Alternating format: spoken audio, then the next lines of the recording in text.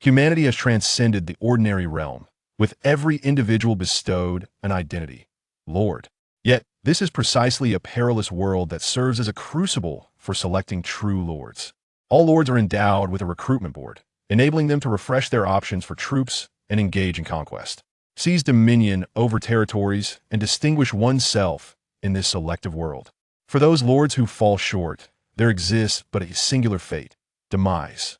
He-Yun, an unremarkable individual of no particular note, after his transcendence, finds himself devoid of any golden keys, with his recruitment board yielding nothing but subpar troops. Just as he resigns himself to his fate, preparing to savor the twilight of his existence, he pushes open the door.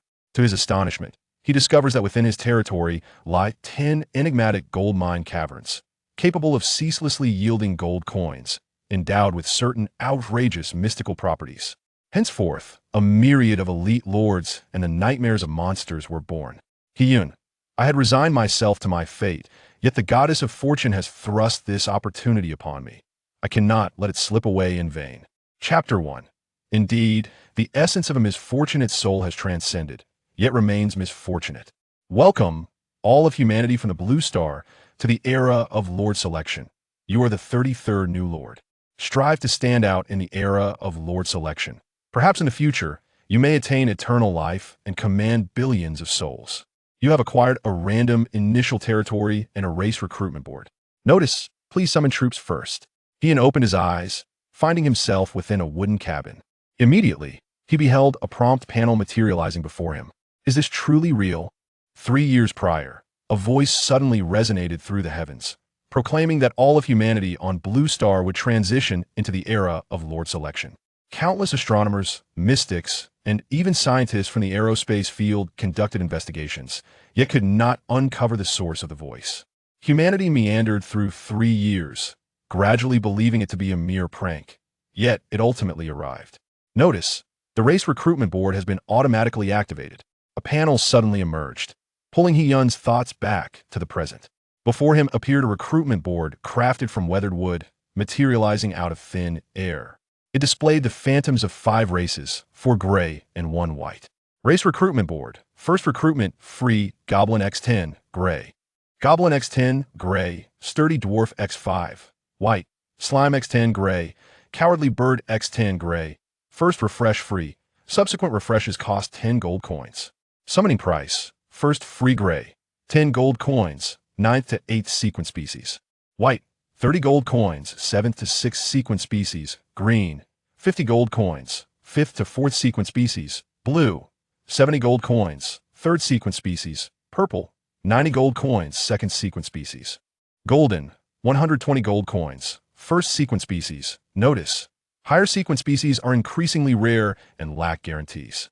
Notice, it is said that even higher sequence species may appear on the recruitment board. Whether they truly exist remains to be discovered. Upon viewing the information of the race recruitment board, He-Yun felt a wave of dismay. The sequence and the color of the race phantoms were one and the same, reflecting the racial qualifications. In essence, the only options on his recruitment board were all substandard races, with the sole white phantom merely 1 tier above the gray. Regardless of how abysmal the situation may be, it cannot deteriorate any further. Simply click refresh. Race recruitment board. First recruitment, free Goblin X10, gray. Goblin X10, gray. Goblin X10, gray. Robust Dwarf X5, white. Slime X10, gray. He-Yun remarked it. As expected, his unfortunate luck, akin to that of a cursed individual, persists wherever he may go. Even the race recruitment board has failed to present any new races. It is still the same familiar faces. Reluctantly, he opts for the best option available, the robust dwarves. Notification. You have summoned robust Dwarf X5. Please check within your territory. Notification. The race panel has been activated. His heart sank into despair, dismissing the notifications. What purpose does the race panel serve for him? With no significant advantages to leverage, he preferred to open the chat panel and peruse the races others had acquired, hoping to gather some useful information. At the very least, he wished to comprehend his impending demise more clearly. New Lord 444. The Lord Selection era is actually real. New Lord 95237. Could it truly be, as some experts have suggested, that the population on Blue Star has increased excessively over the years, reaching a point of saturation, thereby necessitating the selection of genuine humans. Over the years, humanity has ravaged the ecological environment. 3 years ago, countless fields called for environmental protection. Given your assertion, it does seem plausible. Oh, Mother Blue Star, I was wrong. Allow me to traverse back. I promise to be a model citizen and never litter again. Ha ha. Over the past 3 years, I've voraciously consumed novels about lords, especially those involving troop types, all for this day.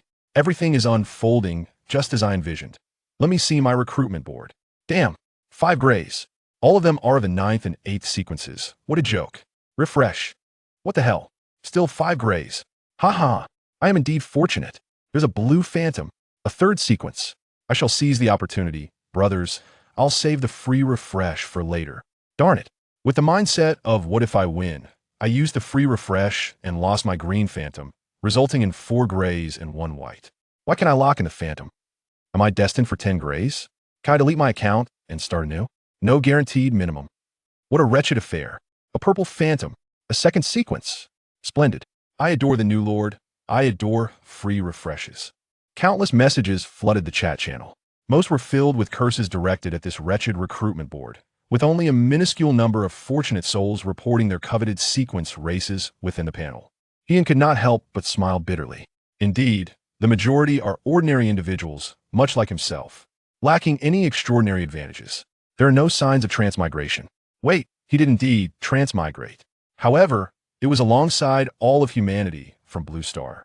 In such circumstances, even if there were extraordinary advantages, the probability of them falling upon him would be nearly non-existent. Alas, he ultimately remains a mere supporting character, the kind that never takes center stage. It is likely that his territory will soon meet the same fate as those pedestrian territories depicted in novels, swiftly obliterated. Thus, regardless, death is inevitable. He might as well relish the scant remaining time as a lord, Hyun thought with clarity. Upon realizing he failed to summon any noteworthy sequence races during the 2nd attempt, he comprehended his forthcoming fate. A supporting character, a passerby, a mere extra. Regardless of whether he transmigrated or not, this is Hyun's destiny. Numbly, he rose and pushed open the door of the wooden hut. My lord, 5 robust dwarves, wielding worn-out iron picks, had long awaited him outside the door. Upon seeing Hyun, they respectfully bowed. Hyun smiled at them. These fellows appeared vigorous and full of spirit. You just wonder how long that would last. Their loyalty would likely dwindle rapidly. Notification. Your robust dwarves are utterly astonished upon arriving at your territory. Loyalty 5. Notification. Your robust dwarves are utterly astonished upon arriving at your territory. Loyalty 5. Hyun. Before he could gather his thoughts, one of the robust dwarves spoke up. My lord, we intend to immediately enter the cave to commence mining, so that our territory can develop swiftly. Do you think that is acceptable? Cave? What cave? Glancing around, Hyun then realized that his territory was enveloped by towering mountains, surrounded on all 4 sides by colossal peaks. The clouds hovered far below, only reaching the midsection of the giants. Upon careful counting, there were no fewer than 10. Moreover, at the base of each towering mountain stood a cave, all situated within his territory. Notification. You have discovered a mysterious gold mine cave within your territory. Gold can be collected. Mysterious gold mine cave. Collectible. Collection capacity. 0/100,000. Current collection efficiency. 0 gold / hour maximum collectible gold. 0 / Notification. You have discovered a gold mine cave within your territory. Gold can be collected. Notification. You have discovered a gold mine cave within your territory. Gold can be collected. A plethora of panel notifications erupted, all announcing the discovery of gold mine caves. There were a full 10 of them. Upon seeing the notifications, Hyun's mind went blank. My territory, within 10 gold mine caves. He found this hard to believe. What is this cave information all about? A maximum collection capacity of 100,000. Collectible gold limit? The information for the 10 caves was entirely identical. One robust dwarf, upon hearing this, cheerfully corrected him. To be precise, my lord, there are 10 gold mine caves within your territory. 10 gold mine caves lined up in a row. This is something we dwarves have never encountered before. Moreover, my lord, look. This robust dwarf guided the dazed Hyun, gesturing around. 10 towering mountains, steep and perilous, encircle the territory, completely shrouding it on all 4 sides. towering beyond reach, impossible to traverse or stand upon. Only the east side has a gap of less than 15 meters wide, the sole path leading outside.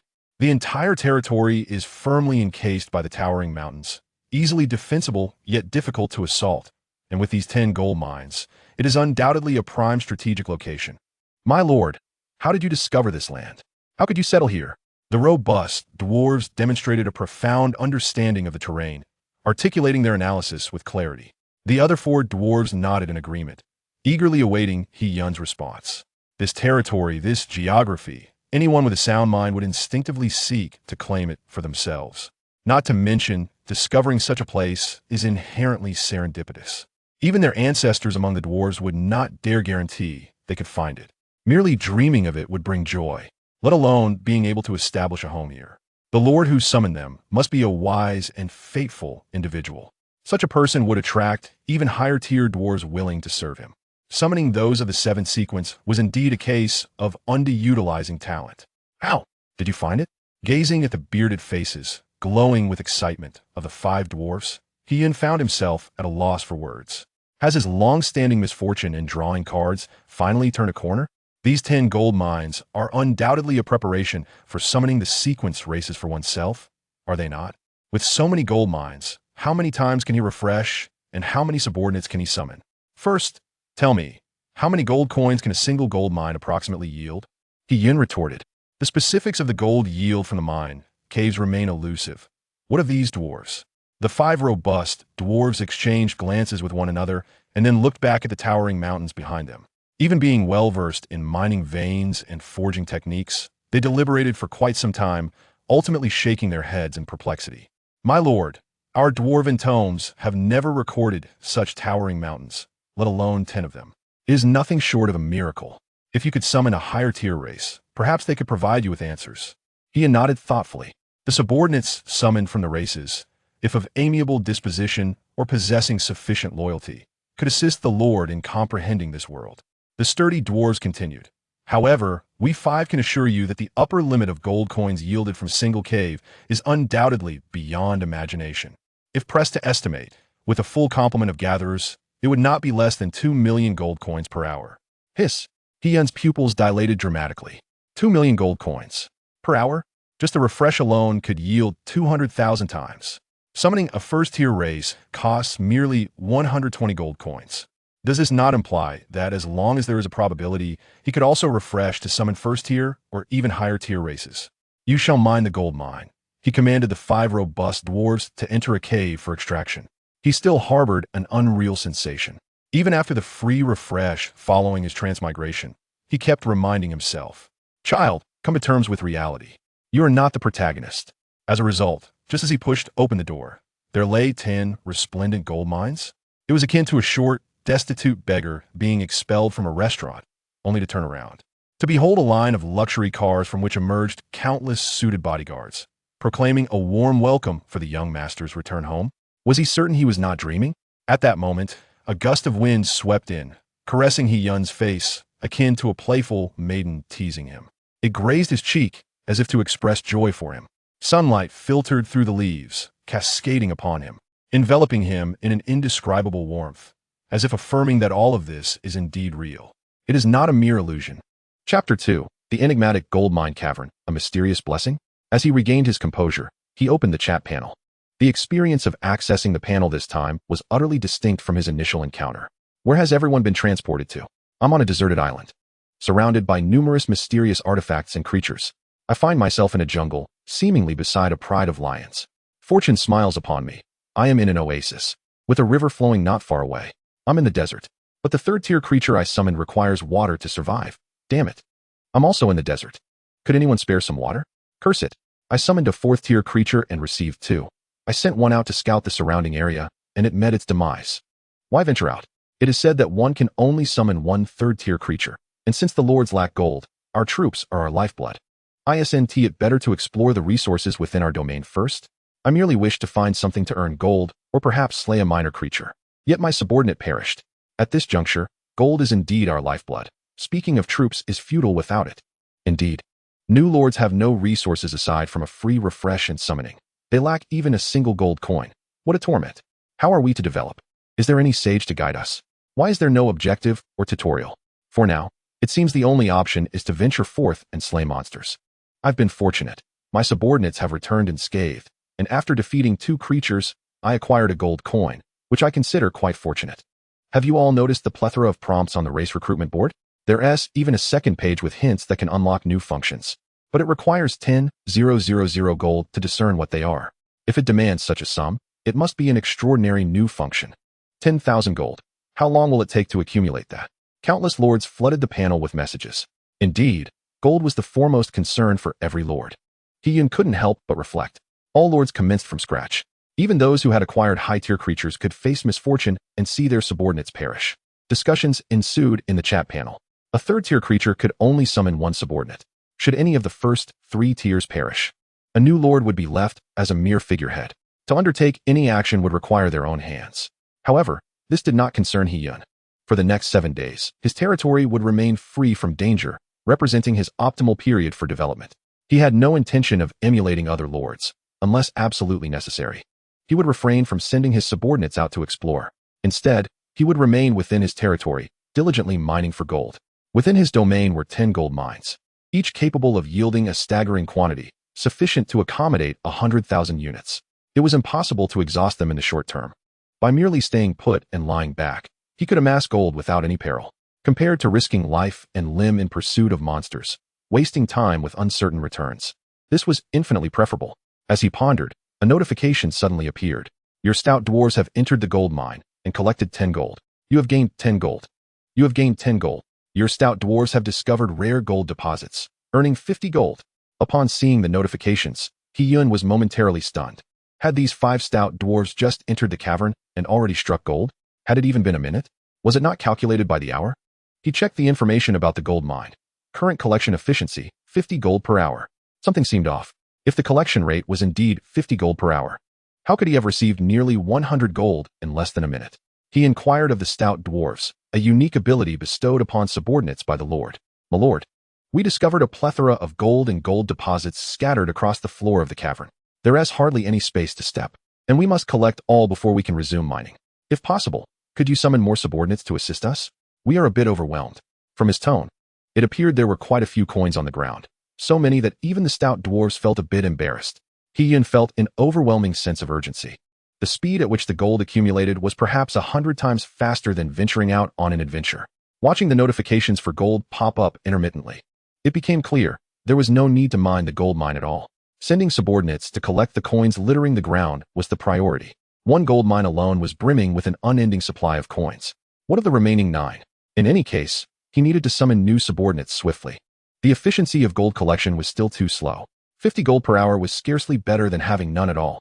While it might seem substantial to other lords, who might not even acquire 50 gold in a day, He-Yun was not satisfied. Gold mines were a resource building that new lords typically could not access at the outset.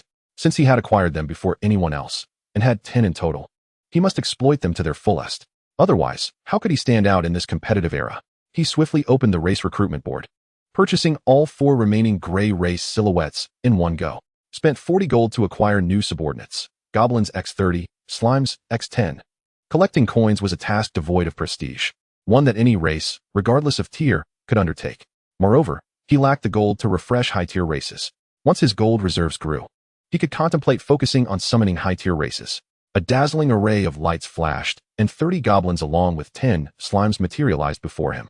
The green-skinned goblins wielded wooden clubs, rusty axes, and battered picks. This was the standard equipment received upon summoning a race. The higher the tier, the better the equipment. Yet, some races, regardless of tier, possessed no gear at all, such as the slimes before him. Could slimes mine for gold?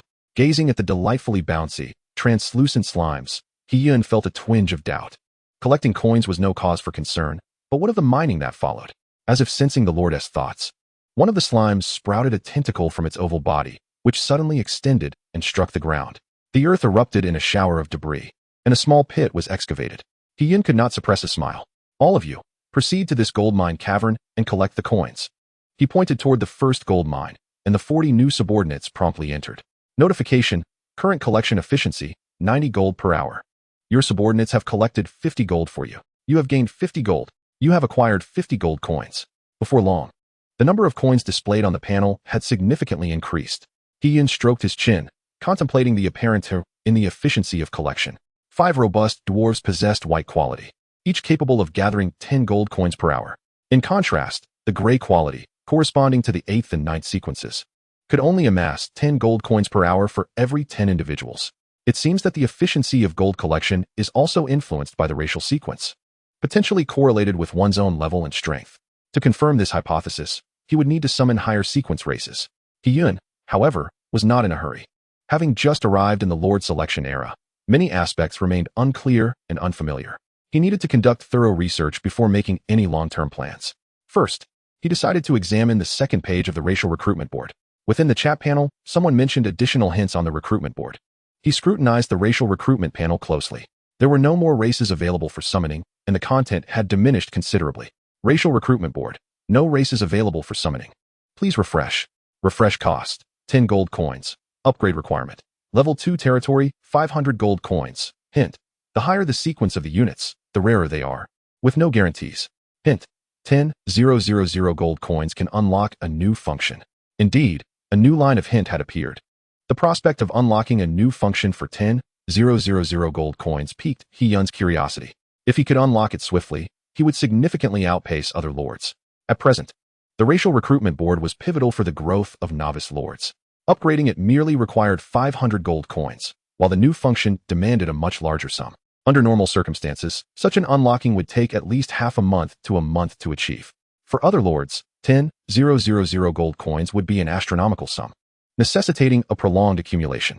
Yet for He-Yun, it would take no more than 7 or 8 days. As long as he had sufficient gold, he could experience exponential growth. Your subordinates have collected 50 gold coins for you. You have gained 50 gold coins. You have discovered a rare gold mine. You have received 100 gold coins. The notifications for gold collection continued to rapidly emerge. At this pace, it seemed he could accumulate 10,000 gold coins in less than a day. In just a short while, he had gathered nearly 500 or 600 gold coins, equivalent to 6 or 7 hours of collection efficiency. He wondered how many coins lay scattered in a single cave. However, there would eventually come a time when all coins would be collected. An efficiency of 90 coins per hour was still rather slow. Once the coins in the cave were exhausted, such efficiency would be inadequate. Perhaps he should summon more subordinates and simultaneously explore the other 9 caves? He mused. The other 9 gold mines might also have coins lying on the ground. With 10 gold mountains capable of accommodating 1 million collection units, one could only imagine their vastness. Yet they remained untouched, with no one to collect even the fallen coins. The sight stirred a longing within him. If possible, he wished to summon hundreds or even thousands of subordinates to gather and collect gold. Nevertheless, he need not worry about the gold required for summoning subordinates at this moment. Could his territory accommodate such a population? He focused his thoughts, and a panel materialized before him. Territory number 33, unnamed. Lord. He-Yun. Territory level. Level 1. Territory range. 1 unit. Population capacity. 1,000. 100. Territory power. 0. Territory buildings. Wooden house. The residence of the Lord and the location of the territory crystal. Mysterious gold mine cave X10 can collect gold. Each cave increases the population capacity by 100,000. Territory trait. Surrounded by mysterious giant mountains. Possesses an enigmatic enhancement. He-Yun's pupils contracted in astonishment. A population capacity of 1 million? Was this a standard for a level 1 territory? Upon reflection, it seemed quite reasonable. The gold mine caves were inherently part of his territory, contributing to the collection capacity of 100,000, leading to a total of 1 million. What purpose would there be for such a population cap otherwise? However, He-Yun did not allow himself to become overly excited. With the entirety of humanity from Blue Star having traversed to this realm, he believed there must exist fortunate individuals with unparalleled luck. Yet who among them was truly more fortunate than he? In any case, complacency was not an option. A high population capacity did not equate to everything. Subordinates still required nurturing, strength enhancement, and so forth. Moreover, several significant issues loomed: sustenance and management. Otherwise, if too many were summoned without adequate provisions, they would soon revolt. Loyalty would plummet, leading to abandonment of the territory or even starvation. Thus, He-Yun was reluctant to summon excessively. He decided to start with a few hundred to test the waters, treating it as a practice run for his role as a lord. He carefully examined the territory's trait. The mysterious enhancement intrigued him. Even the gold mine caves bore the prefix of mysterious. Did this imply that the caves could directly collect gold or yield rare ores? That seemed somewhat implausible. If that were the case, it would not deviate from the nature of the gold mine cave itself. It was still fundamentally about gold, lacking true mystery. What could it possibly signify? Chapter 3. The Cheer of the Robust Dwarves, the Great Miraculous Cave. Hint. You spent 10 gold coins to refresh the recruitment board. After summoning 5 racial phantoms, the recruitment board was left barren. The emptiness was palpable, a solitude that few could comprehend. He indecisively opted to refresh it. Unfortunately, he summoned 5 gray units, spending 50 gold coins. He ordered them to enter the gold mine caves and assist in collecting coins. This was merely his second refresh. The road to future refreshes would be long. He refused to believe that his luck would remain consistently poor. Perhaps soon, he would experience a moment akin to his initial refresh. Pushing open the door, he proceeded with the refresh, hoping for the emergence of golden racial phantoms. Best not to impose a debuff upon himself. He continued to refresh. Free from concerns over gold and population, he proceeded without hesitation. 10 gold coins were but a trivial expense for him. Hint. You spent 10 gold coins to refresh the recruitment board. As he observed the recruitment board gradually coalescing into various racial phantoms, anticipation surged within him. Alas, 4 gray and 1 white, the same colors as the initial refresh. When will I be able to see other colors? You have spent 70 gold coins to summon a new subordinate. The subordinate has entered the gold mine to commence gathering. Current gathering efficiency, 230 gold coins per hour. Opening a panel that he had previously set to do not disturb mode, he noted, your subordinate has collected 150 gold coins for you. You have gained 150 gold coins. Your subordinate has discovered rare gold, or earning 200 gold coins. The amount of gold coins collected was steadily increasing. Moreover, He-Yun realized an issue. The speed at which he summoned subordinates and refreshed them paled in comparison to the rate at which he was accumulating gold coins. He lamented not having honed his speed more diligently. He opened his personal panel. He-Yun, territory, no?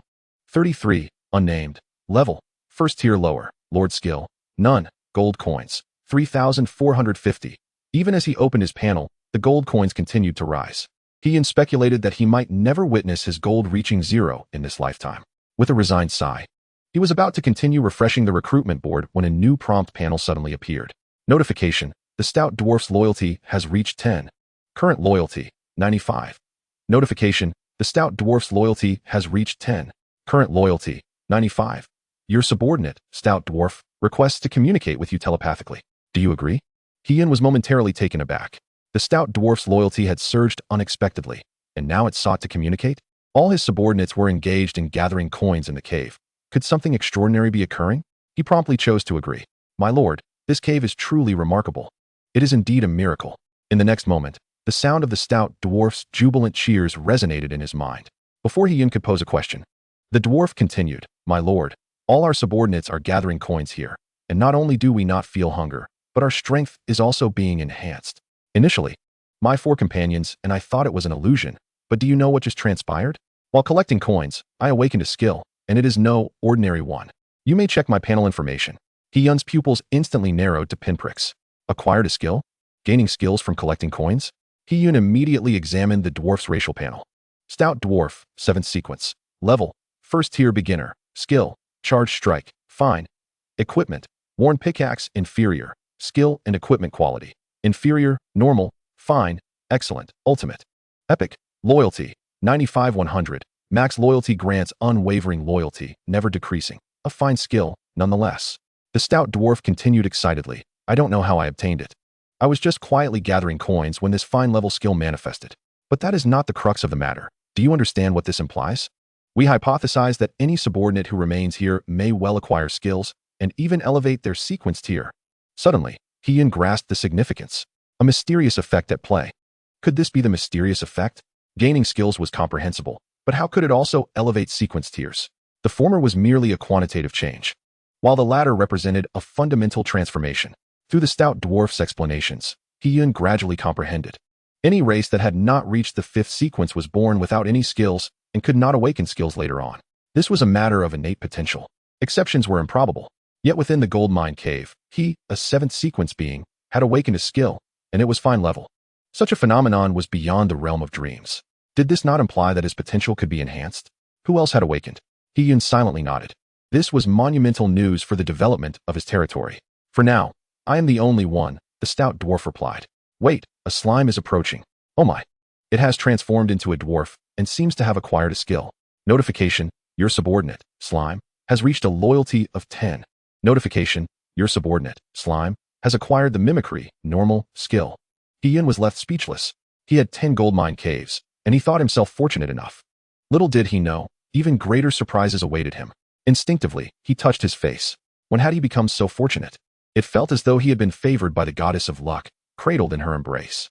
Secure and blissfully content, entering the mysterious goldmine cave. He would not feel hunger, and the food issue for his subordinates was effortlessly resolved. Moreover, there was the possibility of acquiring skills and even enhancing racial sequences. Did this not imply that even a ninth sequence being, as long as they continuously mined within, could evolve into a first sequence being or even higher? This was no mere goldmine cave. It was undeniably an evolution cave. In the future, none of his subordinates would be deemed worthless. All would be elite warriors. Having undergone countless transformations, continue collecting coins, he commanded softly. Yes, great lord. They responded. Hiyun abruptly severed the telepathic connection, forcefully curtailing the stout dwarf's exuberance. The subordinates busy gathering coins within were far more aware of the immense value of this situation. They probably wished to remain in the cave, even during sleep. The white race awakened fine skills, while the gray race awakened normal skills. Hiyun mused that there seemed to be a pattern emerging. He wondered what skill a summoned first sequence being would awaken while gathering coins, and to what extent their potential could be enhanced. Although he did not yet possess such a subordinate, Hiyun was determined that he would undoubtedly have one. He would also be the first to dare utilize a first sequence being as a tool for coin collection. Gazing at the towering mountains surrounding his territory, which reached into the clouds, he noticed the clouds shrouding their bases like a thin veil, creating an ethereal appearance. They were cloaked in dense forests, obscuring their true forms. The 10 gold mine caves nestled at the foot of these majestic mountains possessed such formidable, mysterious qualities. What then of the mountains themselves? With his current strength, Hiyun was unable to venture into these mountains to uncover their secrets.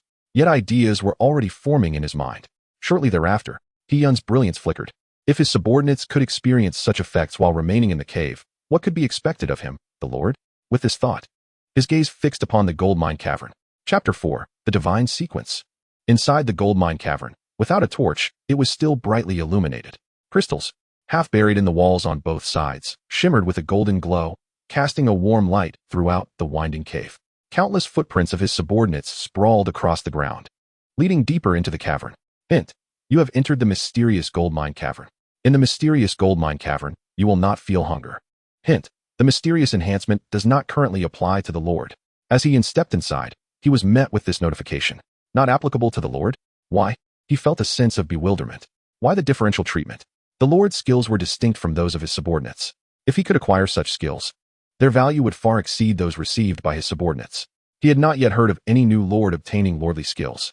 He pondered whether the Lord possessed a qualification sequence and hoped for an increase in his own qualifications. Yet, the fact that it did not apply to the Lord was disheartening. However, seeing the word temporarily eased his heart somewhat. At the very least, there was hope for the future. Hint: your subordinates have collected 150 gold coins for you. Your subordinates have collected 150 gold coins. He checked his gold coin tally. Gold coins, 5320. He had amassed over 5,000 gold coins. The cavern was vast, and following the footprints, he made his way to a main chamber. This main chamber alone could easily accommodate 3,000 people. All around him, the space was suffused with gold. Countless gold veins peeked out, sparkling as if crying out for liberation.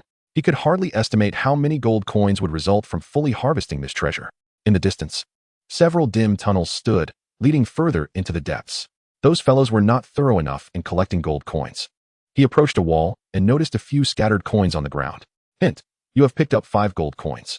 This was ample evidence of how many coins had fallen within the gold mine cavern. He mused that if an earthquake were to occur periodically, he might never finish collecting them. He decided to continue refreshing the recruitment board.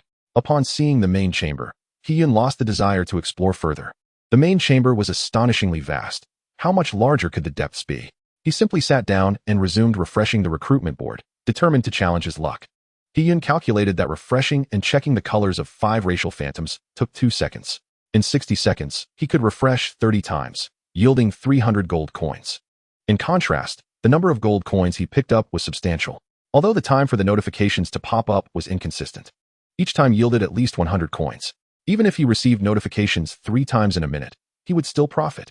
He intended to accumulate gold until he reached 10,000, at which point he would unlock new functionalities. You have refreshed the racial recruitment board. Please check the racial phantoms. You have refreshed the racial recruitment board. Please check the racial phantoms. You have refreshed the racial recruitment board. Please check the racial phantoms. 3 consecutive refreshes. 5 gray, 4 gray, and 1 white. Still 5 gray. 30 gold coins flowed away like water. Ian felt a pang of frustration. Others seemed to possess luck, fortune, and mystical qualities, while he was left with a dismal gray-white fate. Was he already forsaken by the goddess of fortune? Hint. Your subordinates have collected 150 gold coins. Your subordinates have collected a rare gold mine. You received 200 gold coins. Glancing at the notifications of his subordinates collecting gold, it felt like encouragement. Ian continued to refresh. You have refreshed the racial recruitment board. Please check the racial phantoms. Wow. The 5 racial phantoms gradually coalesced, with the first 4 remaining gray. However, this time, it seemed that fortune had finally smiled upon him. Remembering he had a child in his arms, the last phantom materialized in a vibrant red. Upon seeing the red glow from the phantom, Hyun's expression transformed from constipation to relief, as if he had been liberated after 3 days. Divine Providence had finally rewarded his efforts. Wait, Hyun suddenly recalled a question. Red? Did the recruitment board's description include this color? A race surpassing the first sequence. He immediately recalled the hints on the recruitment board and hastily checked the phantom. Nightmare Valkyrie, Divine Sequence, red, summoning cost, 5,000 gold coins. Hint. The Divine Sequence possesses uniqueness, allowing the territory to unlock special buildings and providing additional effects. Hint. If not summoned for a refresh, the Nightmare Valkyrie will never appear on your recruitment board again. The Divine Sequence has its own pride. Hint. Once the Divine Sequence race is summoned, no other lord aside from you will ever be able to obtain the Divine Sequence race from the recruitment board. Holy cow! The Divine Sequence. Uniqueness. Just these 2 aspects made Hyun unable to contain his expletives. Not to mention that once summoned, no other lord could ever acquire the Divine Sequence race from the recruitment board. Yet the summoning price for a first sequence race was merely 120 gold coins. The Divine Sequence had skyrocketed to 5,000 gold coins. Such a vast disparity raised the question. Was there perhaps another sequence between the first and the Divine Sequence? Hyun dared not contemplate further. Yet, he realized that he might not be of the gray-white race. Instead, he possessed an extreme quality that either yielded utter rubbish or delivered the most explosive, unexpected rewards. It was akin to his initial free refreshes. He had resigned himself to fate, only to discover 10 mysterious gold mines within his territory. Continuously refreshing the recruitment board, he had seen nothing but gray. Not even a hint of green. Then, out of nowhere, he received a top-tier surprise. It was as if a small knife had cut through his troubles and opened his eyes. For any other lord, even if they were extraordinarily lucky, they could not afford such a prize. Truly, he remained in the embrace of the goddess of fortune. It seems that previously, I was merely reassuring myself. Do not be anxious, dear child, just proceed with your task. However, Hyun was still contemplating whether to summon directly or to wait until the recruitment board's new feature was unlocked. 5,000 gold coins was not a trivial sum for him. Currently, after all calculations, he had barely 6,000 gold coins. Yet, after pondering for just half a second, he resolved to summon directly. If he were to accumulate gold, it would take quite some time to reach 10,000, followed by another 5,000 to gather. During this interim, he would be rendered idle, unable to refresh the recruitment board. His territory was in a phase of steady development. Now was the time for rapid advancement. Entering a stable phase would merely grant other lords the opportunity to surpass him. It was better to summon directly and see how it differed from other sequences. He could also unlock new buildings. In a level 1 territory, there were no new buildings available for construction. One had to first expand the territory's boundaries, gaining sufficient territorial power and gold before reaching level 2 for new structures to emerge. However, some in the chat panel mentioned that sequences of the 3rd order and above, upon summoning, would unlock corresponding racial buildings for their territory.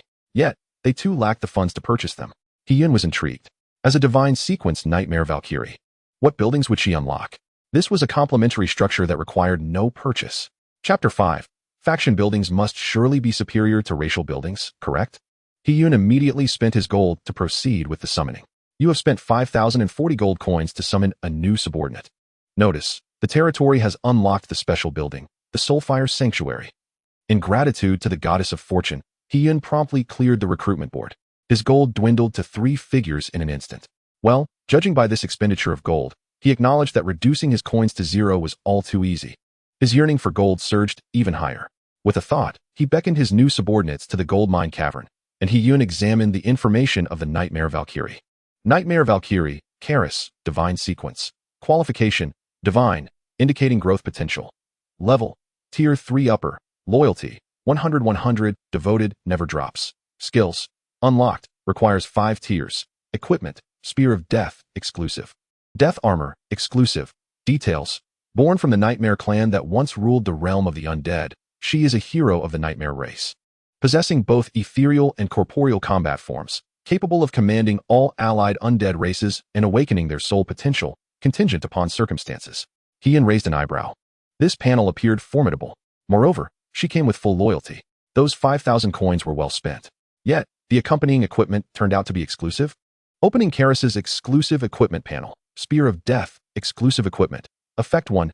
Each time an attack hits a target, it inflicts death energy, causing the target to be afflicted with deathly aura, resulting in a 30 overall weakening until the target's demise. Effect 2. Unlocked. Requires 5 tiers. Effect 3. Unlocked. Requires Royal tier. Effect 4. Unlocked. Death Armor. Exclusive equipment. Effect 1. When Karis is attacked, the Death Armor creates a shockwave against enemy targets within a 5-meter radius, inflicting damage and a chance to stun. Effect 2. Unlocked. Requires 5 tiers. Effect 3. Unlocked. Requires Royal tier. Such a plethora of effects. Each piece of exclusive equipment boasts no fewer than 5 effects. Although still locked, merely observing the available effect one could lead one to surmise that the other effects would not be inferior. Tap, tap, tap. Soon after, Heian heard countless footsteps approaching, growing increasingly nearer. 40 gray-skinned beings walked in reverence behind a human female clad in black armor, keeping a respectful distance. Seemingly in abject fear of her, Heian's gaze fixed. The Nightmare Valkyrie, Karis. She gradually approached Heian, her fair hand gripping the spear. A finely crafted black cloth veiling her eyes, yet failing to conceal her noble and exquisite visage. Her ebony armor enveloped her form, the material indiscernible, yet it radiated an extraordinary aura. As she walked, an enthralling, deathly atmosphere emanated from her, intertwined with a subtle heroism. The amalgamation of these two qualities evoked a sense of dread and an aura of forbidding death. My lord. Karis approached to pay her respects. Those 4 simple words echoed with the grace of a female general who does not yield to her male counterparts, exuding a spirited elegance. He nodded, directing the 40 subordinates deeper within to gather gold. Subsequently, he inquired of Karis, upon arriving here, have you sensed any changes within yourself? Karis attentively contemplated, then slowly replied. This gold mine cavern possesses a certain mysterious power. While I remain here, I faintly sense that my qualification sequence could be elevated, and perhaps I might awaken new skills. However, it will take a considerable amount of time. Heian found himself momentarily lost in thought. The divine sequence could still be enhanced? There existed even higher sequences? Though her qualification was already divine, signifying her potential, it was astonishing that this was not the endpoint. Just how many sequence levels were there? Heian could scarcely fathom. This era of Lord Selection encompassed too many things that transcended his understanding. Given his current strength, had it not been for sheer luck, he might not even have been privy to such knowledge. Thankfully, the goddess of fortune watched over him, even though Heian himself remained uncertain of her actual existence. My lord, I recommend that you construct the Soulfire Sanctuary first. This building will aid in the development of your territory and will bestow additional effects due to my presence. Noticing Heian lost in contemplation, Karis spoke. Currently, the territory is in a period of safety. I advise against venturing outside. Should the need arise, please allow me to protect you. With that, Karis lifted her spear, preparing to delve deeper into the cavern. Yet, Heian suddenly called out to her. How did you achieve such unwavering loyalty? Although it was somewhat direct, since Karis was devoted to him, it mattered little. According to Heian's logic, a race with higher qualifications should naturally possess greater pride and would not exhibit full loyalty to their lord from the outset. Even a 9th sequence race would only display 80 loyalty. Karis, upon hearing this, smiled enchanting at Heian. Were a lecherous individual to stand there, they would undoubtedly be entranced. My lord, that is a secret. Heian examined the information of the Soulfire Sanctuary. Sanctuary of Soulfire, special building. Level 1, quality, epic. Building, equipment, skill quality. Inferior, ordinary, fine, excellent, supreme, epic. Details, an exceedingly rare faction building, undead, which can only be unlocked through a low probability upgrade of the territory after possessing all races of the corresponding faction. Effects. Automatically collects the soul fire of fallen undead subordinates, allowing for resurrection at the cost of 100 times the number of deaths, gold, retaining everything except equipment. Effects. All subordinates experience an increase in stamina and are shielded by this building from afflictions such as plagues and poison. Additional effect. Karis each day. The sanctuary can birth one undead subordinate. First sequence. Purchase requirement: 500 gold. The notion that one must possess all races of the undead faction to unlock this building with a mere probability left Hee-Yun in a state of bewilderment. It seemed there existed an alternative scenario where possessing divine subordinates guaranteed a 100 unlock. The sanctuary's effects were indeed promising. One effect would reveal its true worth in the mid to late game, while the other served as a protective measure against potential hazards. Presently, the additional benefit brought by Karis appeared to be the most advantageous. The capacity to generate one undead subordinate daily, specifically of the first sequence, was akin to obtaining an invaluable boon. Relying solely on refreshing the recruitment board would entail an indeterminate duration and a significant expenditure of gold. Perhaps this effect might lose its relevance once he surpasses the early game phase. Yet who could say whether Karis might bestow new additional effects upon the Sanctuary of Soulfire as her power grew. Furthermore, the Sanctuary of Soulfire itself could be upgraded, presenting a substantial probability of new effects emerging. As a faction building, its effects pertain not just to the undead but to all subordinates. A considerable enhancement over a mere singular race's building. Nevertheless, I still required the recruitment board to summon a multitude of subordinates for gold income. The prospect of acquiring the Sanctuary of Soulfire for 500 gold left Hee-Yun feeling overwhelmed. In mere moments, he perceived his gold depleting like a rushing river. After all, his developmental trajectory diverged significantly from that of a typical novice lord. Upon reviewing his current gold reserves, he found himself with just over 700. Securing the sanctuary would leave him with a scant 200 gold, further distancing him from unlocking new features on the recruitment board. Fortunately, Karis had directly augmented his gold collection efficiency by 200, and with 40 gray race subordinates, his total collection efficiency surged from 230 to 470 gold per hour. In just 12 hours, he could amass 5,640 gold. Chapter 6. Urgent Need for Subordinates. You have spent 500 gold to purchase the Sanctuary of Soulfire. Hint. Influenced by the Sanctuary of Soulfire, the stamina of all your subordinates has increased. They are also protected from afflictions such as plagues and poison. The Sanctuary of Soulfire stood magnificently, its exterior exuding opulence, adorned with eerie green flames. Yet, this flame did not evoke warmth. Rather, it imparted a chilling sensation. Hee-Yun positioned it in a distant corner, away from his modest wooden abode. Placing such an entity adjacent to his dwelling would render his nights unsettling. Hint. Your subordinates have gathered 250 gold for you. Hint. Your subordinates have gathered 250 gold for you. Occasionally, notifications of gold collection would pop up, though at a considerably slower pace than before. It seemed that the gold within the cave had been largely exhausted. Conveying a thought to Karis, Hee-Yun opened the chat panel.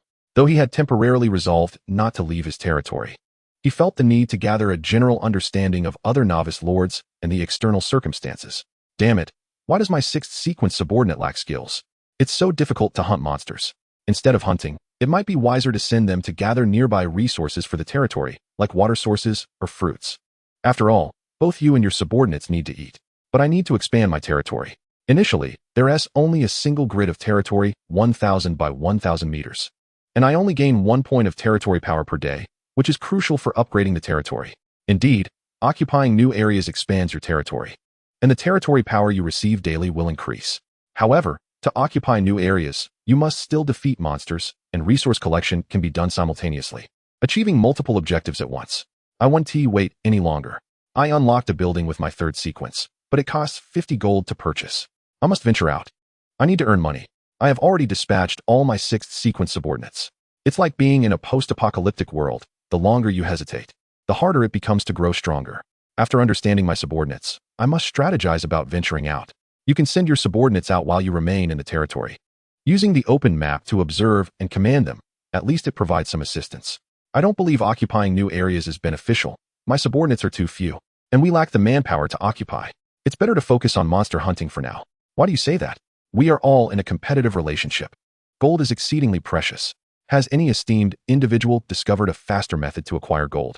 Upon reading the final message, Hee-Yun noted that none of the lords responded. Perhaps some were intentionally silent, but the majority genuinely lacked knowledge. Nonetheless, it was clear that all novice lords had reached a consensus: leave the territory and venture forth to earn gold.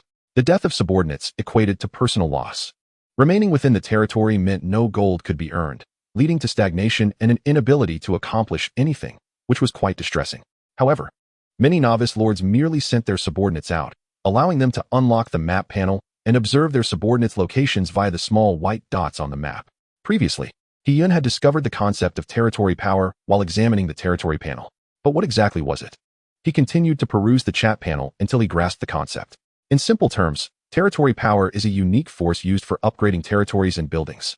A single grid of occupied territory yields 1 point of territory power per day. Thus, if He-yun desired to expedite the upgrading of his territory and buildings, he needed to continuously expand his territorial range and accumulate ample territory power. The conditions for occupying new areas were straightforward. Eliminate the monsters within that area, station subordinate units, or establish buildings, thereby claiming the territory. As long as subordinates and buildings exist, that area remains under his control. It seemed this was not his responsibility. He pondered, observing that all lords ventured forth with a singular objective, to acquire gold. Remaining in his territory could also yield gold, and the returns greatly exceeded those of venturing out. With sufficient gold, recruiting more subordinates and expanding his territory to occupy other regions would be a mere formality. So why venture out at all? The only compelling reason for He-yun to venture out was to elevate the levels of his subordinates. It appeared that remaining within the gold mine cave would not facilitate level enhancement. Once he recruited additional subordinates, he would assign them specific tasks. He contemplated. A group remains within the gold mine cavern, dedicated solely to the collection of gold coins. This contingent undoubtedly comprises lower-tier races, whose combat capabilities are lackluster. They possess only numerical superiority. It would be far more prudent for them to remain within the cavern to amass gold, potentially enhancing their ranks and acquiring new skills. Another faction is tasked with exploration, a combat team led by Karis, venturing forth to slay monsters and rapidly elevate their levels. This strategy is exquisite. It establishes a virtuous cycle within his domain, fostering dual-line development that maximizes the pace of growth. Securing new territories would be even more advantageous. If he struggles to conquer these areas, other lords will find it even more challenging. The primary objectives at present remain gold and levels, particularly for Karis, who, upon reaching the 5th tier, will unlock skills and new equipment effects, significantly multiplying her combat prowess. At this juncture, Karis and her entire contingent emerged from the cavern. "My lord." Hundreds of subordinates from various races shouted in unison, bowing respectfully. The sight was truly awe-inspiring. "My lord, we have collected all the gold from the shallower parts of the cavern. There may still be more in the depths, though it could be a time-consuming endeavor." Karis continued. "We shall proceed to the 2nd cavern and systematically gather gold from the shallower sections of all 10 caverns before commencing full-scale collection. The deeper portions can be gathered concurrently." He nodded slightly in agreement. "Excellent." The interior of the gold mine cavern is immensely vast. Venturing too deep could lead to prolonged difficulties in exiting. He opened the recruitment board for a refresh. "You have spent 10 gold to refresh the recruitment board. You have summoned new subordinates." Regardless of the race's color on the recruitment board, He purchased them all without hesitation. Whether they were lower-tier subordinates for gold collection or members of the exploration team, he currently lacked sufficient manpower. There was no need to squander additional gold in pursuit of a specific tier strength. With a population cap of 1 million, he could confidently unleash his ambitions. Notification: your subordinates have collected 300 gold for you. You have spent gold to refresh the recruitment board. You have spent gold and acquired new subordinates. Notification: your subordinates have collected 300 gold for you. As he refreshed and summoned, he occasionally glanced at the notifications indicating an increased collection speed. It appeared that the 10 caverns indeed held a substantial amount of gold on the ground. This mysterious gold mine cavern, these enigmatic 10 colossal mountains, truly magnificent. He even felt that they were his very own goddess of fortune. Chapter 7. 2 elite soldiers outbound. You have summoned new subordinates. You have spent gold to refresh the recruitment board. A blue racial silhouette. Upon witnessing the appearance of a blue silhouette during this refresh, a 3rd-tier race, he felt a surge of joy. Notification: you have spent gold and summoned new subordinates. Notification: your territory has unlocked a new building. The exploration team has gained another pillar of strength. He had lost track of how many times he had refreshed the board and summoned subordinates. His hand was nearly cramping from the continuous action. In any case, he sent the summoned subordinates to the gold mine cavern. Now, even the 3rd cavern had hundreds of subordinates collecting gold. Notification: your subordinates have gathered 550 gold for you. Notification: your subordinates have gathered 550 gold for you. The efficiency of collecting gold had already doubled. He paused the summoning to review the subordinate panel. Gray race subordinates, 620. White race subordinates, 305. Green race subordinates, 104. Blue race subordinates, 1. Purple and gold subordinates, 0. Red subordinates, 1. Total, 1031. Indeed, after such extensive refreshing, not a single purple or gold racial silhouette had been encountered. The lone blue race subordinate was newly summoned. Drunken Panda. Qualification: 3rd tier. Level: Intermediate. Level 2. Skill: Drunken 8 Immortals, Exquisite. Equipment: Spring Wine Flask, Fine. An endless supply of wine that slightly enhances all attributes. Having a qualification above the 5th tier typically comes with innate skills. However, Heian did not anticipate that the skill of this 3rd tier race would be of exquisite quality, merely 1 tier higher than fine. Moreover, the innate equipment was of fine quality. He felt a bit disheartened. It seemed that summoning Karis had inadvertently raised his expectations. In truth, this panel was not lacking. It was just that the comparison to Karis, due to her previous achievements, made it appear inadequate. Nevertheless, Heian was curious about what skills the Drunken Panda might awaken while mining in the cavern. He ordered it to enter the cavern and collect gold. Heian examined the new building. Bamboo spike fence, defensive structure. Quality: fine. Details: a more advanced defensive structure than a standard fence. When enemies approach, they will be pierced by sharp bamboo spikes. It will grow stronger with upgrades. Purchase requirement: 50 gold per set. Heian pondered, My territory is still under protection. Such structures are of no immediate use. However, they would be suitable for occupying new areas and expanding territorial boundaries. At 50 gold per set, though the quantity in a set is unknown, it is still a costly investment. Let's first inspect the distant Soulfire Sanctuary. Soulfire Sanctuary can spawn 1 1st-tier undead subordinate each day, which Heian had yet to utilize. Initially, he intended to summon one himself, but he had not been able to do so after a long wait.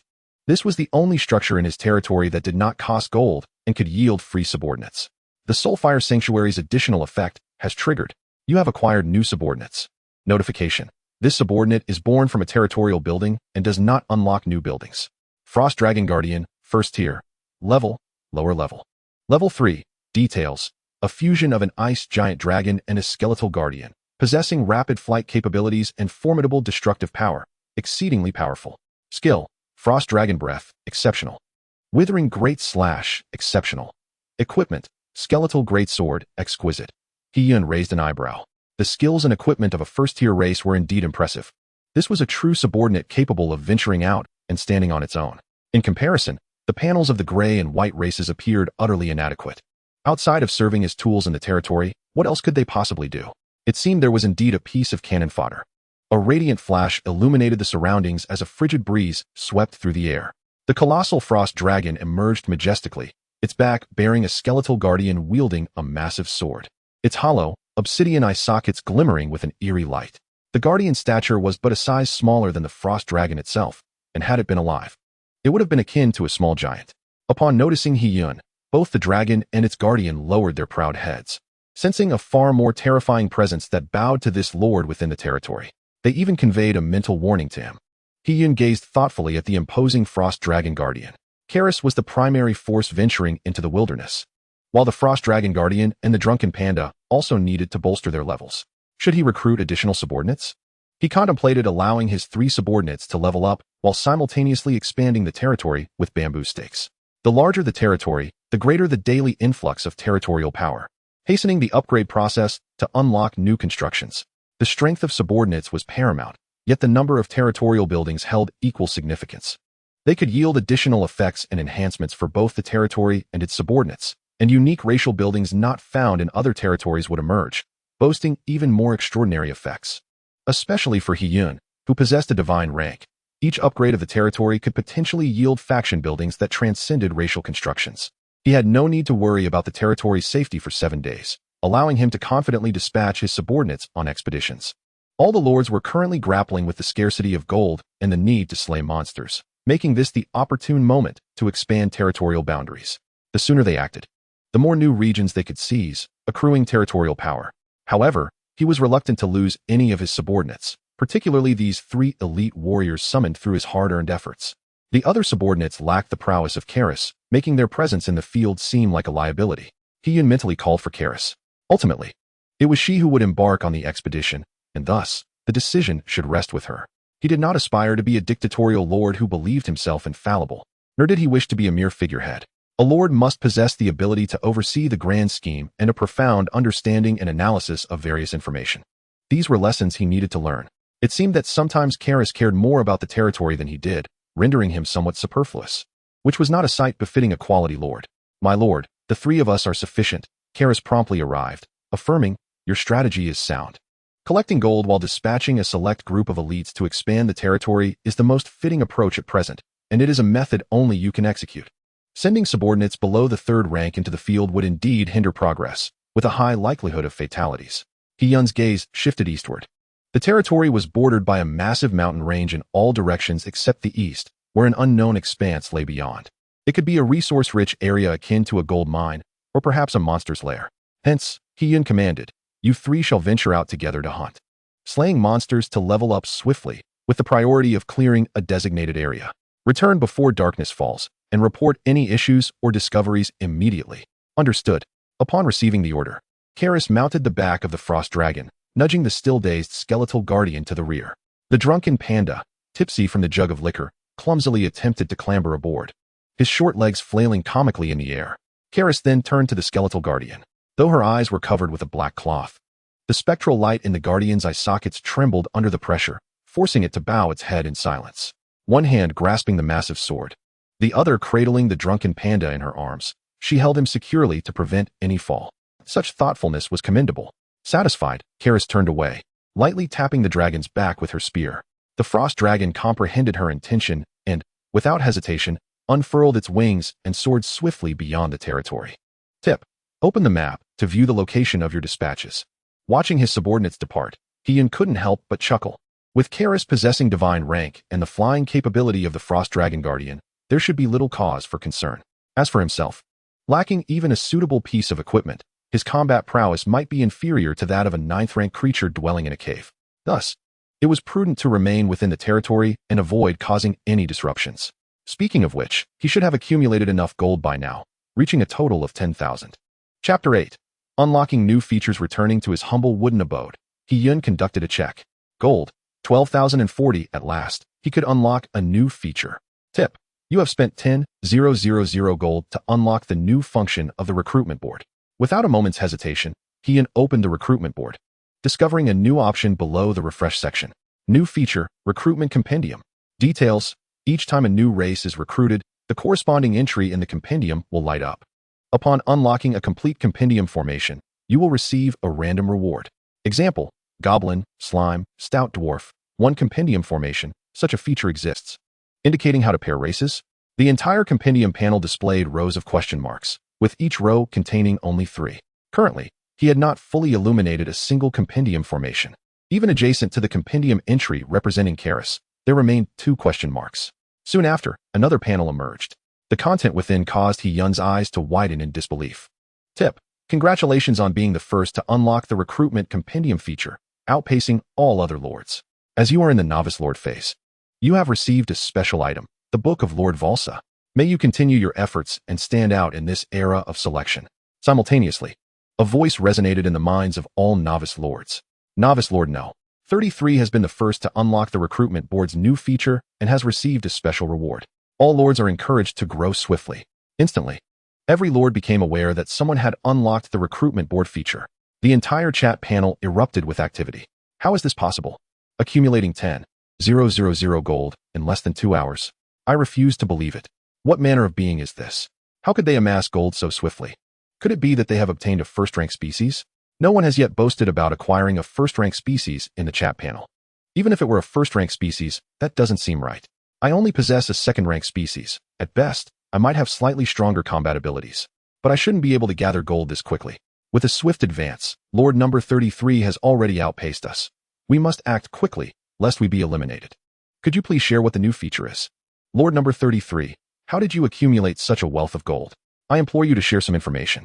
Novice Lord 444, Lord number 33, I am a first-rank lord. Perhaps we could privately trade some intelligence. New Lord 4869, 33 said, please remember my number. Esteemed lords, in the future, we may collaborate, and together we shall surely rise above the rest. Numerous voices in the chat called out to Hiyun, while many speculated on his intentions. However, he remained unresponsive. The exchange of intelligence or cooperation with other lords was out of the question. The relationship among lords was inherently competitive, especially during the novice lord phase, where collaboration was merely a short-term objective. The information he possessed, which placed him ahead, was often shrouded in secrecy. Moreover, there was currently no private messaging feature akin to a friend list.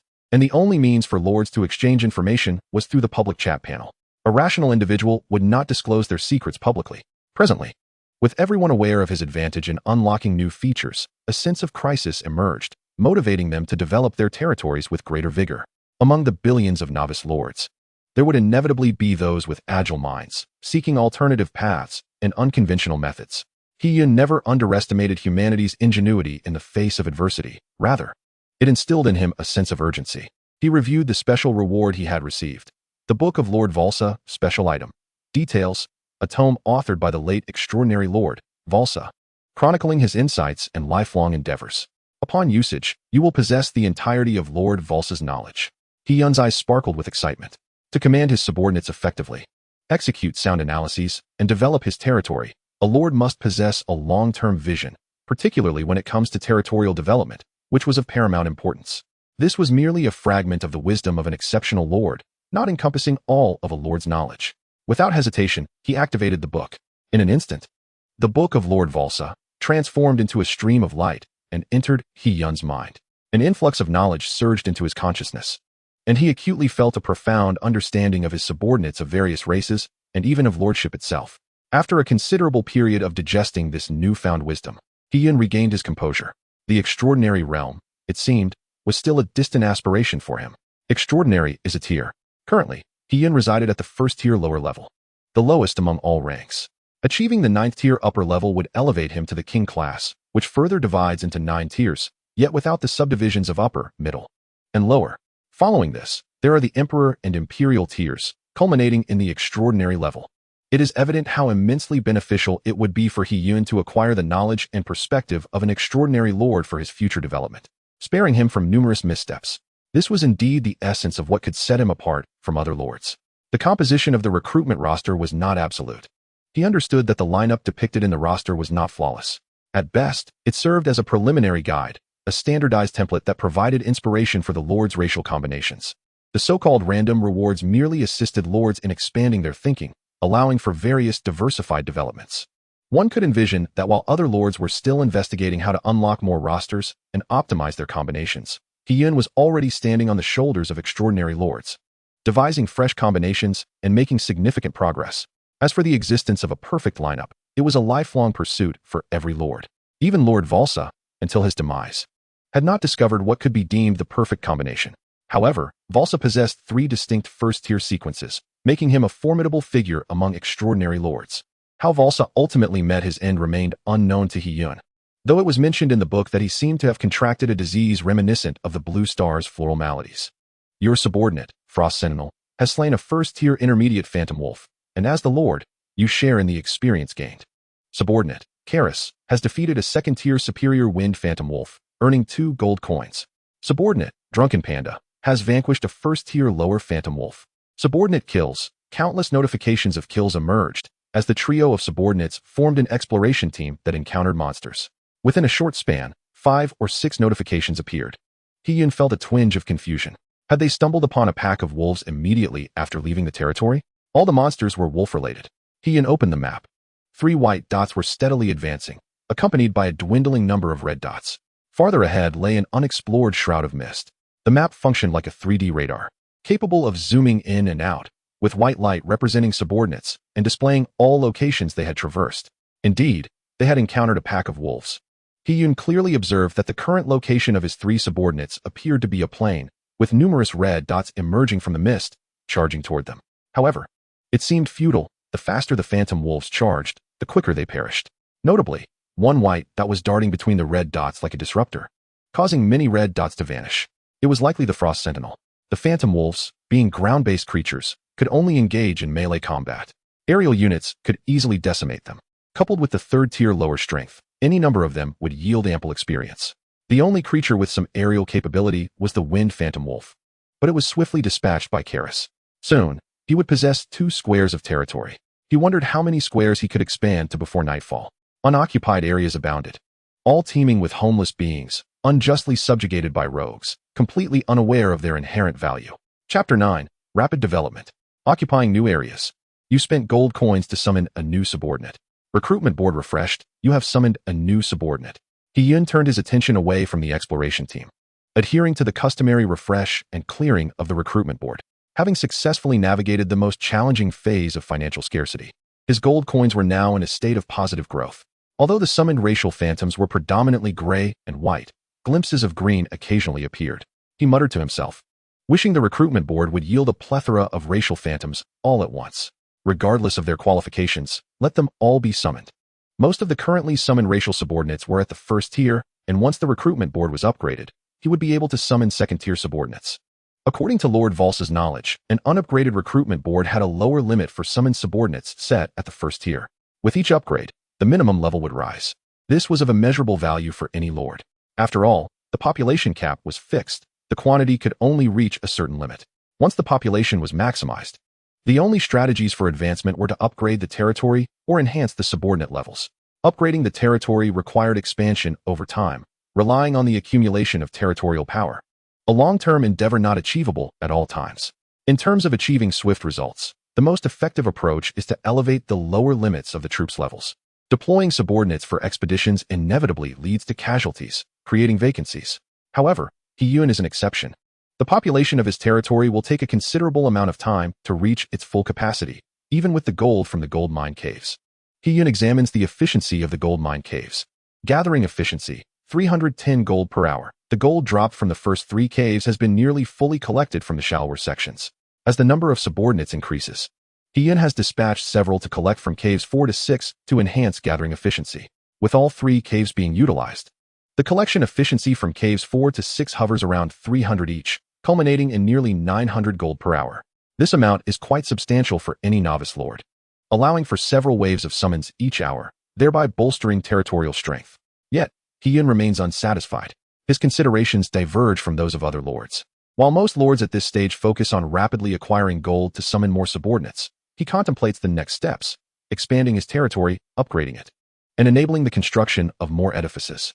His perspective is fundamentally different from that of other lords. Even those in the first sequence, no matter how promising, would not entertain such thoughts for at least a week or two. Moreover, without the burden of gold, he anticipates that over time, the summons of higher-tier subordinates will increase. The higher the tier, the better the buildings they unlock, necessitating a greater expenditure of gold for both acquisition and upgrades. Presently, this is not apparent because He-Yun has yet to upgrade his territory to access new structures, thereby avoiding the need for gold expenditure on upgrades. The gold spent on the recruitment board is negligible. Once he has a surplus of high-tier units, the flourishing of his territory will inevitably require purchasing and upgrading buildings, at which point the demand for gold will be significantly heightened. Furthermore, He-Yun has a premonition that he will summon divine tier units in the future, with Callus being merely the first. There is, however, a perplexing issue. He is intrigued by the fact that in the lore of the Valsha Lord, there exists no knowledge of divine tier units, nor has he ever encountered such terminology. How could he summon them from the recruitment board when even extraordinary lords of several ranks above him have never heard of or seen them? Additionally, he ponders why Callus has not disclosed the reason for her full loyalty. Could it be that an outrageous hypothesis has emerged in his mind? Could it be that the goddess of fortune has truly chosen him? If that were the case, it would indeed be astonishing. Regardless, Callus's appearance is undoubtedly a boon. Although Valsha is an extraordinary lord, it is not the culmination of existence, for there are even higher ranks. There remains much he does not know. Time passes unheeded. Notification: congratulations on clearing a new area. Would you like to claim it? Notification: your subordinate, the wine-drunken panda, has slightly leveled up, Tier 2 advanced.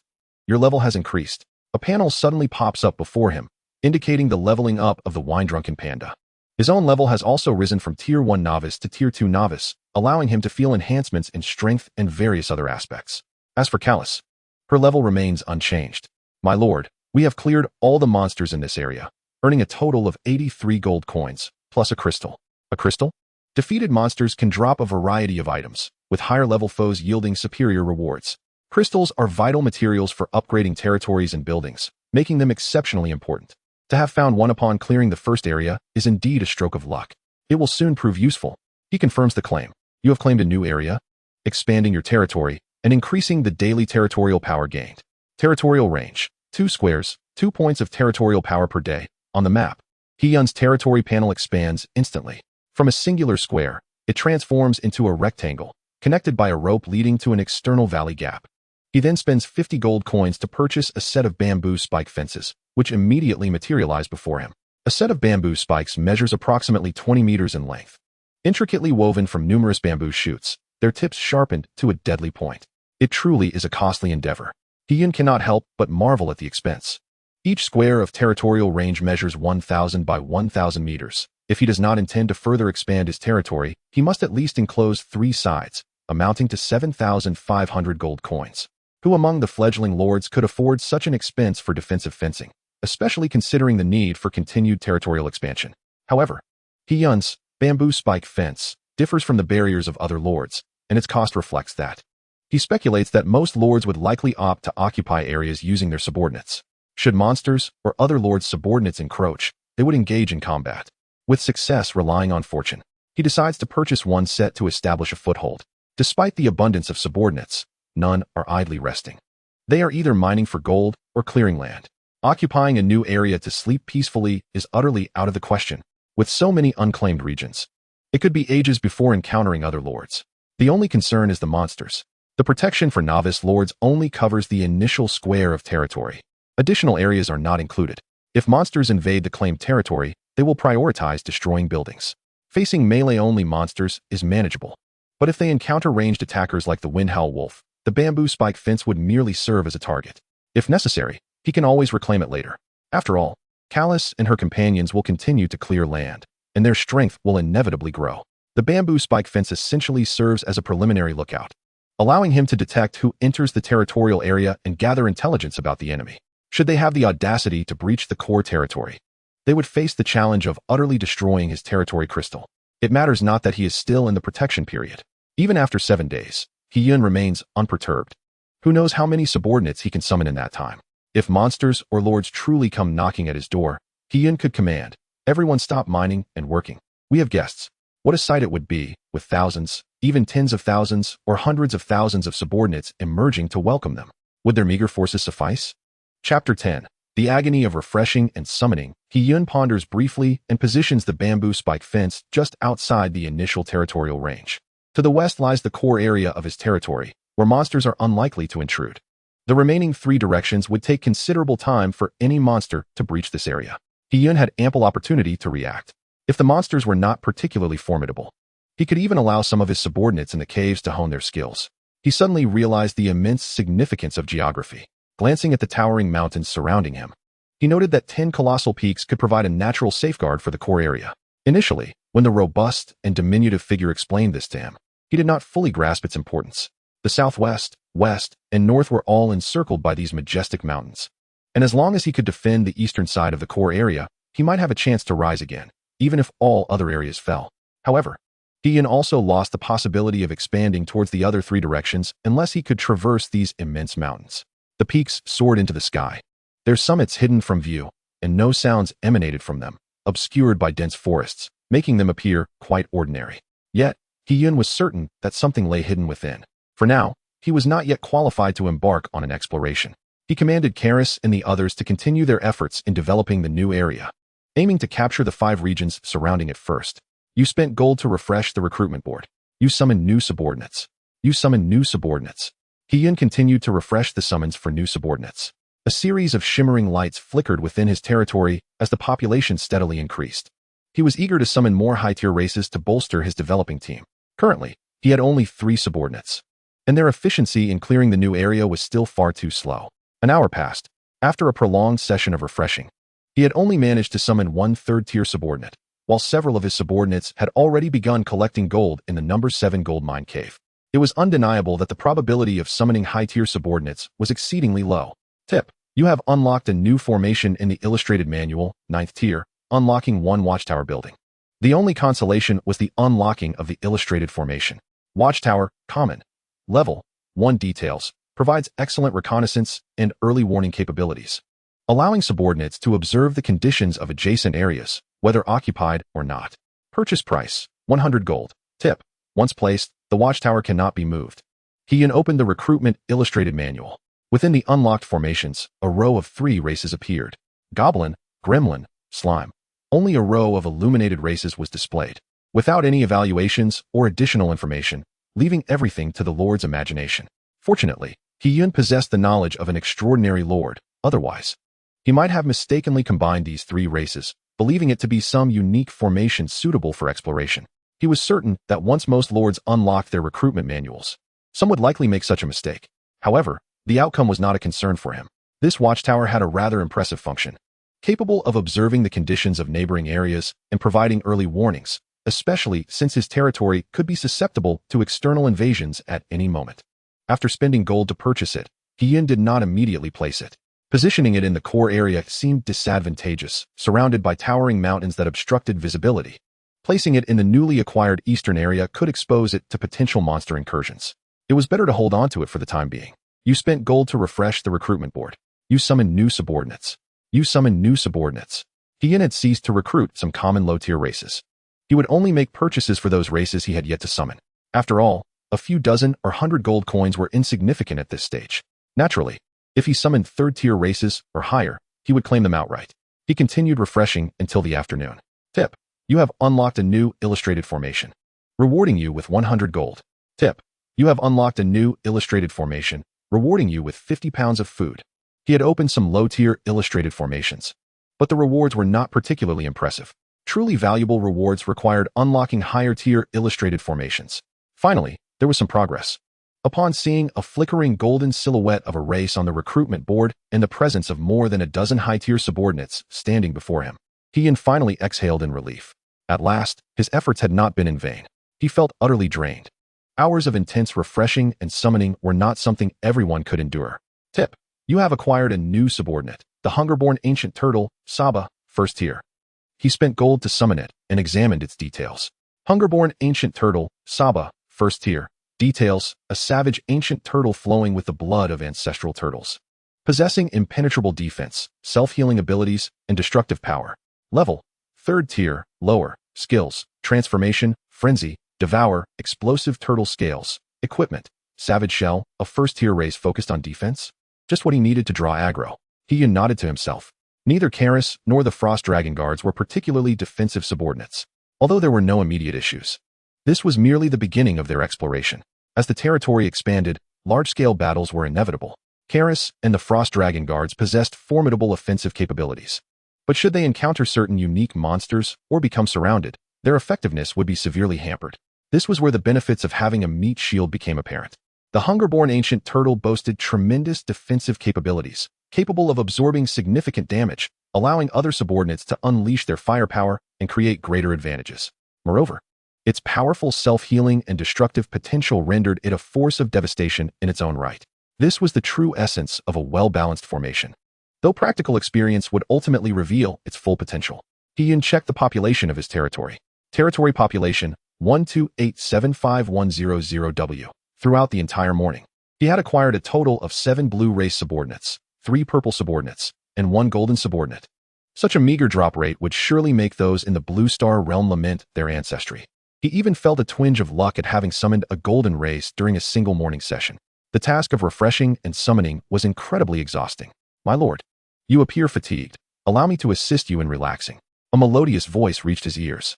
One of his high-tier subordinates, noticing Yun's weary state, approached with an aura of fragrance, offering to massage his shoulders.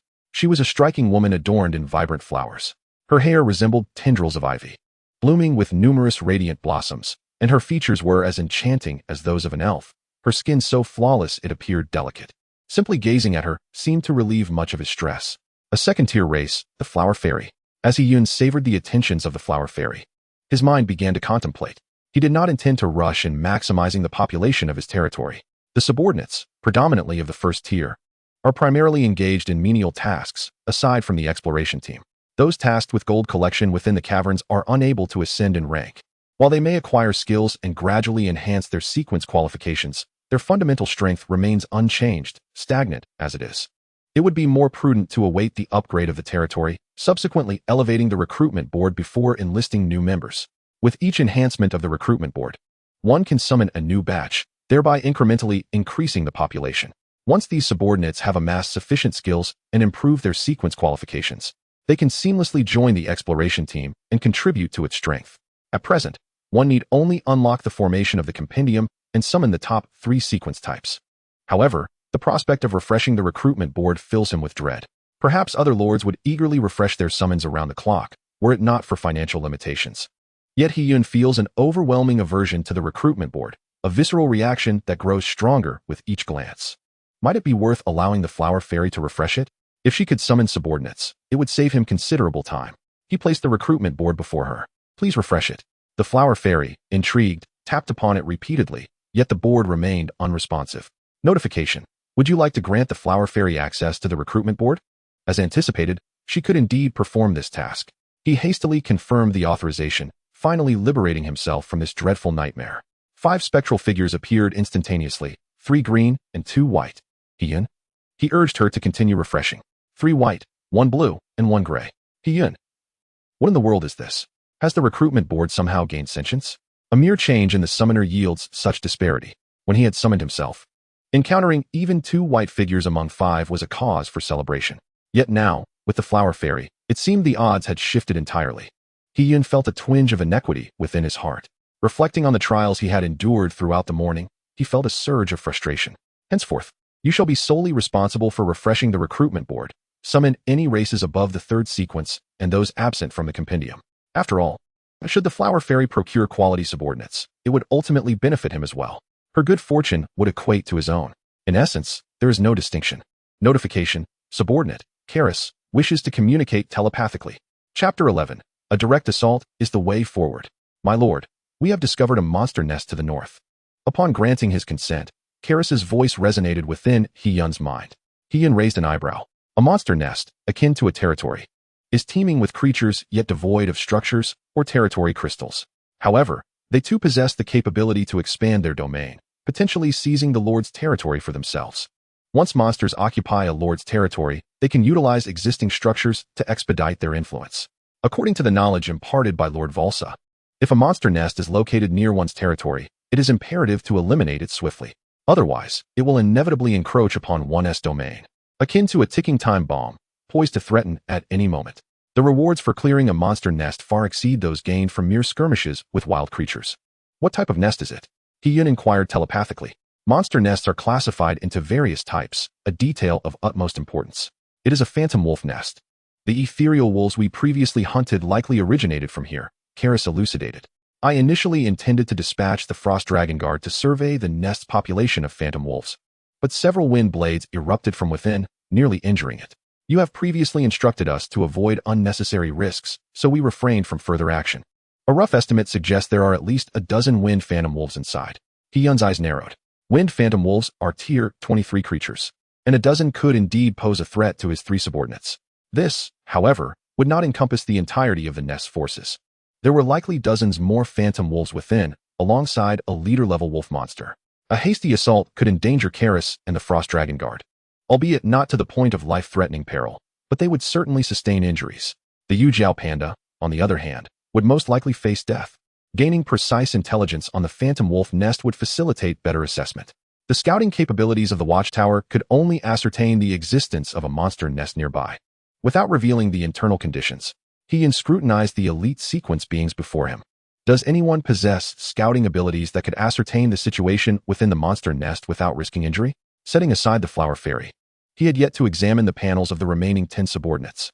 The subordinates exchanged glances, shaking their heads in unison, until the elder with a tortoise shell on his back spoke up. My lord, we lack scouting skills, yet we are confident in our ability to obliterate the nest. He-yun recalled this elder. He was the first golden subordinate summoned, the ancient tortoise Saba. Saba continued, you are a truly remarkable lord. In truth, lacking scouting is of little consequence. Should we depart immediately, destroying the phantom wolf nest will be a trivial endeavor. The other subordinates looked at He-yun with unwavering confidence, awaiting his command. Among those present, the lowest tier was the 3rd sequence. What does it mean to be of the 3rd sequence? Any one of them, once fully developed, would surpass the superhumans fabricated by Blue Star. If a territory lacks a 3rd sequence being, even one fortified with 4th sequence entities and impeccable defenses, it would inevitably be dismantled when outnumbered. Not to mention the presence of 2nd and 1st sequence beings gathered here. Though their wings are yet unformed, united, they could effortlessly flatten a mere phantom wolf nest. Why bother with reconnaissance? Observing his spirited subordinates, He-yun chuckled self-deprecatingly. It appears he has been influenced by Lord Valsa's teachings. As an extraordinary lord, Valsa typically gathers intelligence on enemy forces before engaging, analyzing strengths and weaknesses.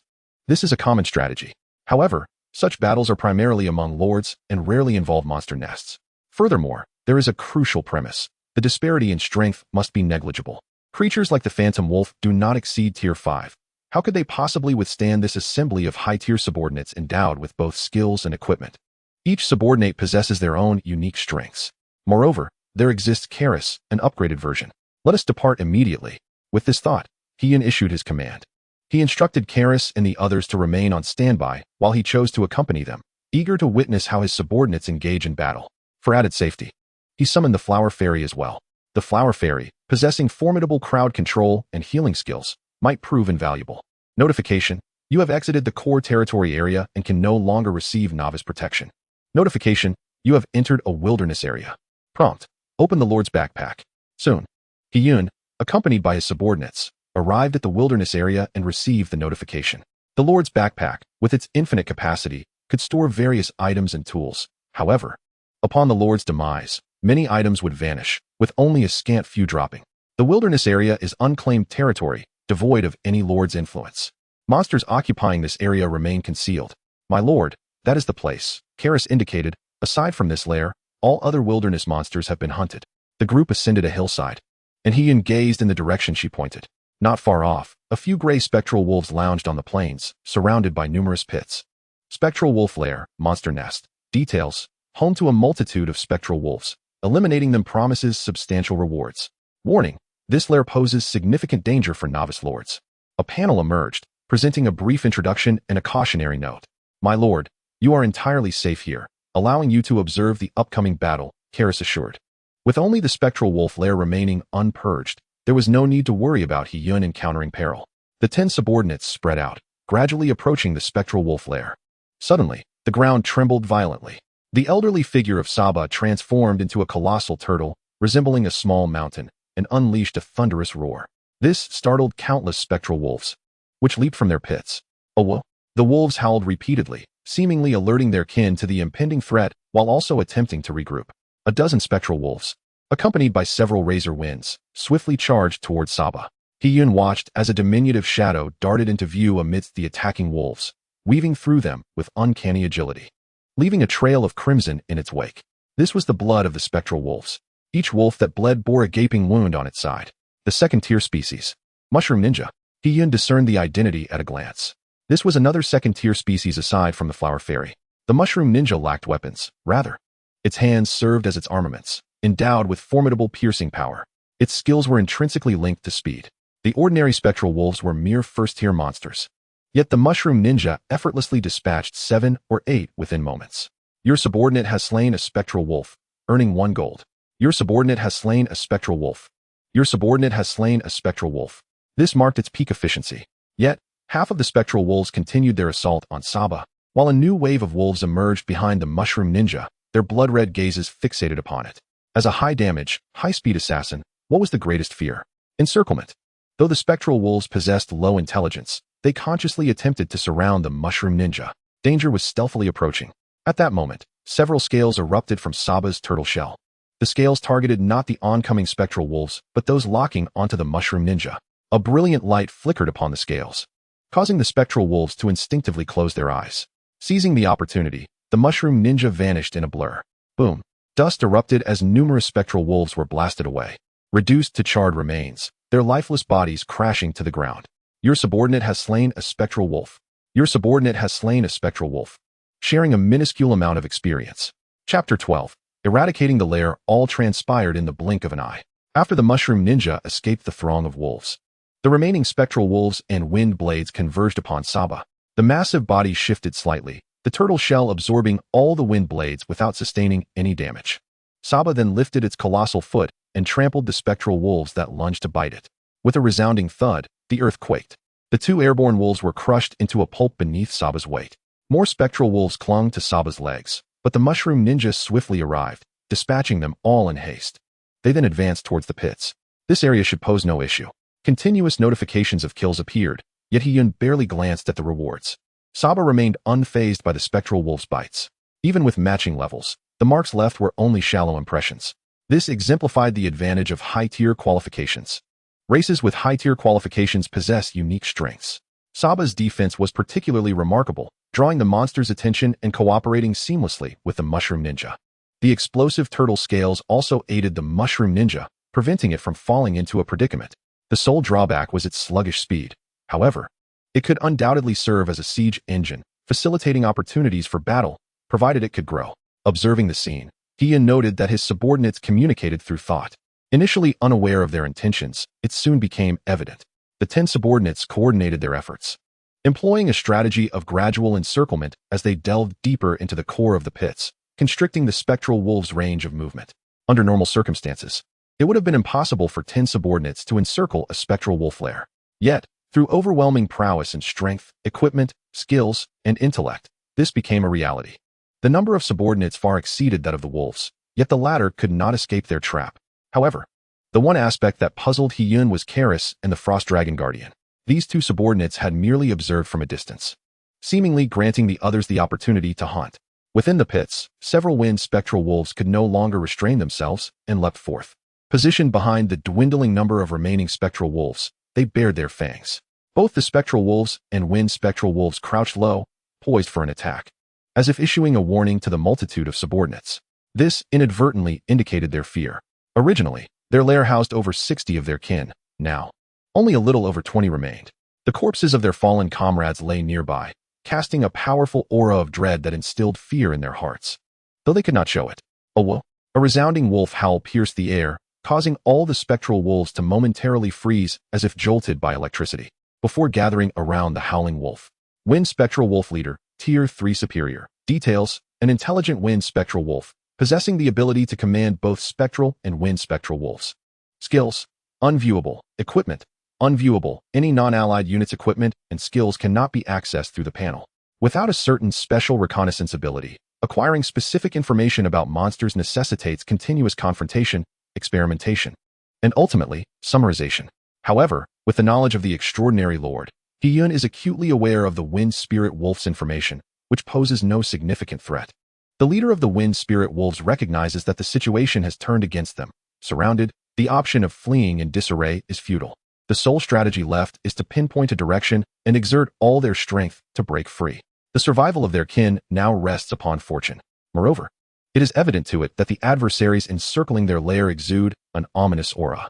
Each one is imbued with a palpable sense of dread, capable of instilling fear even in those of higher levels, which could potentially spell death for the weaker. It is precisely this fear that grants it a glimmer of hope for survival. With a howl, the wolf's gaze swiftly locks onto a specific direction, commanding all its kin to break through. Yet, as they stir into action, a shadow suddenly descends from above, emanating a chilling cold that sends shivers down their spines. The Frost Dragon Guardian, accompanied by skeletal sentinels wielding colossal swords, unleashes a torrent of icy breath. A deluge of frost fire cascades from the heavens. In an instant, the spectral wolves, along with a portion of the wind spirit wolves, are encased in ice, their momentum continuing to propel them forward until they shatter into fragments upon impact. Your subordinates have slain a spectral wolf. Your subordinates have slain a wind spirit wolf. Your subordinate's Frost Dragon Guardian has advanced to intermediate tier 3. After a day of relentless hunting, the Frost Dragon Guardian has finally ascended a rank. Several wind spirit wolves, fortunate enough to remain outside the reach of the icy breath, are swiftly sent tumbling into the grasp of the encircling subordinates, where they meet their swift demise. As for the leader of the Wind Spirit Wolves, though the Frost Dragon Guardian's level is not superior to its own, the dragon's breath still inflicts considerable harm, rendering it rigid and sluggish. Its speed has drastically diminished. Persistently, it attempts to maneuver its frozen body, energy seeping from its mouth in a last-ditch struggle. Suddenly, a spear slices through the air, hurtling straight towards it from an unseen direction. The leader of the Wind Spirit Wolves, burdened by its frozen form, is unable to react in time as the spear pierces effortlessly through its body, pinning it to the ground nearby. Your subordinates have slain a spectral wolf. You gain a small amount of experience. Your subordinates have slain a spectral wolf. Your subordinates have slain a Wind Spirit Wolf. You earn 1 gold coin. Your subordinates have slain the Wind Spirit Wolf leader. You earn 3 gold coins, 1 crystal, and 2 territory power. Subordinate Yu-Gi-Oh! Panda has advanced to upper intermediate tier 2. Subordinate Black Glimmer Wraith, 3rd sequence, has advanced to intermediate tier 2. Subordinate Diamond Fist Demon, 3rd sequence, has advanced to intermediate tier 2. Notification: your level has risen to lower tier 3. Countless kill notifications emerge, heralding the conclusion alongside the minor promotions of 3 subordinates. Yun's heart swells with elation. The annihilation of the spectral wolf den has granted him a significant leap in rank. Yet, this is not the entirety of his fortune. Notification: due to your destruction of the monster den during your first day as a novice lord, your original rewards have been altered, granting you substantial rewards. Triggered only once. You have obtained 5 points of territory power, 1 piece of fine equipment, and a random blueprint. Fine. Notification: this area has been completely cleared. Do you wish to occupy it? Indeed. He affirms the occupation with his will, subsequently purchasing bamboo spikes to place at the junction of the 2 territory squares. Current territory range: 3 squares, daily 3 points of territory power, my lord. Karis leads numerous subordinates back to his side to report. A total of 73 spectral wolves were eliminated, including 16 wind spirit wolves and 1 wind spirit wolf leader. The eradication of the monster den yields a modest amount of territory power, which subordinates are unable to tally. The total loot from clearing the area amounts to 103 gold coins, 1 crystal, and no additional items dropped. Yun nods slightly. Your tactics were commendable. With such a formidable array of high-tier subordinates, he can entrust the task of exploration to them with confidence. Even though their strength could lead to a straightforward victory, they proceed with caution and composure, avoiding recklessness. This represents one of the latent advantages of high-tier races. Were they of the 4th or 5th tier, it would still be manageable. However, lower-tier races often present numerous vulnerabilities in their strategies.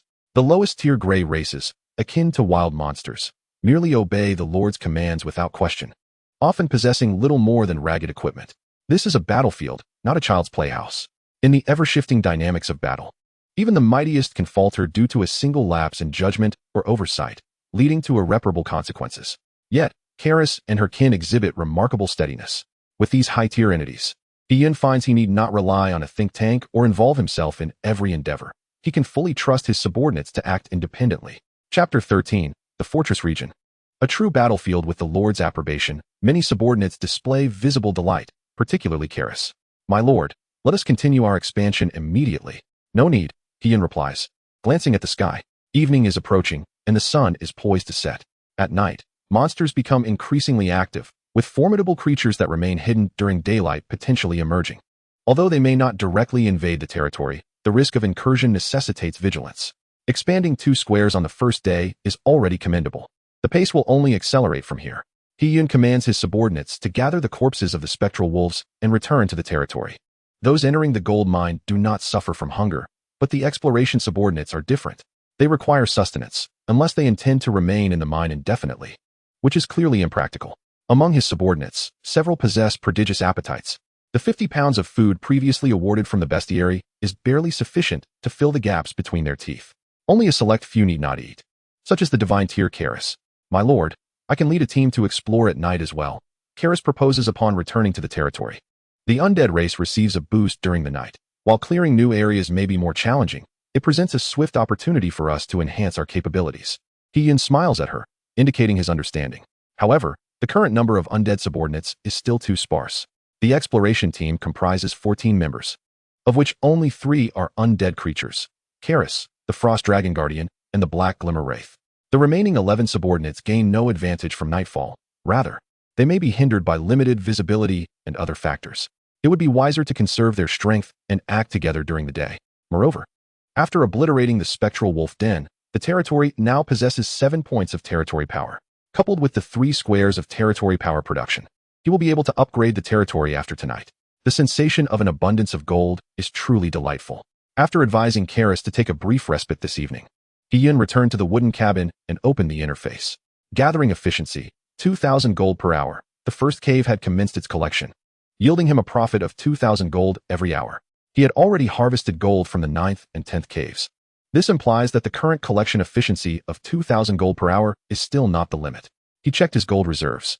Gold, 78, for 193, nearly 80,000 gold. That should suffice for a while. The sight of such wealth instills a profound sense of security. Subsequently, Yun examined the rewards obtained from destroying the wolf spirit's nest. With a flicker of thought, he retrieved a longbow and a blueprint from the Lord's inventory. Piercing magic bow, fine. Details, a magical longbow with a certain penetrating effect. Effect: pulling the bowstring conjures magical arrows with penetrating capabilities, increasing their power by 20, although the effectiveness diminishes with distance. Grasping the piercing magic bow, Yun noted the bowstring's remarkable resilience. requiring considerable strength to draw and conjure a magical arrow. He immediately understood that without sufficient strength and endurance, wielding this magic bow would be futile. Equipment and structures are not of the same nature. However, this bow can be carried at all times for immediate use. He then turned his attention to the architectural blueprint. Random race building blueprint. Fine. Details. Upon tearing it open, a random race among your existing subordinates will be selected, unlocking either a fine building or a universal structure. Note, buildings of races not possessed will not appear. Is it truly in such a format? When He-Yun received the reward, he initially assumed it was entirely random. He did not anticipate that there were underlying rules.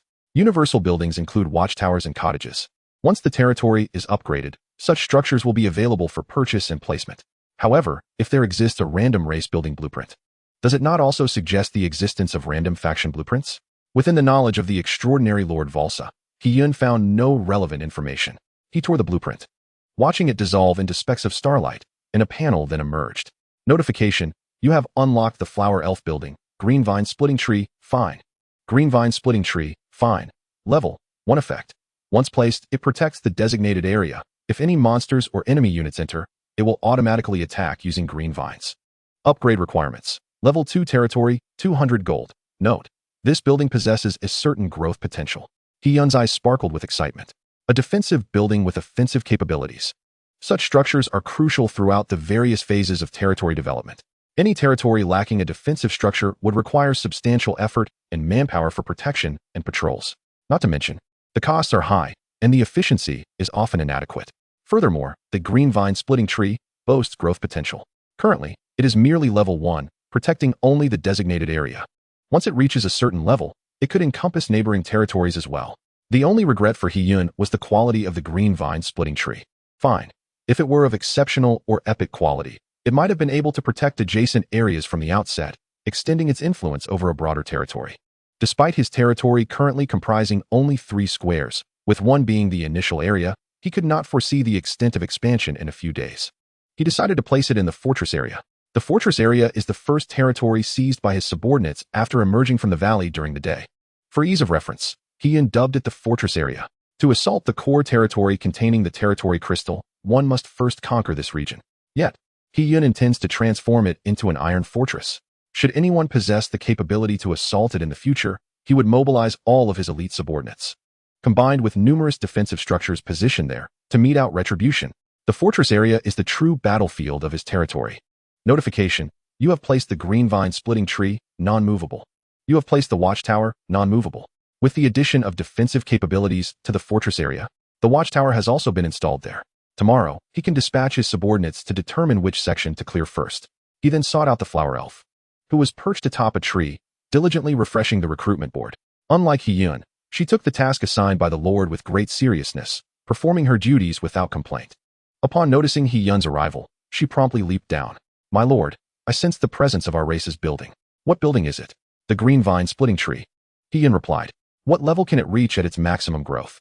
"This world is replete with various race buildings, each with distinct effects." He-Yun could identify its type, but was uncertain about its ultimate potential. The Green Vine Splitting Tree. The Flower Elf's eyes sparkled with excitement.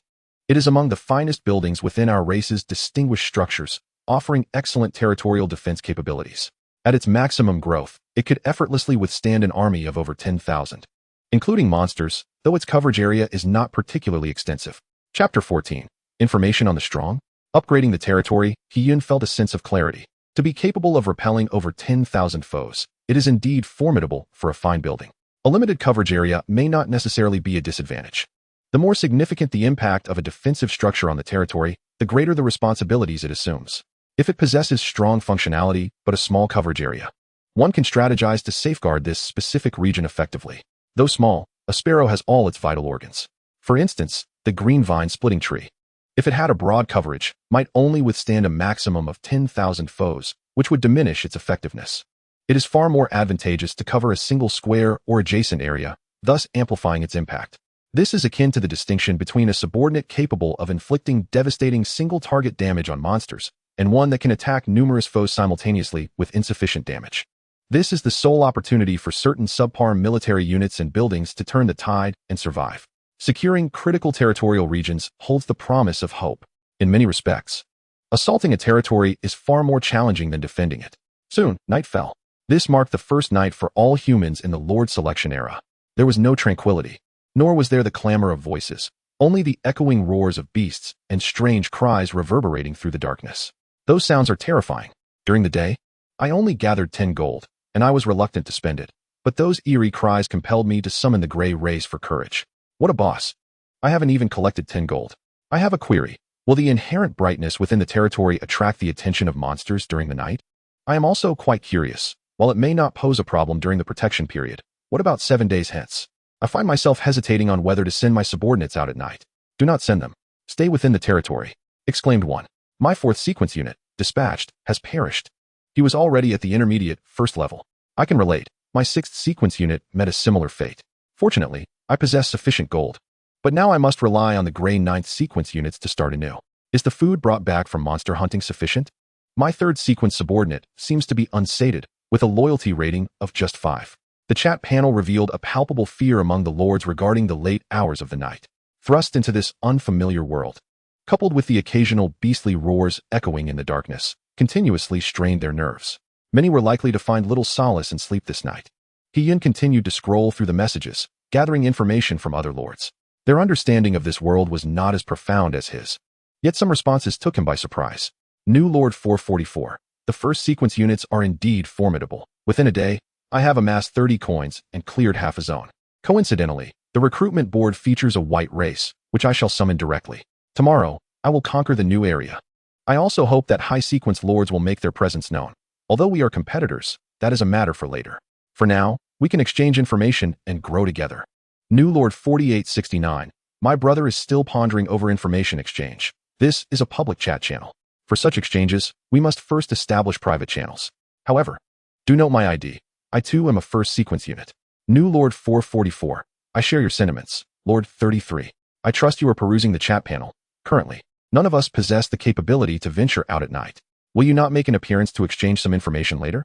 New Lord 775803. I am a 2nd sequence unit. My territory lies in an oasis surrounded by vast grasslands. If any of you are located elsewhere, we can converse in the future.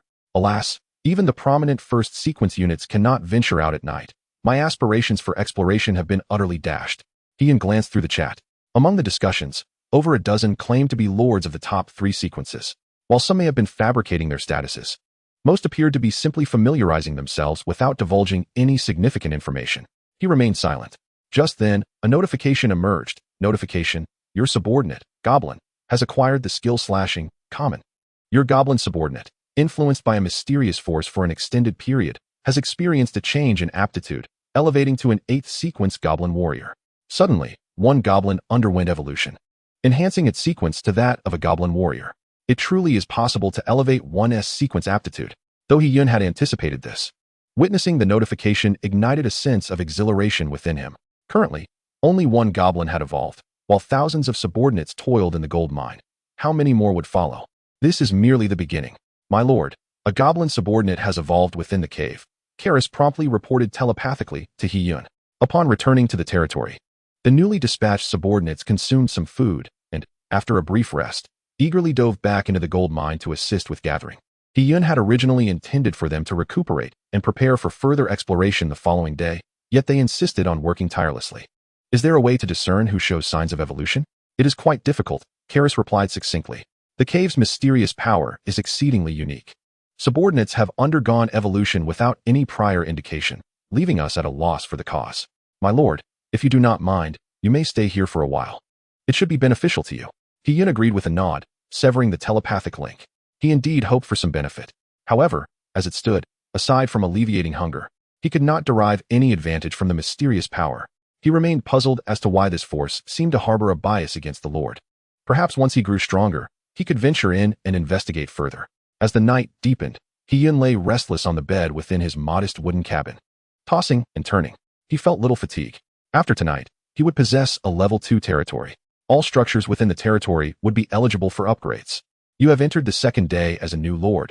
You possess a 3-grid territory range, earning 3 points of territory power.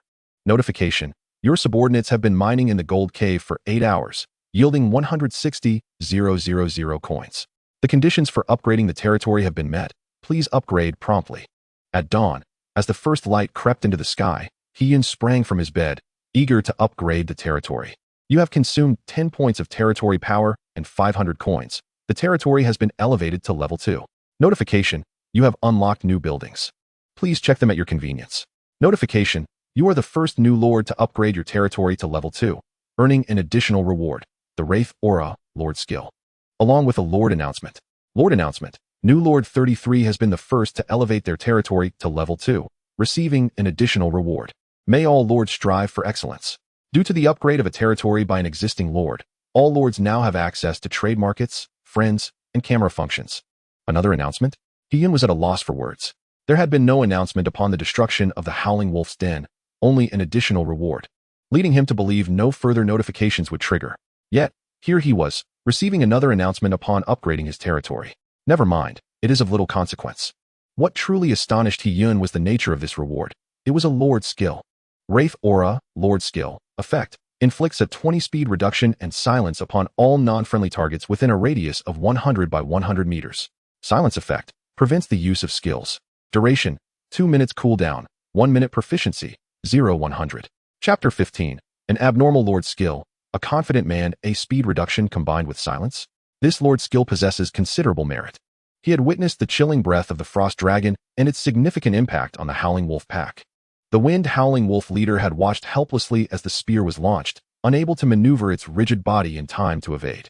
Of course, the chilling breath's effect on it surpassed a mere 20 reduction in speed, but this additional 20 would prove immensely beneficial for his subordinates during their initial exploration. With a skill coverage of 100 by 100 meters and a 2-minute duration rendering skills unusable, it was somewhat overpowered. Should he encounter monsters like the Wind Howling Wolf with ranged attacks again, he need not overly concern himself about the safety of his subordinates. Not to mention, the skill's proficiency could be enhanced through use for further upgrades.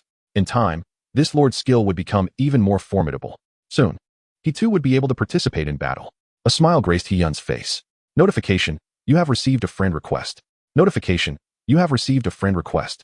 Upon closing the information regarding the Lord's skills, an overwhelming barrage of friend requests flooded the screen, so numerous that Hiyun found it impossible to dismiss them all.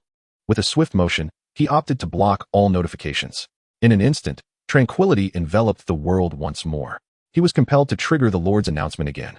The significance of upgrading his territory far outweighed that of merely unlocking the compendium. One path required nothing but wealth, while the other demanded not only financial resources, but also a substantial territorial expanse. Every lord understood the arduous nature of expanding their domain. Even those of the premier tier dared not hope to clear a square of land within a single day. For subordinates, merely hunting monsters and acquiring a few coins was already a commendable feat. As he opened the chat panel, it was evident that countless lords were fervently discussing the matter. Many expressed disbelief, questioning the very possibility of it. Upgrading the territory? Surely, I must have misheard. Am I mistaken? I have verified the announcement thrice, and it is indeed the same Lord 33 who unlocked the compendium. Is he aiming for the heavens? In just one day? How could Lord 33 have possibly cleared and occupied 9 squares of land? Moreover, he has not been invaded by monsters overnight. Though it was said to take 1 day, it was merely half a day. Surely Lord 33 could not hunt during the night, could he? How could it happen so swiftly? Lord 33, I beseech you, are you my father? Please, utter a few words, even just one. I sent a friend request to Lord 33, but received no response. He had never made an appearance here. I hope the esteemed high-tier lords can elucidate what has transpired. Indeed, even if the high-tier lords could not match his speed, they would certainly have their speculations. And we eagerly awaited their insights. Countless novice lords were baffled by the rapid advancement of Lord 33. The top-tier lords who had previously been active in the chat also noted these messages, yet they too were enveloped in confusion. If they were to inquire how he accomplished this, they would similarly wish to know the secret of his success. In Territory 444, a portly man with a beer belly gazed at the friend request panel. The moment the friend function was activated, he sent a request to Lord 33, yet received no reply. Simultaneously, he added other high-tier lords as friends and established a small group. Currently, it contained a single message. Novice Lord 4869, what should we do? Lord 33 is quietly amassing wealth. Has anyone accepted his friend request? Not a single soul responded. If Lord 33's preliminary unlocking of the compendium was merely a slight edge, the upgrade of his territory represented a monumental leap, catapulting him far ahead of the others. The high-tier lords felt an intense sense of crisis upon hearing the Lord's announcement. Novice Lord 444. Everyone, remain calm. Just because he has unlocked the compendium and upgraded his territory first does not mean he can maintain this advantage indefinitely. The trading market has opened. Does anyone possess resources to exchange? If there is any intelligence to share, please capture it with your camera and post it here. The upgrade of Lord 33's territory was not entirely detrimental to them. With the trading market and friend functions operational, resources and intelligence could flow and be exchanged. And the camera function held vast potential for development. Hoda, the 444th Lord, hailed from a merchant background and had previously managed a large conglomerate on Blue Star. He understood the vital importance of exchanging intelligence and resources. Ultimately, Hoda felt grateful to Lord 33. He believed that humans, regardless of their circumstances, thrive through collaboration. No individual can truly rely solely on themselves to ascend to greatness. Lord 33's refusal to engage with them was clear. He presumed that his early advantage would be sustainable and sought to develop independently in this world. However, he would inevitably reach a limit. One's strength is ultimately finite. Do you believe yourself to be the chosen one, a paragon among men? History is replete with individuals like you who either faltered midway or faded into obscurity. Were Lord 33 to engage with them, Hoda would harbor some reservations. He could potentially maintain his lead through resource and intelligence exchanges. Yet, his decision to remain aloof and act haughty led Hoda to perceive him as merely fortunate, possessing a slight early advantage. It wouldn't be long before Hoda surpassed him and utterly dominated. Such solitary, blindly confident novices were of little concern to Hoda. However, the group remained silent. With no lord offering any useful replies, Hoda recognized that mutual distrust prevailed among them. Someone needed to step forward and demonstrate initiative. Thus, he continued to message in the group. I have discovered a resource area in the neighboring domain that yields coins, albeit guarded by numerous monsters, including flying ones. Given my current development pace, it is challenging to occupy it swiftly. If anyone is willing to assist me, I can promise a 7-day dividend once I secure it.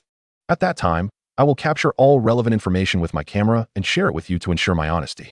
In truth, this was the underlying reason for his repeated calls for high-tier lords to engage in the chat. After dispatching his subordinates to explore, they had cleared a portion of the area and uncovered a resource zone. However, it was heavily guarded by an array of monsters, which posed a significant challenge. He found it inconvenient to elaborate further in the public chat panel. Novice Lord 775803. What assistance is required? Novice Lord 4869. 7 days seems rather short. However, how can we trust you? I believe we should discuss this further. This exchange indeed captured the attention of many lords, with numerous messages flooding in. Each lord understood the immense value of coins. If an additional source of income could be secured, it would undoubtedly benefit their development. Observing the flurry of responses, Hoda smiled confidently. He was certain he would emerge as a standout in this era of selection. Chapter 16. Comprehensive Enhancement. An abundance of structures. He Yunguan remained oblivious to the alliances being formed among the high-tier lords. Even if he were aware, it would matter little to him. At this moment, he was engrossed in observing the changes to his territory following the upgrade. The small wooden house had slightly increased in size, the interior space expanded, and the territory crystal shone with a brighter hue, yet no other significant changes were apparent. Territory No. 33, unnamed, Lord. Hiyun, territory level, 2. Territorial power, 0, range, 3 squares, population cap, 15, 924, 100. Territory structures, wooden houses, mysterious gold mine caverns x10. Soulfire Sanctuary, upgradable. Verdant Split Tree, upgradable. Watchtower, upgradable. Territory characteristics, surrounded by mysterious giant mountains, providing mystical enhancements. Crystals, 2. Upgrade Condition 1. Population 200, achieved. Condition 2. Overall population loyalty 60 points, achieved. Condition 3. Territory must possess at least 3 racial buildings. Excluding universal structures, like fences. Condition 4. 20 points of territorial power. Hint. You have new buildings available for purchase. Upon reaching the second level of his territory, Hiyun observed a notable expansion of the territory panel's information. An array of upgrade conditions lay before him. The population and overall loyalty had been met, indicating the quality of life and prosperity within the territory. A lord incapable of ensuring the well-being of his subjects would naturally find himself lacking in their affection, resulting in diminished loyalty. In this era of lord selection, such a failure is deemed unacceptable. Should any of the upgrade conditions remain unmet, the territory risks stagnation and eventual obsolescence. As the territory advances, even more demanding conditions will emerge. However, upon successful elevation, the functionality of the territory will be significantly enhanced. He cast his gaze upon the new buildings available for purchase, nearly widening his eyes in astonishment. A plethora of architectural options unfolded before him. Level 2 warehouse, 1,000 gold details, capable of storing food, materials, equipment, and any items. Goods within the warehouse will not degrade. Level 2 watchtower, 500 gold. Level 2 residential house, 200 gold details, a dwelling that accommodates 10 inhabitants. Level 2 dwarven fortress, 700 gold details, a structure of the dwarven race, allowing the dispatch of up to 10 dwarves for research, gaining expertise in forging, archaeology, or geography. Note, this expertise does not equate to a skill. Level 2 goblin grass hut, 500 gold details, a grass hut conducive to the breeding and nurturing of goblins, which can later become a combat force. Countless level 2 buildings dazzled him, with purchasable options spanning 2 pages. The multitude of subordinates within the territory exceeded 30 distinct races. The sheer volume of buildings unlocked with each upgrade was overwhelming. It is important to note that not all races triggered building unlocks during the territory's advancement. If future upgrade conditions necessitate a specific number of buildings, would that not render some irrelevant? He-Yun was already experiencing the breathtaking spectacle of surpassing versions. The sight of numerous purchasable structures must be a vision typically reserved for mid-tier lords. To encounter it merely a day after arriving in this world was indeed disconcerting. He resolved to select a few pivotal buildings for purchase. After each upgrade, the newly available buildings would automatically match the territory's level, eliminating the need for further elevation. Consequently, their prices would be considerably higher. He-Yun meticulously examined each structure, discovering that few possessed true value for purchase. A plethora of subpar and mediocre buildings offered exceedingly lackluster effects. From a long-term perspective, acquiring them was unnecessary. Apart from occupying territory space, they would likely become burdensome and utterly useless. Currently, the Lord had no means to dismantle structures. You have spent 2,200 gold to purchase a level 2 warehouse, watchtower, and dwarven fortress, exceptional. Ultimately, He-Yun procured only 3 buildings. The expenditure of over 2,000 gold felt trivial. However, upon reflection, his rapid development indicated that future gold expenses would escalate, and the demand for gold would remain substantial. He mentally commanded Karis to assign the 10 highest-ranking dwarves among his subordinates to the Dwarven Fortress for research. The Dwarven Fortress, being research-oriented, was vital for the Lord's ambition to genuinely cultivate the territory. It was not solely about combat-ready pioneers or resource-gathering laborers. Subordinates excelling in specific domains were equally crucial. Specifically, regarding the forging aspect of the Dwarven Fortress, a dwarf proficient in forging equates to a master craftsman, enabling He-Yun to manufacture equipment within his territory in the future. However, materials would be requisite. Dwarves skilled in geography would provide precise analyses of the surrounding terrain, facilitating advantageous decisions. As for archaeology, it pertains to the Lord's historical relics. From the knowledge of the extraordinary Lord Valsa, even with dwarves mastering this field, immediate outcomes were unlikely. To put it simply, it far surpassed the current version's capabilities. Hint: the additional effect of the Soulfire Sanctuary has not been utilized today. Would you like to activate it? The sudden appearance of the prompt made He-Yun realize something important. The recruitment board in the territory's existing structures had not yet been upgraded. Upgrading the recruitment board would elevate the minimum summoned subordinate level to 2. The baseline strength of the territory would be permanently enhanced. What new transformations would the structures undergo? Particularly the epic-level Soulfire Sanctuary. You have spent 500 gold to upgrade the recruitment board. Current minimum summoned subordinate level, 2. Upgrade condition will increase alongside territory level in the future. Refresh cost, 20 gold. Hint: each upgrade will permanently increase the refresh cost by 10 gold. Recruitment costs will also rise based on race hierarchy and level. You have spent 500 gold to elevate the Soulfire Sanctuary to level 2. You have spent 200 gold to upgrade the Verdant Split Tree to level 2. You have spent 100 gold to enhance the Watchtower to level 2. Another expenditure of over 1,000 gold left He-Yun feeling relatively unperturbed. The sense of security brought by close to 6 figures of gold was comforting. He checked the structural information. Soulfire Sanctuary, special building. Level 2 quality, epic details, an exceedingly rare faction structure. Undead, only unlockable through upgrading the territory upon possessing all races within this faction. Effect 1. Automatically collects the soul fire of deceased undead subordinates. Can spend 100x number of deaths, gold to resurrect, retaining everything except equipment. Effect 2. All your subordinate stamina increases. And they are protected by this building, immune to ailments, poison, and similar afflictions. New. Effect 3. Creatures slain by undead subordinates have a 10 chance to temporarily transform into allied undead creatures. Extra effect. Karis each day.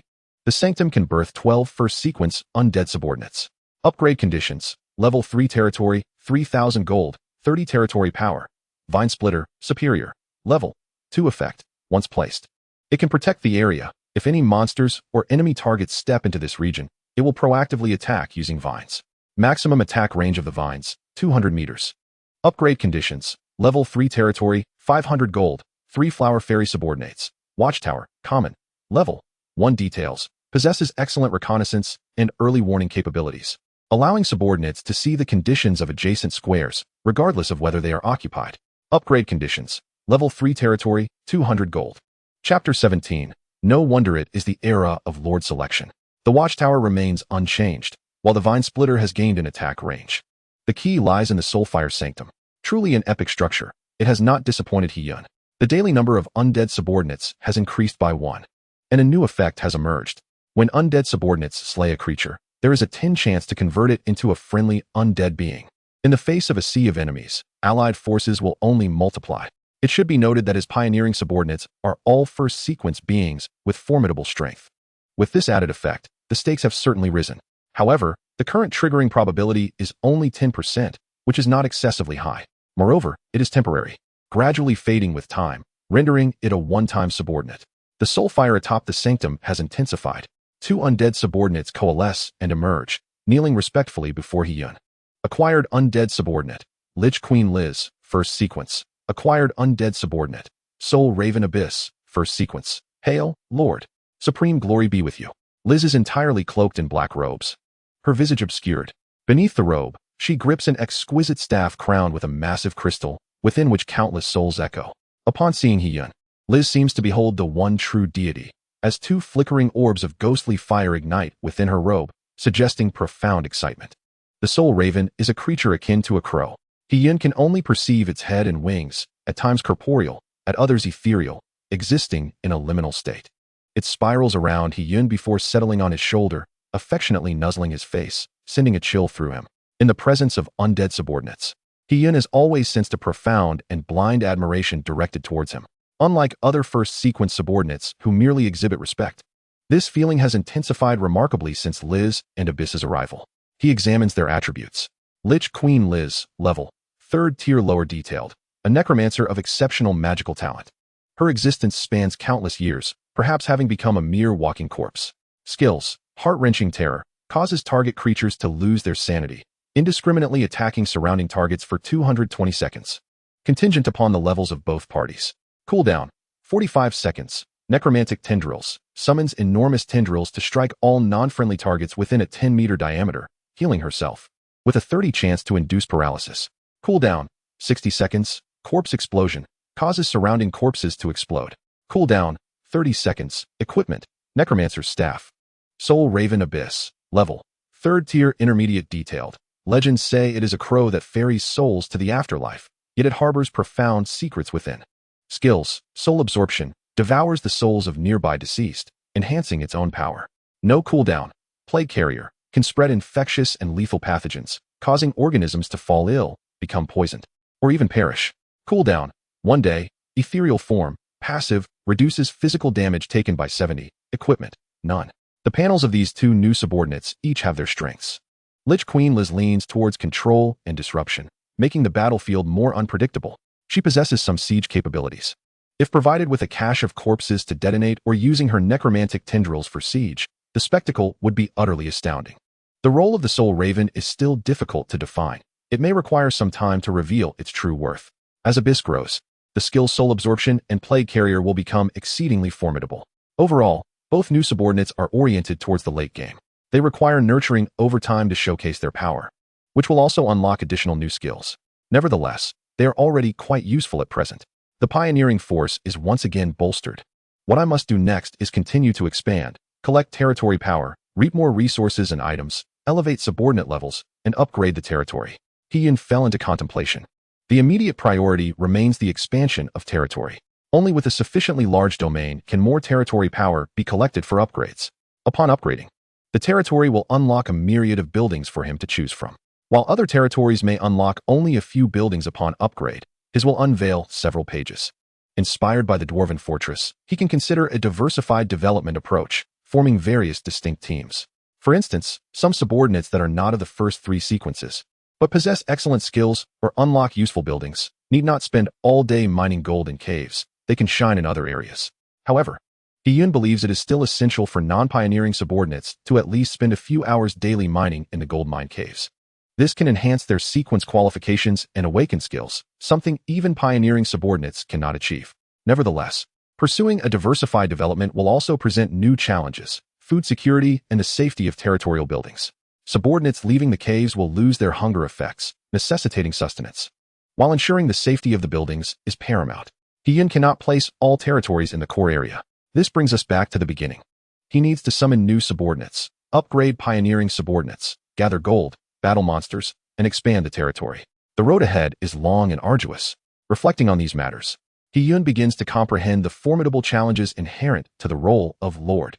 No wonder it is termed the era of Lord selection. Other lords will soon find themselves confronting these issues as well. If they cannot resolve them, they will face two choices: either be eliminated and absorbed, leading to their utter demise, or become a subordinate territory of another powerful lord, reduced to mere tools. Thus, he must not become complacent. In the future, Hiyun will face not just a single top-tier lord in territory, but a multitude of lords forming a conglomerate of power. Should he falter, the advantages accumulated in the early stages may very well be surpassed. Vina, how many first sequence beings did you summon in one night? Inquiring about the flower fairy Vina, a name bestowed upon her by Hiyun, he was perplexed to find that his favor towards her inexplicably surged by 10 points a mere half an hour after the name was conferred. To this day, he remained unaware of the reason behind this phenomenon. Vina's voice resonated in Hiyun's mind. A total of 10 blue races and 5 purple races have been summoned into the gold mine cavern, with no golden races present. A smile graced Hiyun's lips. While the absence of first sequence species was lamentable, the second and third sequence species constituted the backbone of the pioneering force. Previously, he had only 15 subordinates dedicated to exploration. Now, the size of his team had doubled, excluding Vina, who had temporarily joined the ranks. His exploration team boasted a total of 31 members. With such a formidable force, as long as luck did not betray them, they could conquer numerous territories. Cariz, lead all exploration subordinates and assist me in clearing the new area. Time is of the essence, particularly in this critical period as a novice lord. Every moment is exceedingly precious. If we can leverage each step of our advancement to develop rapidly, our advantages will snowball. Hiyun resolved firmly in his heart. Unless he witnessed the Lord's announcement declaring his ascendancy among all lords, he would not cease the development of his territory.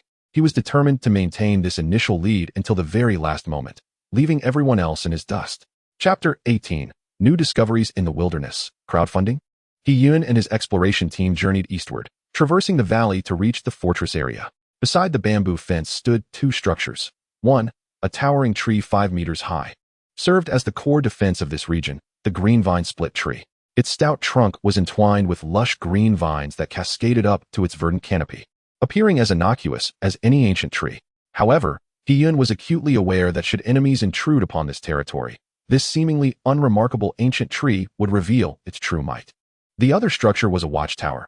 A level 2 watchtower could accommodate up to 3 individuals for observation, and to some extent, it could slightly extend the range of ranged attacks. At first glance, it appeared to merely enhance visibility. Yet, upon ascending with Cariz, their field of vision expanded dramatically, akin to that of an eagle's eye, enabling them to perceive the next area a kilometer away. Truly remarkable. Despite the considerable increase in the exploration team's overall strength, Hiyun opted for caution and decided to utilize the watchtower to assess the state of the uncharted territory. Within his building panel, he still possessed an unplaced level 2 watchtower that he had previously purchased. If a suitable location presented itself, Hiyun planned to install it. He first surveyed the southern region. The southern quadrant had been cleared the previous day, likely due to its former status as a wolf den. Its residual threat ensured that no monsters intruded during the night. To the east, however, the new area was teeming with monsters, though nothing particularly noteworthy stood out. "My lord, the heavens indeed favor us," Cariz suddenly exclaimed, leaving Hiyun perplexed and casting a confused glance in her direction. She continued, "Please take a look at the new area to the north." Hiyun turned his gaze northward. The number of monsters in the new northern area appeared scant, with only a few dozen scattered about. Yet, as his line of sight deepened, he discerned a considerable gathering of monsters, seemingly guarding something. At the center of this congregation, he spotted a square object, a treasure chest. The mere thought of it sent a thrill through Hiyun. Treasure chests were renowned for their presence solely in uncharted territories yet to be cleared. Typically, they were surrounded by a multitude of monsters, making them easily identifiable. It was nearly impossible to find a treasure chest devoid of monster guardians. Within a 100-meter radius of the chest, there existed an area effect that only activated for monsters, enabling them to level up more swiftly, creating a natural allure for them. Thus, once a treasure chest appeared, nearly all monsters in the vicinity would flock to it, often leading to infighting if their numbers became excessive. Once all monsters were eliminated, the Lord could open the treasure chest to reveal a plethora of items. According to the knowledge of the extraordinary lords, an array of peculiar treasures could be found within these chests. Vast sums of gold, various items, equipment, lord skills, racial abilities, and architectural blueprints. Indeed, racial skills could also manifest within treasure chests, serving as a method for those unfortunate lords who had been unable to summon high-quality races to force their subordinates into a qualitative transformation. Low-sequence races, which could not awaken skills independently, could still be compelled to learn their native skills. Of course, the effectiveness of these skills would never rival those acquired through natural awakening, but they were certainly better than having no skills at all. In Valsa's knowledge, some lords had once discovered heavenly artifacts within treasure chests, while others had unearthed flying devices capable of transporting thousands, traversing perilous, uncharted territories, and reaching the strongholds of enemy lords. It was said that some had even found methods to rapidly distinguish themselves and achieve divine immortality within treasure chests. In summary, treasure chests harbored infinite possibilities. Anything acquired from a treasure chest could enable a lord to rise from the ashes and develop at an astonishing rate. Compared to the meager rewards obtained from incessantly slaying monsters, the items within treasure chests were at least 5 times more bountiful. Securing such treasures would undoubtedly expedite Hyun's progress. However, treasure chests also possessed grades, classified as inferior, standard, fine, superior, exceptional, and epic. Regardless of the grade, no treasure chest could yield items surpassing its own classification. The sole distinction lay in the fact that uncharted territories that had yet to be cleared by any lord could potentially contain epic grade or even higher quality treasure chests.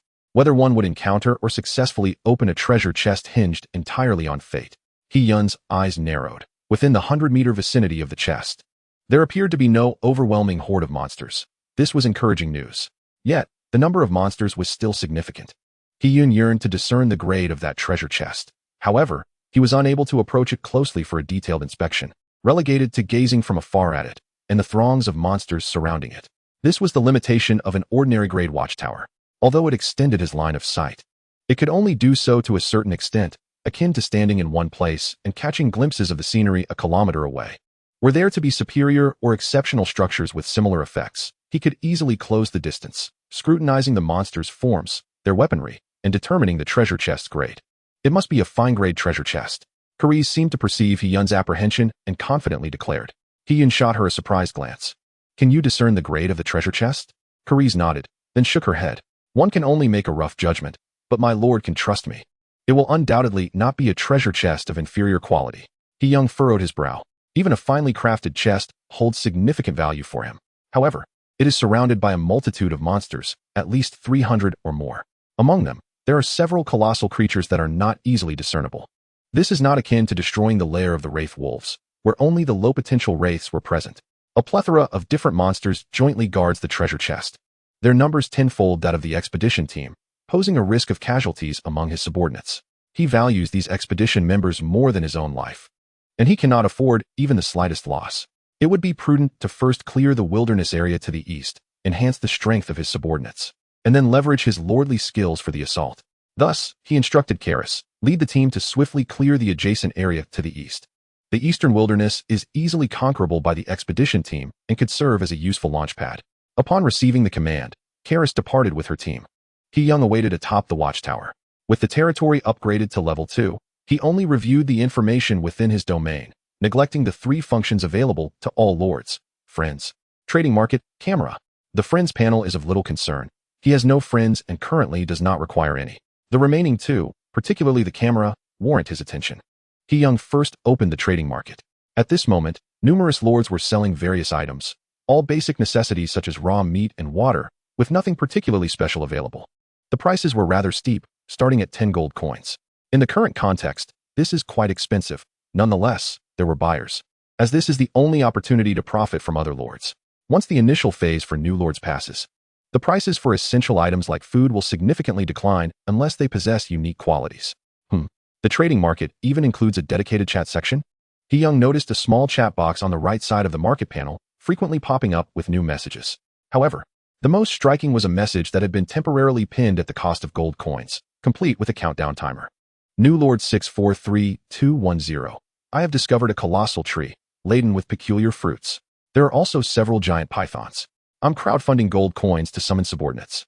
All lords who contribute gold, please add me as a friend. Once we conquer the colossal tree, I shall share the spoils with you.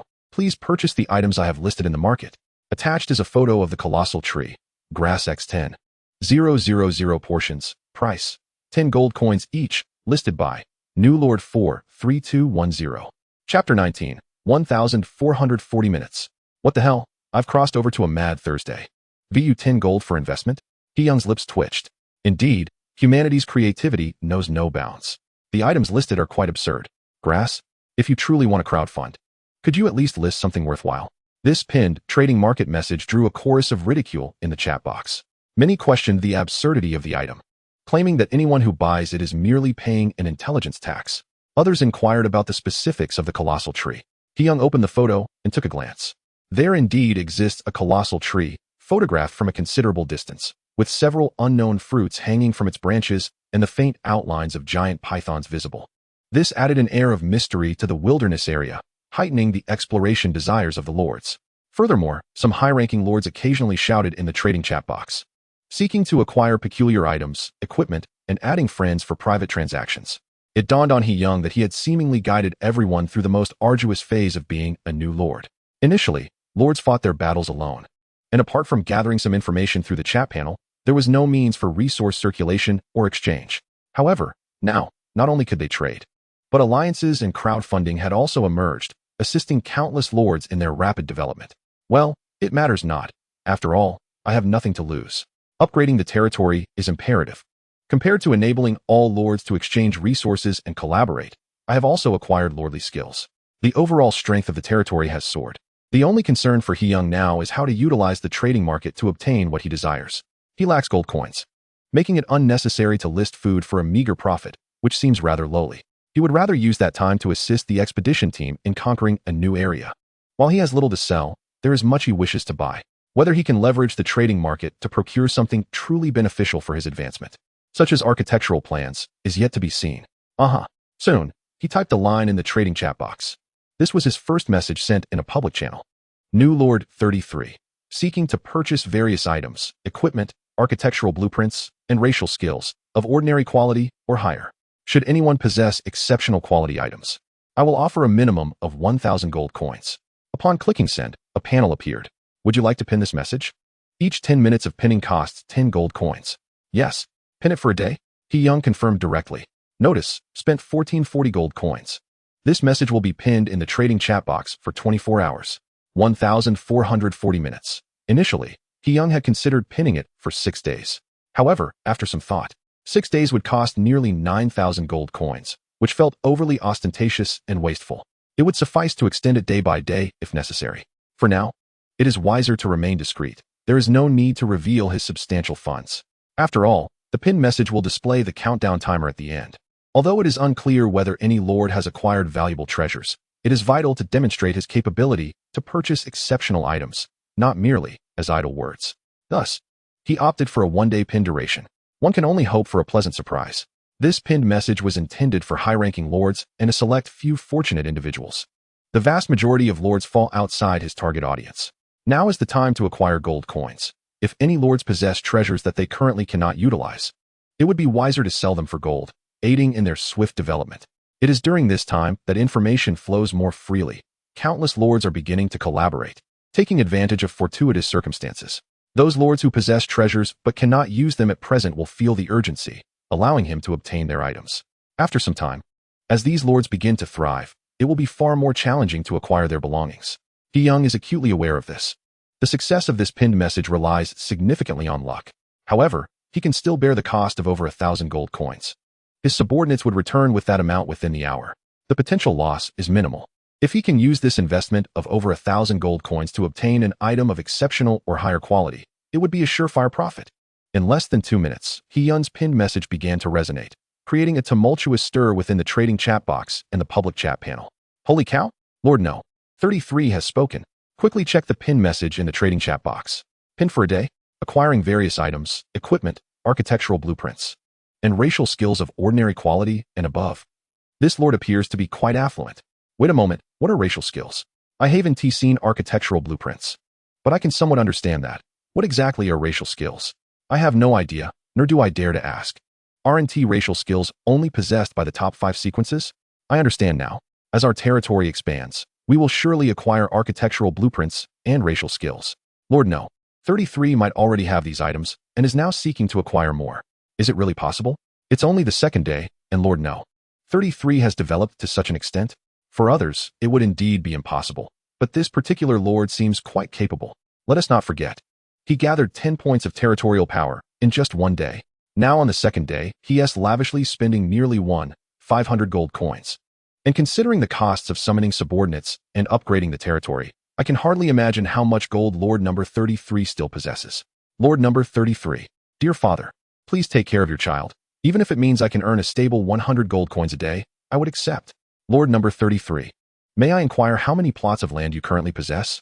How many buildings are there in your territory, and at what levels? The chat panel was filled with discussions about Hyun, devoid of any valuable information. The trading chat box was equally unremarkable. They would have to wait. In just 2 minutes, nothing could be gleaned. Even if a lord truly wished to sell their treasures, they wouldn't have enough time to weigh their thoughts. Lord No. 4869, Yin Dong, gazed with a conflicted expression at the pinned message sent by Hyun, holding an old blueprint in his hand, hesitating. It was something he had discovered amidst the corpses of numerous slain monsters during a previous expedition he had sent his subordinates on. Demon Race Architectural Blueprint, Silver-Plated Golem, Exquisite. Details, requires possession of Demon Race subordinates within the territory to unlock and purchase, displaying specific information. When he first heard about Lord number 33 issuing a Lord's announcement, he had called out in the chat panel, hoping to collaborate. It was because he had this item that he thought he might negotiate some terms. He hoped the other party would find it useful. However, Lord number 33 remained silent, and his friend requests went unanswered, leading to a stalemate. Yendong's territory lacked any demon race subordinates, rendering this item utterly useless to him, and he had been unable to find a suitable avenue to sell it. He had inquired with other top-tier lords like himself, but none could make use of it, let alone unlock and purchase it. Only one lord possessing a third sequence demon was interested, but the compensation offered was far too meager. Thus, the item remained stuck in his possession. After all, gold coins were scarce for everyone, and other resources were even more so. Contacting Lord No. 33 seemed to be the best course of action. He was the only suitable buyer at present, and this item was utterly useless to Yendong. Honestly, Yendong was somewhat reluctant to sell it. After all, it was of exquisite quality. Who knew when he would encounter such high-grade goods again? Although he had found it, once he had the conditions and capability, after purchasing and placing it, it would undoubtedly serve a substantial purpose. After all, it was an exquisite level building. How could it possibly be lacking? However, today, as he sent his subordinates out to clear the area, they discovered another batch of slain monsters, alarmingly close to his territory. The cause of death remained unknown. Reports from his subordinates indicated that among them were even 7th-tier monsters that had perished. A lingering sense of dread hovered over him if he did not expedite his development. He feared it would soon be his turn after the initial period for new lords expired. Chapter 20. If I had known, I would have asked for more. Hyun continuously sifted through friend requests. Ever since he triggered the Lord's announcement, requests had been pouring in, most of which he chose to block. He only glanced at those with accompanying messages.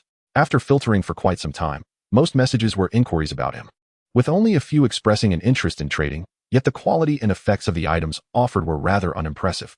Was there truly not a single reliable offer? After spending over half an hour, Hyun couldn't help but grumble.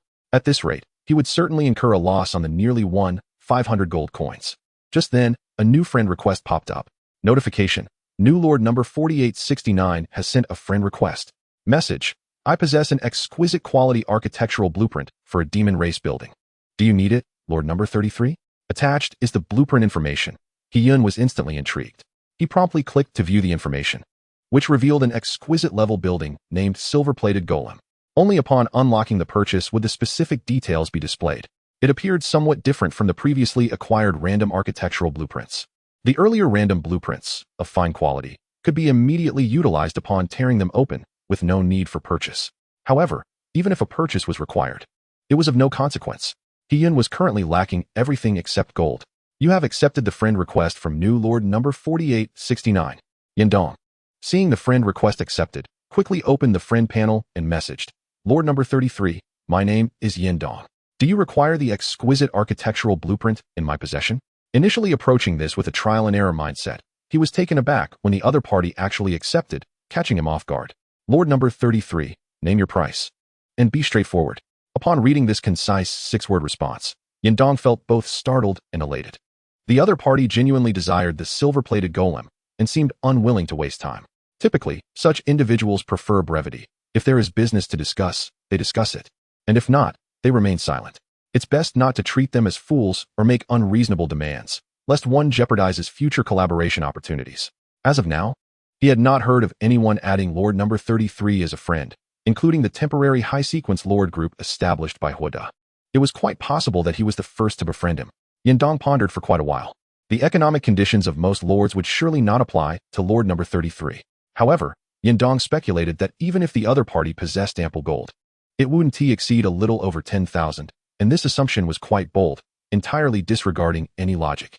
Based on this, his ideal price would be 800 gold coins, but he suspected Lord number 33 would be dissatisfied and would attempt to negotiate. Although the silver-plated golem was an exquisite level building, there would still be costs associated with unlocking and purchasing it. With that in mind, his absolute minimum psychological bottom line was 200 gold coins. Although at this juncture, on the second day of the new Lord period, he felt this was slightly high, he simply could not afford to lower it further. He had not yet purchased the racial buildings unlocked after acquiring the first sequence species. If someone were willing to spend over 2,000 gold coins to purchase such a building blueprint, Yindong would deem them mad. Such extravagance is not typical of a fool. However, the 33rd Lord not only had the means to buy the blueprint, but could likely acquire the building itself and place it within his territory. If it truly served his needs, an extraordinary level structure would significantly benefit his domain. With this thought in mind, Yindong replied, 2,800 gold coins, without an extraneous word. 33rd Lord. Deal. Let's proceed with a direct friend transaction. Yindong. Upon receiving an immediate response, he was momentarily taken aback. He had prepared himself for haggling, even drafting a counteroffer in the friend panel. Yet, the agreement was reached without any negotiation? How surprising. While he was astonished by the financial prowess of the 33rd Lord, he initiated the trade request. The depth of this 33rd Lord's resources seemed to surpass his expectations.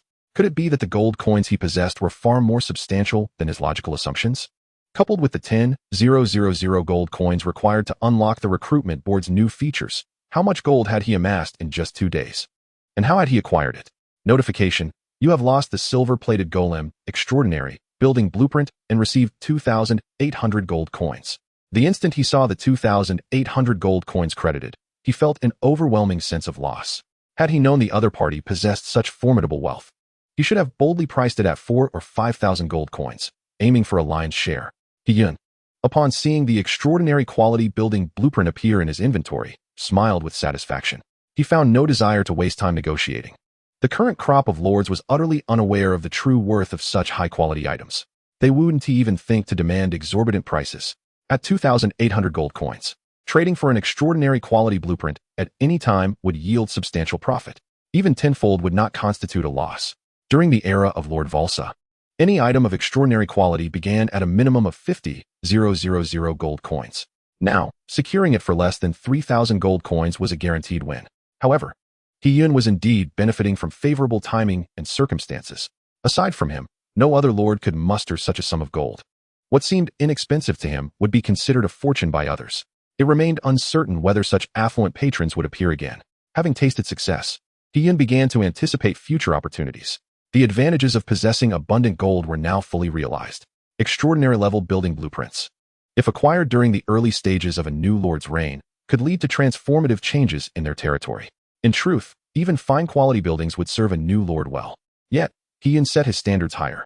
Who wouldn't he desire to obtain buildings of superior quality? Yindong sent another message. 33rd Lord. I will come to you for trading any items from the demon clan that I acquire in the future. Rest assured, I will not disclose any of your information. Through this transaction, Yindong discerned that He-Yun was a subordinate of the demon clan, and quite wealthy at that. To have outpaced all other lords in a mere 2 days must mean he, like Yindong, had gained access to the first-tier demon clan subordinates. However, the 33rd Lord's demon subordinates seemed to possess some extraordinary ability. Perhaps that very ability was the key to his advantage. Although this was not particularly critical information. If leaked, it would pique the interest of all lords. Yet, Yindong would not act so foolishly. There were no benefits to be gained. And offending a leading lord would be the act of a simpleton, even though he was currently part of the Hoda small group. This merely indicated collaboration for mutual assistance in territorial development and did not preclude cooperation with other lords. If you have any fine quality or above items that you do not require, feel free to reach out to me. He understood what he was implying and promptly responded. He then took out the silver-plated golem blueprint. He was eager to see what effects this extraordinary quality demon building would possess. Notification: the building's silver-plated golem has been unlocked due to the presence of demon clan subordinates within your territory. You have spent 850 gold coins to purchase the silver-plated golem building. Silver-plated golem, extraordinary. Level 2 effects. 1. Establishes a connection with all allied demons within a radius of 2 squares from its center, increasing their health and defense by 20. 2. By sacrificing 2 non-demon life forms. The silver-plated golem can awaken and move freely within the territory for 1 day. 3. Opens the demon gate, summoning 35 random demons of no less than the 7th tier to temporarily guard and work within the territory, unable to leave its confines for 1 day. Current summonable temporary demon level, no more than 6th tier. Upgrade conditions: level 3 territory, 900 gold coins, 3 crystal stones, 15 demon clan population. The silver-plated golem, crafted from pure silver, stood tall and imposing. Its entire body was encased in gleaming silver armor, obscuring its form, save for its blood-red eyes that appeared somewhat eerie. Beneath its form lay a closed gate. Impressive. He was surprised to find 3 building effects. Each effect was confined to the territory, enhancing its defensive capabilities. Particularly noteworthy was the 3rd effect, which could bolster combat strength without any cost. A true external aid. He could envision the day when the silver-plated golem would level up, opening the demon gate and summoning hundreds or even thousands of temporary demons. In the event of a monster invasion, these temporary demons could serve as the vanguard, absorbing the initial waves of attacks. This strategy would minimize territorial losses. In the early stages, the impact of this effect was nothing short of monumental. He had struck a tremendous bargain. He smiled. The radius of the first effect was also quite substantial, covering a 2-square area. As long as the territory had sufficient space, the total diameter would encompass 9 squares. Notably, the awakened silver-plated golem's movement would also alter the connection range of the first effect. As the number of demon clan subordinates increased, the golem's effect range would expand, allowing He to establish a territory guard composed entirely of demons. Demons, by nature, are less prone to fatigue and can maintain an active state for extended periods, becoming even more vigorous at night. A guard formed by them would effectively address nighttime security concerns. As for daytime patrols, they could easily handle that as well. Hyun's mind brimmed with ideas. He could almost envision the flourishing development of his territory. The various facets of the territory have begun to take shape. Chapter 21. Marching south after careful contemplation. Hyun decided to position the silver-plated golem within the fortress area. This placement is the most prudent, allowing it to support the front lines while also providing a means of retreat at a moment's notice. Notification: your subordinate, the Drunken Panda, has slain a 2nd-tier monster. You have shared a minuscule amount of experience. Notification: your subordinate, the Frost Dragon Guard, has vanquished a 3rd-tier monster, earning 2 gold coins.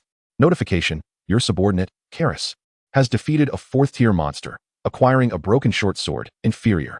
Your subordinates. Notification: the current area is available for occupation. The notifications of kills continued to emerge incessantly. With the addition of numerous new subordinates, the speed at which the team cleared the area was remarkable. In just over an hour, they liberated the newly acquired territory to the east. Notification: subordinate Karis has leveled up to tier 4 lower. At last, Karis has achieved a level increase. The power shift of a divine sequence entity upon leveling up is significantly greater than that of other sequences. In addition to Karis, many 2nd-tier lower subordinates also advance to 2nd-tier intermediate. Once Karis ascends another full level, she will unlock skills and new equipment effects. Hyun began to tally the spoils. In total, he had collected 142 gold coins and 2 pieces of inferior quality weaponry. The bounty was gradually becoming substantial. Although the inferior gear holds little utility, it is better than nothing, allowing the available subordinates to make do temporarily. Many subordinates came equipped, yet not all bore weapons. These 2 inferior grade weapons could enhance their offensive capabilities. Subsequently, Hyun purchased a set of bamboo spike barricades for occupation. You have occupied a new area. You will receive 4 points of territorial power daily. He drew closer to the requirement of 20 points of territorial power for an upgrade. Among the 4 conditions for advancing to a Tier 3 territory, only the accumulation of 20 points of territorial power remained unmet. However, while his subordinates were clearing the new area, Heian noticed a trend. Karis, have you observed that as we clear more regions, the spoils we acquire seem to increase? Heian inquired mentally. It appears that the territory's location resembles a novice village, progressively venturing into more perilous domains. Initially, he was uncertain, but as his subordinates continued to unveil new areas, the signs became increasingly evident. Logically, the richer the resource value of a locale, the stronger the monsters therein ought to be.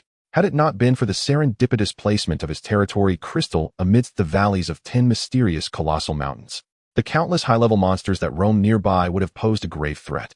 Inside the goldmine caverns, and in the adjacent areas, formidable monsters should also exist. Yet, the reality stood in stark contrast. Not only did the gold mine caverns reveal no dangers, but the monsters in the newly cleared regions also proved to be rather feeble. It seemed as though the positions of the 10 great mountains within this dense forest constituted the shallowest part of the woodland. The further one ventured outward, the stronger the encountered monsters became. This phenomenon was exceedingly peculiar. "My lord, there is no need for concern," Karis remarked calmly. "Perhaps all is destined to unfold as it should. I trust you shall soon comprehend the situation." Upon hearing such enigmatic words, Heian recognized that further inquiries would yield no clarity. The last time he encountered such a response was regarding her unwavering loyalty to him. Scanning the chat panel, he found no other lord who shared a similar predicament. Many unfortunate lords encountered 4th and 6th tier monsters the moment they stepped into new territories, their subordinates falling swiftly, rendering area clearing nearly insurmountable, let alone occupation. Fortunately, the territory could expand in 4 directions. Should they abandon the task of clearing areas inhabited by powerful monsters, they could initiate expansion from other directions. However, Heian had yet to encounter any regions with monsters of slightly higher levels. Perhaps the creatures guarding the treasure chest would prove stronger than any he had previously encountered. He remained oblivious to the exact location of his territory within the dense forest, unaware of its true expanse. The map was shrouded in unexplored fog, expanding incessantly with each area he occupied, seemingly without end. He had no knowledge of where the fog's boundary lay. Moreover, this world appeared to be replete with countless regions. Oases, grasslands, deserts. Many lords shared tales of their geographical surroundings within the chat panel. With billions of novice lords encompassed within this realm, the world of the Lord Selection era was undoubtedly vast. The territorial area had expanded, apart from the west, which remained dominated by colossal mountains. Heian could pursue expansion in 3 directions. Should any danger arise, he could always approach from alternate angles. Overthinking these matters served no purpose, only engendering anxiety and internal conflict. It was only the 2nd day of his novice lord period. It would be more prudent to focus on the present and secure the treasure chest without delay. He was eager to discover its quality and the rewards it might yield. Notification: you have left your territory and entered a wilderness area. As you are in the novice lord period, please remain vigilant for danger. Soon, Karis returned with her team, and together with Heian, they ventured into the northern new area where the treasure chest awaited. The Lord Selection era did not offer any additional bonuses for novice exploration. While it bore some resemblance to a game, it was undeniably a reality. As a lord, having decided to personally venture out during the novice lord period meant Heian had resolved to face whatever occurrences and outcomes lay ahead on his own. This too was part of the lord selection process. Mushroom Ninja, take 2 of your stealthy subordinates and monitor the vicinity of the monsters guarding the treasure chest. Investigate their levels, and should you observe any signs of movement, report back to me immediately. Heian began to issue commands. The remaining subordinates should prioritize clearing the wandering monsters in the periphery. We are still uncertain of the specific strength of the monsters guarding the treasure. It is imperative to scout the situation first. This scenario was unlike the encounter at the Howling Wolf Denver. The monsters guarding the treasure chest merely lingered in the vicinity of the chest, lacking any nest. Initially, he intended to dispatch the Frost Dragon Guard, but reconsidered, realizing that flying in the open sky would render them conspicuous. With the inevitable presence of ranged attackers among the monster group, they could easily become targets. It would be more prudent to send the Mushroom Ninja to discreetly investigate. The subordinates split into 2 groups. Heian and Karis led the majority of their subordinates in clearing the scattered monsters in the outskirts. Your subordinate has slain a 2nd-tier intermediate monster, earning 2 gold coins. Your subordinate has defeated a 2nd-tier lower monster, acquiring a minuscule amount of experience. Your subordinate has vanquished a 3rd-tier intermediate monster, obtaining a red vegetable fruit seed X1. The monsters in the area surrounding the treasure chest were indeed stronger than those in previous regions. Yet, they still fell victim to the fate of being hunted. The seed acquired piqued Hyun's interest. Inferior red vegetable and fruit seeds. Details: seeds that can yield edible red vegetables and fruits. With a mediocre taste and no beneficial properties, though they are quite effective for satiation. Growth time: 1 day, can be endlessly cultivated. Planting requirements: any soil. Water: can the fruits be harvested in just 1 day? Hyun was somewhat astonished. If this were on Blue Star, it would likely astonish the entire agriculture community. Regrettably, these red vegetables and fruits are of inferior grade, offering no benefits beyond mere satiety. I shall keep them for now. The dwarves in the fortress, who are engrossed in their studies, may find them useful. The subordinates who have left the gold mine cavern all require sustenance. Otherwise, the sensation of hunger without food could lead to a decline in loyalty and the risk of starvation. To prevent this, one must return to the gold mine cavern and refrain from venturing out, maintaining a state of satiety until food becomes available. Currently, the corpses brought back by the subordinates from slaying monsters are sufficient for both them and the pioneering subordinates. However, this may not hold true in the future. Considering the number of subordinates in my territory, as it upgrades, many functional buildings will emerge. For instance, a level 2 watchtower can allow subordinates to stand guard day and night, monitoring the surrounding area. Moreover, the dwarven fortress enables dwarves to acquire new knowledge and skills. Such constructions will proliferate within the territory. If I wish to maximize the development of the territory, I cannot allow all subordinates to remain in the gold mine cavern merely collecting gold. Functional buildings will require their presence. Thus, it is imperative to allocate a section of land specifically for cultivating food to sustain those subordinates not residing in the gold mine cavern. After all, the monster corpses brought back by the pioneering subordinates may not always suffice. Establishing a dedicated food collection team would also necessitate venturing into the wild, which fundamentally resembles pioneering. It is a consideration, but until the subordinates are sufficiently trained, it poses inherent dangers. In this light, the territory seems woefully inadequate. Otherwise, it would not be long before the territory is filled with buildings devoid of subordinates to utilize them. A facade of grandeur without functionality leads to a distorted development, a scenario that Hyun is keen to avoid. Having resolved to stand out in this era, he intends to do everything to the best of his ability. The rapid growth of the territory indeed brings its own challenges, Hyun mused. A moment's inattention could plunge one into the pitfalls of distorted development, resulting in numerous issues. He remains uncertain about the state of other top-tier lords' territories. Chapter 22. Where are the mighty monsters of my territory? Yin Dong, having acquired a substantial sum of 2,800 gold coins, promptly purchased the building unlocked by the first-tier species. Now, he is certain that he is undoubtedly the wealthiest lord aside from Lord number 33. If utilized wisely, these coins could elevate the comprehensive strength of his territory to a new tier, placing him ahead of other top lords. Countless lords are busy amassing wealth, yet the gold they obtain barely suffices to summon a few subordinates, rendering their territories stagnant. Some lords have even lost all their subordinates, becoming mere figureheads, desperately pleading for gold to summon anew. If the novice lord period concludes without gold, survival is unlikely. This information he gathered from the chat panel. Among his peers, other top lords possess similarly scarce gold reserves, at most a few dozen to 100 coins. They can summon some new subordinates, but their territories remain stagnant, still housing nothing but that pitiful little wooden house. There is no alternative. 1 or 2 days is far too brief. Many lords have yet to adapt to this world. If their subordinates have not been led to their doom through mismanagement and they manage to gather some gold, that is already remarkable. Only Lord No. 33 appears to be an anomaly, having achieved rapid development through unknown means. He silently grumbled. Now, having purchased a building, he is a step ahead of the other top lords. Moreover, this building is of ordinary grade, named the Spring Well. Although classified as ordinary, Yin Dong believes that its effects could easily warrant a designation of superior quality. Externally, it resembles an ancient well. The water within sparkles with an unusual luminescence. Drinking from this well restores stamina and heals non-fatal injuries. While the spring well's quality may not surpass that of the silver-plated golem, it is highly suitable for my flame ape and can transport well water beyond the territory. The flame ape is my first-tier species, naturally resilient and tough, with a lower third-tier level. The combat prowess of high-tier species far exceeds what their surface levels suggest. As long as one is cautious not to be surrounded by numerous monsters or to mismanage commands, significant issues can be avoided. With upgrades, the well's efficacy will continue to strengthen. The most crucial aspect is that he can sell spring well water in the trading market to acquire even more gold. The value of this spring well is immense, far surpassing that of the trivial silver-plated golem. Huh, what is this? Yendong suddenly noticed a message on the chat panel that piqued his interest. He constantly keeps the chat panel open, fearing the loss of any valuable information. It is his sole means of gathering intelligence, deepening his understanding of this world. It seems a giant feline beast has taken residence near my territory.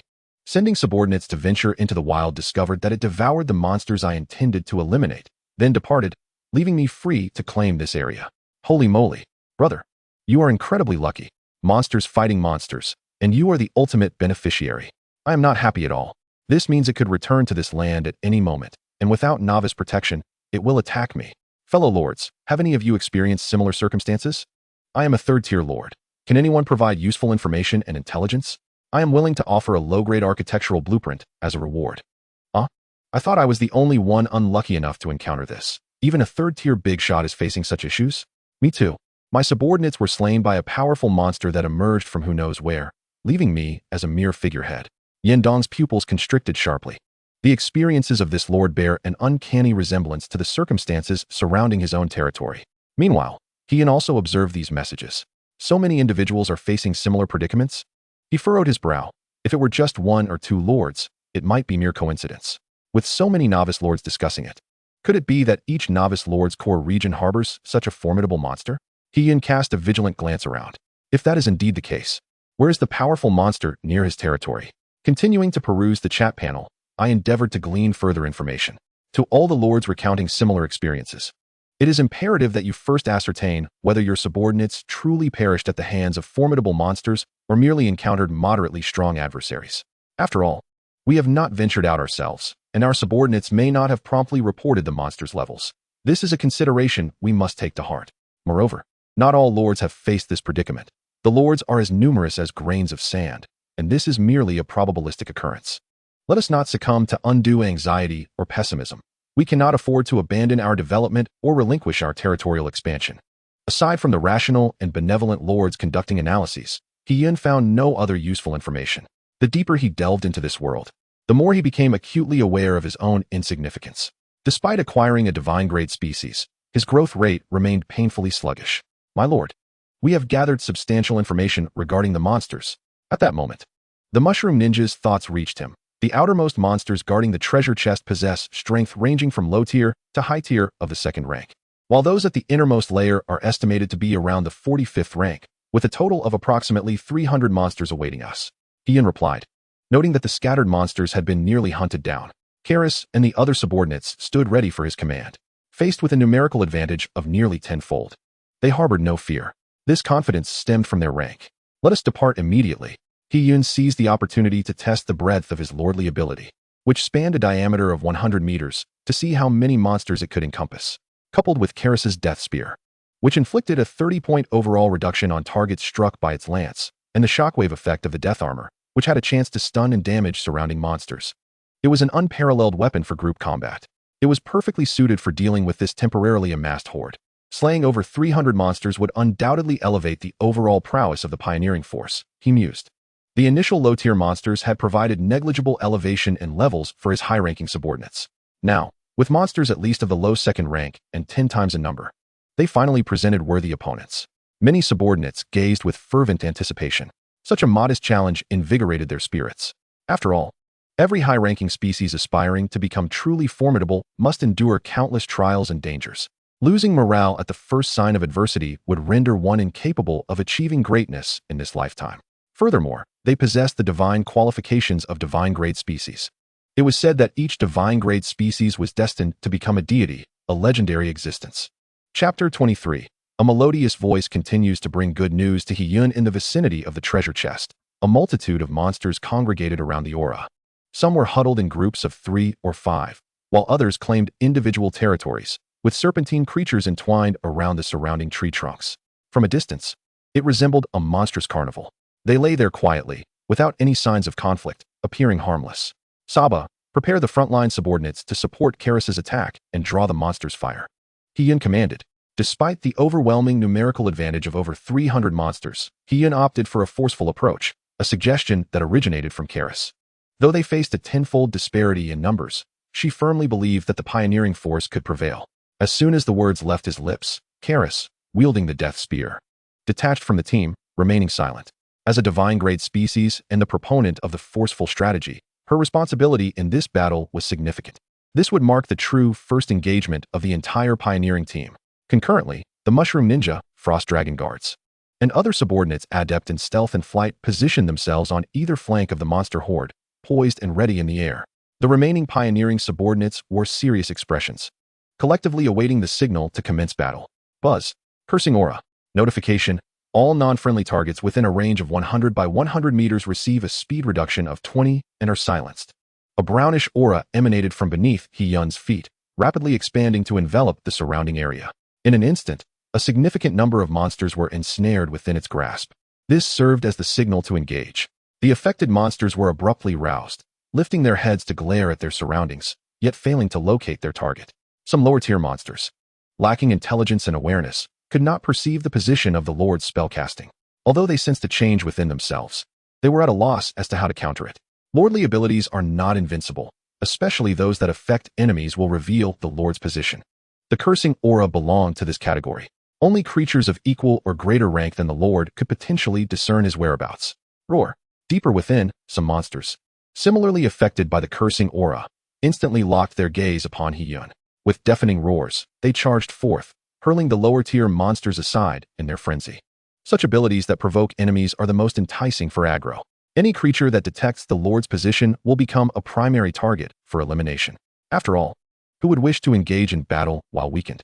Suddenly, a blue shadow swooped down from the sky. The frost dragon unleashed its breath, halting their advance, while the skeletal guards atop its back swung their colossal swords with crescent-like precision, descending upon the horde. Whoosh. Notification. Frost Dragon Guards have slain a low-tier third-rank monster, acquiring a random building blueprint, subpar. With a single strike, the monster was obliterated, yet that roar seemed to rouse the entire horde, causing more creatures to surge toward He-Yun.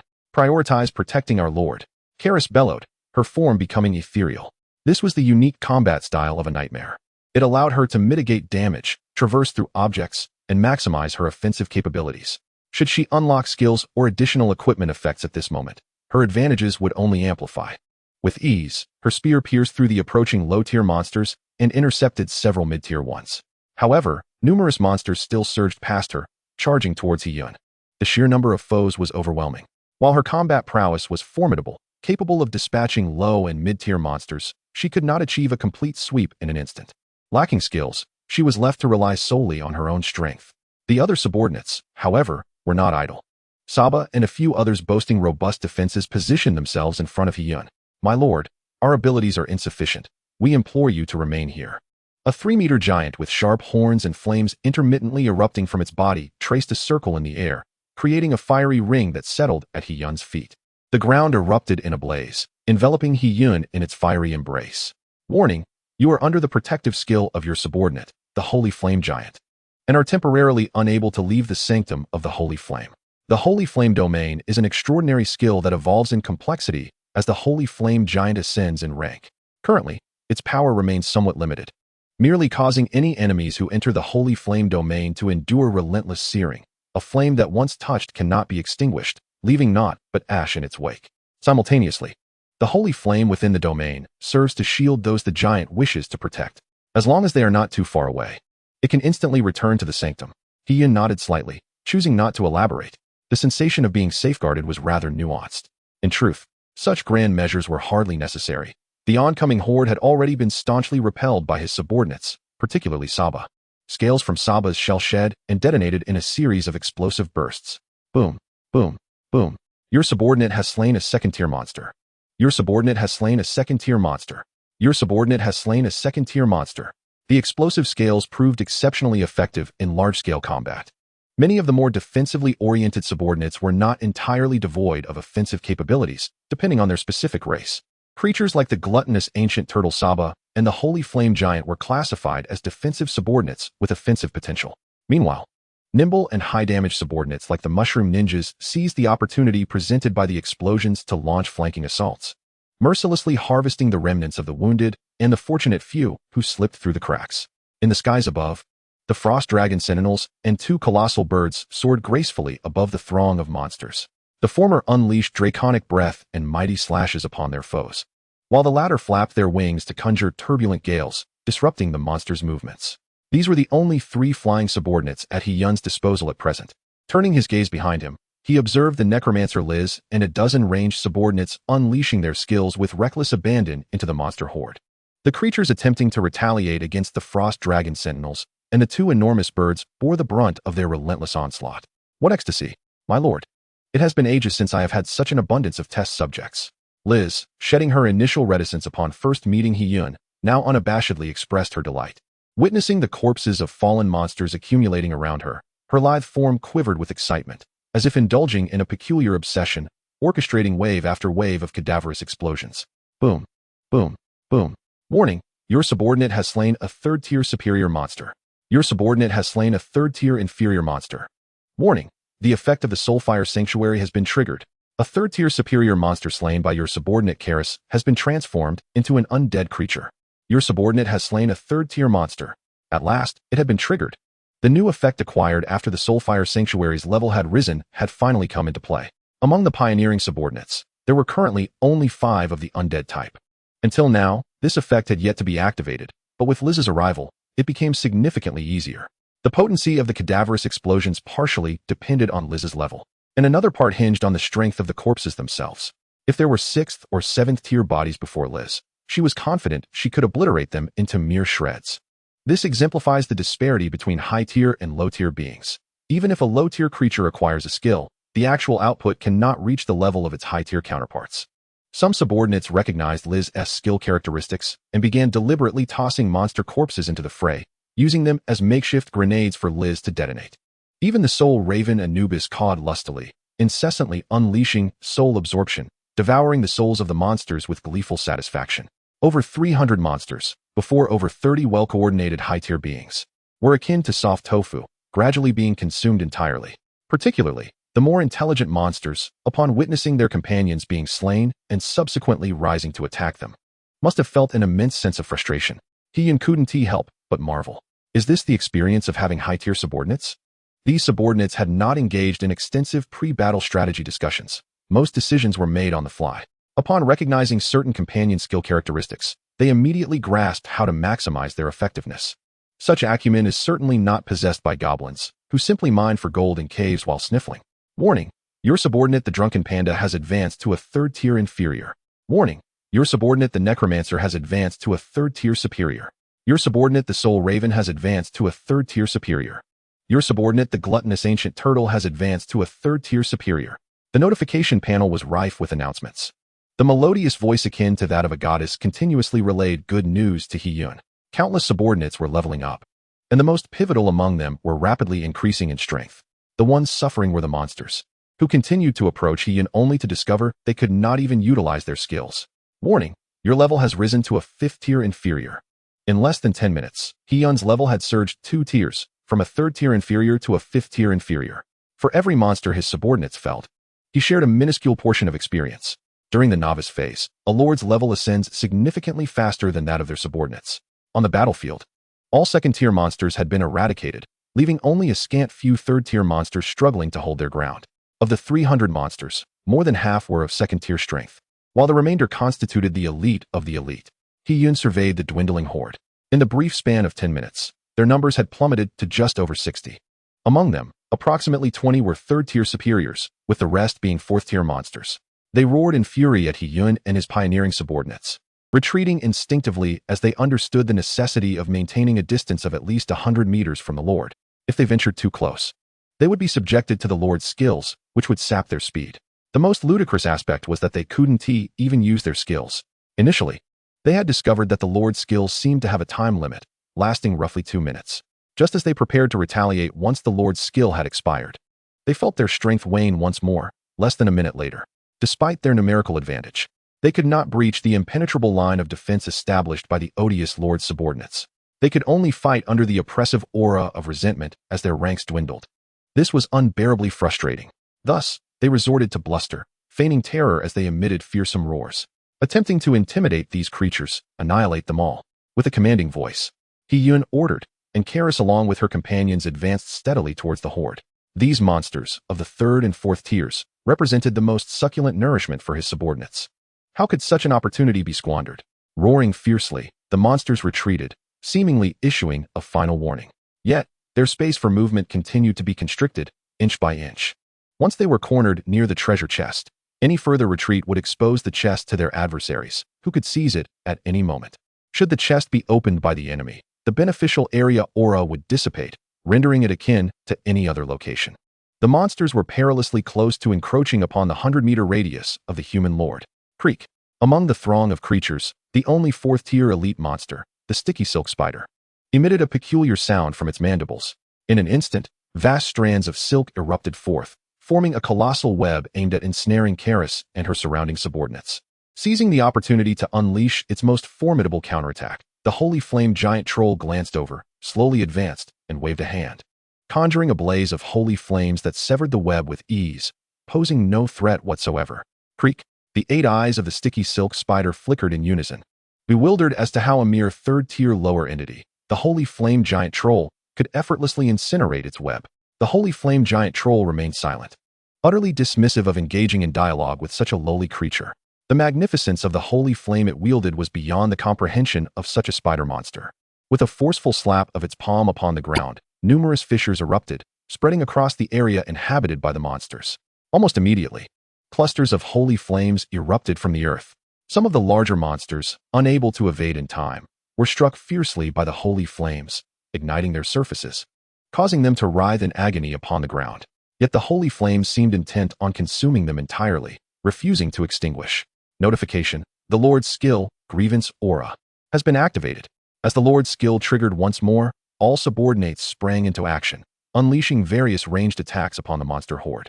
Particularly, Karis plunged into the heart of the throng, wielding the spear of death to strike down her foes.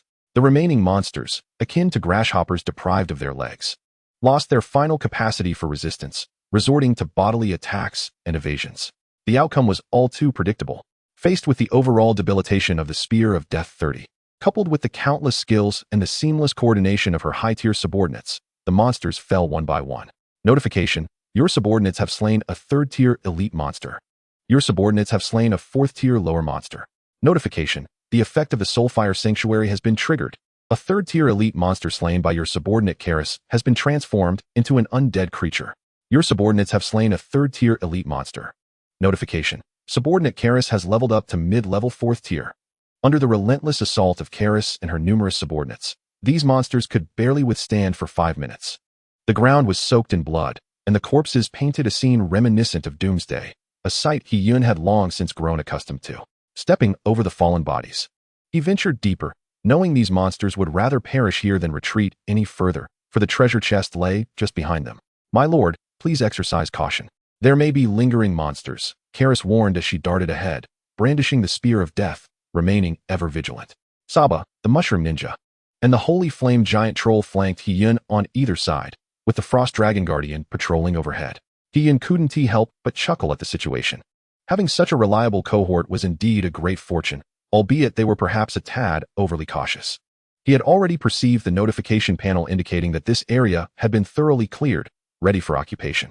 However, his subordinates remained oblivious to this fact. Maintaining vigilance was understandable. At this stage, only the Lord could open the treasure chest. His subordinates were unable to access or retrieve it, prompting him to tread over the monster corpses with the intention of claiming the chest first. Until now, he remained unaware of the treasure's grade in this region. Soon, a treasure chest radiating a peculiar glow appeared before He-Yun. The chest was merely palm-sized, seemingly crafted from a variety of exotic gemstones, exquisitely adorned with intricate patterns, the meaning of which was unknown. Notification: you have discovered a wild treasure chest. Fine. A fine treasure chest? He-Yun felt a twinge of disappointment. He had anticipated a superior or even higher tier chest, only to find it was merely of fine grade. It seemed unlikely to yield anything exceptional. Sighing softly, he gradually opened it. A dazzling stream of light burst forth. Congratulations. You have obtained 358 gold coins. Fine Weapon X3. Random Special Building Blueprint. Fine, X1. You have acquired the Lord's skill, Lord's Sacred Heart, passive. He-Yun. Special Building Blueprint? Passive Lord skill? He found it hard to believe. The rewards from this chest were astonishingly lavish. Setting aside the 358 gold coins for the moment, the Fine Weapons Special Building Blueprint and Lord skill Any one of these would significantly enhance any novice Lord's capabilities. The former directly bolstered the combat prowess of subordinates or the Lord. The special building blueprint could unlock faction buildings or other unique structures. The Soulfire Sanctuary, within his territory, was one such special building. Such constructions were far more challenging to procure than racial buildings, and thus exceedingly rare. While everyone possessed racial buildings, special buildings were a rarity. Owning even a single special building would bestow upon one's territory unique and outstanding abilities not found in others. For instance, all of Hiyun's subordinates were impervious to plagues and toxins. To have received this so fortuitously, not to mention the Lord's skill, Hiyun couldn't help but be astounded. It seemed he needed to seek out areas with treasure chests more diligently, opening as many as possible. If he was so profoundly shaken by this fine chest, one could only imagine how other lords would react. Treasure chests, indeed, were coveted by lords during the era of Lord Volsa. Any lord acquiring a treasure chest could experience a dramatic surge in power. Hiyun felt a potent sense of urgency. This could very well be the key to being surpassed by other lords. Chapter 25. Bastion Lord Skill. Human lords concealed dragons and crouching tigers. Currently, lords were still preoccupied with gathering gold coins and summoning subordinates, unaware of the treasure chest phenomenon. Yet, every passing moment could yield a fortunate individual discovering a treasure chest and subsequently revealing this information. Although this knowledge would eventually come to light for all lords, the items obtained from opening treasure chests were exceedingly bountiful. Even an ordinary chest could provide significant enhancements to a lord. This was far more useful than the 800 gold coins he had given Yin Dong. For the first time, Hiyun felt the looming threat of losing his leading position. First, let us examine the passive lord skill. Upon acquiring the bamboo spike barrier and claiming this territory, the daily yield of territorial power will increase to 5 points. Lord's Sacred Heart, excellent. Passive, Effect 1. The loyalty of subordinates shall never fall below 60 points. Effect 2. With each enhancement of this lord skill, a corresponding new effect of the respective grade shall be unlocked. To reach the exceptional level, the lord must be Rank 1 King, Level 5 territory. Hiyun stood in a daze. Could this truly be an exquisite treasure chest capable of bestowing such a remarkable lord skill? Each elevation of this skill's grade grants the acquisition of additional lord skills. Beyond excellent lies exceptional, and surpassing exceptional are the supreme and epic grades, with even higher tiers beyond that. Thanks to this passive ability, how many lord skills could Hiyun potentially acquire? He was unaware of the exact grading system in this world. Not even the extraordinary Lord Volsa possessed such knowledge. Nonetheless, he was certain of one thing. This excellent lord skill was utterly astounding.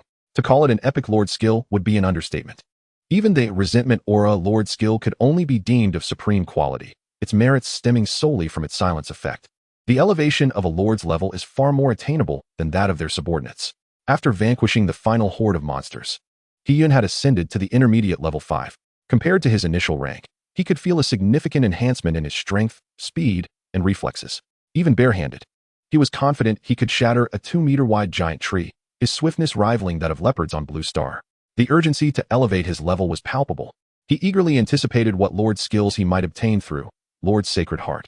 Moreover, he needed to capitalize on the secrecy of the treasure chest before any other lords revealed its existence, aiming to occupy more territories and secure additional chests. However, treasure chests are elusive. How to increase the likelihood of encountering them weighed heavily on Hiyun's mind. Scout-type structures could survey the wilderness, yet there remained one watchtower unplaced. Alas, the limitations of such buildings were considerable, as they could only scout a scant area unless equipped with higher-grade watchtowers. Furrowing his brow, Hiyun could not conjure a better solution. He would have to rely on his exploration subordinates. As the number of exploration subordinates grew, the speed of clearing areas would also increase, thereby enhancing the chances of encountering wilderness regions containing treasure chests. After organizing his thoughts, he entrusted 3 exquisite grade weapons to the Mushroom Ninja and other second-tier subordinates. Subsequently, he tore open the random special building blueprint.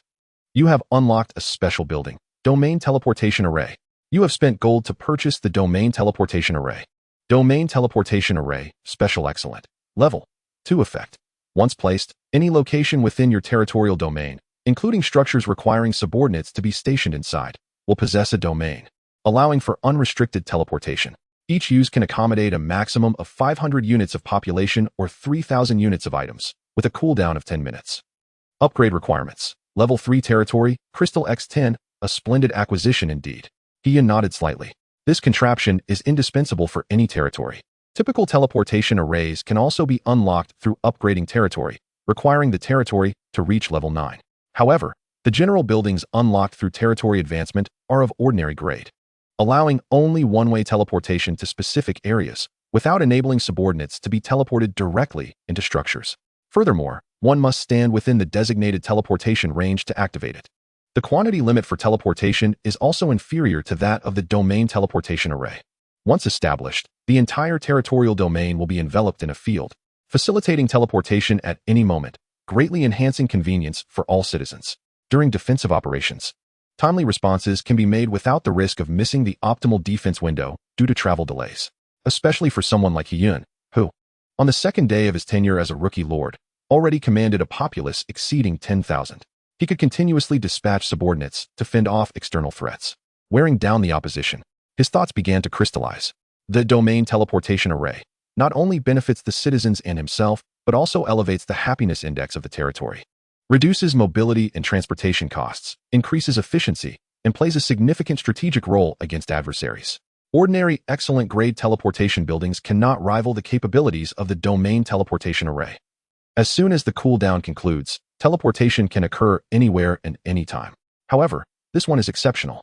By simply raising its level, the true magnitude of this building's utility will gradually unveil itself.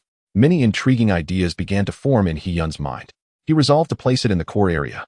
Such a high-value structure should not be situated elsewhere. Should it be damaged or utterly destroyed, it would result in catastrophic losses for him. After tallying all the rewards from the treasure chest, Karis and the other subordinates busied themselves transporting the corpses of the monsters. Many had been detonated by Liz's corpse explosion, yet a significant number remained intact for dissection, yielding monster meat for sustenance. No need to carry anymore. Let us take a break here and have something to eat. Having cleared 2 regions in quick succession, the toll on his subordinates was considerable. With the domain teleportation array now operational, there was no need for them to overexert themselves. With a flick of his thought, several monster corpses transformed into white light and vanished, appearing in his territory's warehouse as emergency rations. This area had now become part of his domain, and the special teleportation array's effects naturally applied. Many subordinates gazed at Hyun in astonishment, utterly bewildered by the sudden turn of events.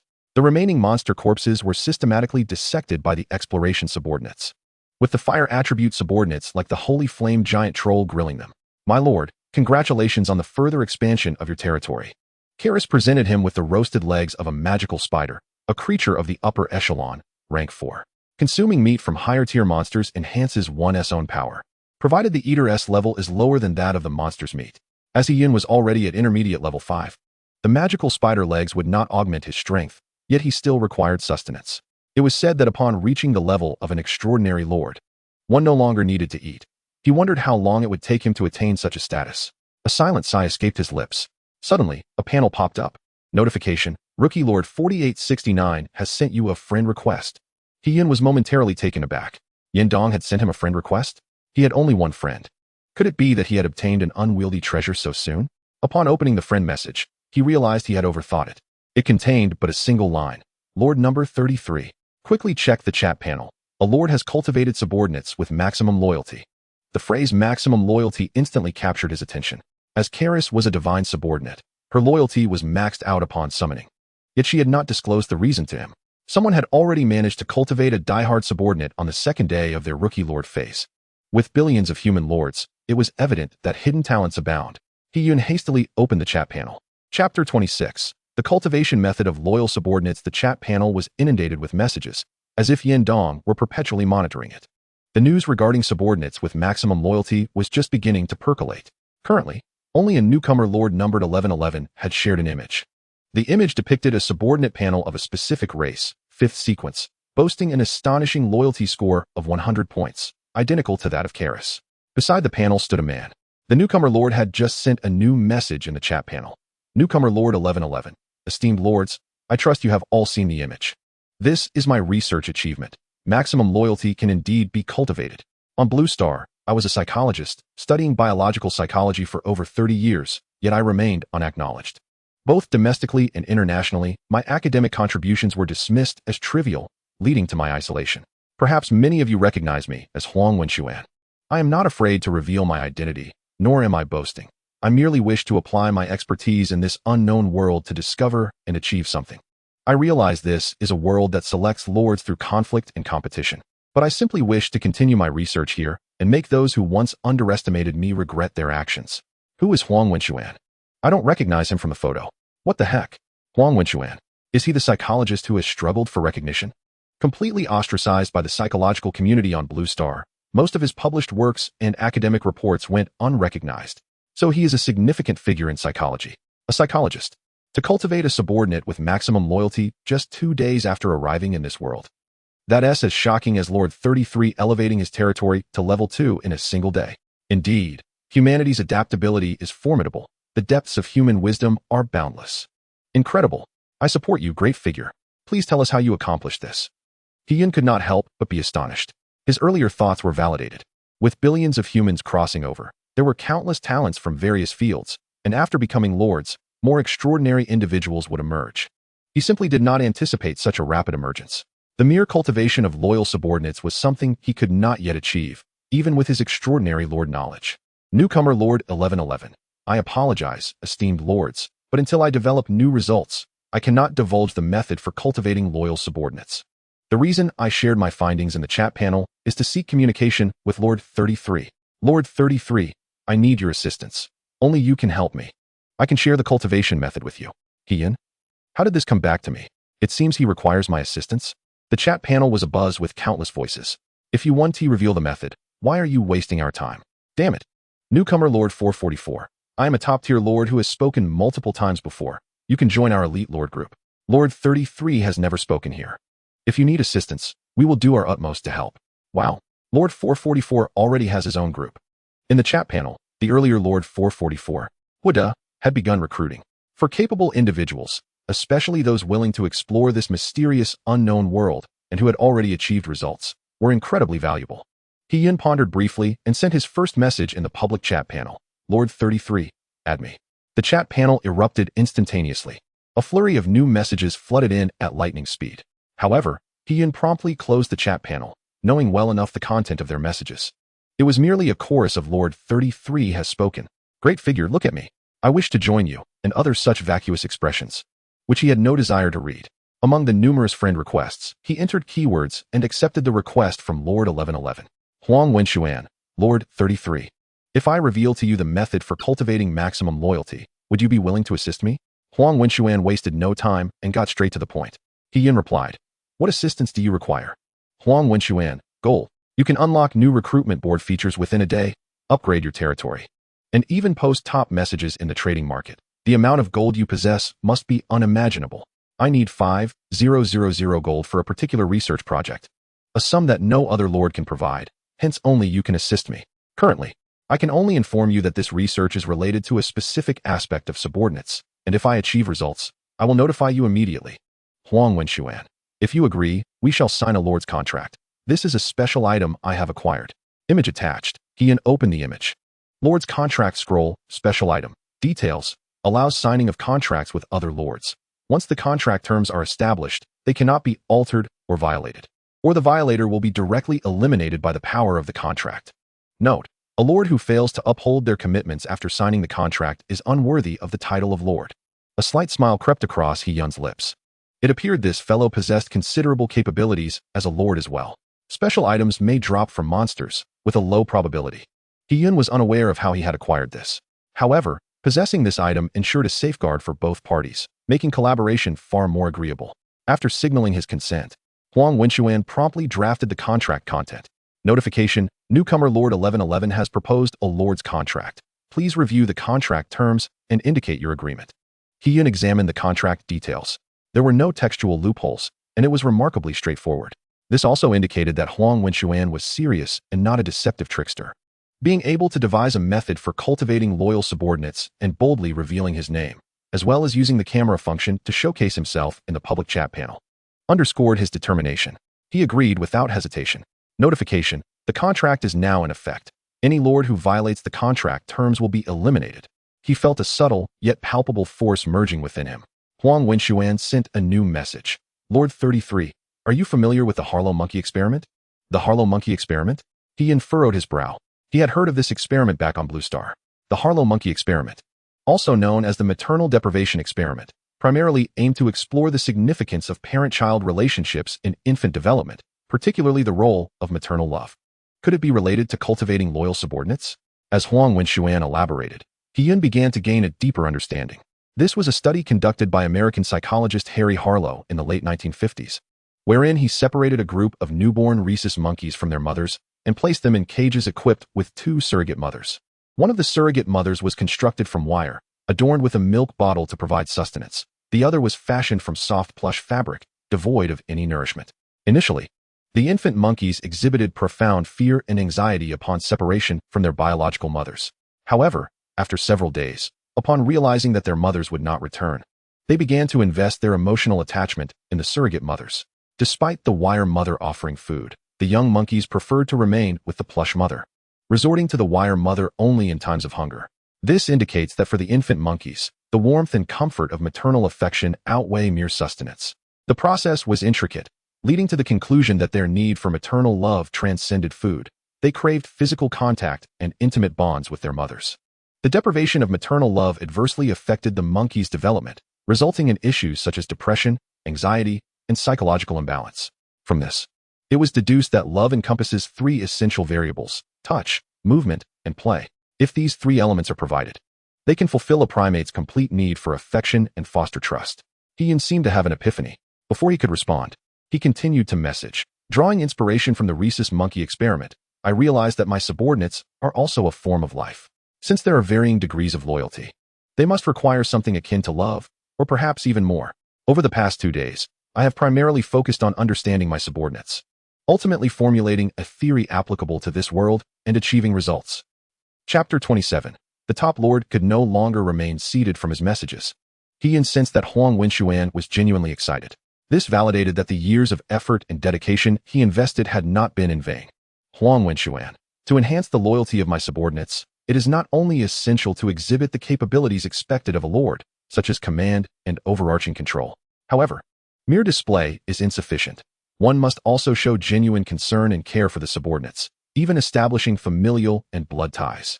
The crux lies in the latter. My most devoted subordinate is one with whom I have forged familial bonds, and the other 2 mountain elves have also formed deep connections, resulting in a loyalty level of 95 points. He raised an eyebrow. From the 5th to the 4th sequence, summoning could yield 3 beings. Only one could be summoned from the 3rd sequence and above. The concept of establishing profound relationships was understood by those in the know and was expressed quite eloquently. Huang Wenxuan was indeed commendable. His dedication to research was remarkable, even including himself in the study. Nevertheless, this was of little concern to He-Yun. Although he did not uncover the reason why Karis summoned a loyal subordinate, he did ascertain how to cultivate devoted followers. To simplify, it could be likened to marriage and procreation. However, this approach depended on the subordinate's race, shared values, and numerous other factors. For instance, many undead races, often appearing grotesque, do not necessitate marriage or offspring, rendering this method inapplicable. Huang Wenxuan's current research does not imply universal applicability among all lords. However, it could serve as a gimmick for exploitation. While Huang Wenxuan lacked interest in such schemes, He-Yun was not necessarily disinterested. Yet, he had yet to identify anyone of value to deceive. Huang Wenxuan's substantial breakthroughs over the course of 2 days already affirmed his capabilities. After transferring him 5,000 gold coins, He-Yun decided to pause for the moment, anticipating beneficial new research outcomes concerning his subordinates. An emergency meeting was convened by the Dawn Alliance. As Lord 33 began to communicate in the chat panel, sending a friend request to Huang Wenxuan, Hoda could no longer remain passive. Should Lord 33 discover the method to cultivate devoted subordinates, it would only accelerate the development of his territory. Devoted subordinates are those who entirely sacrifice their personal interests for the greater good, prioritizing the territory and the Lord's advantages. The revelation of the cultivation method to Lord 33 would not bode well for the Dawn Alliance. Consequently, he sent a message in the Alliance group. Huang Wenxuan has not added me as a friend. How about you all? I haven't either. Neither have I. Seeing the unanimous negative responses, Hoda's expression darkened. It is often said that researchers are stubborn individuals when they claim to add only Lord 33. It seems they truly meant it. The friend request he sent remained unanswered. Hoda, we agreed last night to take action. Now, as midday approaches, I am preparing to clear the monsters around the gold mine. So soon? Are you ready? Didn't we agree to first clear other areas to enhance our subordinate strength, and then set out tomorrow or the day after? Hoda's remarks astonished several top lords. Upon reflection, the reason for his urgency became apparent. Lord 33. Their apprehension regarding Lord 33's rapid development loomed over them like a nightmare, an inescapable presence that overshadowed their own brilliance. Consequently, many felt reluctant to speak in the chat panel, fearing their words would be met with ridicule. I, too, wish to proceed cautiously, but I cannot afford to wait any longer. If Lord 33 learns of the method to cultivate devoted subordinates, it will certainly benefit him, especially with that pinned message in the trading market, which could lead to valuable acquisitions at any moment. If we delay further, he will indeed grow at an alarming rate, and it will become increasingly difficult for us to surpass him. As he sent these messages, Hoda's features were tightly knit together. Initially, he presumed that Lord 33 intended to develop in solitude. Little did he know how deep the waters ran with this individual. He remained silent to create an illusion of independent growth, only to emerge at a critical moment to seize the most valuable opportunities. Such tactics should have been anticipated by Hoda. His complacency, stemming from the alliances forged with numerous top lords, had led him to underestimate Lord 33. He felt anger, not towards Lord 33, but at himself for becoming so careless. If such a colossal miscalculation were to occur on the blue planet, one could scarcely fathom the staggering losses his conglomerate would incur. Thankfully, he is now at the helm of the Dawn Alliance, which is merely in its nascent stages. Henceforth, he shall exercise utmost vigilance. Rest assured, the gold coins you previously entrusted to me have enabled the summoning of subordinates with reconnaissance skills, who have now assessed the strength of the monsters surrounding the gold mine. Although the cleaning plan has been expedited, the possibility of success remains. If you would be so generous as to provide me with an additional 30 gold coins, I am utterly confident in our ability to secure it, consequently extending the dividend period. Of course, this crowdfunding endeavor is entirely at your discretion. Currently, the Dawn Alliance boasts 5 top-tier lords, 6 second-tier lords, and 9 third-tier lords, totaling 20 individuals. In the short term, without exceptionally rare talents, he does not plan to recruit further. At present, Hoda commands a remarkable 21 subordinates, excluding the elite subordinates. The remainder are of the 7th tier. Should he manage to attract additional funding to facilitate territorial development, he is confident of seizing the gold mine, thereby ensuring a continuous influx of gold coins. Well, I just acquired some gold this morning and have reinvested it into you. I no longer possess any surplus gold coins. Gold coins can be provided, but how much will the dividend period be extended? That needs clarification. Countless lords voiced their thoughts and concerns. After thorough discussion, Hoda gradually began to receive prompts indicating gold coin acquisitions. In just a few minutes, nearly 400 gold coins had been amassed. This signified that over a dozen lords had chosen to invest in him. He could no longer afford to be complacent. Lord number 33 posed a formidable challenge. His expression was one of utmost seriousness. Time was of the essence. Opening the building panel, he noted an unlocked exquisite structure, obtained when he summoned his first-tier subordinates. The purchase cost was 500 gold coins. With the gold coins he had on hand, he could afford it.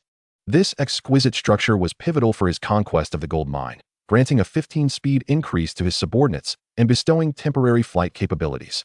Among the monsters surrounding the wild gold mine, the airborne griffins were his greatest headache. He lacked any subordinates capable of flight. Although his subordinates possessed ranged attack skills, they still had to contend with other monsters. With the addition of temporary flight ability, the griffins would no longer instill fear. Before nightfall, he must secure the gold mine. Hoda's expression hardened. The pressure exerted by Lord number 33 transformed into a source of motivation. Chapter 28. The Overlord-type Cheating Lord. Yindong also provided Hoda with gold coins, even contributing an extra 20. Yet, he remained a mere spectator, comfortably observing the contest between Hoda and Lord number 33. Although it was a one-sided affair, he refrained from informing Hoda that he had already established a friendship with Lord number 33. Should he divulge Hoda's situation to Lord number 33? He pursed his lips, swiftly dismissing the thought. While Lord number 33 was indeed impressive, he could still derive benefits within the Dawn Alliance. Though he wished to avoid conflict with Lord number 33, it was equally unnecessary to create discord with Hoda. He had his own considerations. Moreover, he did not share a close bond with Lord number 33. Their acquaintance was merely based on a single transaction of mutual benefit. Revealing his affiliation with the Dawn Alliance to Lord number 33, informing him that someone regarded him as a rival, would not necessarily engender goodwill. Instead, it might be perceived as disloyalty, rendering him untrustworthy and jeopardizing further opportunities for collaboration. Furthermore, many others covertly regarded Lord number 33 as a rival. He simply remained unaware. Lord number 33 might not even care. No one wished to be eliminated in the era of Lord selection, and everyone aspired to stand out in this world. Currently, Lord Number 33 was undoubtedly at the forefront, and many lords who believed in their own capabilities considered him a competitor. This was entirely natural. It was wise to observe the situation. By profiting within the Dawn Alliance, there was also potential for gains from Lord Number 33. After all, it posed no detriment to him. Until now, Yin Dong remained uncertain about the specific factors leading to a lord's elimination. However, one thing was certain. Safeguarding the territory's crystal from destruction was paramount, ensuring the territory could withstand monster invasions. Thus, he resolved to devote himself to developing his territory and nurturing his subordinates, eschewing unnecessary distractions. The time for direct engagement with other lords would come eventually. Presently, interactions with lords were akin to online dealings. Offending someone would not have immediate repercussions.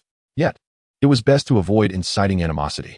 He was not like the mindless villains from those brainless novels on the Blue Planet. While his subordinates replenished their energy with food, He-Yin pondered and ultimately decided to position the unplaced watchtower in the eastern grid area for reconnaissance purposes. The journey from the core region of the territory to the farthest eastern expanse would typically take at least 20 minutes on foot. However, with the domain teleportation array, his subordinates could instantaneously transport themselves with pinpoint accuracy, alleviating concerns about the watchtower being destroyed by invading monsters.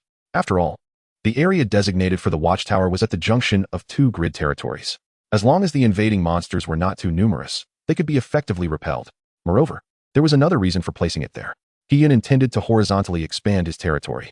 Currently, 3 directions were available for expansion: east, south, and north. After traversing the valley and exiting the core area, both the southern and northern flanks were ripe for development. However, the western side remained obstructed by towering mountains. Since expansion was inevitable to bolster strength, He also wished to ascertain the true breadth of these colossal mountains. He was curious about the landscape of the western wilderness beyond the mountains and whether there were any gaps between the 10 towering peaks that might allow access. Perhaps he could uncover surprises akin to the mysterious gold mine. Furthermore, the towering mountains would always accompany his territory. It was only a matter of time before he would need to familiarize himself with them. He dared not send his subordinates into the mountains at present. The 10 towering peaks seemed to reach the clouds, and who could say what lay atop them? However, by expanding horizontally at the foot of the mountains, he could ascertain their approximate width and roughly calculate their area.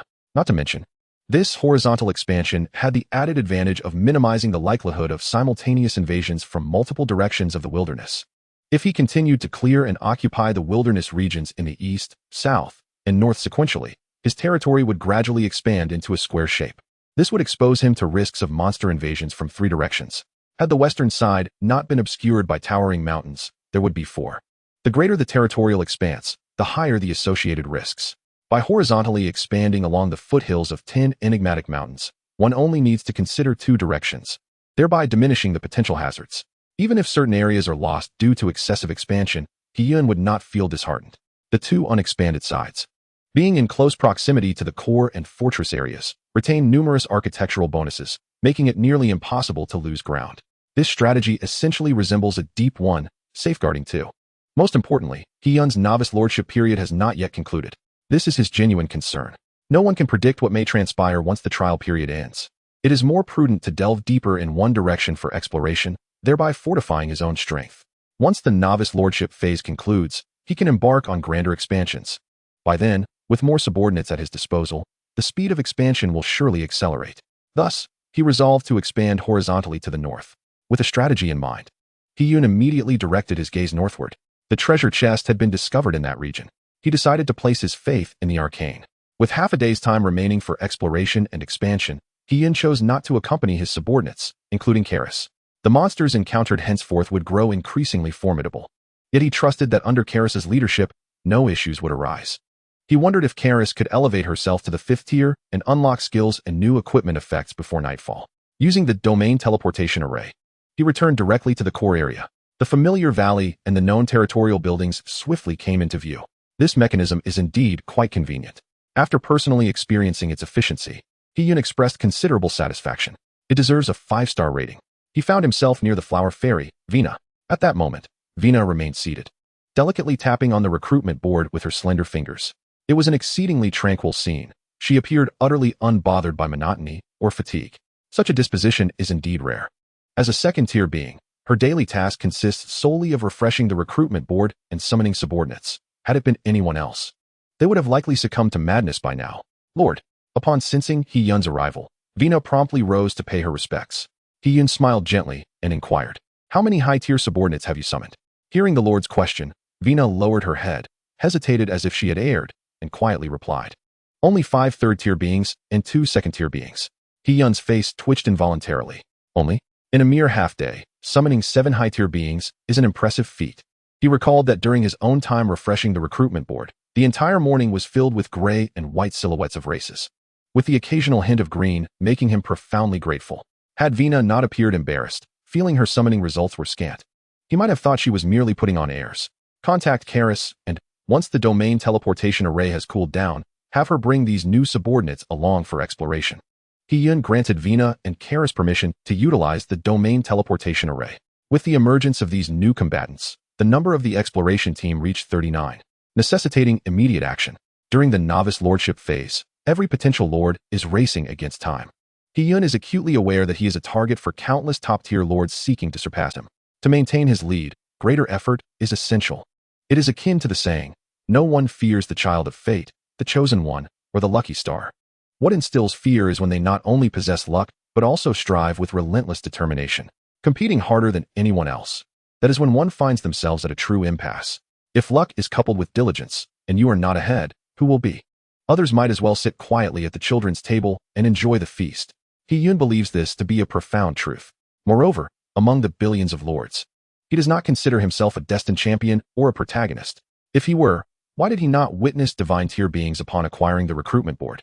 Why must he exert so much effort just to finally summon them? His fingers nearly broke from incessant tapping. Not to mention, even now, Vina has yet to summon any first-tier beings. Among the 4 first-tier beings in his territory, 3 were birthed from the Soulfire Hall. He had even hoped that Vina might summon him a divine tier subordinate. Thus, there will always be other fortunate souls, perhaps even more so than himself. His current advantages do not guarantee permanence. Hence, he sets higher standards for himself. Not only must he be diligent, but he must also be strategic in his endeavors, focusing his efforts wisely. Such diligence is the hallmark of true mastery. Chapter 29. My spring has finally arrived, having summoned so many top-tier subordinates. There must be numerous new buildings unlocked. He suddenly recalled that summoning first through third-tier beings would unlock corresponding racial buildings. The infrastructure within his territory remains insufficient, inadequate to support his aspirations of becoming the Supreme Lord. Furthermore, he harbors an instinctual foreboding that something significant will occur once the novice lordship phase concludes, serving as a test for the lords. While he remains uncertain of what it may be, if he can unlock commendable new buildings, he would certainly purchase them to bolster his strength. This is He-Yun's high standard for his territory. He checked the gold coins and collection efficiency. Most of his subordinates were busy collecting gold coins in the caves, with hourly notifications popping up regarding their earnings, which became rather bothersome. He had to mute those alerts to ensure a good night's sleep. Thus, he was unaware of the current collection efficiency. Upon viewing the panel that appeared before him, he noted, collection efficiency, 3,200 per hour. He raised an eyebrow. Had it already surpassed the 3,000 mark? Just last night, the efficiency was merely 2,000. Achieving over 3,000 is indeed commendable. However, the pace of efficiency increase would likely slow from here on. The most pressing deficiency in his territory is combat power. He already possesses a fair number of tools. Vina, only summoning races that have yet to unlock their illustrations, and those in the first 3 tiers, finds it increasingly challenging to refresh new options. The lower tiers that should be unlocked have mostly been accessed, and high-tier beings are not obtainable in haste. All he can do is leave it to fate. Moreover, having high-tier beings directly join the exploration team does not significantly enhance collection efficiency. The impressive collection rate is primarily due to the complete gathering of gold from all caves, with all subordinates concentrating their efforts in the number 1 gold mine. As for the number of gold coins, 57,291. After a whole night and the entirety of the morning dedicated to collection, the amount of gold amassed is remarkably substantial, nearly 60,000 coins. A sense of security envelopes him as Vina continues her relentless summoning. He himself has also expended a portion of his gold. If he had hoarded his wealth, he would undoubtedly have amassed over 60,000 gold coins by now. Yet, what purpose does it serve to merely accumulate gold without utilizing it? He opens the list of purchasable buildings. With a swift motion, a panel emerges. A dazzling array of purchasable structures appears before He-Yun, overwhelming to the senses. Filtering out those previously excluded, He-Yun examines each one in turn. What a delightful surprise. His pupils constrict momentarily, a smile barely contained. The very first is a trump card. Source Energy Altar, Exquisite. Level 2 effect. Reduces the cooldown time of all subordinate skills and the Lord's abilities by 10. Purchase cost, 1400 gold. 3 crystal stones. It is exceedingly straightforward, needing no further explanation. This structure is of immense significance to both Hiyun and his subordinates. Has my spring finally arrived? The appearance of any of the top 3-tier species could potentially unlock buildings of ordinary to exquisite quality. The quality is not fixed, but falls within a general range. This conclusion stems from the diligent statistical observations conducted by some astute lords within the chat panel over an extended period. Consequently, any lord encountering the Source Energy Altar at this stage would be filled with yearning, particularly those of higher rank. This exquisite structure can indeed reduce skill cooldowns. And at level 2, it offers a 10-second reduction. While it may seem modest, in the heat of battle, being able to unleash a skill 1 second sooner could turn the tide of war. Moreover, the Source Energy Altar can be further upgraded. If it were to be placed on the trading market, it would undoubtedly become a sensation, even at a price of 30,000 gold coins. Many lords would scramble to pool their resources for its acquisition. Alas, buildings unlocked through summoned species cannot be placed on the trading market. Only blueprints may be traded. Even if it were possible, Hiyun would not resort to such measures. After all, does he truly lack a mere 30,000 gold coins? You have purchased the Source Energy Altar and placed it within the core area. He decisively completes the purchase. And a dark purple altar materializes not far from the wooden cottage. It occupies only half the space of the cottage. The altar is entirely dark purple, with sharp, slanted edges rising from its perimeter, converging toward a single dark purple crystal at its center. The moment it appears, Hiyun senses a slight change within himself. He continues to explore the available buildings for purchase. Transformation Well, Fine. Level 2 effect. Anyone who consumes the transformation water can morph into other creatures or objects according to their will, providing a means for camouflage and reconnaissance. However, any attack or being attacked will revert them to their original form. Duration per drop, 5 minutes, no cooldown, daily production, 20 drops of transformation water, purchase cost, 850 gold, Mushroom House, Ordinary. Level 2 effect. A structure suitable for small, plant-like creatures to inhabit. Purchase cost, 500 gold. Giant Crystal Ball, Ordinary. Level 2 effect.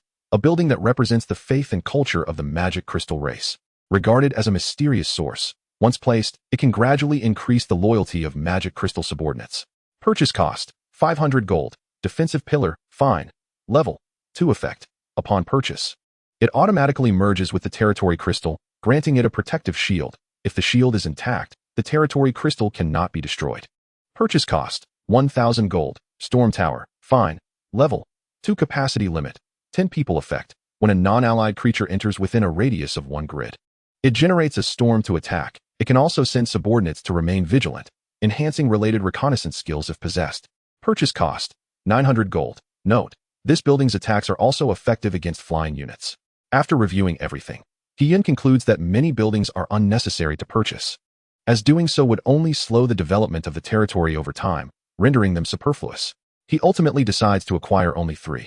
Note, you have spent 2,750 gold to purchase the Transformation Well, Defensive Pillar, and Storm Tower.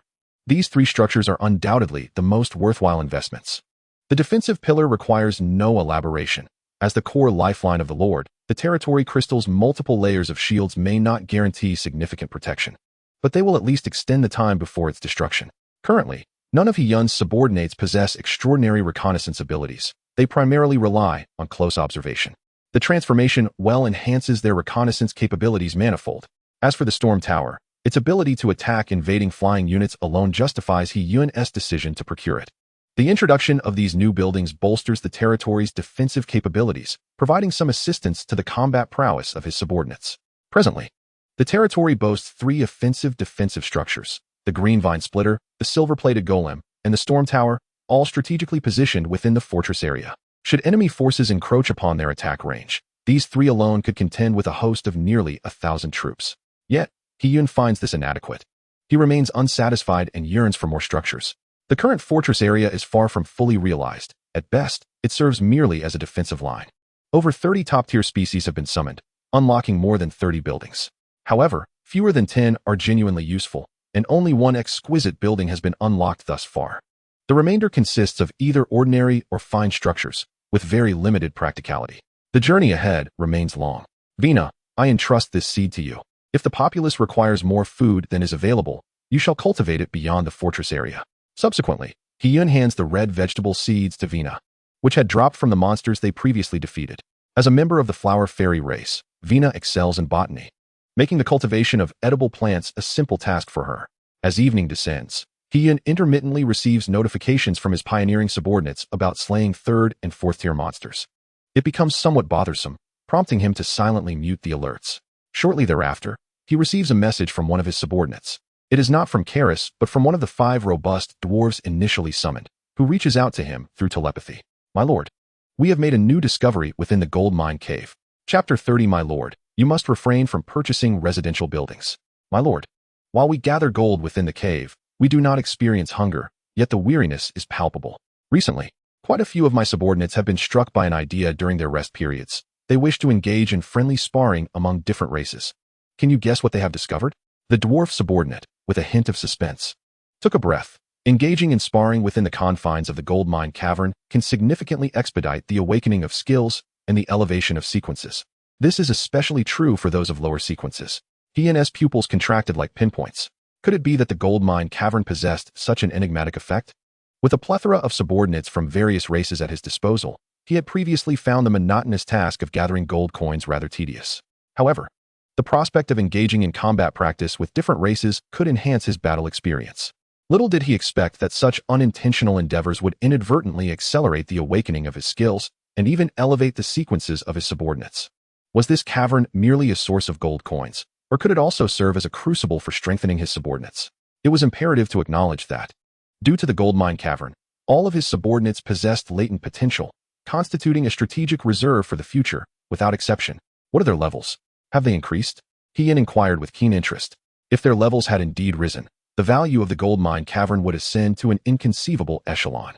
Regrettably, my lord, their levels have not improved. The dwarf subordinate continued. Upon discovering this phenomenon, our gathering team conducted numerous experiments. The sparring among lower sequence subordinates facilitated rapid awakening of skills and elevation of sequences, yet those of higher sequences experienced a slower progression. As the experiments were conducted over just one day, only a handful of 9th sequence subordinates managed to ascend to the 8th sequence, while others did not see any enhancement in their qualifications. However, there were hundreds of subordinates who awakened their skills, including one 6th sequence subordinate. Hiyun raised an eyebrow. A 6th sequence subordinate has awakened a skill?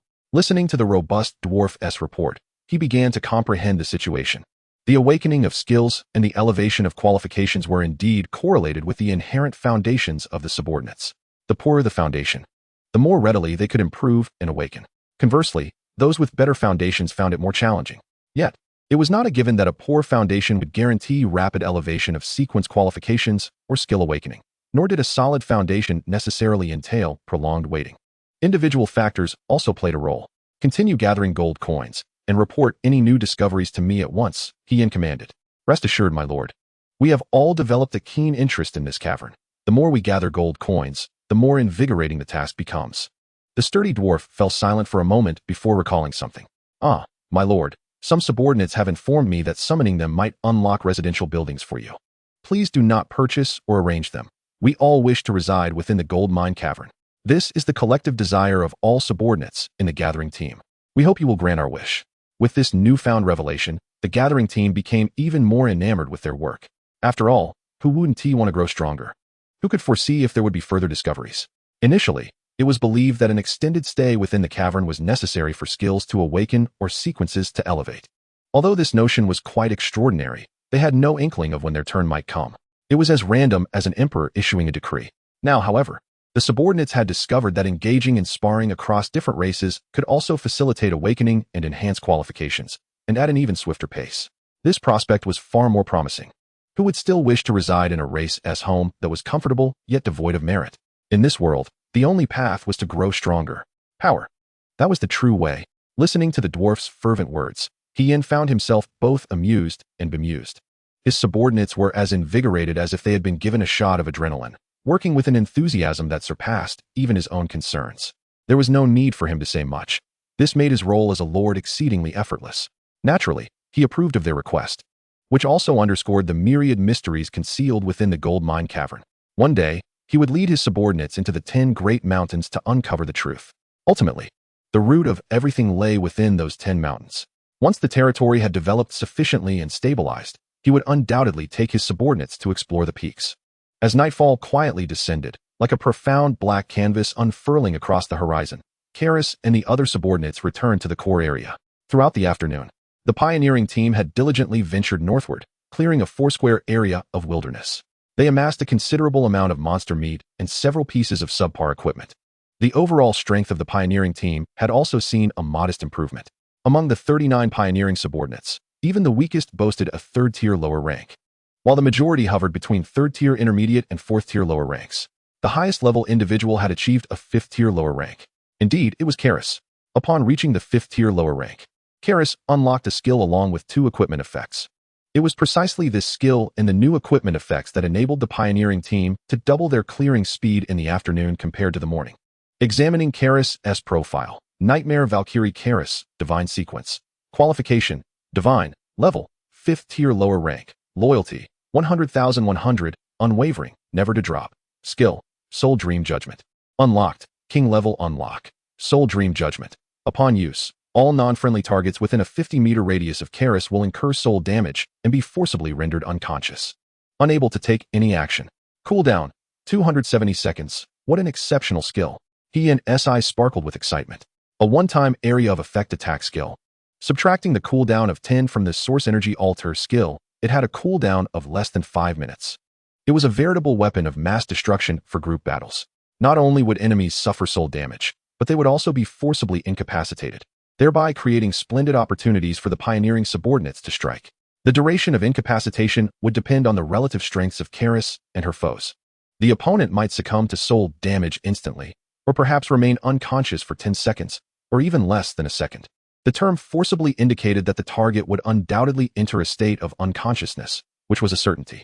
In encounters with hordes of monsters guarding treasure chests, Karis would no longer have to rely solely on her own strength to combat them. Her efficiency in slaying monsters would multiply. Equipment, Spear of Death, exclusive, Effect 1.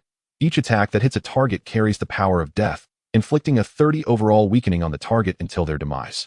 Effect 2. The Spear of Death can be thrown over a distance of 200 meters, bypassing certain defenses and piercing through all monsters in its path. Effect 3. Unlocked, King Level Unlock. Death Armor, exclusive, Effect 1. When attacked, the death armor generates a shockwave around Karis, potentially causing dizziness and damage to the target. Effect 2. It can draw upon the death energy from the target, staining their soul, and the death armor can absorb this death energy to restore Karis' expenditure. Effect 3. Unlocked, King Level Unlock. 2 new effects. In a moment of explosive enhancement, Karis acquired the ability of self-healing, significantly reducing her resource consumption. Coupled with the skill of the Ethereal Dream Judgment, her power experienced a qualitative leap. Today has indeed been a bountiful day.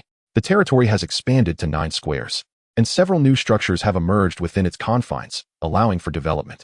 An abundance of gold has been procured, and all of Karis' subordinates have collectively advanced by 1 to 15 levels. Reflecting back, it is inconceivable that on the first day, he could have imagined such a wealth of gains today. Even if he were to return to the first night, what surprises might await him tomorrow? Chapter 31, Special Announcement. After exchanging pleasantries with Hiyun, Karis and her subordinates diligently entered the gold mine cavern to gather coins.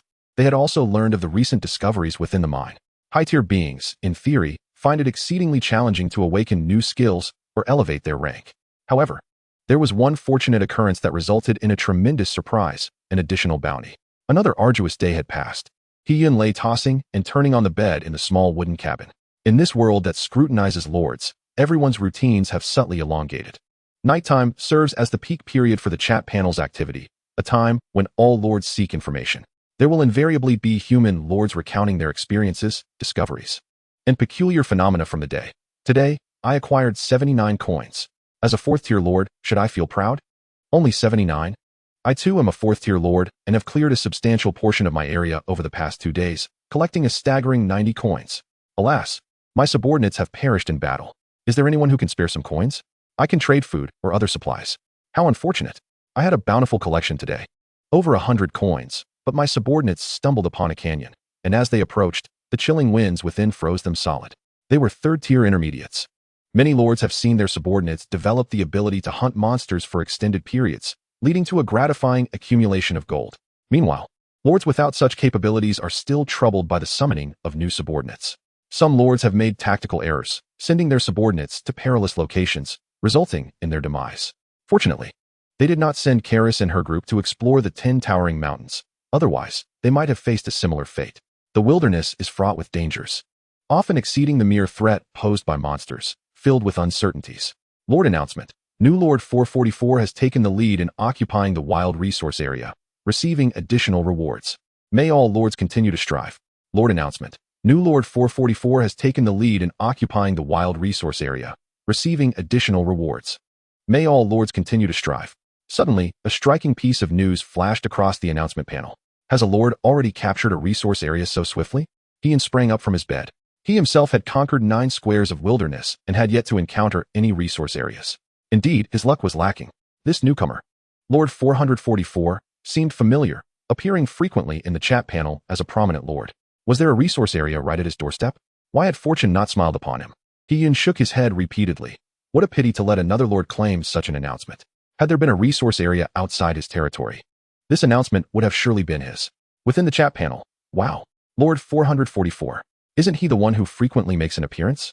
This time it's not Lord 33. By the second night, Lord 444 has already secured the wild resource area, not far behind Lord 33. One question. Since Lord 444 was the first to take the resource area and trigger the announcement, it implies that Lord 33 has not occupied it. How then did he amass thousands of coins and seize the wild area in just one day? A particularly observant lord noted this inconsistency. Once the message was sent, the chat panel fell into a brief silence for a few seconds, seemingly engulfed in contemplation. Lord 444. I hope Lord 33 will accept my friend's request upon seeing this message. Surely, you possess exceptionally powerful subordinates. I believe we could form an alliance. Wow, Lord 444 is subtly implying something. Does Lord 33 have subordinates that are extraordinarily powerful, beyond our imagination? Indeed. It is not solely the occupation of wild areas that grants territorial power. My exploratory subordinates have discovered a monster nest, according to them. Destroying the nest will also yield territorial power. Not just the monster nests, there are numerous peculiarities in the wild areas. In one direction outside my territory, there seems to be a group of monsters guarding something. Once my subordinates gain further strength, I will send them to investigate. Is such a thing possible? I must hasten to elevate my subordinates' levels, lest I fall behind you all. With billions of human lords in existence, countless pieces of information regarding the wild areas have been gradually unearthed. At this pace, it is likely that before the newcomer lord period concludes, all lords will be aware of the treasure chests. The pinned messages in the trading market should soon come into effect. Ian pondered thoughtfully. Most lords still lack gold. If a lord were to acquire a treasure chest, many would come bearing items they cannot utilize to trade with Hiyun, allowing for rapid development. After all, gold has numerous uses and is universally applicable. Many blueprints and constructions may not necessarily suit one's needs. However, Hiyun did not harbor overly optimistic expectations. His standards for items were rather high, and whether these lords could procure them relied entirely on their fortune. Shortly thereafter, an unprecedented announcement format emerged. Hiyun's eyes widened in astonishment. Special announcement. The second day of the newcomer lord period has concluded. 4 days and 23 hours remain. Following the conclusion of the 7-day protection period, all lords will face the trial to become official lords. Based on the level of the territory, monsters within a radius of at least 25 kilometers, 25 squares, surrounding the territory crystal will launch an assault on the territory. Please quickly occupy more territorial regions and strengthen your defenses. Upon passing the trial to become an official lord, your understanding of this world will expand. And based on the comprehensive assessment of the trial, generous rewards will be granted. Note: the top performer in the comprehensive assessment may witness certain changes in various aspects of their territory. The moment this announcement appeared, the entire chat panel erupted. The trial for official lords? A radius of 25 squares. Isn't that a bit outrageous? This 25-square area does not pertain to a single direction. Rather, it encompasses all 4 directions surrounding the territory crystal. Just how many monsters will that entail? I am the lord of the 3rd sequence. Today, I conquered a wild territory and encountered over 40 first-tier monsters, along with a dozen or so second-tier creatures. Given the aforementioned numbers, with 25 directions to consider, totaling 100 grid areas, it implies that nearly 6,000 monsters are poised to assault my domain. This is exceedingly daunting. Goodness, at least 6,000. The selection process for lords is certainly not something just anyone can pass. I have no desire to upgrade my territory. I must focus on fortifying its defenses. I too believe that refraining from upgrading the territory is prudent, though I am uncertain how the comprehensive assessment is determined. Wait a moment. The Lord of Area 33 has already achieved a level 2 territory. Won't he encounter an even greater influx of monsters? We are acquiring low-quality defensive structures. Enhancement buildings are also welcome, starting at 25 gold coins. Lord 444, we are purchasing any items that may assist in the development of our territories. For details, please contact me privately. Anyone attempting to deceive will be permanently viewed with enmity by the Dawn Alliance. Within the chat panel, numerous individuals began to call out, seeking to acquire various items. All lords felt an overwhelming sense of urgency. This sensation was infinitely stronger than the urgency triggered by He-Yun's announcement. After all, if they fail to withstand the onslaught of monsters in 5 days, their lives will be forfeit, especially for Lord 444, Hoda, who initially felt immense joy upon seizing a wild gold mine and unexpectedly triggering an announcement, indicating that he was ahead of Lord 33 in terms of resources. However, the sudden and unexpected special announcement poured a bucket of cold water over him. Yet, with this gold mine, I am confident that both I and everyone in the Dawn Alliance will survive. He gazed at the panel of the wild gold mine, filled with resolve. Level 2 wild gold mine, collectible. Maximum collectors, 01000. Collection efficiency, 0 per hour, calculated based on the level and tier of collectors. Maximum collectible gold, 0300000. A level 2 wild gold mine. Indeed, it is not even level 1. It can accommodate 1,000 individuals, yielding a total of 30,000 gold coins. That is 30,000 gold coins. 30,000 gold coins are sufficient for rapid development. A smile graced his lips. So what if Lord 33 is ahead, having already attained a level 2 territory? I shall soon catch up. In 5 days, he was confident he could elevate his territory to level 2, thereby claiming the most extraordinary and lucrative rewards. Even Lord 33, Hoda believed, would not dare to continue upgrading his territory upon realizing the impending trials. It would be wiser to develop cautiously. As for the dividends, only a handful, merely a dozen, of individuals in the Dawn Alliance had provided him assistance. The dividends are calculated based on daily earnings. Currently, he had few subordinates, and his collection efficiency was far from optimal. In 5 days, even if he urged his subordinates to gather diligently, they might not amass 1,000 gold coins. Once the dividend period passed, the remaining gold would be entirely his. Of course, if he wished to enhance his collection efficiency, it would be simple enough. He merely needed the lords to extend more assistance to Hoda. If they choose not to help, he would simply gather at his own pace. It mattered not. On the contrary, they would incur a sunk cost. The decision to assist or not rests solely with them. Hoda would not be at a loss. With this thought, he utilized the camera function to send the information from the gold mine panel to the Alliance. Chapter 32 Weaken, setting a small goal. However, unbeknownst to anyone, when the special announcement appeared, He-Yun's panel displayed a prompt that none of the other lords received. Prompt: due to your territory being surrounded by a mysterious, giant mountain, no monsters will approach from the southwest and north for 5 days. Only the eastern front will face an assault from monsters. If you can pass the formal lord's trial, perhaps you will uncover the answer. He-Yun? In an instant, he was consumed by fury. He had already missed one announcement reward. As the prime candidate for the comprehensive assessment, he must secure it. Based on his current understanding of this world, the rewards for the top position would differ significantly. At this critical juncture, to maintain his lead, he must seize every reward within reach. He must eliminate any possibility of being surpassed by other lords. The rewards for passing the formal lord's trial would undoubtedly be exceedingly generous, perhaps even including special rewards.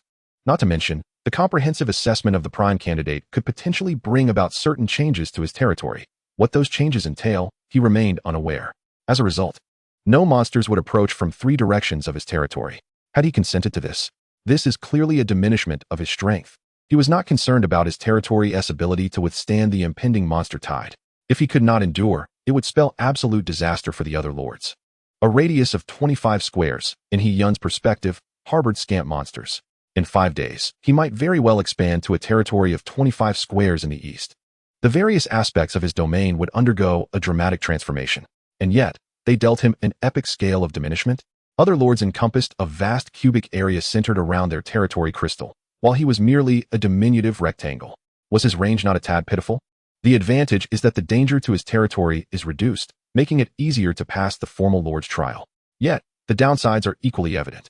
With the absence of the other 3 directions, there would be fewer monsters to confront, consequently diminishing the probability of acquiring experience, gold, and various items. Within his territory, the 3 defensive structures in the fortress area could fend off nearly 1,000 monsters. His combat subordinates numbered only 39.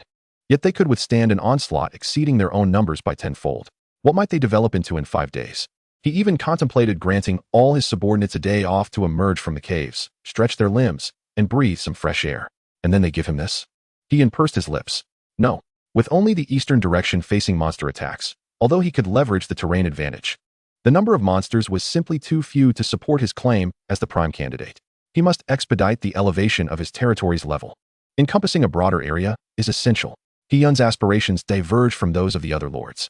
Beyond rewards, he intended to treat the formal lord's trial as a stepping stone, enhancing the overall strength of his combat subordinates. With monsters only approaching from the east, this presents a significant advantage for his territory. By securing the fortress area and preserving the territory crystal situated in the core region, it would be impervious to destruction. In light of this, why not seize this opportunity to elevate the territory's level as much as possible? Let more monsters assail, serving as stepping stones for the development of his territory. Moreover, who knows if the number of incoming monsters is included in the overall assessment? If it is, would he not suffer even greater losses? This could significantly impact the final bountiful rewards.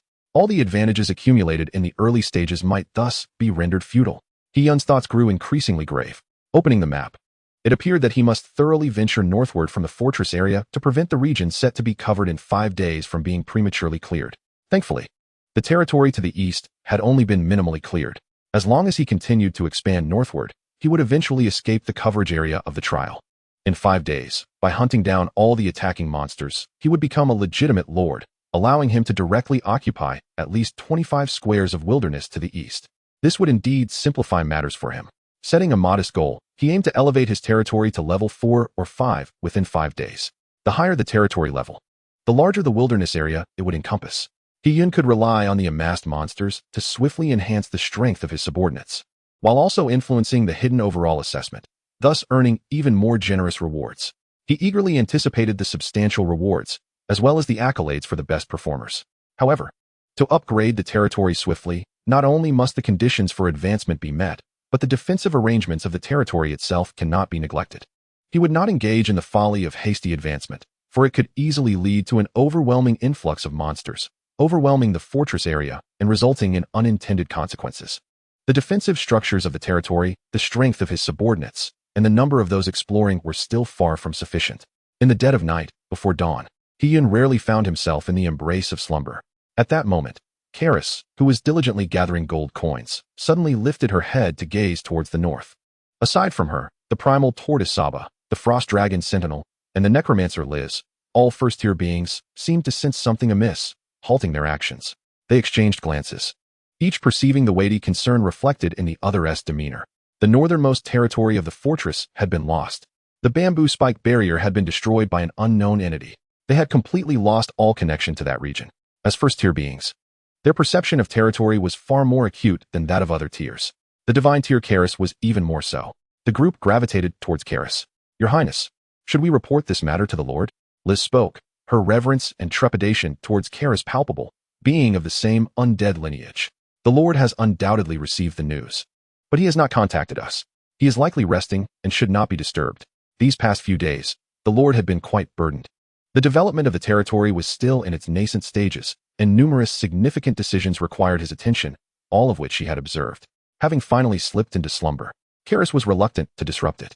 As a divine tier being, with so many first-tier beings present in the territory, if everything required the Lord's inquiry and decision before action could be taken, what would be the difference from the mindless lower tiers? While it might appear as loyalty, it was merely foolish devotion. However, the loss of territory was indeed a grave matter. With a serious expression, she declared, "We shall take a portion of the exploration team and venture to the northernmost territory to reassess that land." With that, she intended to set forth. That may not be prudent. The elder Saba spoke in a low tone. Night is the most active period for monsters. Many are empowered, which poses little threat to your undead kin, but other factions' exploration members may suffer adverse effects. The Lord does not wish for any subordinates to be lost, which is why he forbids us from venturing out at night. While we possess commendable combat strength and can undertake tasks that many subordinates find challenging, we are still not fully developed. In the face of unknown enemies and an unfavorable environment, it is best to adopt a conservative strategy. The more individuals involved, the greater the risk. Saba paused before continuing. I believe it is sufficient to observe from within the territorial area. Let us not forget, The bamboo spike barrier was positioned at the intersection of two squares. Karis instantly grasped his meaning. After a moment's contemplation, she replied, "Then we shall proceed with just the four of us." With their plan set, the group departed the gold mine cavern. They collectively mounted the frost dragon's back, intentionally flying at a low altitude to minimize the likelihood of detection by monsters. Karis refrained from utilizing the domain teleportation array should danger arise. Returning via the teleportation array would be the safer option. The frost dragon swiftly made its way towards the northernmost region. Soon, they beheld the shattered remnants of the bamboo spike barrier. The scent of skills lingered in the air. Was it electricity? Liz sniffed the air before leaping down from the dragon's back. Karis and Saga followed closely. Exercising caution, the frost dragon's sentinel kept watch from the air. The bamboo spike barrier before them appeared to have been destroyed by some attack, now lying in countless fragments, some of which were still charred. Saga crouched down, picking up the scorched wood chips.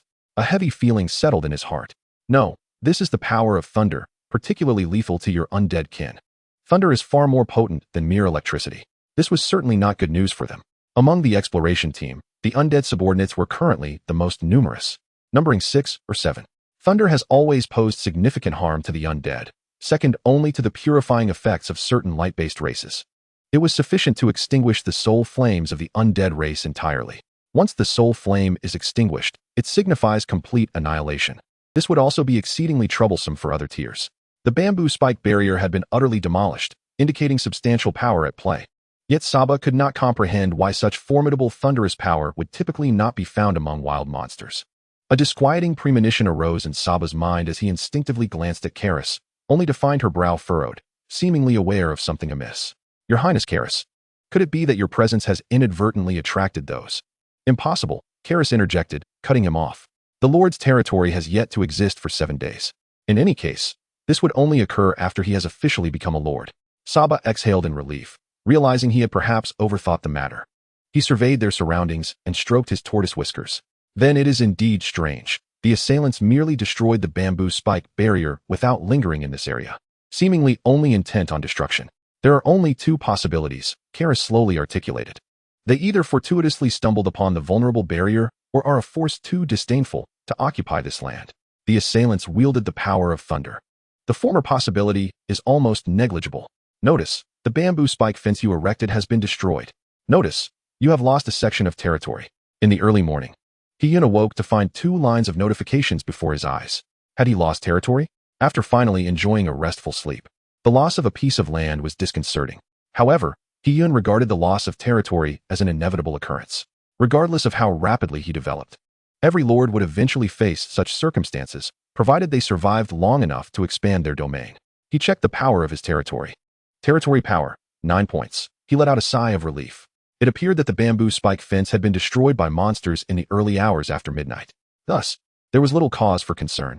He could simply reclaim it today. "Knock, knock, knock. My lord, are you awake?" A voice from outside the door belonged to Karis. Upon granting her entry, he learned of all that had transpired during the night. "Your decisions were commendable." Hiyun acknowledged their actions.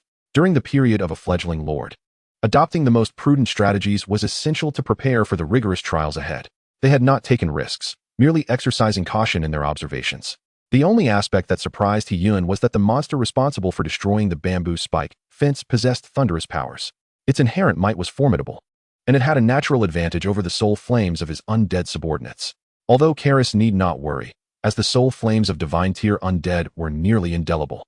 The same could not be said for his other undead minions. Could it be that I have encountered the formidable monsters spoken of by many fledgling lords?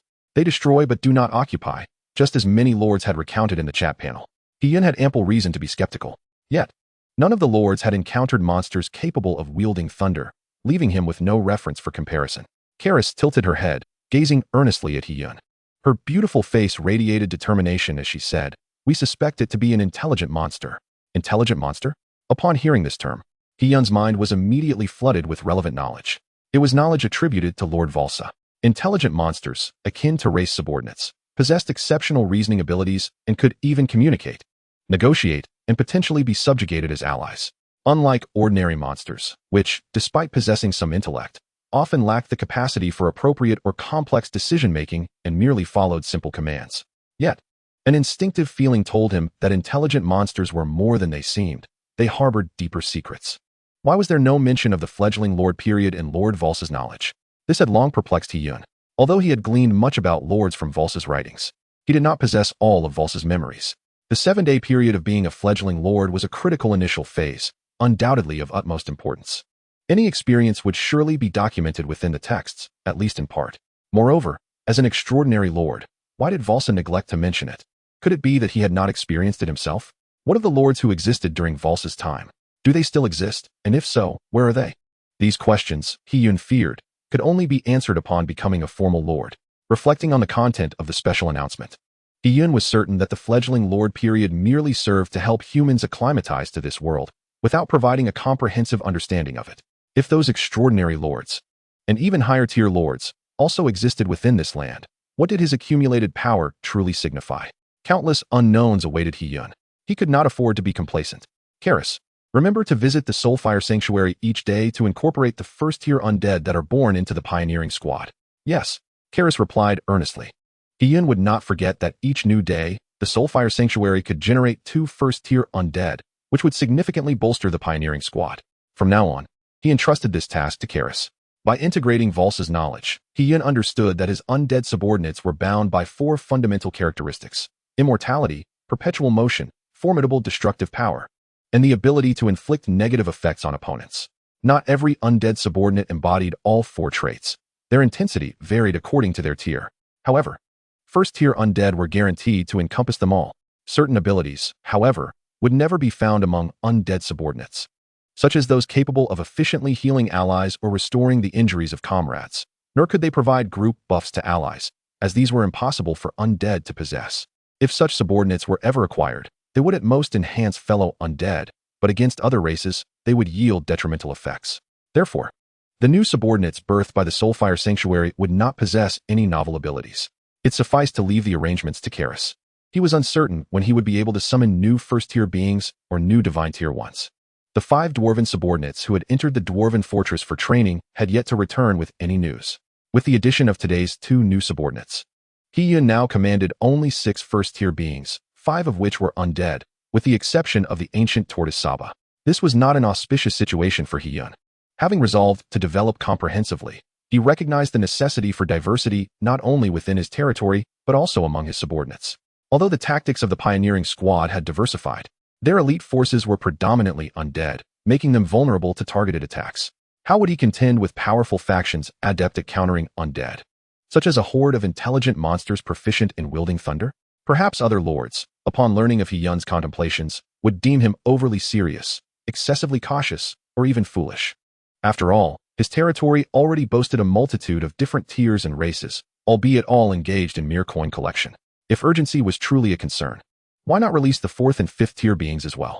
Yet, unless absolutely necessary, Hee-yun was unwilling to lower his standards, preferring that the members of the pioneering squad be no less than 3rd tier. After all, this was the era of lord selection. He could afford to lower his expectations for himself, but this world would show no mercy to the lords. Chapter 34. The 2nd divine tier being, as Hee-yun pondered.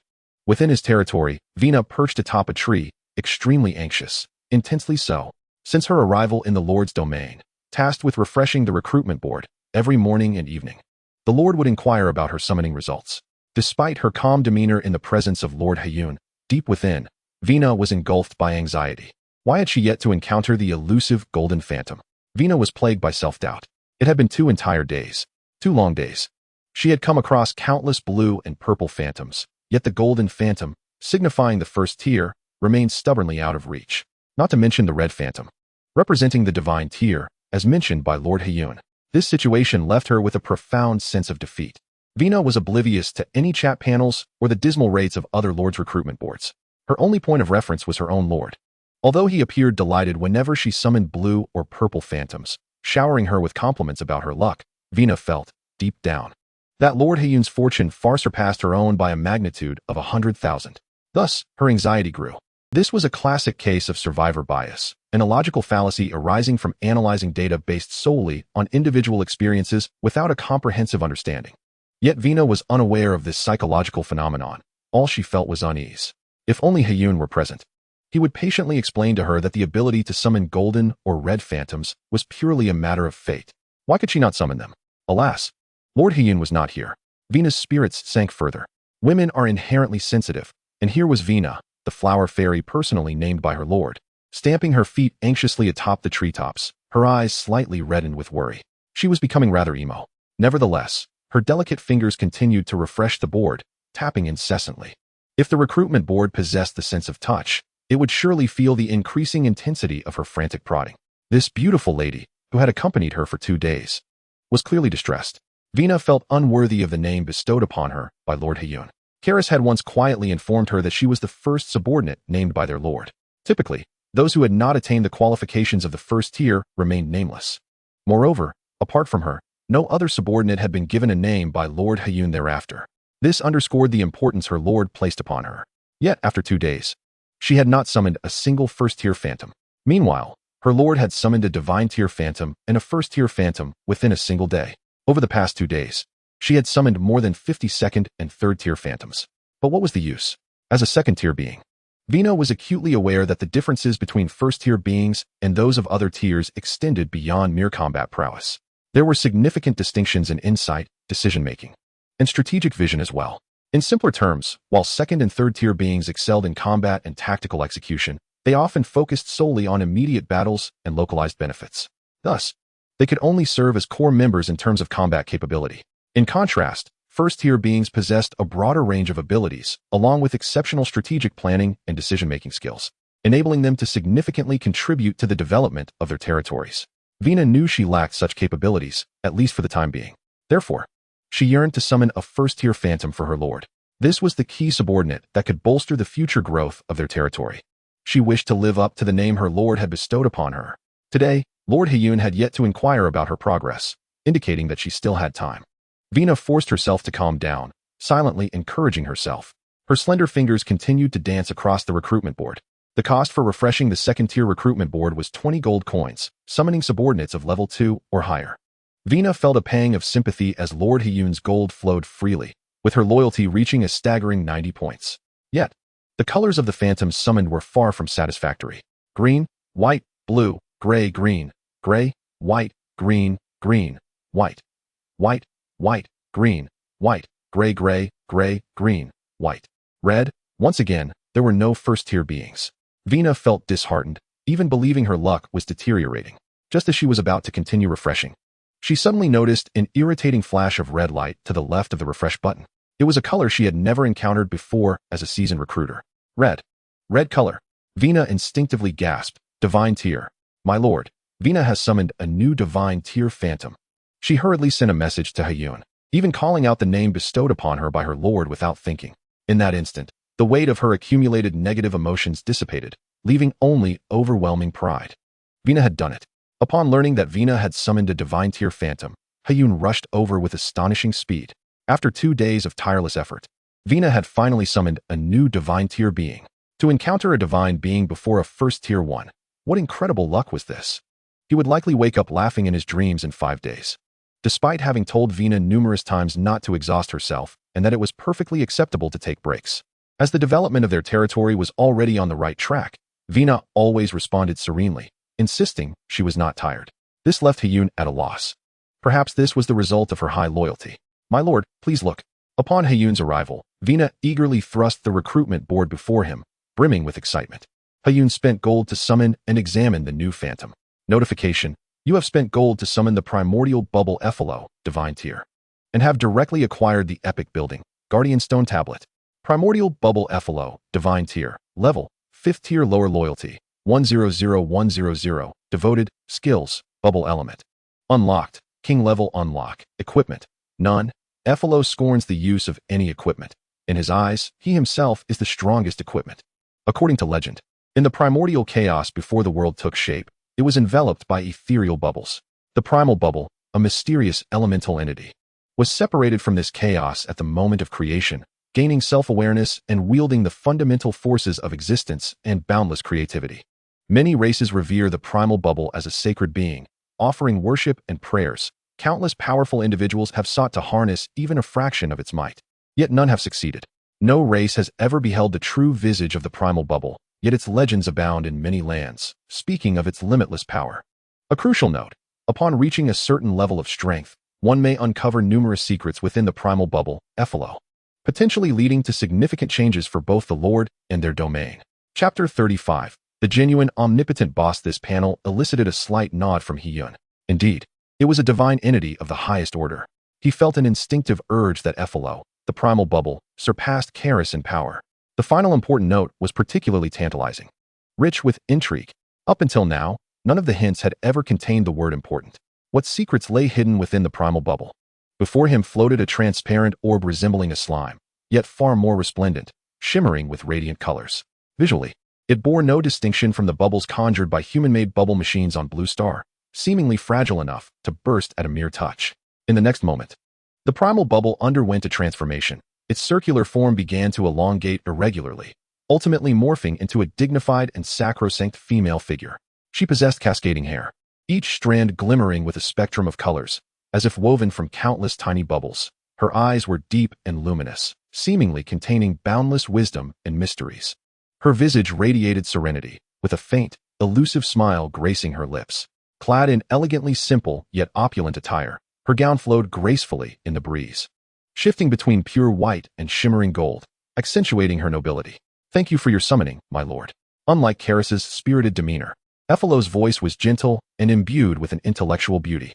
"Is your existence related to the dawn of the world? Where exactly are we?" Hee-yun gazed intently at her, diving straight into the heart of the matter. With a soft smile, Ephialo replied, "My lord, when you officially become a lord and possess sufficient strength, you will naturally come to know everything.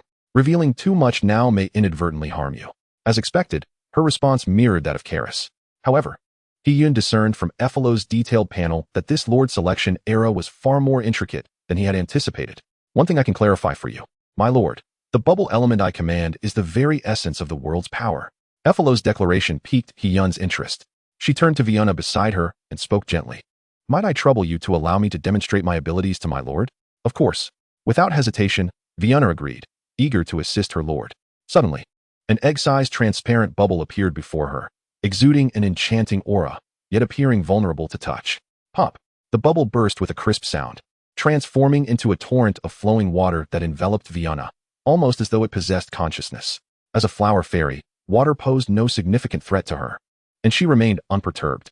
Yet in the next instant, the flowing water consumed her legs, causing them to vanish without a trace, and she felt no pain. "Is this your power?" "It appears rather unremarkable," Vianna remarked, blinking as she attempted to regenerate her legs.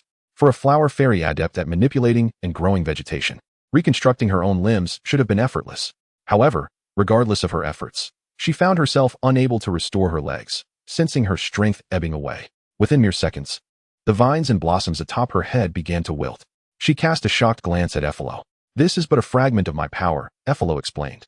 The flowing water surrounding Vianna emanated a crystalline green glow. Instantly, Vianna felt warmth enveloping her, dispelling her fatigue, and even her legs began to regenerate autonomously. Yet it was not over. The flowing water transformed into flames, incinerating her lower body in an instant. Then it shifted back to emerald-hued water, restoring her to her original state. It then morphed into a black hole, exerting a terrifying force that severed Vianna's legs and drew them into the abyss, only to be restored once more by the green light. After 3 cycles, employing 3 distinct forms of attack, Vianna was utterly bewildered. What is this skill? How can it be so versatile? She had observed Ephialo's panel, which clearly indicated only one skill, seemingly akin to elemental abilities. Yet her experience revealed an essential difference from mere elemental attacks. "Energy," Hee-yun uttered, narrowing his eyes. Vianna had indeed become a treasure trove of knowledge for him. "What my lord has said is true. This is a unique energy, one that only I can wield," Ephialo clarified. "This energy possesses high plasticity and versatility. What appears as a bubble can transform into myriad forms of attack. It can manifest as water, fire, or a black hole. In essence, it is a unique energy known as bubble element, capable of both inflicting damage and facilitating healing. Even those on the brink of death could be revived through bubble element. Though my current strength does not allow for such feats." Hee-yun nodded subtly. Only in this way could it rightfully be termed a bubble capable of birthing worlds. When the world was formless, it was enveloped by this bubble, and upon its formation, this bubble likely transformed into the myriad substances and elements of the world, harboring boundless mysterious power. No wonder it was called the primal bubble. However, if that were the case, the functions of the bubble element must extend beyond mere attack and healing. Hee-yun voiced his curiosity, and Ephialo promptly responded. "In addition to offense and healing, It can also be utilized for defense, mobility, disguise, and even gaining enhancements. However, these effects will only manifest for the entire team once I ascend in level.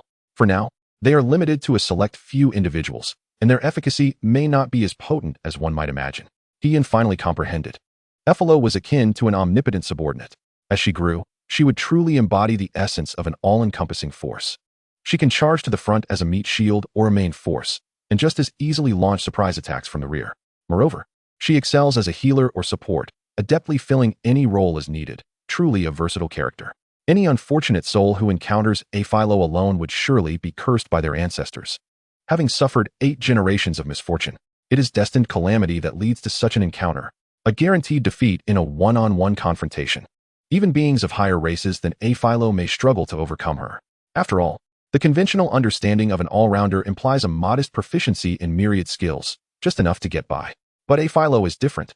Not only is she capable, but she also possesses mastery in every aspect, even as a paragon of expertise. How can one possibly contend with her?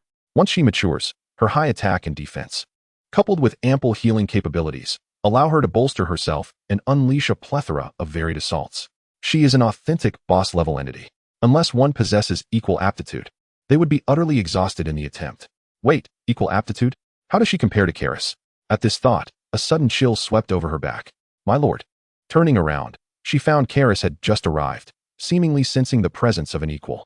Their gazes locked in an instant. Chapter 36. Who is stronger, Karis or Philo? Karis positioned herself protectively in front of Hyun, her unwavering gaze fixed on Philo. The latter responded with a smile and a casual wave. Whoosh. In reply, a spear of death soared through the air, aimed directly at Philo, its tip exuding a palpable aura of demise. Philo remained unfazed, her expression unchanged. Slowly, she extended her index finger, lightly tapping the void, causing ripples to emanate. 2 elemental bubbles materialized, merging into a 2-meter-thick wall that stood resolutely before her. Boom. The earth trembled violently as the spear of death pierced through the wall, yet it lacked the relentless force to continue its advance, halting just 3 centimeters from Philo. Having long heard tales of the hospitable nature of the necromantic divine order, witnessing it firsthand was indeed as the rumors suggested. Philo emerged gracefully from behind the wall, her poise elegant, her skirt swaying lightly with her steps, unperturbed by Karis's actions. She delicately lifted the hem of her skirt and offered a slight bow. Introducing herself, I am Philo, of the primordial divine order. From now on, we shall be companions aiding our lord. Karis remained silent, her icy gaze fixated on Philo, her palm turning to summon the spear of death back to her. Upon seeing Philo, Karis understood she was a being of equal standing. Yet uncertainty lingered regarding Philo's loyalty to their lord, whether it matched her own. Thus, she had acted to attack, preventing any potential harm to their lord. Being of the same rank, it appeared Philo was unarmed. The spear of death unlocked a second effect. Once thrown, it could bypass some defenses to penetrate its target. Yet it was firmly halted by Philo's massive wall. She observed closely. What were those 2 bubbles? Equipment? Or perhaps a skill? For the first time, Karis felt every cell in her body poised for battle. Do not worry, Hyun reassured, patting Karis on the shoulder. She, like you, is one of my subordinates. He did not intervene in the clash between his 2 subordinates, eager to discover who among Karis and Philo, both of equal rank and aptitude, was truly superior. From their brief exchange, it was evident that they were evenly matched. Philo's defense had been breached by the spear of death, while Karis's attack was nullified. However, if Philo had unleashed 3 elemental bubbles instead, the outcome might have shifted. Therefore, it could be argued that Philo held a slight advantage over Karis. Upon hearing Hyun's words, Karis confidently planted her spear into the ground. Karis, your defense is impressive and unique, Philo remarked, glancing at the spear embedded in the earth. Its power surprised me as well. Currently, I can only release 2 elemental bubbles simultaneously. If its power were to increase, it might become quite perilous. Both women, fiercely loyal to Hyun, engaged in open dialogue about their abilities. As beings of divine order, they needed to thoroughly understand each other to achieve optimal synergy in future battles. As the 2 conversed, Hyun gradually comprehended their standings. In terms of combat and defensive capabilities, Karis and Philo were on par, occupying the same level. Yet, Philo's attacks exhibited greater diversity. From another perspective, in areas such as healing and support, Philo outpaced Karis, showcasing a potential advantage in versatility. Each subordinate possessed their unique traits. As their levels increased, Karis would reveal abilities more characteristic of necromantic nightmares, such as the capacity to shift between corporeal and incorporeal forms, traversing certain objects or directly invading an opponent's consciousness to control or erase their dreams. Higher-tier maneuvers that Aphylo could not perform, as their powers did not belong to the same system. She could not instigate any fundamental change within herself, even if she could transform into a humanoid form. The elemental bubbles she wielded, while appearing to take various shapes, such as fire, water, or black holes, retained their essence as the primordial force of the world. Thus, when the bubble element transformed into flowing water, it could engulf Vena's legs, preventing her from growing them. Essentially, that flowing water was not the water Vena understood. It was merely an energy that resembled water, yet its nature was entirely different. To explain it in terms familiar to Blue Star, one could liken it to the interplay of yin and yang giving rise to the 5 elements. Regardless of how Aphylo and the bubble elements transformed, they remained the most primal aspect of the Taiji, the purest form of energy. Their applications were powerful and extensive, yet they lacked certain intricacies. For instance, a thirsty individual drinking the flowing water transformed by Aphylo would not find relief. However, if they were injured, it would aid in their recovery. Unless she willingly descended to a lower dimension, permanently embodying a specific power, it would be an exercise in futility. Aphylo, try to enhance the power of the Spear of Death Karis cast. Upon realizing this, Hyun, who had been listening intently, suddenly had an epiphany. The Spear of Death, when thrown, possessed immense power. It was only in the context of Aphylo as an opponent that it appeared evenly matched. But what if Aphylo's support could amplify the piercing power of the spear even further? Hyun's suggestion lit up the eyes of both Karis and Aphylo. It was certainly worth a try. Aphylo delicately tapped her index finger in the air, summoning 2 ethereal bubbles of elemental energy. One of the bubbles floated gracefully towards the Spear of Death, enveloping it and merging seamlessly into its essence. The other bubble, however, remained unchanged. Please wait a moment. My lord, Aphylo instructed, closing her eyes and taking deep breaths, seemingly in a state of self-recovery and adjustment. After 5 minutes, she once again conjured 2 elemental bubbles. Hyun distinctly observed that with the emergence of these bubbles, Aphylo's pupils bore a trace of fatigue. Summoning her magic thus far had required her to release 7 elemental bubbles in succession, a considerable drain on her energy. Hyun understood the toll it took on her. Aphylo's level was insufficient to maintain such a high output of elemental bubbles. In the context of intensive battles on the battlefield, her endurance paled in comparison to those of the 2nd and 3rd tier beings. Although versatile, her abilities were best reserved for pivotal moments as a trump card. The 3 bubbles coalesced into a colossal wall, standing resolute before the enigmatic giant mountain nearby. This wall, 3 meters thick, was anticipated to yield significant results. Aphylo's voice sounded somewhat breathless. Karis focused intently, drawing back her arm with all her might to hurl the Spear of Death. Whoosh! The sound of the spear slicing through the air resonated uniquely this time. Upon closer inspection, one might notice that the spear appeared somewhat warped, as if subjected to repeated mirroring refractions. In truth, it was not the spear that was distorted, but rather the space surrounding it. Boom! Upon contact with the wall, the spear produced a sound akin to that of a nuclear explosion. The 3-meter-thick wall was pierced with ease, collapsing like mere paper, and the spear continued to strike against the mysterious mountain behind it. With a thud, the Spear of Death fell to the ground. Hyun squinted. Karis and Aphylo approached to investigate. To obliterate my colossal wall in an instant, yet leave no trace upon this mountain wall. Aphylo was taken aback. After all, her wall was an embodiment of primordial power. The sudden collapse without leaving a mark on the enigmatic mountain was a stark contrast. So it is as I suspected, Karis mused, touching the spot where the Spear of Death had struck the mountain. She had tested this before, no matter the method of attack. The mountain wall remained impervious to damage. Even with Aphylo's enhancement, the result was the same. However, there was still a silver lining. The effortless disintegration of the 3-meter-thick primordial wall indicated that the piercing power granted by the primordial enhancement was far more formidable than anticipated. Aphylo addressed Hyun, my lord. The power of this Spear of Death has exceeded our expectations. The precise strength will likely only be revealed through practical combat testing. Hyun nodded slightly, perhaps. Thus, Karis's ultimate trump card was born. Chapter 37, My Lord. I simply do not wish to forget my roots. The combat prowess of subordinates within the divine hierarchy directly correlates to the upper limit of foes the pioneering team can confront, greatly aiding the impending test for the official lordship in 5 days. Notification: the Copper Spirit Dwarf has learned the skill, Forging. Notification: the Copper Spirit Dwarf's loyalty to you is at 10. Current loyalty, 90 points. Notification: the Copper Spirit Dwarf, 4th tier being, requests to communicate with you telepathically. Suddenly, a prompt appeared before Hyun. Copper Spirit Dwarf? A skill? The number of subordinates within the territory was vast, comprising numerous races that He-Yun was not even aware of. Skills are typically acquired only after mastering a specific domain. Such matters generally do not enhance loyalty. Based on past experiences, something must have transpired. My lord, he is one of the 5 dwarves who entered the Dwarven Fortress, Karis respectfully explained. A level 2 Dwarven Fortress allows the dwarves who enter to learn knowledge and abilities in the fields of forging, archaeology, and geography. To maximize efficiency, I dispatched dwarves with potential in these 3 areas. All were of the 4th and 5th tiers. With Karis's explanation, He-Yun consented to the Copper Spirit Dwarf's request. My lord, I apologize for the interruption, but I have urgent matters to report. A deep, rugged voice resonated in He-Yun's mind. I have been appointed by Lady Karis to study at the Dwarven Fortress. I am but a dullard, and it is only today that I have gained a modicum of understanding. In the future, if our pioneering team hunts monsters and brings back their corpses, may I request that you send someone to inform me?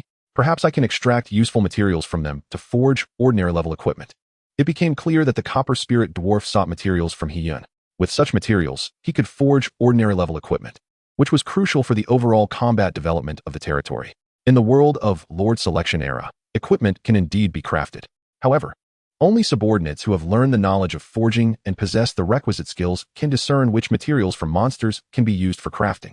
Not only monsters, but also many races, special items, and vegetation can be utilized for forging equipment, depending on the opportunity. Yet, He-Yun found one aspect perplexing. Typically, forging begins at the lowest, inferior, level, irrespective of the tier qualifications of the subordinates entering the Dwarven Fortress. A level 2 Dwarven Fortress is not expected to impart any remarkable knowledge or techniques, only inferior quality. The tier qualifications are solely related to the duration of their comprehension. Why, then, was the Copper Spirit Dwarf able to achieve ordinary-level forging right from the start? Inquiring about his confusion, the Copper Spirit Dwarf quickly responded, because all our subordinates are aware that your territory is a realm of the divine, imbued with the power of the gods. In a level 2 Dwarven Fortress, one would normally only learn inferior-level knowledge. Yet what we have acquired is, at the very least, knowledge and techniques of ordinary quality. And indeed some of the better techniques among them, all thanks to this being a divine territory. Once the Dwarven Fortress is upgraded to level 5, we will be able to learn knowledge of exquisite quality, though it may take even longer to comprehend. The Copper Spirit Dwarf's words were astonishing. The Dwarven Fortress evidently lacked any knowledge related to inferior quality. He-Yun pondered calmly, realizing that this must be attributed to the territory's unique feature, enveloped by the mysterious giant mountain. This implies that subordinates who enter the Dwarven Fortress bypass inferior quality and can directly learn ordinary quality techniques. Furthermore, this Copper Spirit Dwarf was the first to gain insight under such circumstances, having acquired the knowledge of forging ordinary-level equipment in just 3 days. Yet he referred to himself as dull? What sort of extraordinary beings had he summoned into his territory? First, there was Vina, reporting her summoning results with a furrowed brow, and now a 4th-tier dwarf claiming to have gained insight in 3 days, calling himself a dullard. Were they all so nonchalantly conversational? At this moment, He-Yun longed to utter a single word, get lost. Little did he know that, in the eyes of all his subordinates, he was regarded as a divine being. Indeed, many of them secretly revered him as a genuine deity.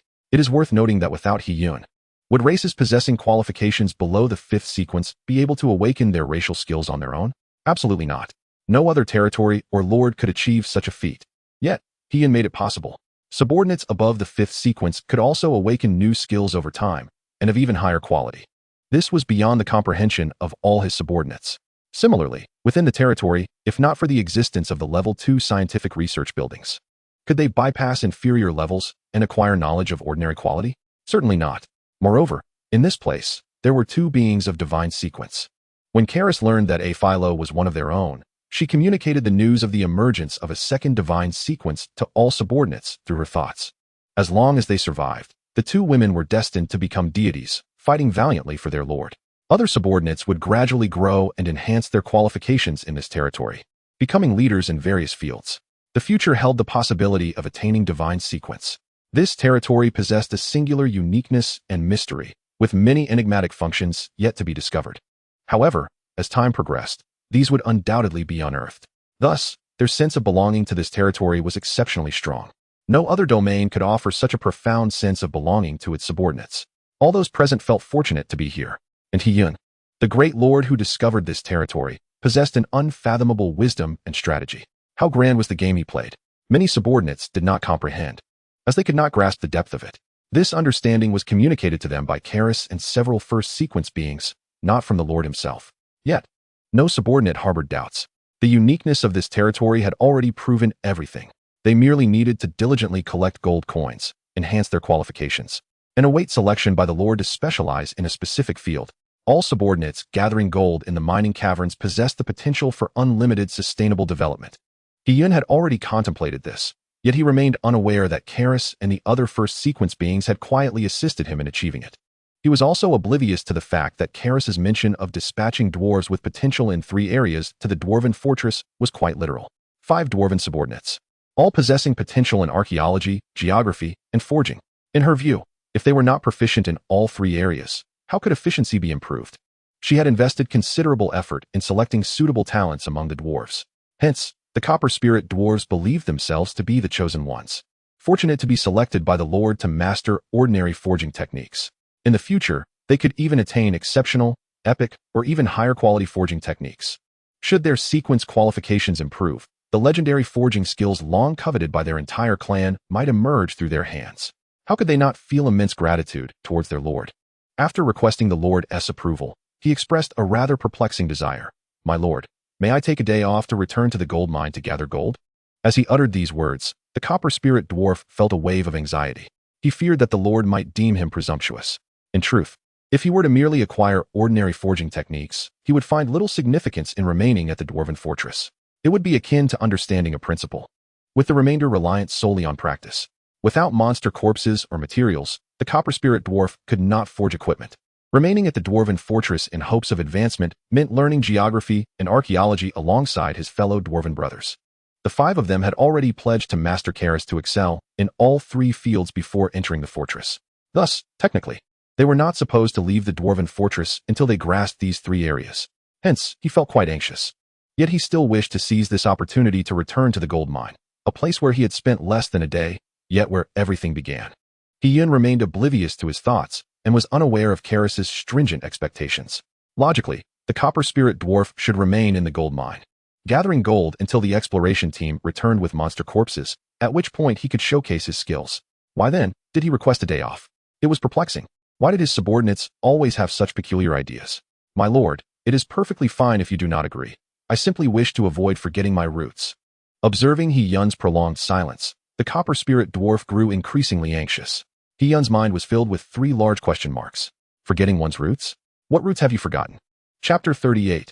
New epic level building. Ultimately, Hiyun acquiesced to this bewildering request, while simultaneously realizing that elevating the territory's level was the most cost-effective endeavor for its development. Focusing solely on the Dwarven Fortress, once it reached level 5, it would allow the acquisition of superior quality forging techniques, resulting in all subordinates donning finely crafted equipment, significantly enhancing their combat prowess. This would prove immensely beneficial, especially for the formal assessment in 5 days. Once the Copper Spirit dwarf was capable of forging superior equipment, he could sell the ordinary grade equipment in the trading market, hoping to exchange it for items of personal use. Hiyun had already noticed individuals in the chat panel attempting to carve their share of the pie, trying to win hearts with money, cooperation, alliances, and other incentives, acquiring items from other lords. Numerous lords had already formed strong alliances, and Hiyun had witnessed no fewer than 3 alliances within the chat panel.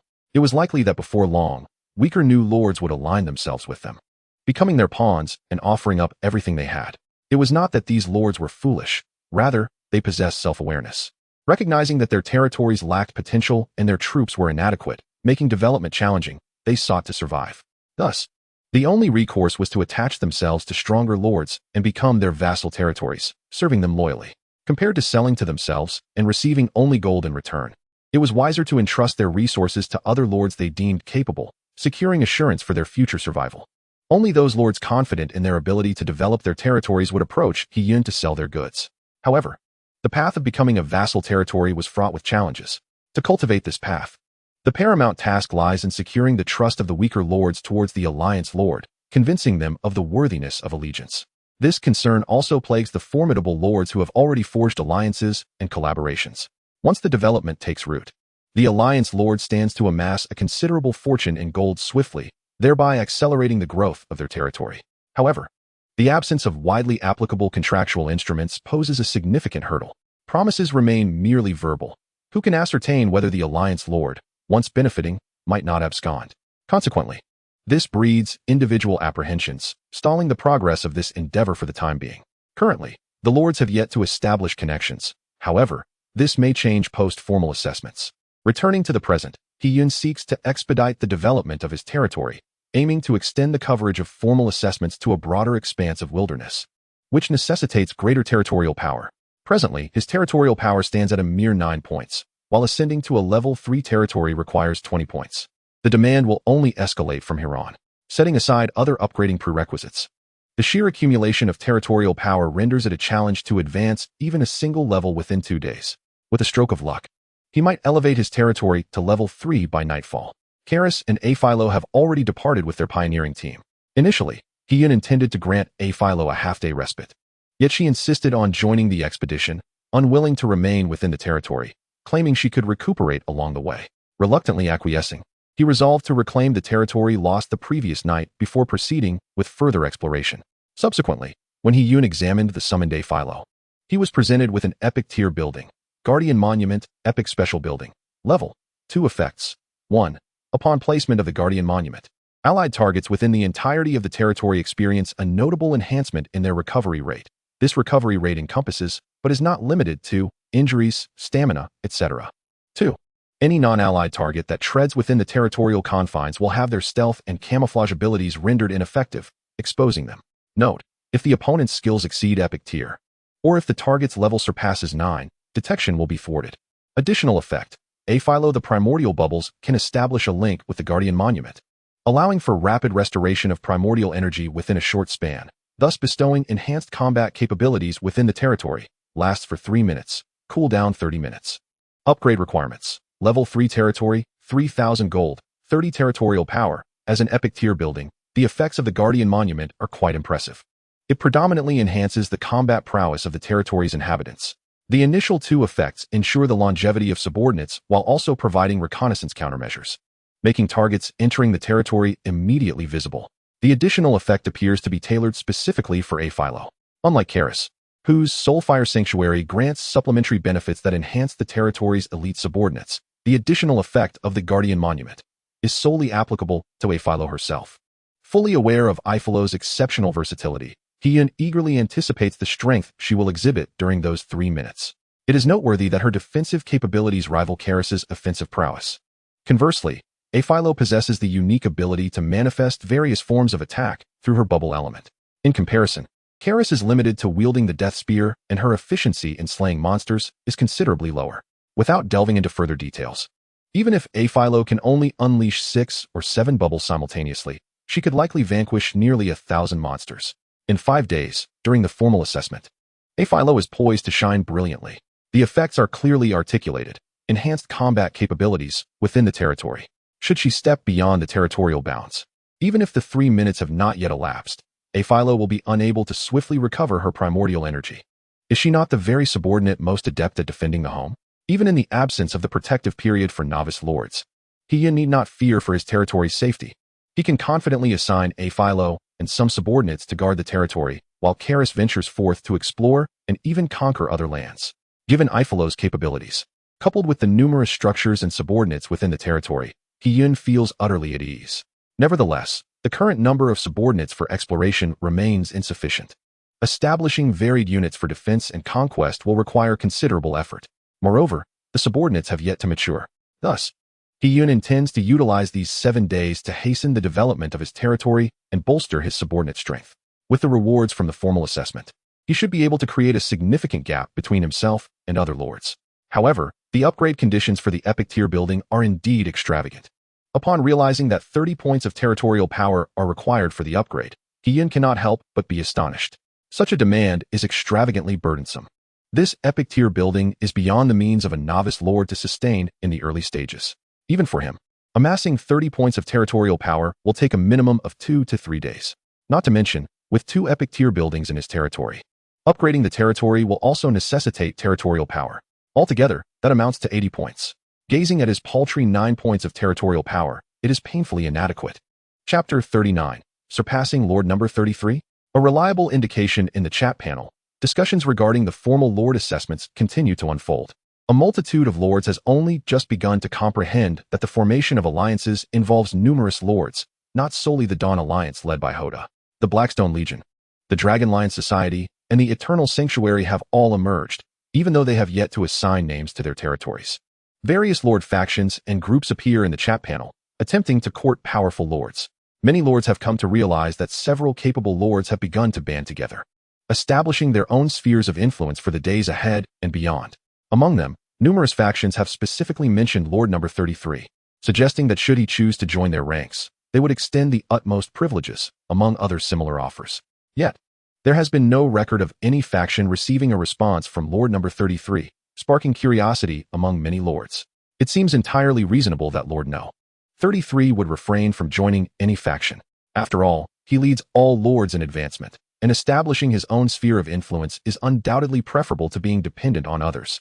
However, it has been quite some time since then, as the source enabling countless lords to connect with one another, and having launched the trading market, camera, and friends panel. Why has Lord Number 33 yet to declare his own circle in the chat panel? Lord Number 33's territory is level 2, and he faces the largest scale of Beast Tide. With his advantageous position, it is only natural for him to establish his own faction and attract formidable lords. Why has there been no movement? Someone voiced their astonishment in the chat panel. I am equally curious. While other powerful lords have already formed alliances, Lord No. 33 remains as silent as a stone cast into the sea, with no updates whatsoever. If this continues, Lord Number 33 might soon be surpassed. Reviewing previous chat content. Many top lords plan to elevate their territories to level 2 within the next 5 days to compete for the top spot against him.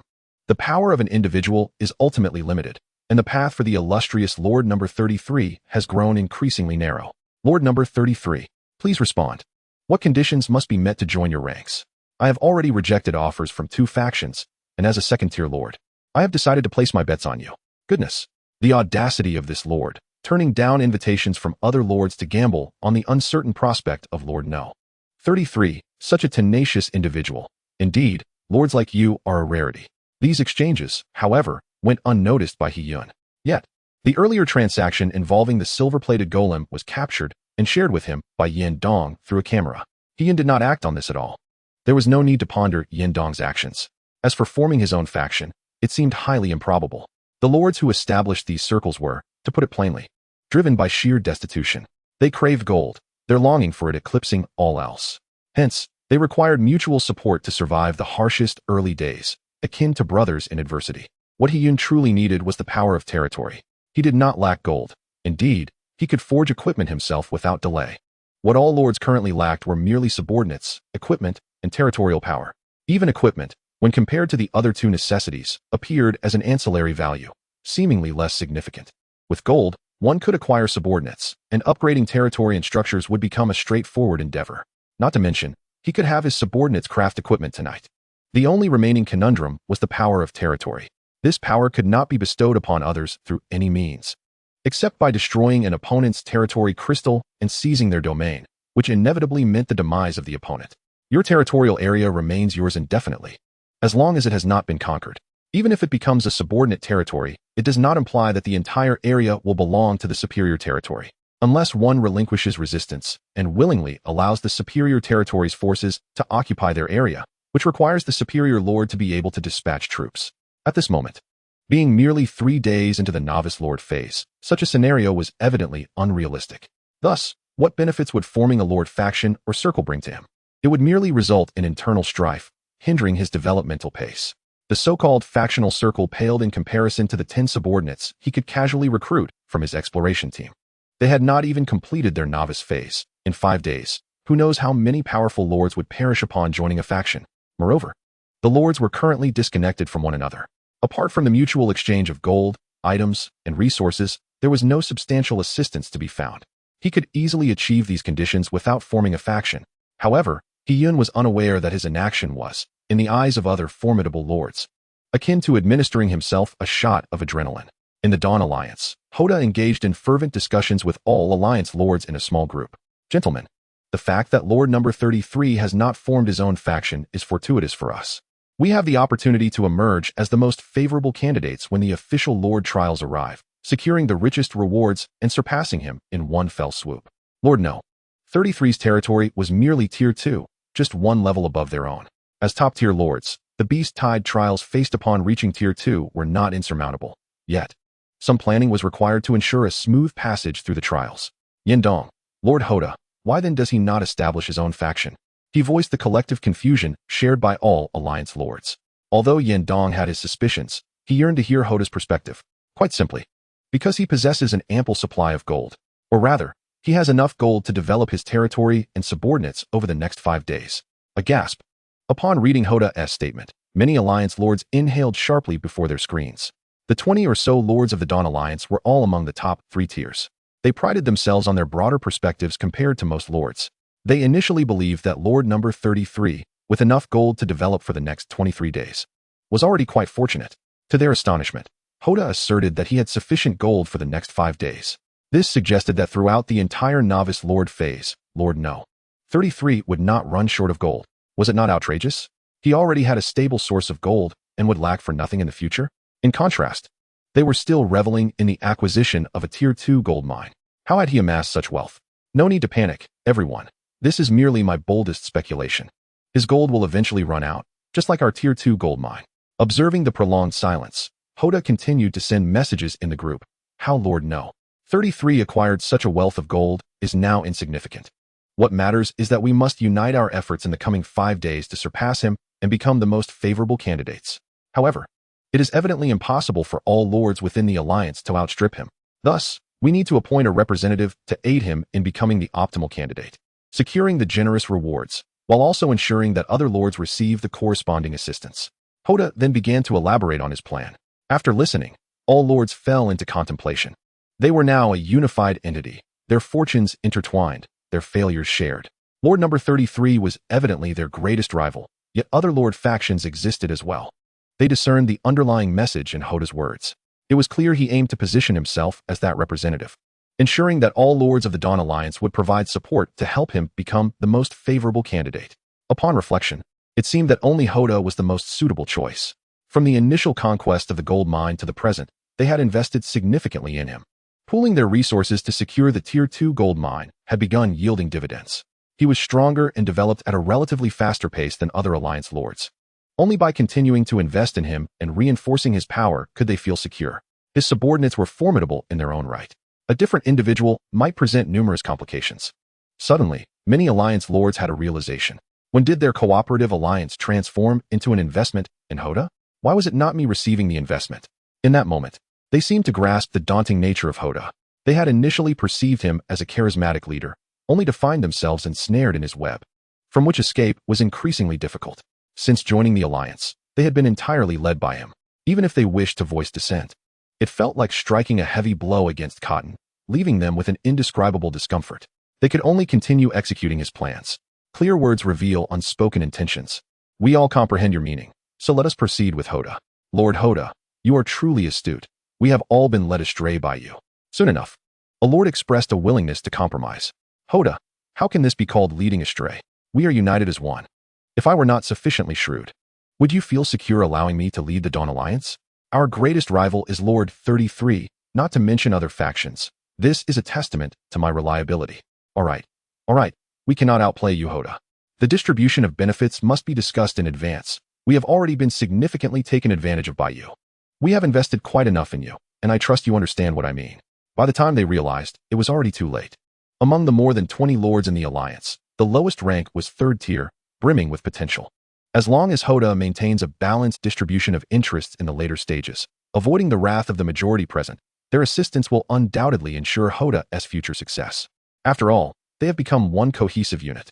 Many lords shook their heads in lamentation at Hoda's explanations. Is this the latent game of human interaction? Often, such games are deeply concealed, rarely expressed directly through mutual confrontation. Those who engage in petty insults and bickering are, in their eyes, mere fools. Chapter 40. Everyone believes they are the protagonist, this old fox. Gazing at the messages sent by Hoda, Yendong could not help but curse under his breath before the screen. Such cunning. Hoda is certainly no simple figure on Blue Star. Thankfully, I held back, neither offending Hoda nor Lord 33. Otherwise, I would be left standing on the sidelines. He silently exhaled in relief. Hoda is quite formidable. While others engage in cooperation with straightforward efficiency, exchanging benefits in a clear manner, Hoda understands that he currently cannot provide direct returns, as everyone's territories are just beginning to develop, leaving little to trade. Thus, he employs a more cunning approach to collaboration, spinning the over 20 lords around. In this way, Hoda secures immediate benefits while deferring the interests of the other lords into promises. To be frank, this method is precarious. Presently, they lack any contractual tools to bind one another. A moment's negligence could lead to exploitation, leaving them with nothing and unwittingly becoming his fodder. It was not until he proposed the plan a second time that they began to grasp the situation. The naive lords likely have no idea they have been sold out while still counting the profits for him. How terrifying! If all objective factors were set aside, Yindong would prefer to befriend Lord 33. Yet, he felt confident in his analysis. Lord 33 possesses ample capital for development over the next 5 days. After personally trading with Lord 33, he was astonished by the latter's decisive and unyielding nature, coupled with the pin notifications in the trading market, which remain visible to this day. Lord 33 even spent additional gold to extend the pin's duration. The amount of gold in Lord 33's possession must still be considerable. Yindong furrowed his brow, contemplating whether to make a certain decision. Ultimately, he opened the friend panel and sent a message to Lord 33. In the evening, notification: you have occupied a new area. Current territory range, 17 units. Over the course of an entire day, Yin's territorial range surged from 9 to 17 units, nearly doubling.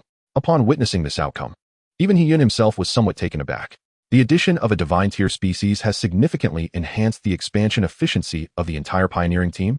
According to Karis's report during the day, Philo only intervenes at critical moments. If she can swiftly restore her primordial power, the expansion could exceed 20 units. It must be said that the value of divine tier species is indeed high. Even Karis, initially at a low level, played a significant role during the early stages of pioneering. Of course, such rapid expansion is also due to Karis acquiring skills and the arrival of new subordinates to the team. After tonight, the territory will reach level 3, and the pioneering team will consist of 70 members.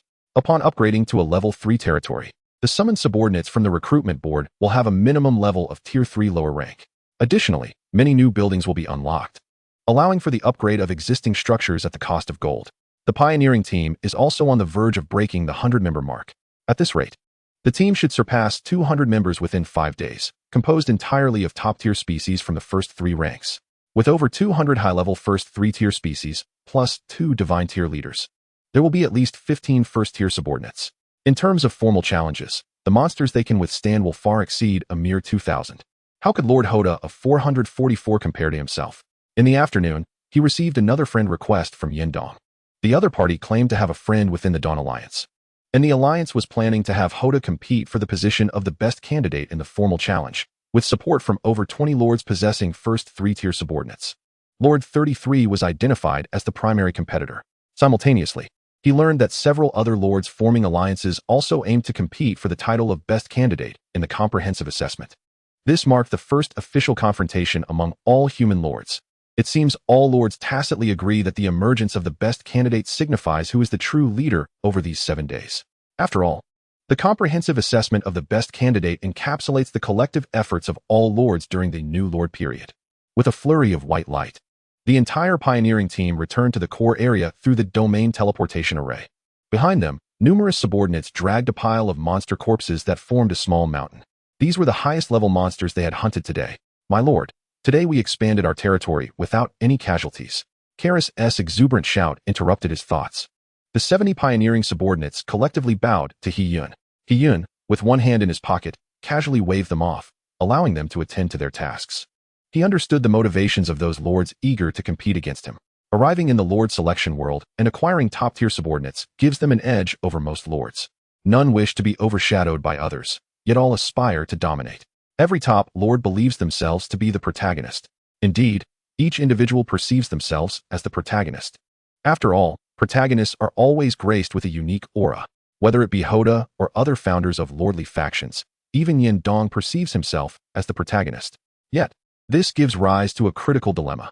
There can only be one true protagonist, the one who ultimately emerges victorious. How, then, can one discern who the genuine protagonist is? This question eludes all the lords, and even the seers find themselves at a loss. However, He-Yun possesses the answer. He slightly turns his body, casting a glance at his subordinates busily transporting the corpses of monsters not far away. The final victor shall indeed be the protagonist. Chapter 41. The quandary of the elite subordinates in the dead of night. Karis, Aphilo, and various first-tier beings congregate deep within the gold mine cavern. Present among them are the copper gnomes, their expressions strained, some with furrowed brows, others gritting their teeth, as if they have encountered an insurmountable challenge. The atmosphere is palpably tense. Only the copper gnome, caught in the middle, trembles, sweat beading on his forehead, scarcely daring to breathe. Just moments ago, he had witnessed what appeared to be the eruption of a gnome volcano. These formidable territorial overlords had engaged in a fleeting dispute, nearly descending into a quarrel. The root of the contention was straightforward. The materials derived from the monster corpses could yield only 10 pieces of standard-grade equipment. This figure was the conclusion drawn by the copper gnome after amassing resources from 4 to 500 units of corpses. The quantity is indeed woefully insufficient. Although the forgeable equipment encompasses not only weapons and armor, but also amulets and other items that confer enhancements. The source of their dispute was not merely the scarcity of items, but rather the division regarding the allocation of these 10 pieces. Should they concentrate their efforts to forge a complete set of equipment for a select few pioneering subordinates? Or should they distribute the 10 pieces across different subordinates for a more balanced approach? The territory is currently in a phase of rapid development, where every moment is precious. 2 hours have elapsed, yet they remain undecided. Prolonged deliberation could hinder the advancement of the territory. What are you all doing? Suddenly, Hiyun's voice shattered the silence. It was a rare occasion for him to appear within the gold mine cavern. Initially intending to assess the collection situation, he discovered that Karis and the others were congregated deeper within the cave, discussing matters of significance. Upon seeing Hiyun, all his subordinates promptly bowed in respect. Noticing the copper gnome among them, Hiyun quickly deduced that the discussion revolved around the forging of equipment. Saga looked at Hiyun, his eyes suddenly brightening. Since they were at an impasse, why not allow the Lord to make the decision? My lord, Saga began to explain, and gradually, Hiyun began to comprehend the situation. He had not anticipated that such a plethora of elite beings would be grappling with the future strategy of the territory. However, this very fact underscored their commitment to the territory's development, prompting them to exercise caution at this critical juncture. Yet, excessive caution can sometimes yield counterproductive results. To resolve this issue is quite simple. He spoke slowly, regardless of the choice made. Priority should be given to the current circumstances of the pioneering team and the stage of the territory's development. Whether to forge a complete set of equipment or to create individual pieces is of little significance. What truly matters is the specific needs of the pioneering team and identifying who is most in need of the equipment. The current situation? The copper gnome was perplexed. Hiyun continued. In theory, forging individual pieces of equipment can enhance the overall combat strength of the team, yet it may lead to a dilution of their combat prowess. However, this does not apply to the pioneering team.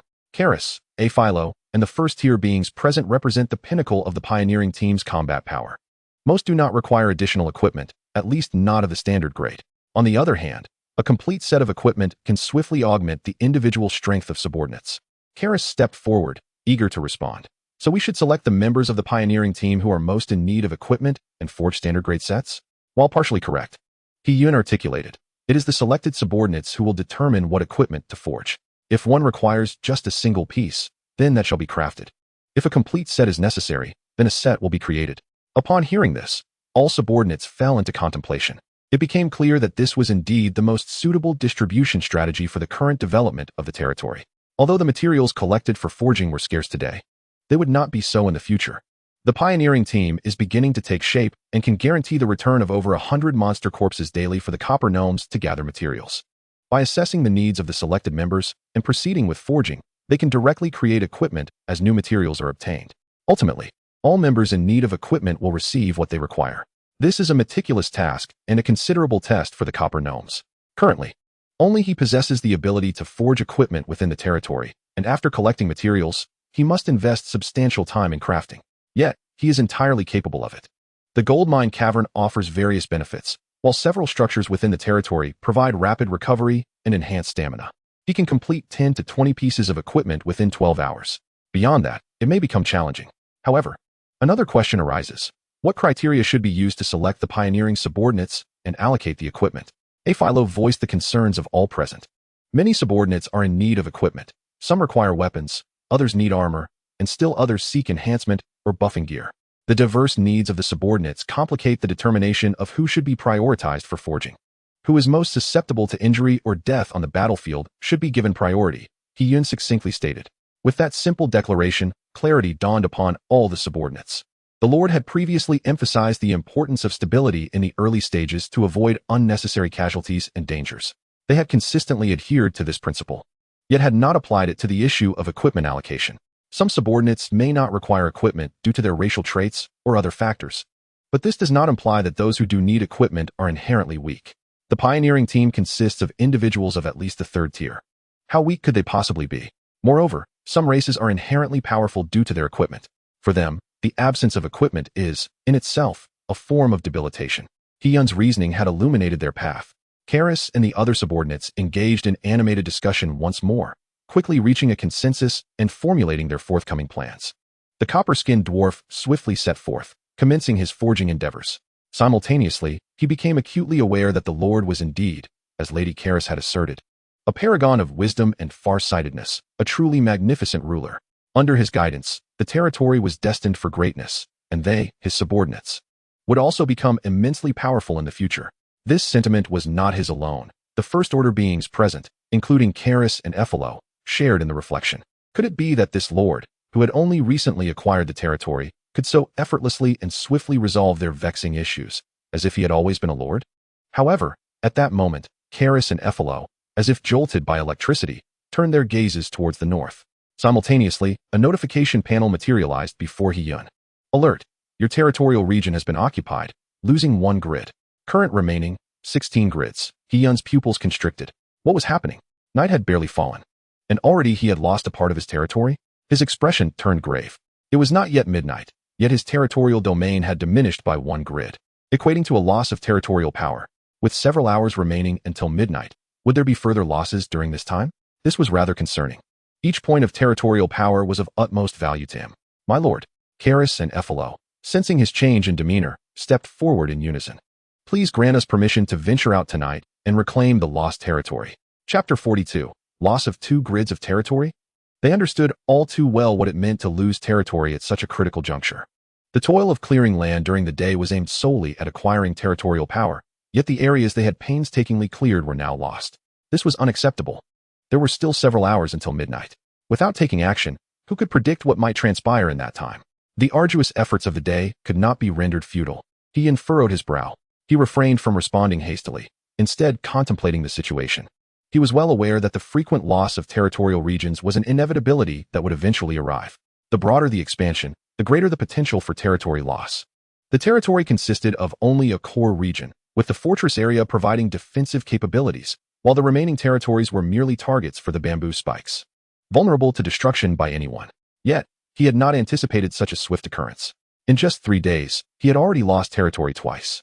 Alert! Unknown creatures are invading your territorial region. Alert! Your territorial region has been occupied, losing 1 grid. Current remaining, 15 grids. Before long, another 2 lines of alerts appeared. Astonishingly, another grid's bamboo spikes had also been destroyed. Not even 5 minutes had passed. Upon sensing the loss of yet another grid, Karis's countenance turned icy. As for Ephilo, a mysterious smile graced her lips as she pondered something unknown. Although they were still unaware of the identity of the adversary, this action was undoubtedly an affront to both the territory and the Lord, a veritable insult to beings of their divine order. He opened his map. The 2 lost grids were the farthest northern regions from their current location. In a stroke of misfortune, these 2 grids were adjacent to each other. The distance between the 2 grids' bamboo spikes was merely 1,000 meters, and within minutes, the monsters had systematically destroyed both. This indicated that the adversary was remarkably swift and possessed considerable attacking power, capable of swiftly dismantling the bamboo spikes. Moreover, the creature exhibited a high degree of intelligence. It had not simply entered the territory from the north and searched for the bamboo spikes to destroy them.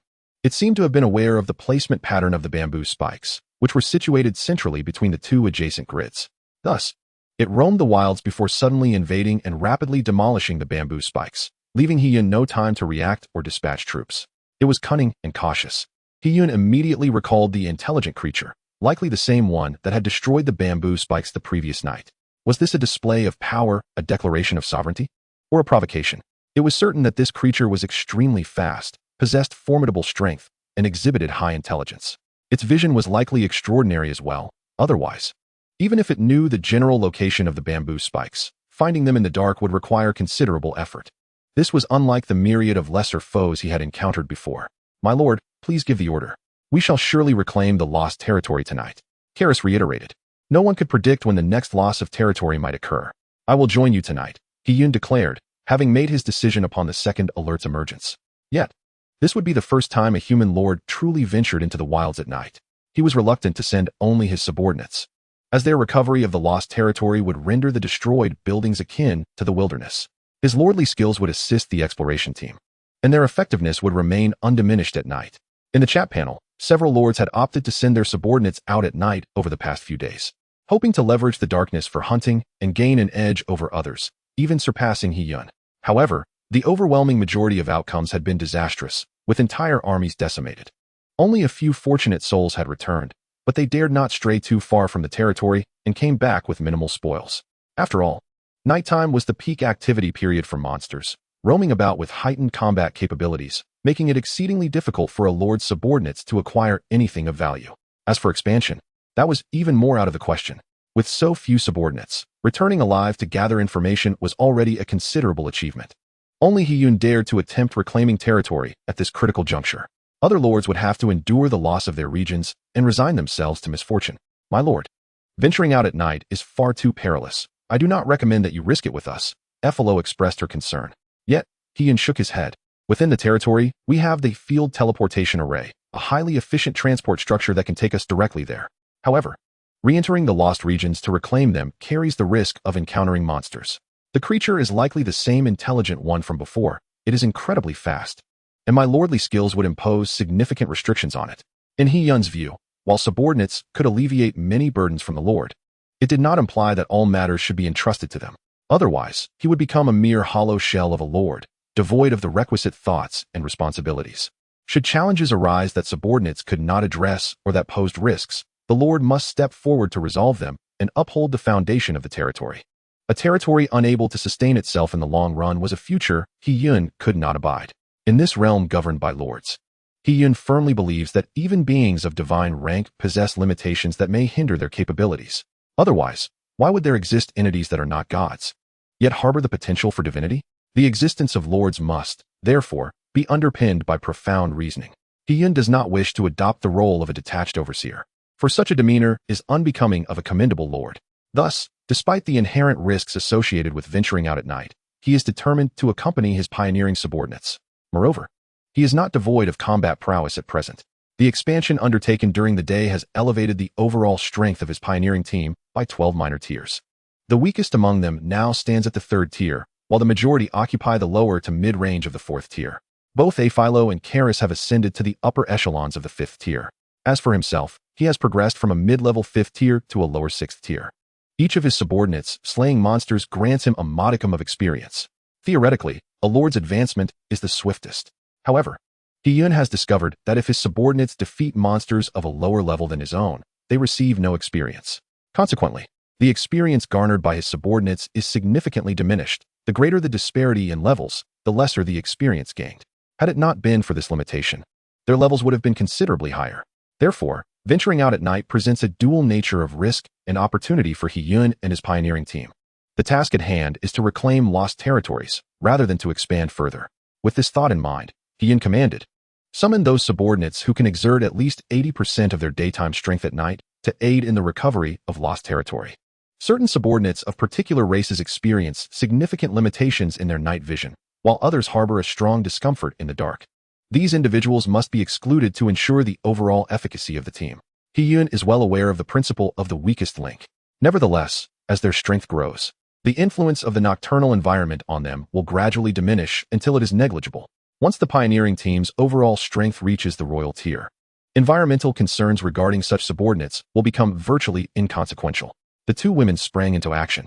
Fortunately, the number of such subordinates within the pioneering team is not substantial. Out of 70 subordinates, nearly 50 were gathered. Some larger or noisier subordinates were also excluded by Karis and Aphilo. However, there were still some subordinates for whom the night actually enhances their capabilities. Let us proceed. Reclaim the lost territories. Hiyun activated the domain teleportation array with his thoughts. A radiant white light enveloped him and his team. Curious about the so-called intelligent monster, he was eager to discern what set this creature apart from others. Chapter 43. The Emergence of the Thunder Monster? A great secret. In the dead of night, the cover of darkness serves as the finest cloak for their advance. The air is punctuated by the distant roars of unknown beasts, accompanied by the sounds of monsters engaging in combat. Even from afar, He-Yun and his companions could hear these sounds with clarity. The atmosphere was thick with danger.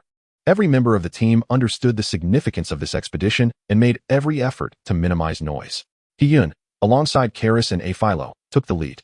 Suddenly, he halted and turned to communicate telepathically with his subordinates. We are nearing the boundary of our territory. The primary objective of this venture is to reclaim our land, and we may encounter that intelligent monster or other creatures. If we do, let us resolve the matter swiftly to avoid attracting other monster hordes. His subordinates nodded in silent agreement.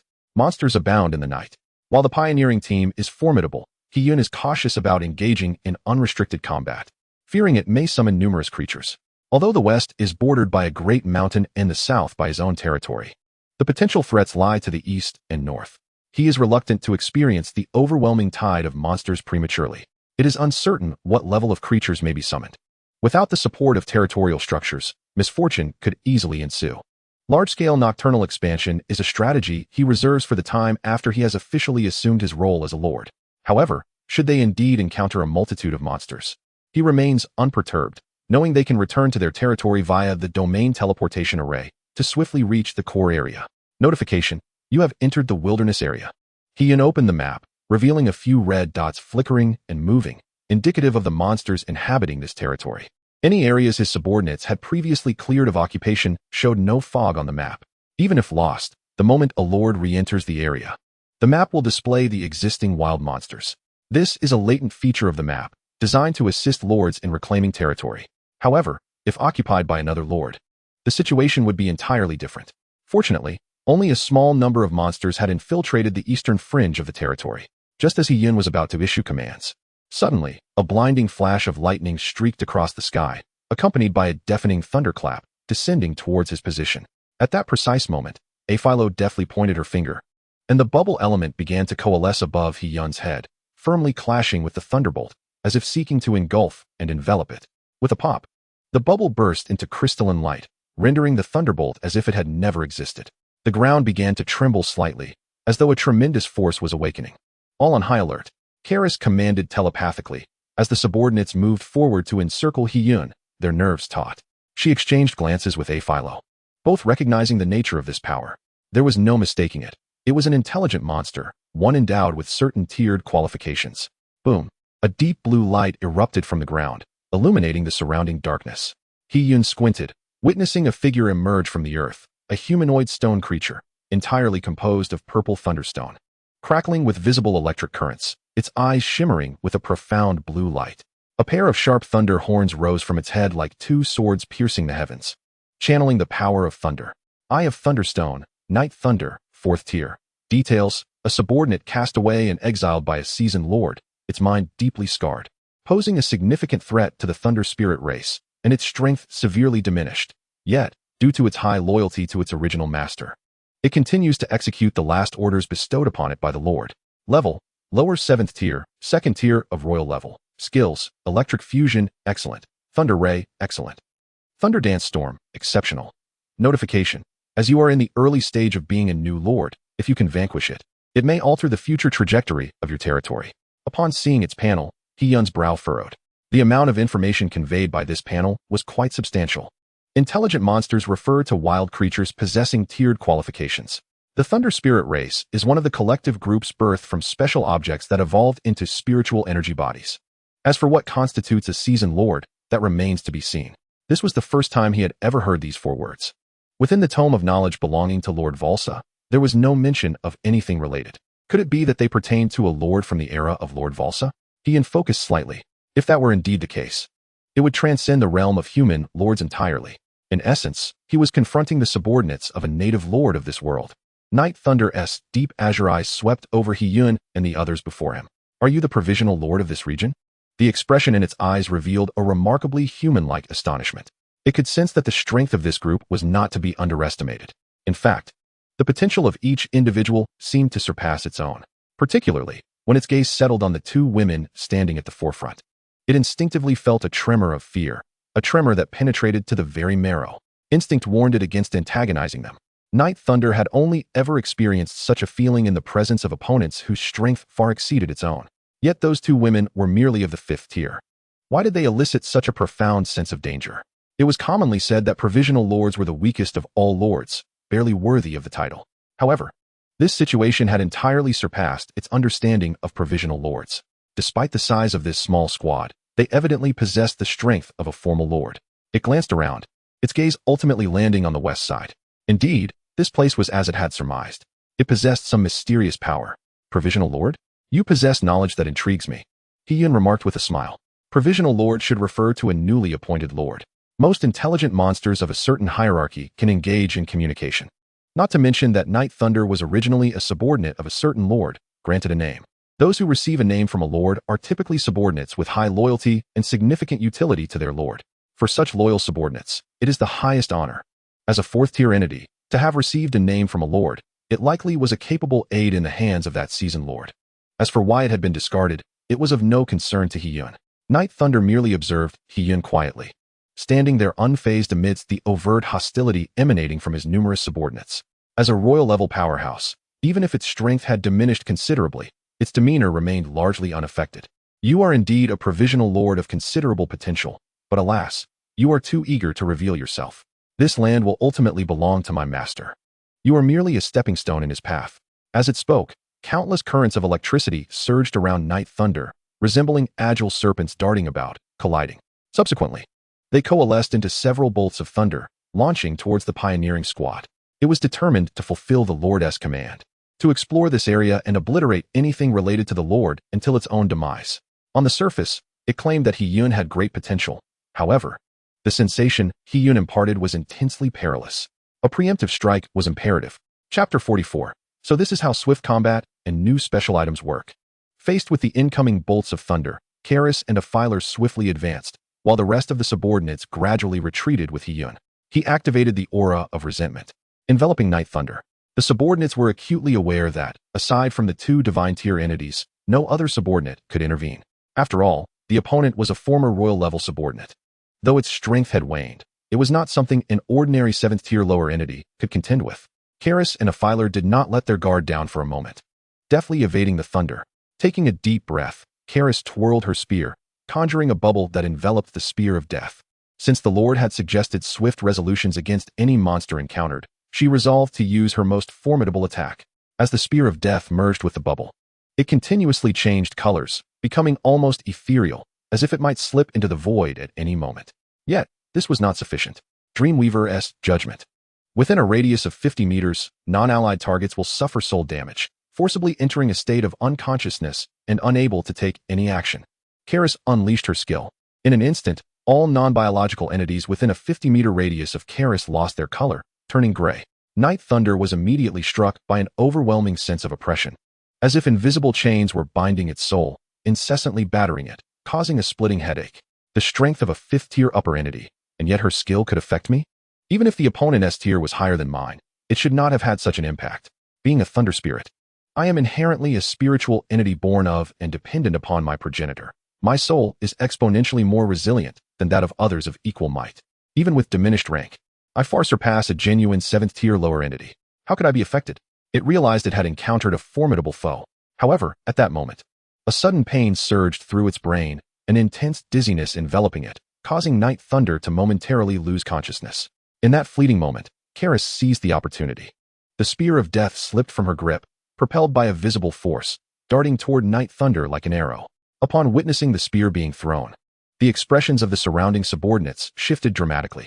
Was the power of Karis' thrown spear truly that formidable? This was the first time they had witnessed such a spectacle, and most subordinates failed to discern the nuances.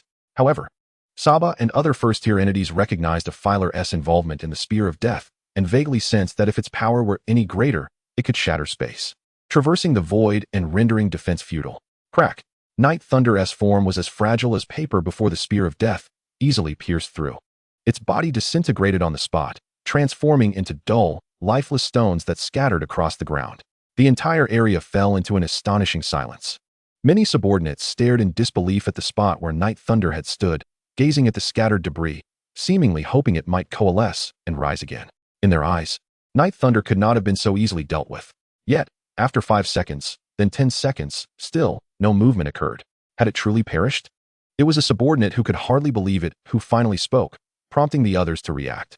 The former royal-level second-tier fourth sequence entity, a named exiled subordinate, had significantly diminished in strength, yet still possessed the caliber of a seventh-tier lower entity. And it had died just like that? They had anticipated a fierce battle, their nerves taut, fearing for the safety of their lord. From the beginning, they had surrounded their lord, vigilantly watching Night Thunder's every move. And yet, the result was a single strike. Lord Karis merely unleashed a single skill, casting the Spear of Death, and instantly vanquished Night Thunder. The swiftness was such that not even a final word was uttered. So this is what the esteemed lord referred to as a swift resolution. The ancient turtle Sabbath stroked his goatee thoughtfully, nodding in contemplation. It seemed he had gained a profound understanding of the phrase swift resolution. His exclamation ignited a spark of enlightenment in the eyes of all his subordinates. Swift resolution. So this is what it truly means. Instant annihilation. Upon reflection, if it were not for instant kills, how could it be deemed a swift resolution? He glanced around and noticed that his subordinates had suddenly fixed their fervent gazes upon him, causing a shiver to run down his spine. What is going on here? Unbeknownst to him, his suggestion of a swift resolution had instilled in every member of the expedition team a lofty aspiration to annihilate every foe they encountered instantly. Even those who would later join the team would have veteran members emphasize this matter. Only instant kills constitute the swift resolution spoken of by the Lord. At this moment, a warm current surged through He-Yun's entire being, a sensation typically reserved for moments of level advancement. The defeat of Night Thunder propelled him directly to the 6th tier upper echelon. In truth, reaching the 5th tier already marked a threshold into the realm of true lordship, surpassing many ordinary monsters in strength. Both Karis and Effalo were enveloped in radiance, their levels elevated to the 6th tier lower echelon. Subsequently, He-Yun gazed at the kill panel, an unexpected thrill coursing through him. Notification: you have slain the exiled senior lord's subordinate, Thunder I Night Thunder, earning 484 gold, 7 crystal stones, and a fragmented skill stone. Notification: due to your slaying of a senior lord subordinate during your novice lord phase, you receive an additional reward, Evolution Feather, Territory Power 15. Notification: you have accomplished an extraordinary feat beyond the capabilities of a novice lord, gaining early insight into certain secrets. Truly, it is worthy of a second-tier senior lord subordinate, a bountiful windfall. He-Yun beamed with delight. Not only had his level risen to the 6th tier upper echelon, but he had also acquired new, exceptional items, a skill stone, an evolution feather. Additionally, he had received a reward of 15 points of territory power during his novice lord phase. The value of this was infinitely greater than countless pieces of gold. It was as if a timely rain had fallen. Karis, hurry and clear out the intruding monsters with your subordinates. He-Yun felt elated. With Night Thunder's demise, the threats surrounding the territory had undoubtedly diminished. Fortunately, he had decided to lead his subordinates in reclaiming the territory tonight. Had he waited another 5 days, with Night Thunder and numerous monsters assaulting the territory, the scene would have been unimaginable. He focused his thoughts, and a stone resembling the Thunder Stone from Night Thunder appeared in his hand, alongside a feather radiating a faint golden glow. Fragmented Skill Stone, Thunder Dance Storm. Details: grants a suitable subordinate of the appropriate race the ability to learn the Thunder Dance Storm. Fine skill. Notification: due to the fragmentation of this skill stone, there will be a certain impact on the potential ceiling of the subordinate who learns it. Skill stones serve as one of the primary means for subordinates of lower than 5th tier species to learn skills. They facilitate the learning of various skill levels, though there are instances where compatibility with the skill stone may prevent acquisition. Chapter 45. The upcoming expedition shall show no mercy. This item seems of little use to me. The Thunder Dance Storm was originally an exceptional skill in Night Thunder's possession. However, what dropped was a fragmented skill stone, lowering the quality of the skill and significantly diminishing its effectiveness. The notification explicitly stated that learning it would impact the subordinate's potential. A mere fine skill, to be frank, does not pique my interest. Any 7th tier species, given enough time in the gold mine cave, could awaken simply by gathering gold. Perhaps I should place it in the trading market and see if a benefactor may come along. Just because I do not need it does not mean other lords would not find it valuable. Despite its fragmentation, it still holds great worth for many lords. The ability to learn a fine skill, it could very well be one of the higher quality skills among fine skills. For any lord, it can rapidly enhance the combat power of their subordinates. Even high-tier lords would be inclined to purchase it if their subordinates are appropriate. Who wouldn't desire their subordinates to possess an additional skill? The decision of whether to allow the highest-tier subordinate within the territory to learn it or a subordinate of slightly lesser aptitude rests upon their discretion. He only needed to obtain what he desired. He listed it on the trading market, noting, exclusively for the exchange of fine-grade and above blueprints, items, etc. The trading market's functionality is exceedingly convenient, allowing the selling price to be adjusted according to the conditions I require. Next, he turned his attention to the shimmering white feather. This item is truly the main attraction. Evolution Feather. Epic can elevate the quality of a specific building within the territory, directly achieving epic status. Hyun's expression brightened with joy. Directly achieving epic status? This means he could add another epic building to his territory. The two current epic structures within the territory were both acquired for free from divine-grade species. Their value to the territory far surpasses any other construction. However, there are still many buildings that have yet to reach epic status. The Vine-Splitting Tree, Silver-Plated Golem, Domain Teleportation Array, Source Energy Altar, Guardian Pillar, Storm Tower, and Metamorphosis, well, are all of fine quality or exceptional. Exceptional above that is exquisite, and exquisite above that is epic. But when it comes to cost-effectiveness, only the Source Energy Altar, Domain Teleportation Array, and Silver-Plated Golem are worthy of using the Evolution Feather. These three buildings hold greater long-term potential for the future development of the territory than any others. Hyun pondered thoughtfully. The Source Energy Altar is an exceptional building whose effect is to reduce the skill cooldown of territory subordinates by 10. An elevation in quality will undoubtedly introduce new effects. While the Domain Teleportation Array is of fine quality, its functionality is quite convenient. As for the Silver-Plated Golem, its effects encompass subordinate enhancements, territory defense, and the summoning of additional units. It appears formidable, yet its capabilities are confined to the territory. To maximize its effectiveness, certain sacrifices must be made. After all, it is a building of the demon race. Should the requirements for sacrifices increase upon quality elevation, that would pose a dilemma. I shall use it on the Source Energy Altar. To play it safe, Hyun opted for the former. Reducing subordinate skill cooldowns can be utilized both within and beyond the territory. From a long-term perspective, it is superior to the Silver-Plated Golem and Domain Teleportation Array. You have used the Evolution Feather. With a slight mental exertion, the transformative feathers of evolution shimmered as they soared towards the core region. Hyun felt a twinge of nervousness. This was his inaugural experience utilizing such an ascension item, and his heart brimmed with anticipation. Notification: Exceptional Grade Structure, Source Energy Altar. Upgraded to Epic Level. Source Energy Altar, Epic Level. Level 2 Effect: Reduces all subordinate skill cooldowns in the territory by 30. Effect: Reduces all territorial building cooldowns by 30. Upgrade requirements: Level 3 Territory, 3,000 gold. 30 Territory Power. The prospect of diminishing the cooldown time of territorial buildings elicited an immediate smile from Hyun. Indeed, he had made the right choice. The advantages conferred by this structure on the entire territory were profoundly significant. Numerous building effects could now be employed more frequently. For instance, the cooldown of the Domain Teleportation Array, originally 10 minutes, was reduced to 7. This expedited return to the battlefield would yield considerable advantages, and as similar structures proliferated, it would afford greater flexibility. As long as the Source Energy Altar remained intact, its value would encompass all stages of territorial development. This building might very well be essential for confronting both formal and seasoned lords in the future. After the Battle of Night Thunder, Hyun's gaze had acquired an air of steadiness, for he had come to understand the nature of novice lords. The land beneath all novice lords was an uncharted, mysterious zone, previously unexplored by any lord, teeming with undiscovered resources and unique items. It was said that even miracles existed within. Yet, at a distant expanse, a cadre of established lords, some of whom had long developed their territories, engaged in territorial expansion, strategic contests, and resource plundering. They delved deeper into the mysterious region, seeking opportunities to augment their strength. Sooner or later, they would encroach upon Hyun's territory, discover him, and either annex or annihilate him. This was a fate that all novice lords would inevitably confront upon their ascension to formal status. The novice lord period served as both a safeguard for new lords and a preliminary means of sifting potential candidates. Accomplishing feats that exceeded expectations or outpacing the majority of lords would yield substantial rewards. To the formal and seasoned lords, a promising fledgling lord like Hyun was a prime target for exploitation. Especially the seasoned lords, armed with formidable items and followers, could easily conquer a territory recently claimed by a formal lord. However, it seemed they could not reach this domain just yet. There appeared to be some constraint.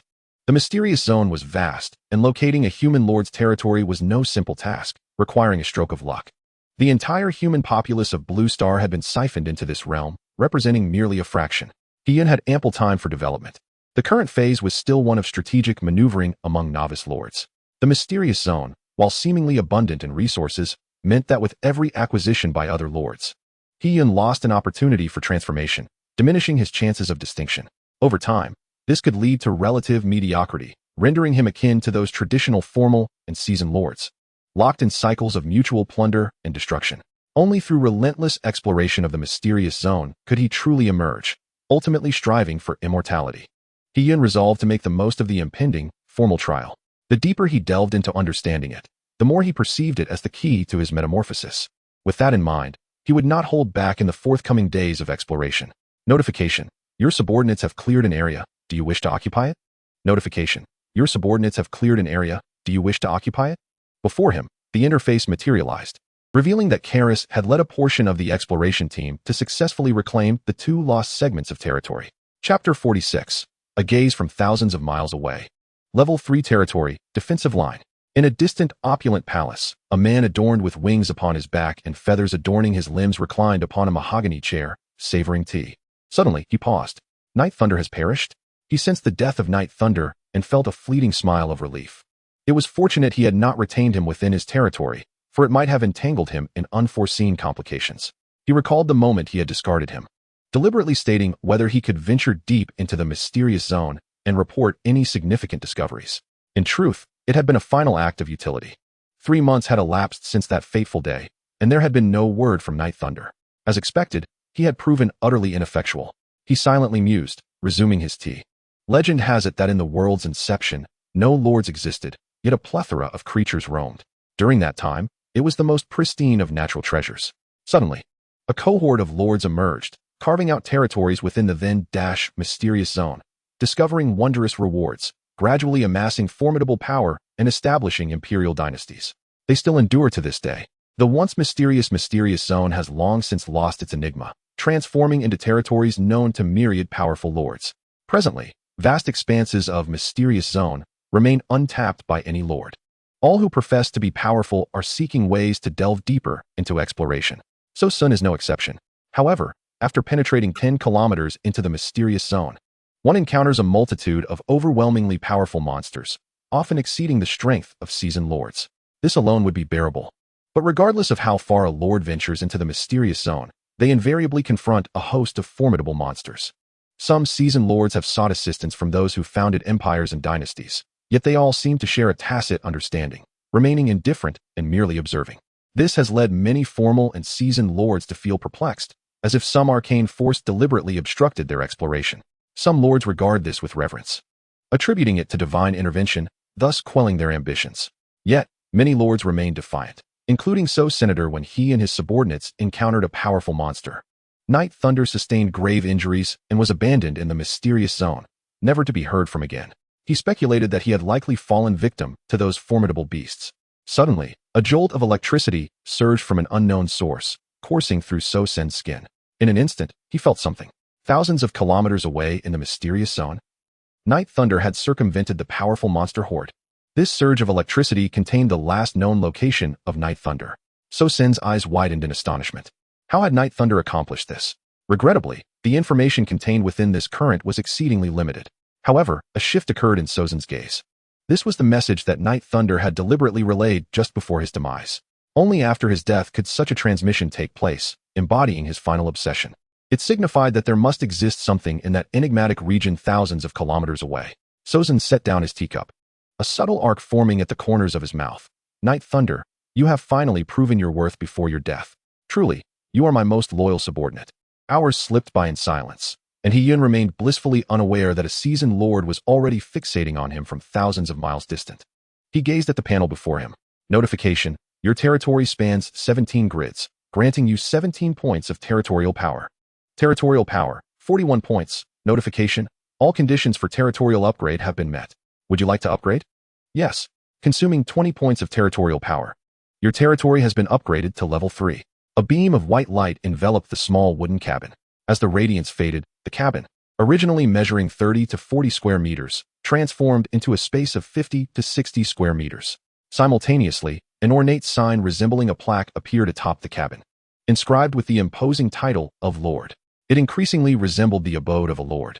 As He-yun beheld the expansion of the cabin, a question emerged in his mind. With such a grand structure, intended for a singular lord, who else could it possibly serve? For reasons unknown, The memory of how Lord Valsa met his end suddenly surfaced in his thoughts, sending a chill racing down his spine. He-yun's scalp prickled with unease. This place was rife with trials for the lords. He reviewed the territorial information. Territory No.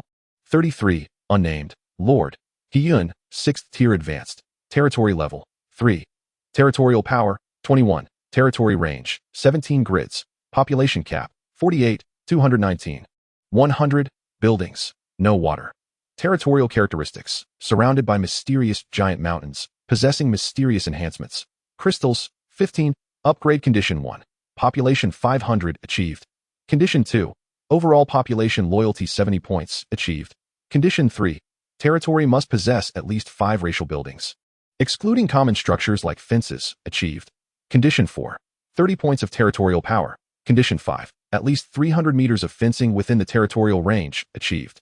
The conditions for upgrading to a level 3 territory involved an additional requirement compared to level 2, particularly concerning the fencing. It was fortuitous that He-yun planned to establish a defensive line using bamboo spikes in the fortress area within the coming days. To prepare for the impending formal trial, all defensive structures were placed in the fortress area, with their effects covering that entire region. Fencing, however, may not effectively defend against all monsters, but if positioned strategically, it could certainly provide delays. Being consumables, a 200-meter fence would undoubtedly fall short of He-yun's delay standards. Bamboo spikes cost 50 gold coins per set, with each set providing 20 meters. With 17 grids of territory, excluding the core area, the scattered bamboo spikes already exceeded 300 meters. He-yun decided to check his gold. After a long absence, he looked at his gold reserves. Gold, 212. 340. To his astonishment, the amount exceeded 200,000 gold coins. Even a few turns in the defensive line would hardly make a dent in his wealth. However, upon careful calculation, the cost of constructing a complete and effective defensive line was still considerable. He-yun's budget was around 200 sets, which amounted to 10,000 gold coins. Well, looking at such a substantial sum, he could begrudgingly accept it. After all, a proper defensive line would not merely consist of a continuous stretch of bamboo spikes. Such an arrangement would provide no obstruction and would be easily breached. The specifics of the arrangement would be entrusted to Karis and A. Philo. He decided to allocate them a budget of 20,000 gold coins for the defensive line, allowing the professionals to handle the matter. Afterward, he checked the buildings. With 21 points of territorial power remaining and 15 crystals, he pondered whether there were any buildings suitable for upgrading. Chapter 47. Rapid Development Phase. Currently, aside from the territory itself, only epic-grade buildings required territorial power for upgrades. Buildings of other qualities only required crystals at most. Each of the 3 epic-grade buildings needed 30 points for upgrades, which he lacked. However, aside from that, the vine-cracking tree, dwarven fortress, silver-plated golem, and domain teleportation array, all valued at 80 within the territory, could be upgraded. Unfortunately, with limited crystals, he could not upgrade them all at once. He decided to select a few crucial buildings for upgrading. He-yun examined the building panel, navigating through it. Notification, vine-cracking tree, Tower of Storms, domain teleportation array, silver-plated golem, dwarven fortress buildings have been upgraded to level 3. Almost 5,000 gold coins and several crystals were instantly consumed. The expenditure was reasonable. Aside from the dwarven fortress, the other buildings upgraded were primarily defensive structures. These buildings formed the very foundation of the fortress area. The stronger they were, the greater their assistance in the formal trial. Among them, the vine-cracking tree and Tower of Storms saw their effective ranges expand, with the vine growth extending to a radius of 500 meters. The Tower of Storms' effective attack range increased to a radius of 15 grids centered on itself. Neither building exhibited new effects. The domain teleportation array's single transport limit increased to 800 units of population or 5,000 units of resources, while the dwarven fortress showed no apparent changes. As for the silver-plated golem, its overall effects were also enhanced. Silver-plated golem, exquisite, level 3 effect 1, establishes a connection with all friendly demons within a radius of 23 grids, increasing their life and defense by 20. Effect 2, by sacrificing 2 non-demonic lives, the silver-plated golem can awaken, moving freely within the territorial area to guard it, lasts for 1 day. Effect 3, opens a portal for demons, allowing up to 558 random demons of at least the 7th tier to temporarily arrive in the territory for protection and labor. Unable to leave the territorial confines, lasts for 1 day. Current summonable temporary demon level, no higher than the 9th tier. Upgrade conditions, level 4 territory, 1, 500 gold coins. 6 crystals, 15 demon population. Next, He-yun aimed to upgrade the Soulfire Sanctuary, which would further enhance the emergence of first-tier units. If conditions permitted, he intended to complete the upgrades for all 3 epic buildings before advancing the territory. However, should the accumulation of territorial power prove sluggish, he would prioritize upgrading the Soulfire Sanctuary. Having a sufficient number of first-tier subordinates would significantly increase the efficiency of the exploration teams. However, there is one task that He must undertake in advance. Vina, recruit all the subordinates that appear on the recruitment board. Raise the population to 500,000. Upgrade the territory to level 3, and elevate the recruitment board to the 3rd tier. This means that the lowest rank of subordinates recruited will also be tier 3. Subordinates of this caliber will possess the strength to face the formal trial. When forming groups to venture beyond the territory, they will have some capability for self-preservation against wild monsters. Moving forward, he aims to significantly enhance the efficiency of gold collection, propelling the quantity of gold to an unprecedented peak. He has a premonition that after the formal trial, the territory will undergo a tremendous transformation, entering a phase of rapid development that will distinctly separate him from numerous other lords. At that time, the required amount of gold will far exceed a mere 100 or 200,000. In fact, many subordinates from the 4th and 5th tiers will also be liberated from the task of gold collection. He must prepare for this. Yes, upon receiving the command, Vina immediately set to work. The population of the territory surged upward, albeit at a slow pace. Unfortunately, the recruitment board refreshes only 5 slots for different races at a time, with 500,000 allocated for gold collection and another 500,000 reserved for combat personnel, which consist of the first 3 tiers. The refresh will be gradual. The amount of gold collected daily will suffice for a considerable time. After some contemplation, He opened the chat panel. The closure of the Novice Lord's 3rd day has made it a norm to check the chat panel at night, becoming a routine for all lords. Yet, most of the discussions revolve around themselves. I can't believe it. Lord 33 has put a skill stone up for trade in the marketplace. A skill stone? Such a treasure exists? I haven't even seen a shadow of any equipment. Yet Lord 33 has obtained a skill stone? A skill stone with an exceptional skill? Could it be that Lord 33 possesses even more formidable skill stones? Countless lords grew increasingly curious about the prowess of Lord 33. To what extent has he developed? Selling skill stones. Such items are deemed invaluable by all lords at this stage.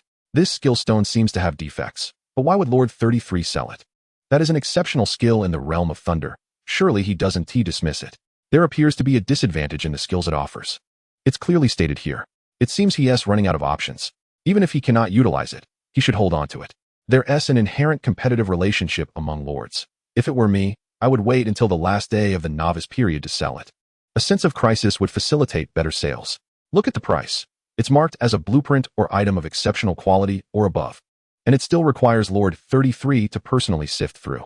Evidently, Lord 33 finds this item unhelpful. He lacks suitable races in his territory and seeks to exchange it for something more fitting. Among the crowd, there was no shortage of astute observers. Many lords were astonished by the emergence of the defective skill stone and engaged in analysis within the chat panel. Numerous others were lurking, discreetly observing, utilizing the known information to assess Hyun's territorial situation. Does Lord 33 not have any races related to thunder among his subordinates? Hoda murmured to himself while sending messages in the alliance group. This discovery presents a beneficial piece of information for them. The tension surrounding Lord 33 acquiring a skill stone they had never even heard of was palpable. Fortunately, he has no use for it. Amidst his relief, Hoda's expression grew more solemn. He must remain vigilant. If Lord 33 dares to list it, he will certainly speculate about us. Perhaps he intends to make us believe he has no use for that skill stone, while in fact, he is engaging in a high-stakes gamble, creating informational disparities through some sacrifices to deliver a thunderous blow at a critical moment. Hoda bit his thumb. If it were Lord 33, such a possibility was not out of the question. The previous miscalculations were still vivid in his mind. Regarding this formidable competitor, he held him in the highest regard. He has even considered that he might genuinely not need the skill stone. But what level of strength does such a Lord 33 possess? To the point of disregarding exceptional skills? This notion utterly transcended Hoda's cognitive boundaries. No matter how powerful Lord 33 is, he could not fathom that he could reach such heights. If it truly is this absurd, he might as well surrender. In his view, such thoughts were merely self-imposed fears. Upon reading Hoda's message, Yindong began to speculate. Lord 33's subordinates are of the demon race, a fact known only to him at present. Demons are malevolent and powerful beings, likely ill-suited for the force of thunder. If I were to sell this information, many would undoubtedly show interest and be willing to pay. A smirk creased his lips, but it quickly vanished. This would expose his vulnerability and offend Lord 33. Given the focus of all human lords on this matter, it would be nearly impossible for this information not to leak, inevitably leading suspicion back to him. As far as Yin Dong knew, Lord 33 had very few friends. He had no desire to offend him. For now, it would serve as a trump card to hold on to. Yin Dong was keen on avoiding conflict with anyone, seeking to collaborate whenever possible. Yet, he still needed to gather information on powerful lords. Who knows when their interests might clash? This is a real world, a realm of lords where the weak perish and the strong survive. If a day of hostility truly arrives, he would spare no effort in utilizing all means to protect himself, retaliate, and ensure his survival. Ultimately, his current membership in the Dawn Alliance serves merely as a means to facilitate information gathering. He believed other lords felt similarly. They all congregate for the sake of enhancing their chances of survival in the future. Regardless of how noble their rhetoric may be, each individual's ultimate goal is self-preservation. Chapter 48 He-Yun awaits, anticipating an exquisite blueprint or item. The chat panel is abuzz with activity. Nearby, the trading market is also abuzz with excitement. Many lords, intrigued by the skill stone, are offering their best items from the past 3 days for He-Yun to sift through. Some are even frequently messaging in the trading market to acquire items of exceptional quality or above, as if the skill stone holds immense significance for them. Indeed, such items truly ignite human desire. He-Yun cannot help but marvel. The pinned messages in the trading market pale in comparison to the allure of the skill stone. Yet it remains imperfect. However, He-Yun merely conducted a cursory selection, outright rejecting the vast majority and retaining only a select few requests. No one was chosen. He continued to wait, waiting for those esteemed lords to become restless, yearning for a blueprint or artifact that would leave him utterly astounded. He-Yun was acutely aware that these top-tier lords would, much like certain individuals in the chat panel who understood the essence of an emperor, analyze him. Many harbored ambitions to crush him. Ultimately, they might conclude that the subordinates of Lord 33 were ill-suited for the Thunder Skill Stone. Even Yin Dong, who had previously sold him the Demon Tribe architecture, might speculate whether his demonic subordinates would fear the might of thunder. Should he succumb to temptation and disseminate this information, it could potentially become a pivotal advantage against Lord 33. Thus, the value of this flawed skill stone would increase manifold. Regrettably, he had waited for an extended period, only to find that the commotion was not as significant as he had imagined. It seemed that Yin Dong was also a deep-water fish, not one to easily offend anyone. He-Yun sighed in exasperation. It appeared he was not the protagonist, even lacking a mindless antagonist to challenge him and facilitate his rapid growth. Nevertheless, he continued to wait, striving to filter through more options in search of the most beneficial items for himself or his territory. Among billions of novice lords, there must be a few genuine fortunate souls who could be drawn to him. At long last, after an indeterminate amount of time, He-Yun finally discovered an item that greatly pleased him. Element Refinery, Special Excellent Building Blueprint. Effect: upon acquiring the Element Refinery, it can automatically extract various elements from the air, accumulating and refining them. After a set period, it will yield precious elemental metals and gems, making it an ideal source of invaluable materials for crafting equipment. Purchase price: 1,600 gold coins, as He-Yun's territory was at level 3. The purchase would yield a level 3 refinery, and being a special building, its price would naturally be higher. Yet, the benefits to his territory were substantial. However, the seller had noted an additional remark, expressing a desire to befriend him, feeling somewhat disadvantaged. The friendship request was not the crux of the matter, rather, it was what would follow. In pursuit of this blueprint, He-Yun acquiesced to the friend's request. Notification: you have become friends with Lord 88689. Lord 88689, greetings. Lord 33. I am Guang Zeishan, the first sequence lord, and I would like to discuss a potential collaboration with you. Lord 33. Thank you for the invitation, but I have no intention of collaborating with anyone at this time. After responding politely, he promptly blocked him. Surviving the formal test was of utmost importance. Guang Zeishan stared incredulously at the friend panel, his eyes widening. Was he rejected so outrightly? After all, he had exchanged an excellent skill stone for an exquisite blueprint. Was Lord 33 truly so dismissive? Although he needed the skill stone, he felt he had been slighted. Undeterred, he continued to send messages, only to receive the following notification: your message has been sent, but the recipient has declined to receive it. Damn. He understood that this notification signified being blocked. The bluntness of it was astounding. The last time he experienced something similar was in junior high at Blue Star, when a teacher mistakenly thought he was non-tome, forcing him to switch seats to sit next to the class flower for 3 years. After the truth was revealed, she took great care of him, but he was subsequently blacklisted by the jealous boys in the class. Honestly, He was still unsure whom those boys were envious of. In comparison, Lord 33's actions seemed utterly trivial. Oh well, since the other party had blocked him, it was a sign that fate was not on their side. He would let things unfold naturally. He then proceeded to purchase and place the Element Refinery. Element Refinery, excellent special building. Level 3 effect.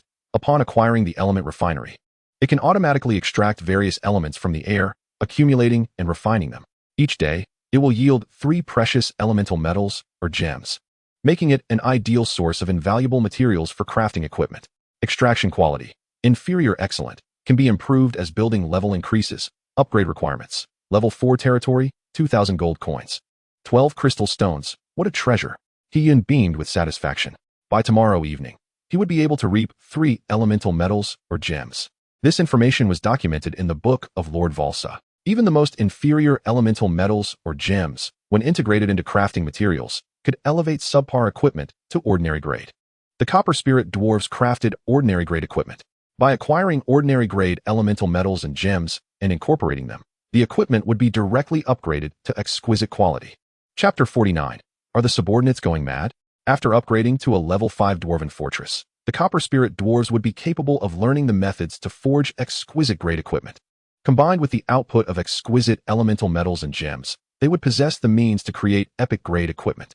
Hiyun could hardly fathom the strength of his territory at that time, especially as the Lord himself, clad in epic grade equipment from head to toe. With various equipment effects converging, what level of prowess could he attain? Hiyun was filled with anticipation.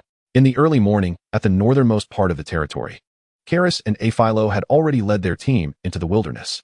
The size of the team had expanded to over 100 members. Standing alongside Aphilo, with blood still fresh on their spears, they observed their subordinates hunting monsters in an orderly fashion. The strongest monsters in this area had been vanquished. It was merely a matter of time before the area was cleared. Rough estimates suggested that by tonight, the territory could expand to over 40 squares, equating to 40 squares of territorial power. Coupled with the existing 21 points of territorial power, the Lord would be able to upgrade 2 epic buildings. This rate of development was already quite rapid. Still, she furrowed her brow, feeling unsatisfied. In the past 3 days, the Lord had managed to elevate the territory by 1 level each day. Simultaneously, the development of the territory's own buildings had not lagged behind. Especially during the early hours of today, a large influx of new subordinates had surged into the gold mine, indicating that the Lord was preparing for a rapid expansion of the territory. The pioneering team was expected to expand their territory further to gain more territorial power. This was the duty of the team. Moreover, she was deeply concerned about one matter. I understand what you are worried about. There is no need to put such pressure on yourself. Aphilo, sensing her change in demeanor, offered a gentle smile. The territory has only just begun, and the Lord has already defeated the named subordinates of seasoned lords. He is now aware of the existence of formal lords and seasoned lords. Even though the old lords would eventually take notice, it would take time for them to delve deeply into this matter. Due to certain constraints, they were unable to divulge specific information to Hiyun, compelling him to rely solely on his own discoveries. Thus, Karis harbored deep concerns that before the Lord could uncover the truth himself, they would be targeted by the traditional lords. Karis silently nodded, recognizing that her anxious internal turmoil was of no assistance to her. Furthermore, the Lord himself possessed formidable strength. After clearing the area, they led their team onward, progressing northward. However, an unsettling phenomenon transpired. The team had been walking for nearly half an hour without encountering a single monster, only faintly hearing sorrowful wails emanating from all directions, as if something were weeping. All members instinctively grew vigilant, tightening their grips on their weapons and drawing closer to one another. Karis, in a moment of resolve, thrust her spear into a nearby massive tree to mark their path. The pace of the team visibly quickened, yet paradoxically, the tree they had pierced seemed to recede further into the distance. The cries grew increasingly louder, heightening their sense of caution. Why did it feel as though they were treading in place? Was there another monster lurking in this area? One subordinate, unable to endure the maddening cries, shattered the tension with a frantic outburst. No, Ipilo declared gravely, we have entered the next zone. The team halted, tension mounting among them. What could be the source of the weeping? A raven, however, took flight from Karis's shoulder, excitedly circling high above. Each member of the team observed their surroundings with utmost caution. This situation could stem from 2 possibilities. Either they had entered a special area or fallen into a monster's illusion. The latter would be the more favorable scenario. If it were the former, they would be in grave peril. The wailing intensified, as if a heartbroken woman were whispering her anguish directly into their ears, emitting a heart-rending lament. Suddenly, one subordinate began to scream wildly, clawing at his own head, frantically breaking away from the group. In the blink of an eye, Karis subdued him, pinning him to the ground. His eyes were bloodshot, and he continued to scratch at himself, oblivious to the blood streaming from his head. Seemingly impervious to pain, the soul raven, Beezy, landed gently on the afflicted subordinate, hopping around as if to observe him. Finally, it opened its beak, and a wisp of white smoke emerged from the subordinate's ears, consumed by Beezy. Caw, caw. Beezy chirped joyfully, soaring into the sky, reveling in its newfound freedom. The frenzied subordinate gradually calmed, returning to lucidity. They were indeed in a special area, and non-undead subordinates needed to remain vigilant to avoid being influenced by the spirits. I apologize, Lord Karis, the subdued subordinate murmured, lowering his head in shame. As a third-tier being, it was disgraceful to be so ensnared by the cries of the spirits. This incident only underscored the inherent danger of this special area. Any such locale could pose a significant threat, often encompassing a vast expanse.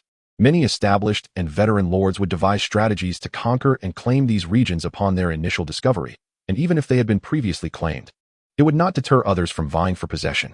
This is because special areas offer rewards unattainable in regular zones and can serve as territorial strongholds, evolving into domains devoid of territorial crystals, acting as bridges to the outside world.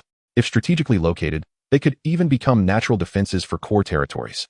Even if they could not serve as fortifications, some special areas possessed sustainable resources or potential for development, allowing for the stockpiling and cultivation of numerous assets. At this moment, Karis's gaze burned with fervor, her heart pounding with excitement. The value of a special area far surpassed that of ordinary wilderness. Securing and claiming it would have a profound and far-reaching impact on the future development of the entire territory. Moreover, this particular area beneath her feet was akin to paradise for the undead, especially for the soul raven, Beezy. Notification. Your subordinate has entered the special area, the land of the undead. Within the core territory, upon seeing the sudden notification, Hiyun's expression flickered with surprise. Had they truly discovered a special area? He found himself uncertain whether to feel fortunate or unfortunate. For a novice lord, uncovering a special area was akin to stumbling upon a rare and precious treasure. Yet it was also fraught with peril, with a high likelihood of encountering dangers that one would not face in regular wilderness. At their current stage, the subordinates lacked sufficient strength, and death was a distinct possibility. However, the region known as the Land of the Undead clearly held connections to the undead race, as suggested by its very name. Consulting the map, he noted that the entire exploration team had come to a standstill, with only a single light darting about. Notification. The level of your subordinate, the Soul Raven, Beezy, has risen to level 5, lower tier. Hiyun smiled knowingly. It seemed that the once inconspicuous Beezy had returned to its ancestral home. Chapter 50. The first hurdle of the special area. Caw, caw, caw. Beezy flapped its wings excitedly, emitting raspy cries of delight. From the moment it soared into the sky, its beak had not closed. With each flap, wisps of white smoke wafted from its mouth, indulging in a bountiful feast that served as the source of its power. Who among them could still recall its status? Soul Raven, Beezy, first tier, level 5. Lower tier skills, soul absorption, devours the souls of nearby deceased, enhancing its own strength. No cooldown, plague source, can spread infectious, deadly diseases, causing illness, poisoning, and even death. Cooldown, 1 day, undead physique, passive, reduces physical damage taken by 70. Equipment, none in recent days. All the subordinates of the exploration team had been rapidly increasing in strength, aiding the Lord in conquering one territory after another, enjoying a life of luxury and abundance. Yet, Beezy felt a pang of discomfort.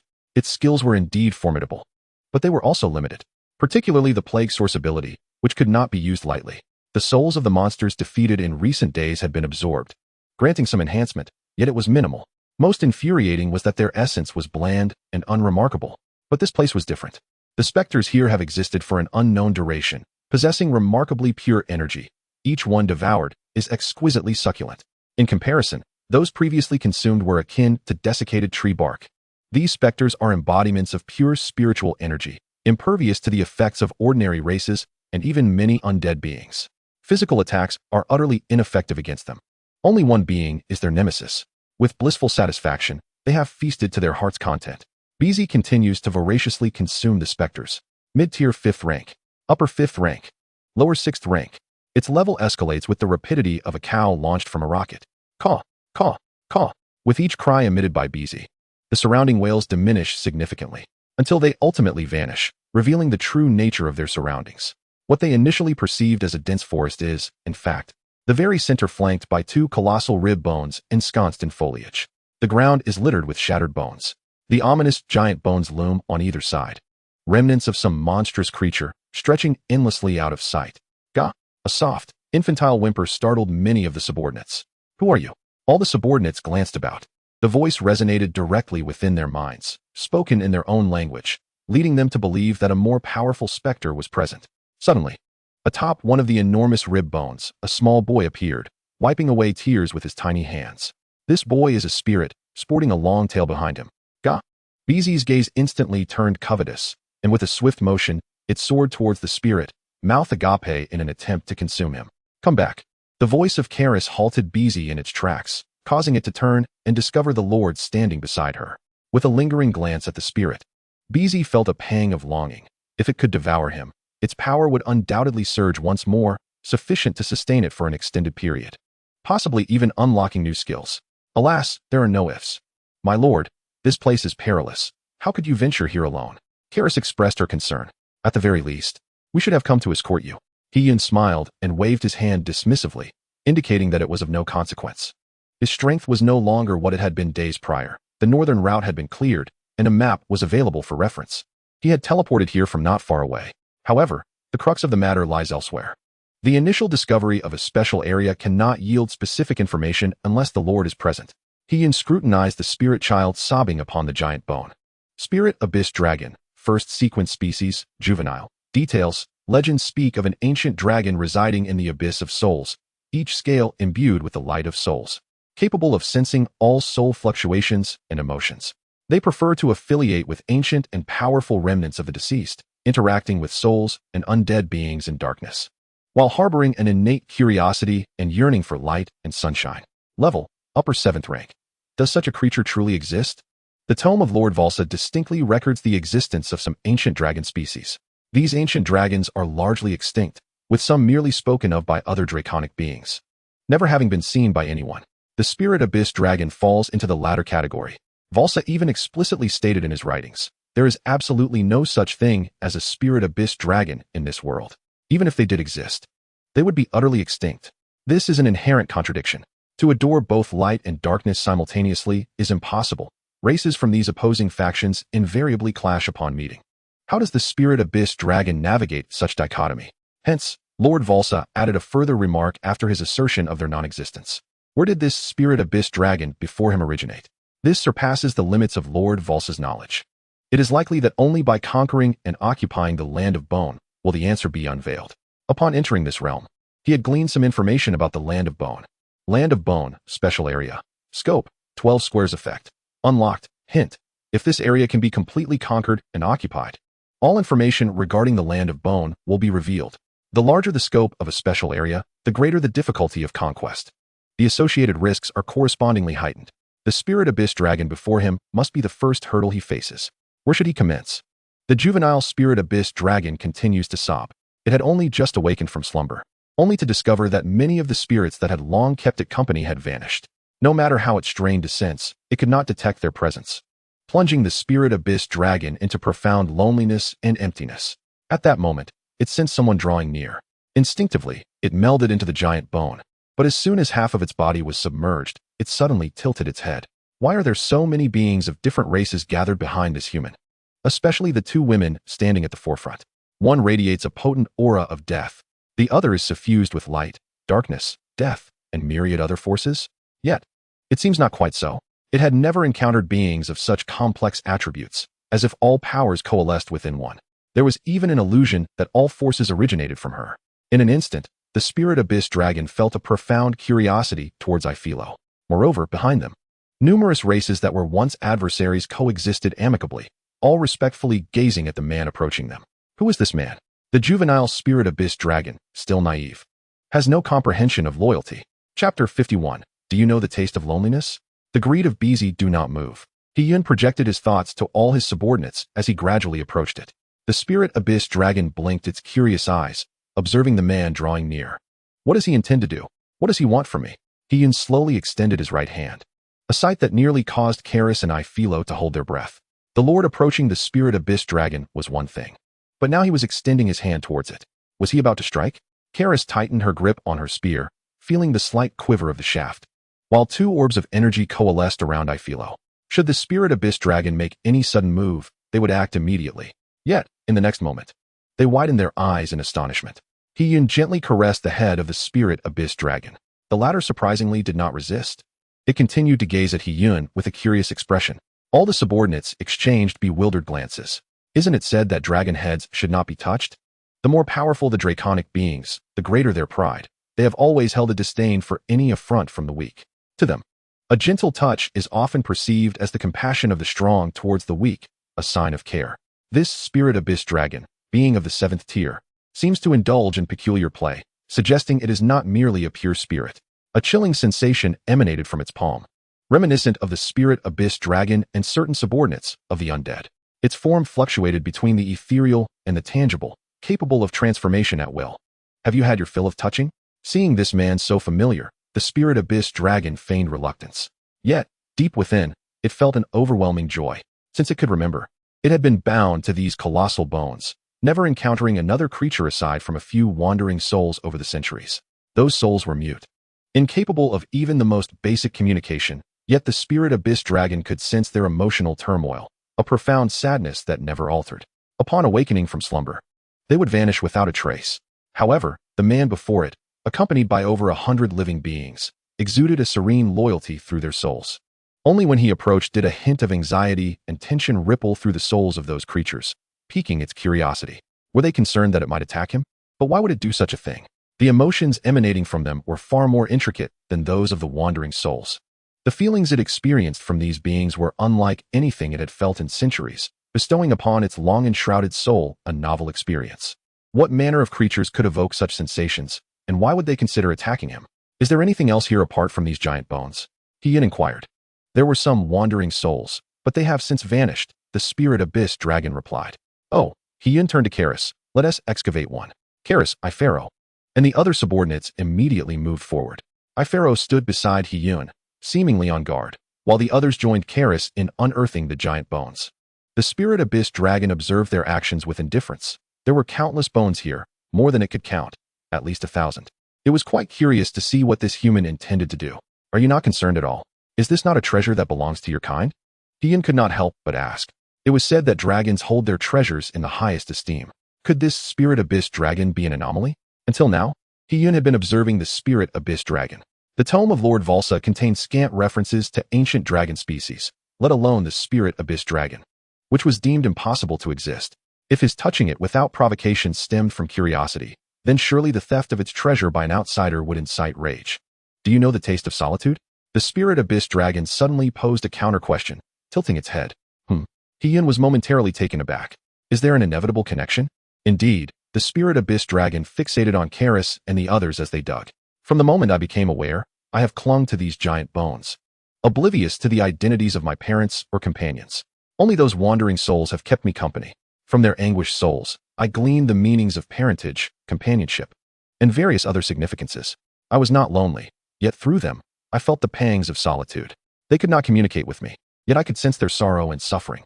That is quite pitiable, Hiyun responded.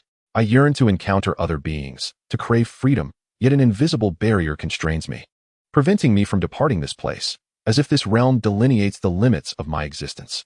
Until your arrival, the Spirit Abyss Dragon lifted its gaze, glimpsing the azure sky through the leaves of the dense forest, and caught sight of shafts of sunlight, its expression momentarily transforming with emotion before reverting to regret. Solitude had distanced it from the clamor of the outside world, allowing it to confront the voices within its soul and listen to its most authentic self. Yet, all it desired was freedom, nothing more. This revelation caused Ifaro to tremble slightly. She perceived echoes of her past within the Spirit Abyss Dragon. Once upon a time, what she desired was akin to what the Spirit Abyss Dragon sought, so simple, yet profoundly extravagant. Ahem, forgive the interruption. Hiyun detected their shift in demeanor, feeling a touch of awkwardness. When you refer to here, does it encompass 12 kilometers? How do you know? The Spirit Abyss Dragon looked at him in surprise, its curiosity about this man deepening. Its range of movement was confined to 12 kilometers, and this man had articulated that figure with such precision. Just a guess. Despite saying this, Hiyun fell into contemplation. The realm of the land of the undead bones spanned 12 grids, and the Spirit Abyss Dragon's movement range coincidentally matched that. Was it possible that creatures within special zones were temporarily unable to leave? After all, it was during the period of a nascent lord. If he could strategize in advance for this region, might it yield additional effects for the land of the undead bones? Or perhaps even extra rewards? Hiyun could not help but feel exhilarated. The deeper he ventured into this mysterious domain, the more his interest was piqued. Boom. At that very moment, Karis and the other subordinates toppled a giant bone to the ground. My lord, this giant bone is buried quite deep and has been dead for a long time. It is indiscernible what creature it belonged to. As Karis elaborated, Hiyun stepped forward to inspect it. The entire bone measured 20 meters in length, its surface entirely white, devoid of any cracks. Yet, the very tip bore faint black spots. Caw! This, the undead crow, suddenly squawked, darting towards the base of the giant bone. It opened its beak and pressed against it, greedily savoring the sensation. Notification: Subordinate Undead Crow Biss has leveled up to 6th Tier Intermediate. Notification: Subordinate Undead Crow Biss has leveled up to 6th Tier Advanced. Subordinate Undead Crow Biss has leveled up to 7th Tier Lower. Notification: Subordinate Undead Crow Biss has acquired the skill, Corrupted Feather. Witnessing the continuous barrage of notifications, Hiyun raised an eyebrow. The previously unremarkable Biss had suddenly emerged as the highest-ranked subordinate within the exploration team. Moreover, it had gained a skill. Hiyun immediately checked. Corrupted Feather releases a substantial quantity of feathers over a short duration, capable of corrupting and destroying targets such as equipment and structures. If used against living targets, it inflicts significant damage and reduces their recovery capabilities to the minimum. The specific corruption effect depends on the level of Undead Crow Biss and the quality of the equipment, structures, etc. He could not help but gasp in astonishment. This skill was rather formidable. Chapter 52. Delving into the land of the undead bones, new discoveries. Biss, thoroughly satisfied, perched upon Hiyun's shoulder, affectionately nuzzling against his cheek. As the corporeal form gradually transformed into an ethereal essence, it ultimately vanished from sight. Within the span of a mere hour, vast amounts of energy were consumed in succession, elevating one's level, leaving a significant portion still undigested within. Today could undeniably be deemed the happiest day for Biss. He and his subordinates cast their gaze once more towards the base of the colossal bone, where the dark spots had entirely dissipated. This indicated that the owner of this gigantic skeletal remains had perished due to a skill possessing corruptive effects. Truly, its bones are remarkably resilient, capable of corroding equipment, structures, and even flesh, yet unable to decay its very bone. The original owner's prowess must have been extraordinary. Send a few individuals to transport this massive bone back. It warrants thorough examination. I wonder how the dwarves in the fortress are faring in their archaeological studies. Perhaps we could let the Copper Spirit dwarves have a look. If we can chip off a piece, it might be utilized in crafting equipment. But where to take it? The Spirit Abyss Dragon seized upon the oversight. My territory lies 18 kilometers away. You traveled from such a distance. The Spirit Abyss Dragon flew directly before Hiyun, its youthful visage suddenly transforming into that of a striking young man, akin to the reader's esteemed figure, his eyes gleaming with curiosity as he fixated on Hiyun. What exists in your territory? How does the outside world differ from here? And what lies beyond? It yearned for freedom. Upon learning of Hiyun's origins from afar, its curiosity intensified. If one were to compare, the atmosphere here is rather chillier than that of the outside. As for the realms beyond, I believe you should explore them for yourself. Observing its enigmatic smile, the Spirit Abyss Dragon seemed to grasp something profound. Can you grant me freedom? Certainly. Hiyun affirmed resolutely, but I require knowledge of the land of the dead bones. The Spirit Abyss Dragon was the first sentient being Hiyun encountered capable of communication. Perhaps it could enhance his understanding of this realm. The Spirit Abyss Dragon scrutinized him repeatedly, seemingly deliberating the veracity of Hiyun's claims. Finally, it spoke. There's no harm in divulging this information, though you may find it futile. Beyond this point, deeper into the land, you would succumb to a plague. Your body succumbing to poisoning and corruption, posing a grave threat to your corporeal existence, ultimately reducing you to a pool of blood. However, the external environment appears to mirror this place. I once ventured to investigate, yet found no source, rendering any judgment impossible. This plague is peculiar. All corporeal entities and even objects inexplicably become afflicted. Even I must transform into a spiritual form to remain unaffected. Today you are fortunate. You encountered no specters here, for even the mere sound of their wailing could drive your souls to madness, leading to a hazy demise. Hiyun's interest was piqued. Plague and poisoning. How unfortunate. The pioneering team specializes in combating various plagues. Noticing Hiyun's growing intrigue, the Spirit Abyss Dragon continued. I am uncertain of the identities of these colossal bones owners. but they were undoubtedly formidable. The dark spots at the base share the same origin as the depths of the land of the dead bones. Furthermore, I speculate the owner of the giant bone merely contracted an infinitesimal amount of the plague, yet still succumbed here. Even if your subordinates could absorb a modicum of the plague, they would perish within. The spirit abyss dragon, having encountered a rare group of living beings, wished to impart a warning. It did not desire their demise. Little did it know, one of the effects of the Soulfire Sanctuary is that all subordinates experience increased stamina, rendering them immune to the plague and poisoning. For others, the land of the dead bones is an extremely perilous territory, yet for He-Yun and his team, it is akin to traversing the wilderness with no adverse effects. The colossal bone was swiftly transported back by his subordinates. He-Yun led the pioneering team deeper into the land, disregarding the Spirit Abyss Dragon's counsel. The Spirit Abyss Dragon was bewildered. It was one thing for the Lord to ignore warnings, but how was it that not a single subordinate appeared fearful?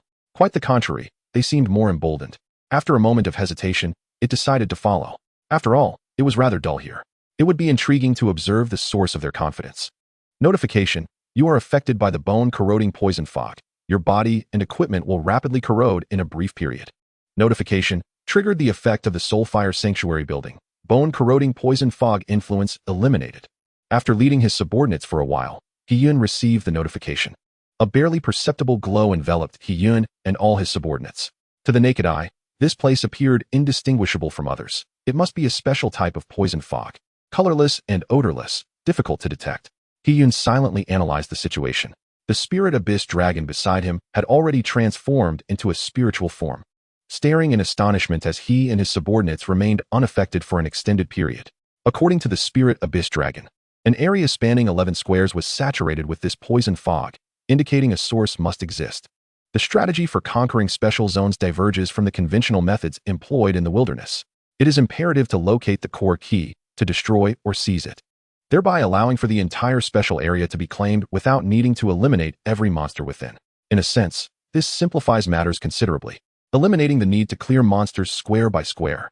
The source emitting the poison fog could be the critical element in the strategy, or it might not be.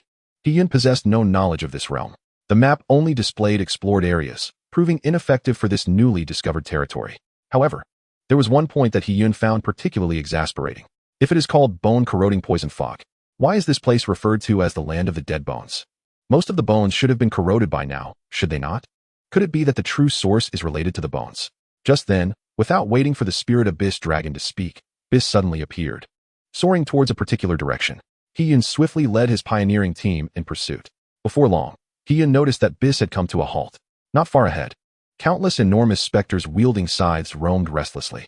Behind these colossal phantoms lay a wall-like structure, adorned with a myriad of ghostly green crystals. Vaguely, He-Yun also discerned a larger treasure chest. Biss flapped its wings, greedily eyeing the crystalline formations, drooling in anticipation. Chapter 53. What is swift resolution? The reason for Lord 33's lead. Wait a moment. He-Yun suddenly recalled that they seemed to be delving straight north. Could that wall be at the base of a mysterious giant mountain? Once this thought took root, it became impossible to suppress. Is there a valley or crevice similar to his core territory through which they might enter? The coverage of special areas follows no discernible pattern. Might the 12-square range of the land of the dead bones encompass it as well? If there exists a pivotal strategy, it is likely to be found there. He-Yun's breath quickened slightly. However, he could not place the resolution of the key to the strategy on such an uncertain factor. What could that verdant crystal possibly be? The undead subordinates prepared for action, while the physical attack subordinates scouted the periphery, ready to report any approaching monsters. Karis communicated her thoughts to her subordinates. No sooner had her words left her lips than, crack, Biss abruptly broke from the ranks, unfurling its wings and transforming into a fleeting shadow as it soared away. Its gaze never wavered from the eerie green crystal. This place was hardly its homeland. It was akin to a private garden. So many delectable dishes, exquisite delicacies. It intended to feast to its heart's content. Dead crow, do you still wish to eat? The necromancer Liz could no longer bear to watch. Had it not already feasted to the 7th tier and still remained unsatisfied? The Lord was observing, and one might mistakenly believe the team was lacking in discipline. Was it only Biss that needed to level up? To put it more bluntly, did it wish to show off? Did it not understand that the others also desired to demonstrate their resolve before the Lord? Lord Karis, I will intercept that dead crow. Please lead the subordinates to swiftly eliminate the specters. Throughout the encounter, the exploration team had never regarded the nearly 100 gigantic specters with any seriousness. especially the undead subordinates. Despite the Lord being present, they remained unfazed. If a villain was needed to subdue Biss, then let it be her. With righteous fervor, Liz unleashed her skills aimed squarely at Biss's rear. Hiyun had yet to carefully observe these colossal specters when he saw Biss cawing wildly as it dashed out of the team, only to be ensnared by several skeletal tendrils. Hiyun was momentarily puzzled. Wasn't that Liz's skill? How had they suddenly turned against one another? The commotion drew the attention of countless specters. Their deep, dark green eyes turned blood red as they brandished their scythes toward Biss and Liz. Wherever they passed, the ground was cloaked in frost. Almost instantly, dozens of undead subordinates showcased their abilities, hastily overtaking Biss to confront the gigantic specters, seemingly fearing that the latter would react to their entrapment. Under Hiyun's astonished gaze, they unleashed a myriad of skills upon the specters. Boom, boom, boom. The vibrant aftermath of the skills rippled through the throng of specters. Most of these skills bore the power of souls, capable of inflicting significant damage upon the specters. Nevertheless, numerous specters remained unscathed, raising their massive scythes, seemingly intent on severing the flames of their souls. In the next moment, the surrounding space suddenly transformed into a monochrome realm, devoid of any color. Wail! All the specters emitted horrifying cries. Their bodies trembled violently, as if on the verge of disintegration. No specter could continue attacking in such an environment. Karis slowly advanced, the tip of her spear gliding across the ground like the final lament of the Grim Reaper. Calmly surveying the panicking specters, she ensured that no stragglers escaped. With a swift flick of her spear, she unleashed a barrage. Bang, bang, bang, bang, bang. In an instant, the bodies of all the specters dissipated, their screams fading into silence. In a heartbeat, tranquility enveloped the area. The nearby specters had been entirely eliminated. If we did not achieve a swift resolution, I beseech the Lord to mete out punishment. Did we not achieve a swift resolution? Before Hiyun could voice his thoughts, Ling Yuanlong found it incomprehensible. Observing the serene surroundings, which appeared so peaceful, who could imagine that merely half a minute ago, nearly 100 scythe-wielding specters had been present? Almost all had been obliterated in a single strike by the subordinate named Karis. Only a few undead subordinates had required 2 skills to deal with the specters, and yet, they claimed they had not achieved a swift resolution? Then tell me, what do you consider a swift resolution? At that moment, Ling Yuanlong felt an overwhelming sense of bewilderment at this peculiar team. They were unfathomable anomalies. Not only were they unaffected by the bone-corroding miasma, but they slaughtered monsters with ease, all while denying that they had achieved a swift resolution. He even sensed a tinge of shame from the souls of some subordinates. The absurdity did not end there. Hiyun casually remarked, "Well, not bad. Let us strive for better next time." Ling Yuanlong. Just how high were your expectations of your subordinates? Simultaneously, an explosive message appeared in the chat panel. Haha, brothers, I'm taking off. Treasure chests can be found in the wild. I opened 3 exquisite items from one. Treasure chest?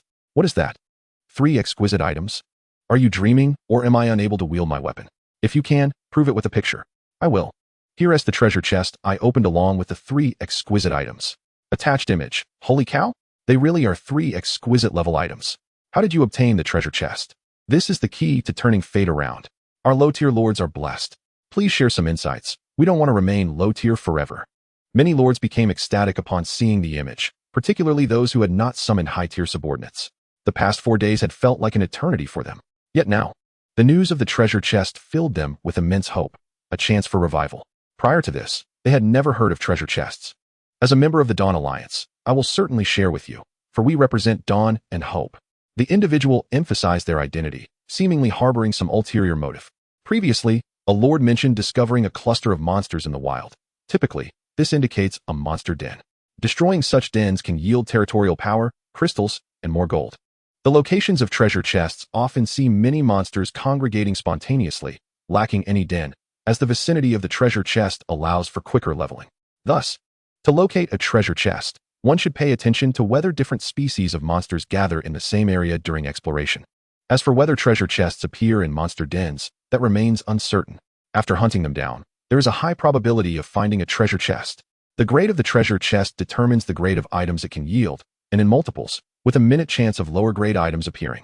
With this explanation from the Dawn Alliance leader, the lords erupted with excitement. This news was undoubtedly a potent stimulus for them. Regardless of whether they were high-tier or low-tier lords, they were all consumed by a fervent desire for treasure chests. The caliber of treasure chests directly correlates to the quality of items they yield. This notion alone is enough to ignite excitement. Consequently, Many lords found their esteem for the Dawn Alliance significantly elevated.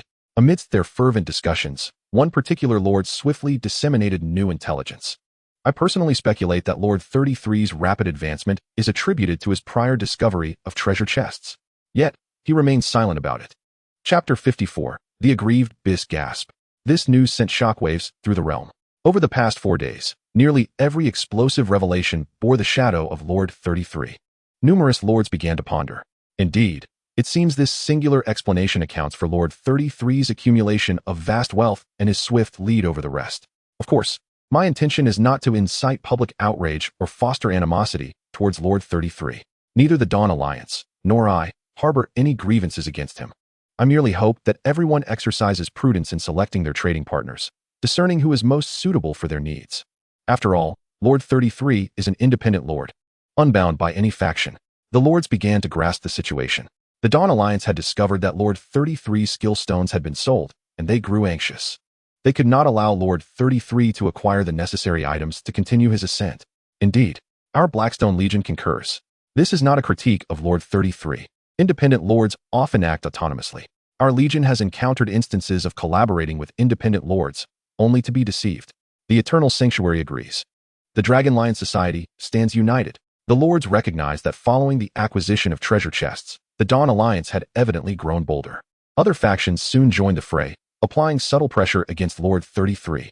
He who picked up the treasure chest before him, astonished that a second chest had arrived so swiftly. And of exceptional quality, no less. The last time he opened a chest, his greatest reward was a lord's skill. What would this one yield? You have opened a guardian chest, exceptional level. Congratulations, you have received 832 gold coins, 35 crystal stones. You have obtained a random blueprint for a special building, exceptional, X1, and starlight corn seeds, exceptional. You have received contract scrolls X3, special item, starlight corn. You felt a surge of curiosity.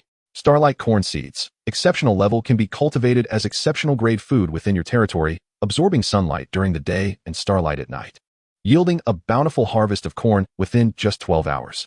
Tip: long-term consumption can effectively enhance the physical qualities and strength of the populace. He nodded in satisfaction. This was vastly superior to the inferior red vegetable seeds he had previously obtained. His subordinates would no longer have to endure the monotony of monster meat daily. As for the blueprint, he would need to tear it open to discern the nature of the exceptional building. For now, he would keep it safe until he returned to his territory. The contract scrolls held little value for him at this moment, as he had no plans for long-term collaboration with other lords. However, they could serve as a contingency for future needs. His gaze shifted to the nearby emerald crystal. As he had suspected, this was indeed the base of the mysterious Great Mountain. The emerald crystal stood as a solitary entity. What treasures could it possibly hold? He approached to investigate. Soul Essence, premium level special item, contains pure energy essence. Upon absorption, it can directly enhance the level and strength of your subordinates. No wonder Bis was drooling at the sight of these crystals. They were treasures that were rare and elusive. Such essence could only be nurtured in environments rich in soul energy, devoid of human presence for long durations. Typically, only treasure chests could yield a meager amount of it. Karis, excavate these essences. After issuing the command, he walked a short distance along the mountain's base. Apart from that small area, there were no traces of soul essence. Nor did he discover anything particularly unusual. Tip: you have acquired soul essence X10. Karis and Ifalu would share the usage equally. Subordinate Karis and Ifalu have consumed the soul essence, elevating their levels to intermediate 6th tier. Subordinate Karis and Ifalu have consumed the soul essence, elevating their levels to advanced 6th tier. Subordinate Karis and Ifalu have consumed the soul essence, elevating their levels to lower 7th tier. 5 pieces of soul essence allowed both of them to ascend a significant level. He nodded in satisfaction. The divine sequence species represented the limit for his exploration team. Prioritizing their rapid enhancement of strength was of utmost importance. Ga.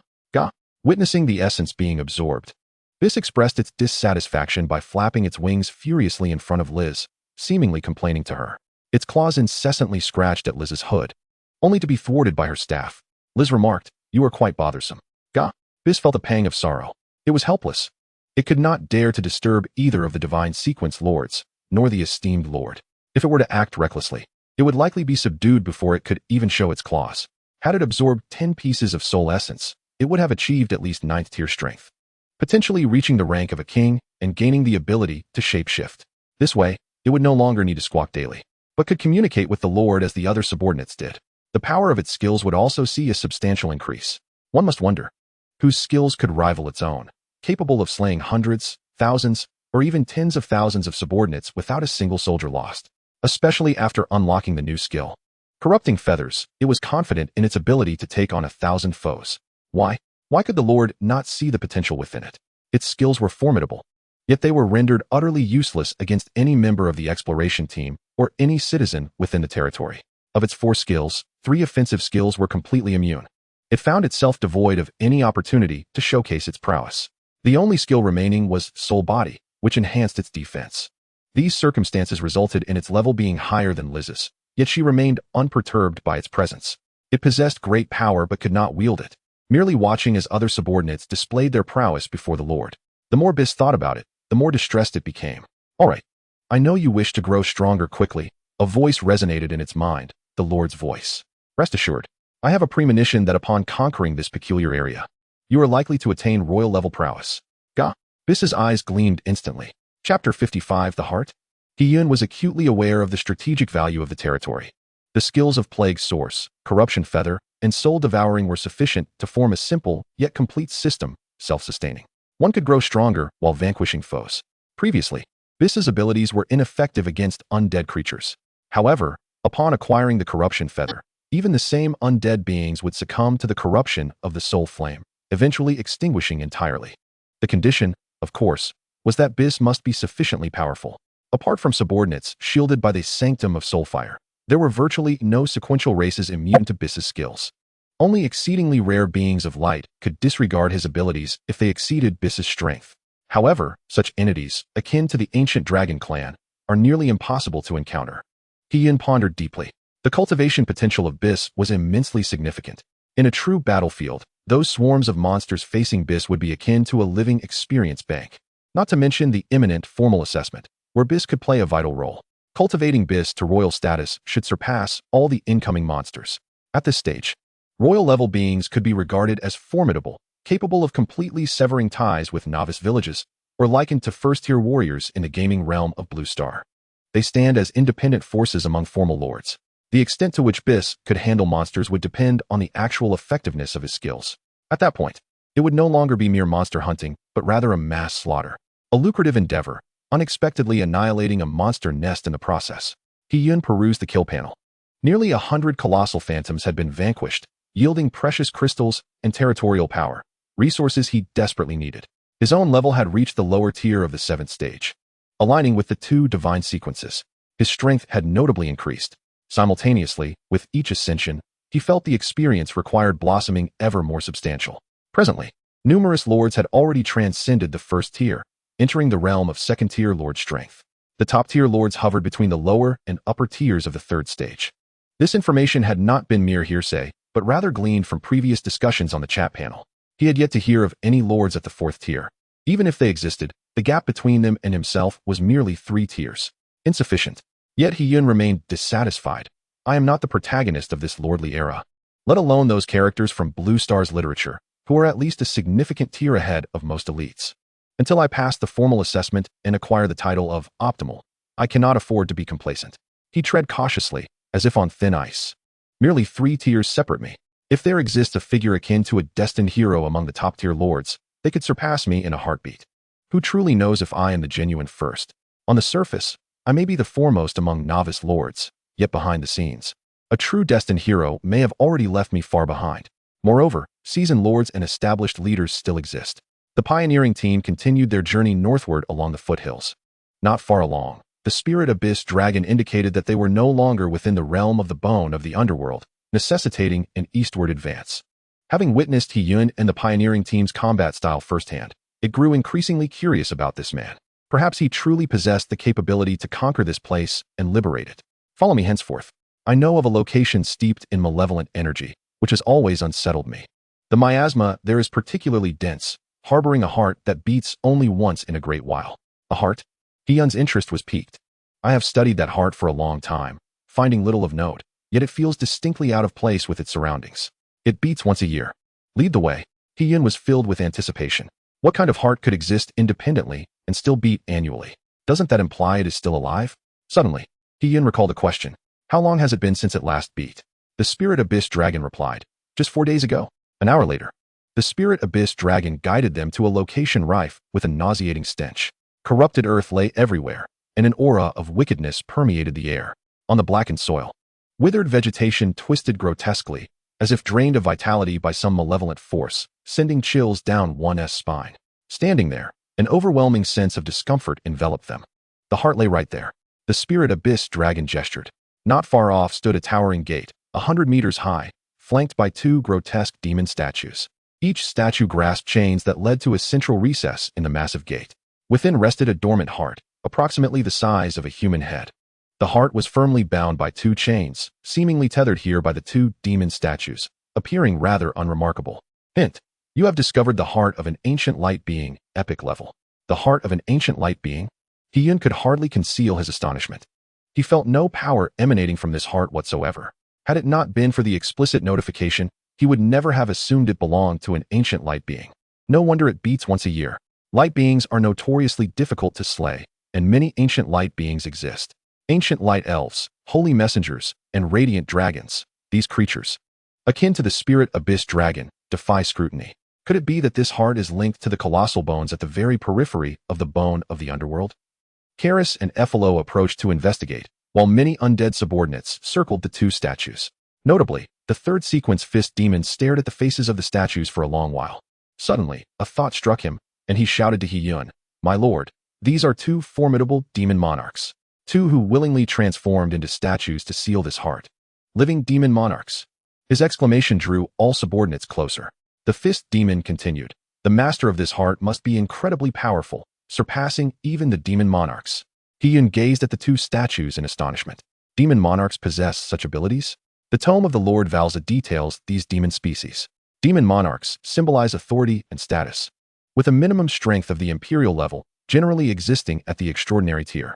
Merely this feeble heart necessitated the permanent transformation of 2 monarch-level demons into statues? How much power was mobilized against the master of this heart? The fist demon choked up. "My lord, I cannot make further judgments. But I am certain. This is undoubtedly the core of the conquest of the bone of the underworld. Both the statues and the bone-corroding miasma exist to seal this heart of corruption. If the Lord can manage this heart effectively, the toxic fog of the bone of the dead will thicken, potentially giving rise to new transformations." As the diamond fist demon recounted tirelessly, he scrutinized the 2 statues. Since the heart must be dealt with, a means to detach it from its chains must be devised first. Chapter 56. Astonishment. Abundant gains. An extraordinary area effect. This heart had only recently pulsated once.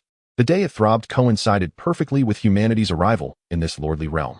He deemed this too coincidental to be mere happenstance. "Are you certain these 2 kingly statues will not revive? Not even upon the heart's seal being broken?" he inquired of the diamond fist demon. The latter shook his head, declaring, "There is no possibility of revival. Merely sealing this frail heart has consumed all of their life force." He added with a hint of bravado, "If the Lord doubts me, I could urinate atop their heads right now. No need for that. I fear they might catch a cold." It is said that the demon race is inherently carefree and often speaks surprisingly. He-Yun had witnessed this firsthand.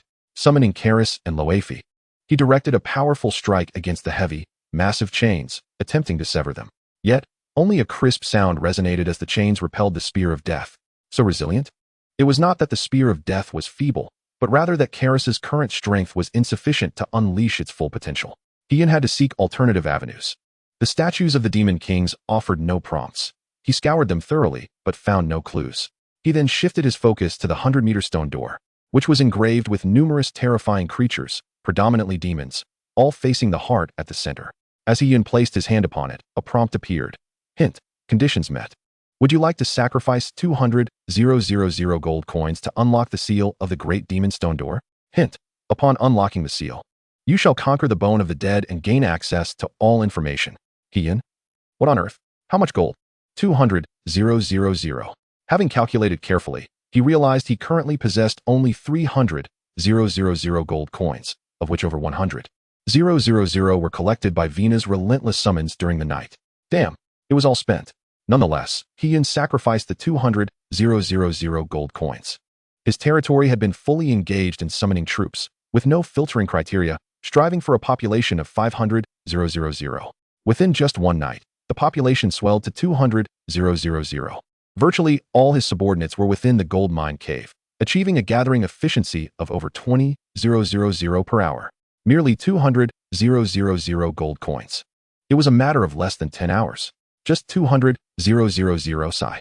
He still felt a pang of regret. When had he ever spent so much gold at once? He-Yun had not anticipated that the method to conquer Bone of the Dead would be so straightforward and forceful. The approach to conquering each special area was not fixed. He hoped that the sacrifice of 200,000 gold coins would yield astonishing effects in Bone of the Dead. Suddenly, the monstrous creatures carved upon the stone door seemed to come to life, swirling around the heart's edge. The layers of chains binding the heart gradually fell away. This scene left Ling Yuan Long and many subordinates in a daze. What had the Lord done? Why were the chains falling off on their own? No one could fathom the tumultuous emotions coursing through He-Yun at that moment. The demon race truly never suffered losses. Silently, he marked everything outside of his demon subordinates as a blacklist. To maximize the effectiveness of this silver-plated demon statue in his territory, sacrifices were necessary. Unlocking a seal also required the offering of 200,000 gold coins. Were it not for his efforts, no other lord could have conquered this place. Hint: you have acquired the heart of the ancient light creature, Epic. Hint: you have successfully conquered the special area, Bone of the Dead. Territory range increased by 12 squares. Hint: your territory has gained a new trait, Bone-Corroding Miasma. Bone of the Dead, special area, details. In ancient times, the demon race fought fiercely against a luminous holy dragon, ultimately resulting in a tragic victory for the demons. To prevent the faint possibility of the holy dragon's revival, its bones and weakened heart were sealed in this land, which over time formed the Bone of the Dead. Range: 12 squares. Effect 1, territory trait after conquering. You can summon the Bone-Corroding Miasma at will, filling the entire territory, rendering territory members immune and causing any invading enemies to become poisoned. No cost. No cooldown. Effect 2, generates 10 frost wraiths, 4th order species, daily. Effect 3, generates 10 soul essences daily. Hint: the conquered special area has become part of the territory and can no longer be expanded. On the map, He-Yun's territory instantly expanded significantly. 2 effects and 1 trait. His eyes sparkled with excitement. Excluding the optional effect 2, the remaining 2 effects would greatly assist in the forthcoming formal trial. 10 soul essences daily. The territory could be filled with bone-corroding miasma without cost or cooldown at any time. Did this not imply that even regions without buildings or guards would possess the ability to fend off monsters? The 200,000 gold coins were worth it. He-Yun could not help but smile with satisfaction. For the foreseeable future, he need not worry about monsters destroying the bamboo fences in other regions. Even a 7th-tier Ling Yuan Long dared not come into contact with the bone-corroding miasma, showcasing its formidable power. Now that the bone-corroding miasma had become a territory trait, its potency would gradually enhance with the elevation of the territory's level. Its only weakness was its ineffectiveness against spectral entities. As previously encountered, wraiths, massive wraiths, and certain races capable of transforming into spectral forms would remain unaffected. By the way, the massive wraiths were indeed frost wraiths. This heart originally belonged to the luminous holy dragon. Then, the 2 rows of enormous bones encountered initially must be its remains. He gazed at the heart in his hand. If that is the case, he could excavate all the numerous dragon bones that made his scalp tingle. Dragon bones are the finest material for forging equipment and items. Not to mention, they are the powerful bones of an ancient dragon race. How many lords have sought them in vain? With these dragon bones, how much equipment could he forge? What quality could he achieve? No. He must swiftly elevate the territory's level and raise the dwarven fortress's rank. He-Yun had never felt such an urgent desire to enhance his territory's level. And it was entirely unrelated to the formal trial. Only by establishing a level 5 dwarven fortress can the copper spirits acquire the knowledge of crafting exquisite equipment. Coupled with the yet-to-be-obtained elemental metals, gems, and ancient dragon bones, is it possible to forge epic-level gear directly? Perhaps a discerning lord, upon learning this, might deem it an extravagant waste, labeling the individual as a spendthrift. However, with thousands of ancient dragon bones, each measuring an impressive 20 meters in length, and the elemental gems regenerating daily, does he genuinely care about the trivial costs involved? In this way, Hoda secures immediate benefits while Chapter 50 deferring the E7 interests the more of the other lore you wish words into for promises. Something. The more it comes knocking, He-Yun meticulously examined the panel of the heart of the radiant holy dragon. Heart of the radiant holy dragon, epic level. Details: the heart, long sealed by the demon race, has weakened to its utmost limit, yet remains a bounteous source for most living beings. Tip: you may choose to continually nurture this heart with the power of light, ultimately birthing a highly promising radiant whelp. Tip: you may opt to absorb this heart, acquiring a lordly skill related to light. Important tip: your choice may influence the future trajectory of both yourself and your territory. Lines of prompts prompted Hee-Yun to stroke his chin thoughtfully. This, heart of the radiant holy dragon, possesses significant value, evident even in the emergence of an important tip. Faced with two divergent paths of development, Hee-Yun promptly dismissed the nurturing suggestion. The cost of birthing a radiant whelp was not trivial, and he did not have the luxury of time or energy to indulge in such endeavors. Instead, it seemed far more pragmatic to absorb it and acquire a rare light-related lordly skill. Tip: you have absorbed the heart of the radiant holy dragon. With a mere thought, the heart in his hand transformed gradually into starlight, slowly melding into his being. Acquired lordly skill, Judgment of Purity, epic level. Judgment of Purity inflicts holy light damage upon a vast area of enemy creatures, causing surviving foes to enter a state of daze once the holy light dissipates. Starlight corn seeds, exceptional level, can be cultivated as exceptional grade food within your territory, absorbing sunlight during the day and starlight at night. Specific range and day's duration depend on level, may inflict additional effects on certain evil beings.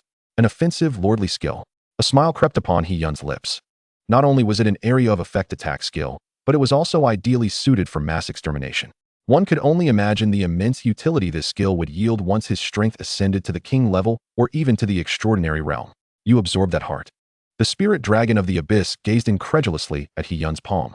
The heart, which could only be sealed by permanently transforming a demon lord into a statue, had simply vanished. As per our agreement, you are now free. Hee-Yun offered no reply. With the special area conquered, everything within was now under his dominion. The spirit dragon's whereabouts were no longer of his concern. He had never contemplated recruiting it. The arrangement had been straightforward. If it provided him with intelligence regarding the land of the dead bones, he would grant it freedom post-conquest, thus concluding their partnership. Though the ancient dragon race was indeed rare, it merely represented the apex of the first-tier species, still vastly inferior to the divine tier. Even if he were to recruit it, its loyalty might not surpass that of the subordinates summoned through other means. The spirit dragon of the abyss scrutinized Hee-Yun's eyes, as if deep in contemplation.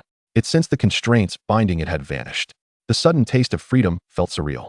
After a considerable pause, it finally spoke. May I visit your territory? With no particular destination in mind, it found itself intensely intrigued by this lord. Absolutely not, Hee-Yun replied resolutely. Unless you sign this. Before the spirit dragon floated a contract scroll. It distinctly perceived the stipulation. You shall never cause any harm to Hee-Yun's territory.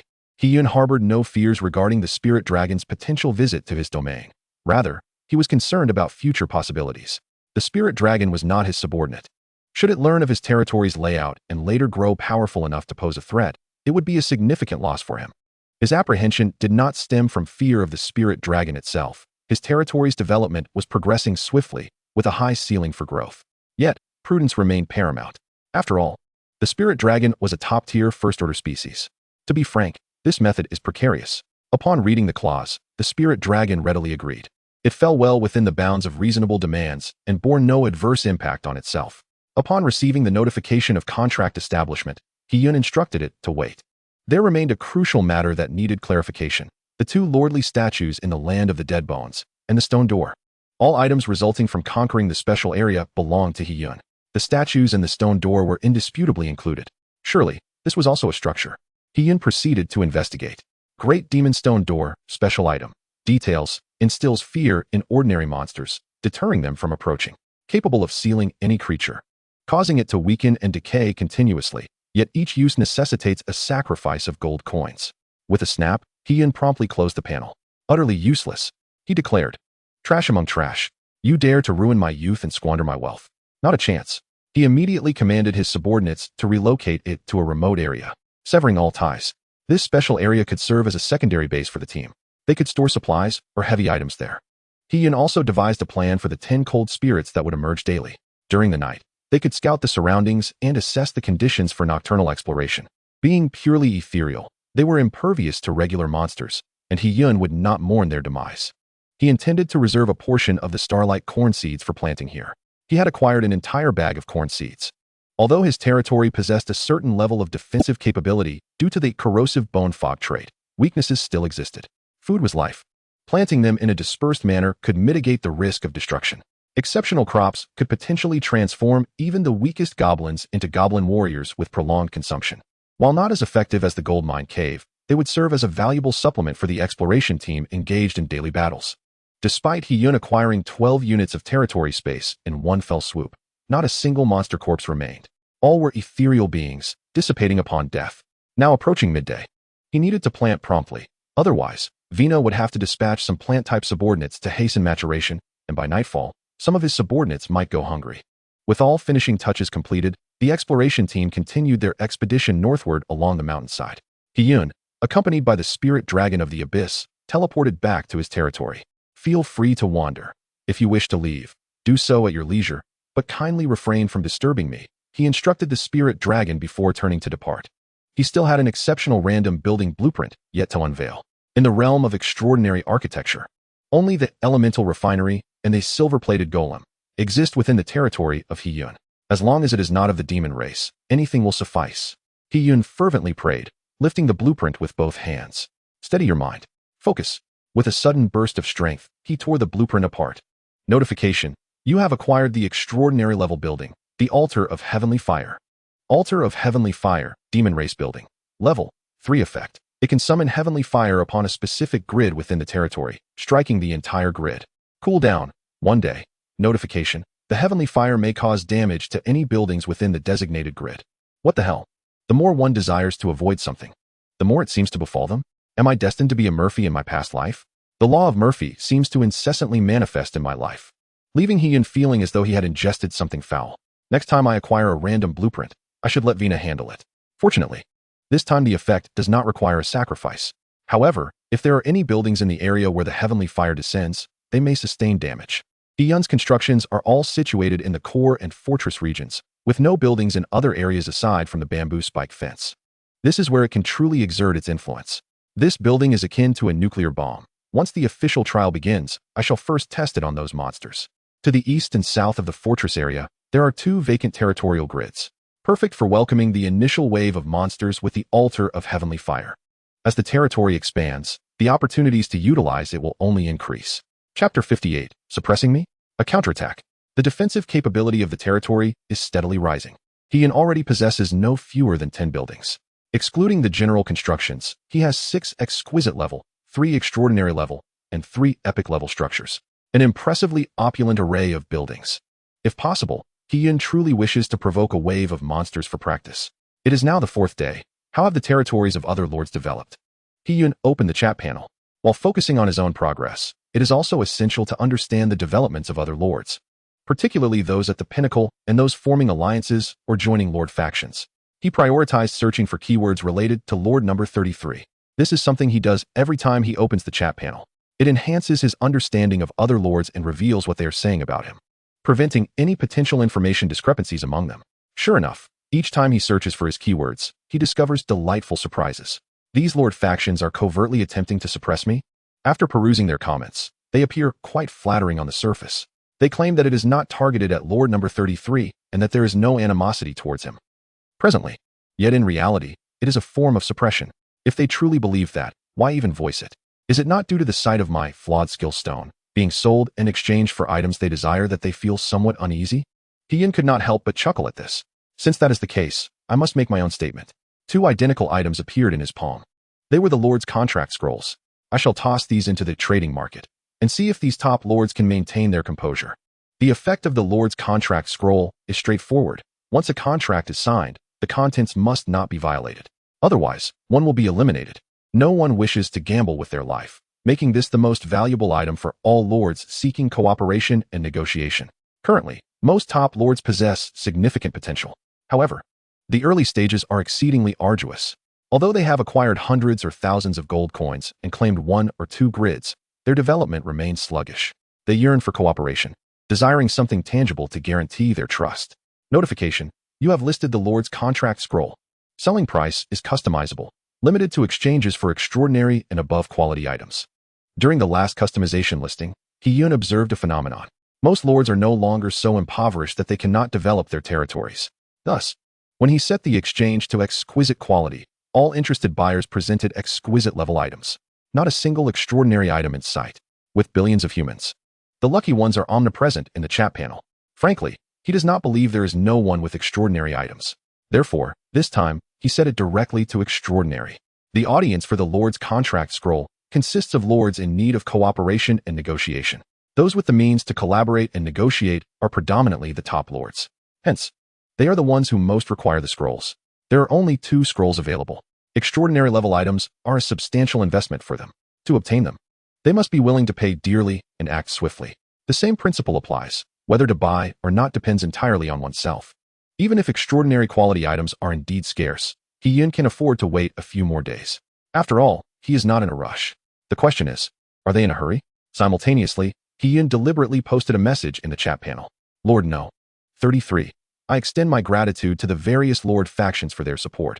It is indeed an honor to be considered so thoughtfully. I have listed some valuable items in the trading market as a token of appreciation for these Lord factions and hope that the esteemed top lords will take a moment to peruse them. What the hell? Lord number 33 is no longer lurking. All right. Lord number 33 has begun to counterattack. Wow. The big shot has listed 2 contract scrolls. This is something many top lords need. Does he truly not require them? Let me emphasize Lord number 33's message: gratitude, consideration, and appreciation. These words must all be placed in quotation marks. Selling for extraordinary quality items. Lord number 33 is aiming to make those top lords bleed. I recall there are only a handful of lucky ones showcasing their extraordinary items on the panel, right? Wherever one goes, there are always spectators. Many lords, upon seeing Lord number 33's message, hurriedly entered the trading market to investigate, uncovering secrets. Wait, are there really top lords willing to spend big on this? Bro, you just don't get it. It's currently the 4th day for new lords, and in 3 days, the official trial begins. The contract scrolls enable 2 top lords to genuinely unite their strengths, swiftly developing by meeting mutual needs, thus enhancing their chances of passing the trial and even claiming the top rewards. The sooner they collaborate, the sooner they can advance. Exactly. This wave of Lord No. 33 is grasping the factions tightly. The current factions are merely a facade. True collaboration hinges on the contract scrolls. They deserve it. Who orchestrates the covert suppression of the illustrious 33rd Lord? If I possessed such formidable strength, I would act similarly. In this instance, I stand firmly with the 33rd Lord. Is this the essence of psychological warfare? How exhilarating. I am quite enamored with the 33rd Lord's composed counterattack. It exudes a certain masculinity. But how can you be certain that the 33rd Lord is not a woman? Analysts and the astute observers alike readily joined the fray to provide commentary, and He-Yun contemplated their words for quite some time. It must be said, their analyses were rather astute. The absence of exceptional quality items on your part does not imply that other top-tier lords lack them. If they truly did not exist, arrangements could still be made to procure them. With billions of lords in existence, there are bound to be a few affluent and fortunate individuals. Exceptional quality items are not within everyone's means. Just because you refrain from purchasing does not mean that other lords will do the same. Should you have the means yet choose not to buy, when other top lords resolve to make their purchase, the loss will ultimately be yours. In any power dynamic, the objects of contention extend beyond the solitary 33rd Lord. They include one another as well. All along, this has been a psychological contest. However, their initial moralistic suppression of He-Yun has added a touch of color to the proceedings. In the 444th territory, Hoda was swiftly informed of the scroll's news, prompting him to convene an urgent alliance meeting. Does anyone possess any exceptional quality items? Beads of sweat dotted Hoda's forehead. The 33rd Lord's actions had genuinely taken him by surprise. There existed not just one, but 2 Lord's contract scrolls. This had completely disrupted his original plans. Yet, no one responded. In recent days, although Hoda had distributed profits as agreed, the actual delivery had not satisfied the other lords within the alliance. While he could not be wholly blamed, the number of lords entitled to dividends was extensive, yet his subordinates capable of collecting gold were few. Exceptional quality items were of paramount importance. Moreover, even if they did possess such items, it was unlikely they would part with them easily. Simply relying on his word to unveil everything could jeopardize his own passage through the formal trial. Observing the silence in the alliance group, Hoda discerned their thoughts with clarity. Ignoring the silence, he continued to expound. The Dragon Lion Society reached out to us, stating that if we are willing to purchase a contract scroll, they will collaborate with us. I relayed this to them as well. However, I believe the internal cooperation within the Dawn Alliance is not yet solidified. I hope we first establish our own foundation. Only when our home is secure can we surpass other Lord factions and the 33rd Lord. I genuinely wish for the Dawn Alliance to endure for the long haul. Chapter 59, full of sarcasm. On the fourth day, fortune smiles. Similar events transpired across various factions. Publicly, the leaders of the major factions proclaimed that as long as you buy, they would collaborate with you. Behind the scenes, however, they played the sycophant in front of their own lords, lamenting and inquiring about any exceptional quality items, hoping to stabilize their circles. They were indeed quite cunning. They were fully aware that this was the 33rd Lord's retaliation, yet their desire for the Lord's contract scroll remained unabated. As expected, no one had such items. Hu Qilong, the leader of the Blackstone Legion, sat cross-legged upon a blood-stained stone, his fingers unconsciously tapping the surface. The panel before him displayed a complete lack of responses within the Legion group. Soon, a peculiar item appeared in his hand, his expression fraught with conflict. This item was a special object he had just unearthed.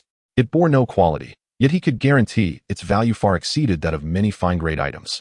For someone like the 33rd Lord, known for his monstrous development speed, it would undoubtedly prove useful. Even he himself felt a strong desire to utilize it. Could he truly just hand it over? Biting his lip, he seemed to struggle internally. Damn it, he relented. If circumstances allowed, he would prefer not to use this special item against an adversary, particularly one like the 33rd Lord, infamous among all top-tier lords. The crux of the matter was that the contract scroll held significance beyond mere lordly collaboration for him. His subordinates had discovered a dying demon beyond the territory. The creature could offer numerous treasures to aid his development, repeatedly tempting him. All he needed to do was find a way to heal it, and he could reap the rewards. Hu Qilong had hesitated to assist in its recovery, fearing it might wreak havoc upon his territory, instructing his subordinates to steer clear. However, the contract scroll could not only bind contracts with lords, but also with any living being. Once acquired, it would enable him to restrain the demon, preventing it from attacking his territory after 7 days. This could facilitate its recovery and grant him access to its high-quality items. Who knows? It might even become a future ally for his territory. Collaborating with indigenous beings in the lordly realm is surely more advantageous than partnering with novice lords, is it not?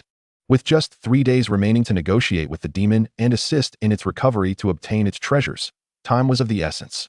If not for this matter, he would undoubtedly wait longer. After placing the contract scroll for trade, he diligently monitored the transaction notifications. Before long, he stumbled upon a message. 88,888th Lord. I am Hu Qilong, leader of the Blackstone Legion. What do you think of this item? I would like to exchange it for a contract scroll.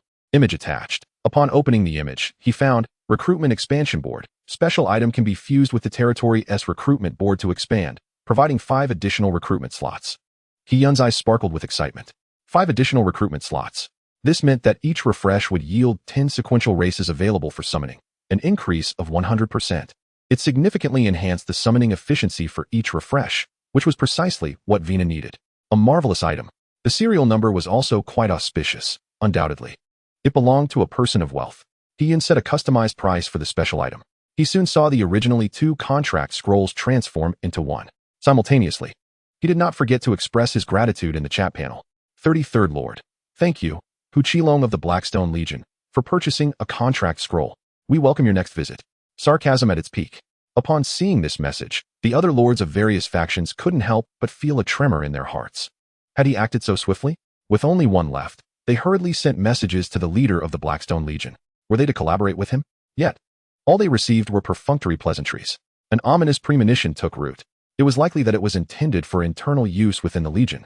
A strong sense of crisis enveloped them. This air of uncertainty and mystery sent them into a panic.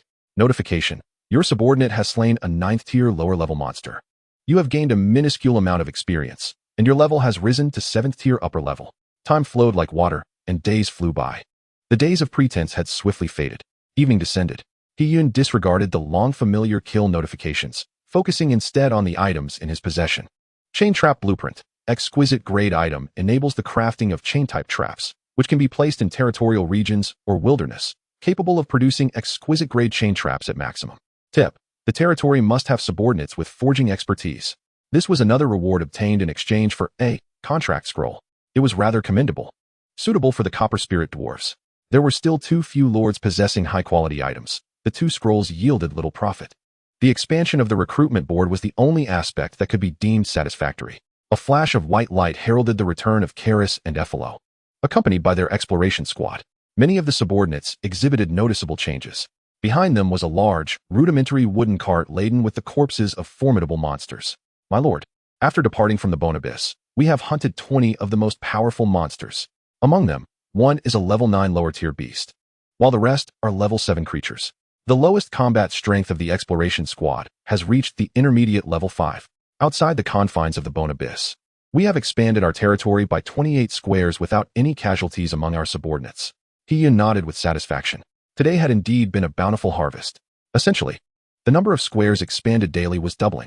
The strength of the exploration squad was escalating at an impressive rate. A curious phenomenon arose within the squad. The third-tier species generally resided at intermediate to upper level 5, making them the weakest within the team.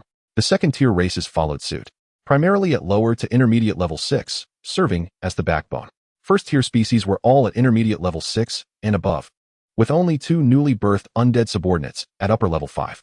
The higher the tier of the species, the more potent their skills and inherent abilities, leading to a swifter leveling up process. They could rapidly surpass lower-tier subordinate races, swiftly becoming the elite force within the squad. He checked the territory information. Territory No. 33, unnamed, Lord. Hyun, upper level 7. Territory level, level 3. Territory power, 33. Territory range, 58 squares. Population limit, 502, 930. 100. Territory traits, surrounded by mysterious giant mountains, possesses mysterious enhancements. Crystal, 132. Upgrade Condition 1. Population 500 achieved. Condition 2. Overall population loyalty 70 points achieved. Condition 3. Territory must possess at least 5 racial buildings, excluding common structures like fences, achieved. Condition 4. 30 points of territory power. Condition 5. At least 400 meters of fencing within the territory, achieved. The territory range had reached 58 squares, with a population of 500,000. Coupled with the modest gain in territory power during the day, he would be able to upgrade all 3 epic grade buildings tonight. Such efficiency was something he could hardly have imagined just the previous night. On the 4th day of being a novice lord, he had amassed a fortune. Alas, the daily routine of upgrading the territory would have to be interrupted. If he were to compare upgrading the territory with consolidating its development, Hyun would prioritize the latter. Merely upgrading the territory was not advisable. No one knew how much expanding the territory by 1 level would enlarge the coverage of the formal trial. Hyun would not intentionally pursue a superficial territory level. Steadfastness and diligence were the true paths to long-term development. Chapter 60. My lord, what do you believe is the truth of the world? Tip. You have activated the Bone Corrosion Poison Mist territory trait, covering the entire territory area. That night, Hyun returned to his wooden abode and activated the Bone Corrosion Poison Mist. The colorless, odorless mist swiftly permeated all territorial ranges through the Bone Abyss. Fortunately, he had discovered the Bone Abyss early. Had he delayed a few more days, the transformation might have been unimaginable. He vaguely recalled that after conquering the Bone Abyss, there was a notification at the bottom of the panel. The conquered special area would become part of the territory, unable to expand further. Many special areas possessed self-expansion capabilities, even the potential for evolution. Once conquered, these abilities were lost. Had the Bone Abyss been further away from Hyun, it would have taken a long time to discover that the heart of the Radiant Holy Dragon might have been completely corrupted. The Bone Corrosion Poison Mist and the heart of the Radiant Holy Dragon could have been transformed into something entirely different by then. Fortunately, it had already been conquered. As long as he could continue upgrading the territory, the Bone Corrosion Poison Mist could still evolve, albeit without self-expansion capabilities. Tip. Due to territory traits, monsters dying within the territorial area yield 1 gold. Shortly thereafter, Hyun received a kill notification. In fact, in recent days, monsters had occasionally ventured into the territory. It was just that the bamboo spikes had not been discovered. Now that the territory had expanded to 58 squares, the likelihood of monsters entering was even greater. How delightful. An entire night of idleness could still yield some spoils. Currently, it was 1 gold, a reflection of the weakness of the intruding monsters. What future treasures awaited was uncertain. Hyun stretched languidly and gazed out the window, only to find 2 figures perched on the sill, beaming smiles in his direction. Goodness, it was Karis and Ephilo, silently observing him. In the dead of night, they nearly gave him a heart attack. My lord, you have been overworked these past few days. Would you like to bathe and relax your body and mind? The 2 were invited inside the room, and Ephilo spoke gently. A bath? Hyun regarded them, momentarily taken aback. The divine tier species had this ability? No, it must be Ephilo who possessed such a talent. But what was Karis doing here? Sensing her lord's scrutinizing gaze, Karis spoke earnestly. As a nightmare race, I can utilize my abilities to help relax your soul, my lord. Still as resonant and forceful as ever, truly embodying the demeanor of a female general. He scrutinized the two with a calm smile and said, "Speak. What is it you seek from me?" With a population of 500,000 in the territory, the first 3 gold mines had seen numerous subordinates enter to gather resources. They provided Hiyun with a significant gold income every hour. The exploration subordinates no longer needed to toil at night, instead resting within the caves to recuperate. Both Karis and Ephilo had found some leisure time as well. Indeed, nothing escapes your notice. Ephilo adjusted her expression. "My lord, what do you believe is the truth of this world?" The truth? Hiyun fell into contemplation. Was he the right person to be asked such a question? Having only arrived in this world for a mere 4 days, he found himself bewildered, grasping only the imperative to distinguish himself among the lords, while remaining oblivious to nearly everything else. He could not even ascertain the precise location of his territory, save for the knowledge that it lay within the mysterious zone. Wait a moment. To stand out. This world is already populated with numerous formal and seasoned lords. Did those individuals not meet the criteria for distinction as well? His gaze shifted back to Aphilo, sensing that her words concealed deeper meaning. Aphilo continued, "My lord, you may not be aware, but Karis, who appears rather serious and like a strong woman, harbors profound concerns for you. On several occasions, she has endeavored to break certain constraints to disclose vital information. Yet I have restrained her. Should she act thus, she would forfeit her most cherished possession. Constraints." Hiyun grasped the crux of the message. Aphilo wished to inform him that everything he currently possesses is far from mere happenstance. In the future, even greater divine occurrences shall descend upon the territory. Your domain, indeed, is the land of the gods. Yet, there are also unimaginable dangers gradually encroaching upon you. We shall pledge our lives to protect and serve you. As Aphilo spoke, she and Karis knelt, paying homage and yielding to Hiyun. Hiyun cleared his throat, feeling somewhat uncomfortable. "Please rise." As an exemplary youth of the new era from Blue Star, he was still adjusting to such displays after merely 4 days.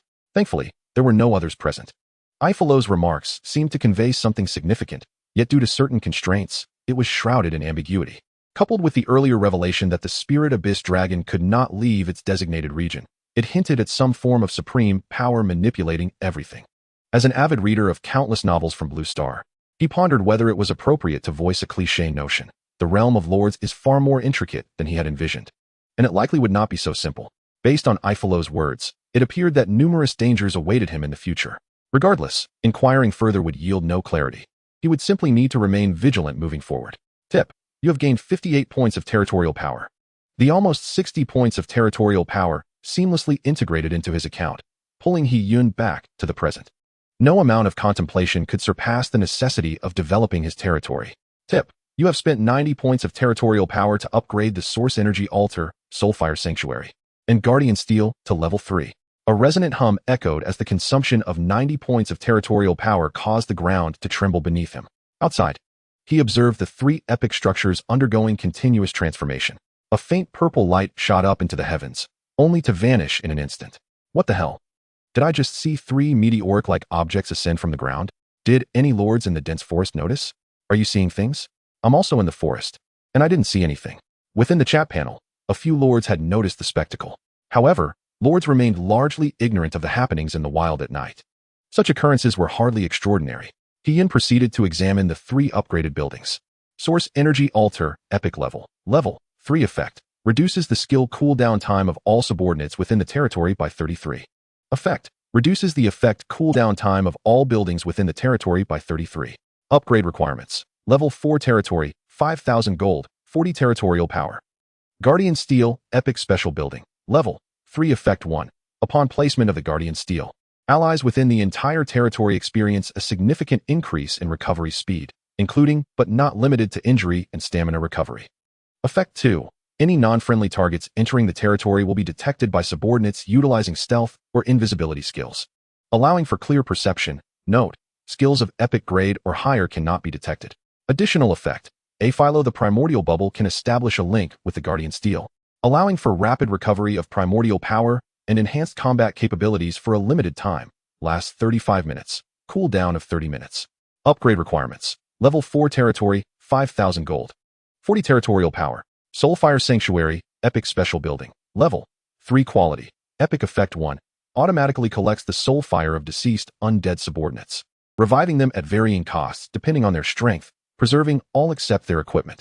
Effect 2. All of your subordinates experience increased stamina and are safeguarded from ailments such as diseases and poison. Effect 3. Creatures killed by undead subordinates have a 10 to 15 chance of temporarily transforming into undead beings.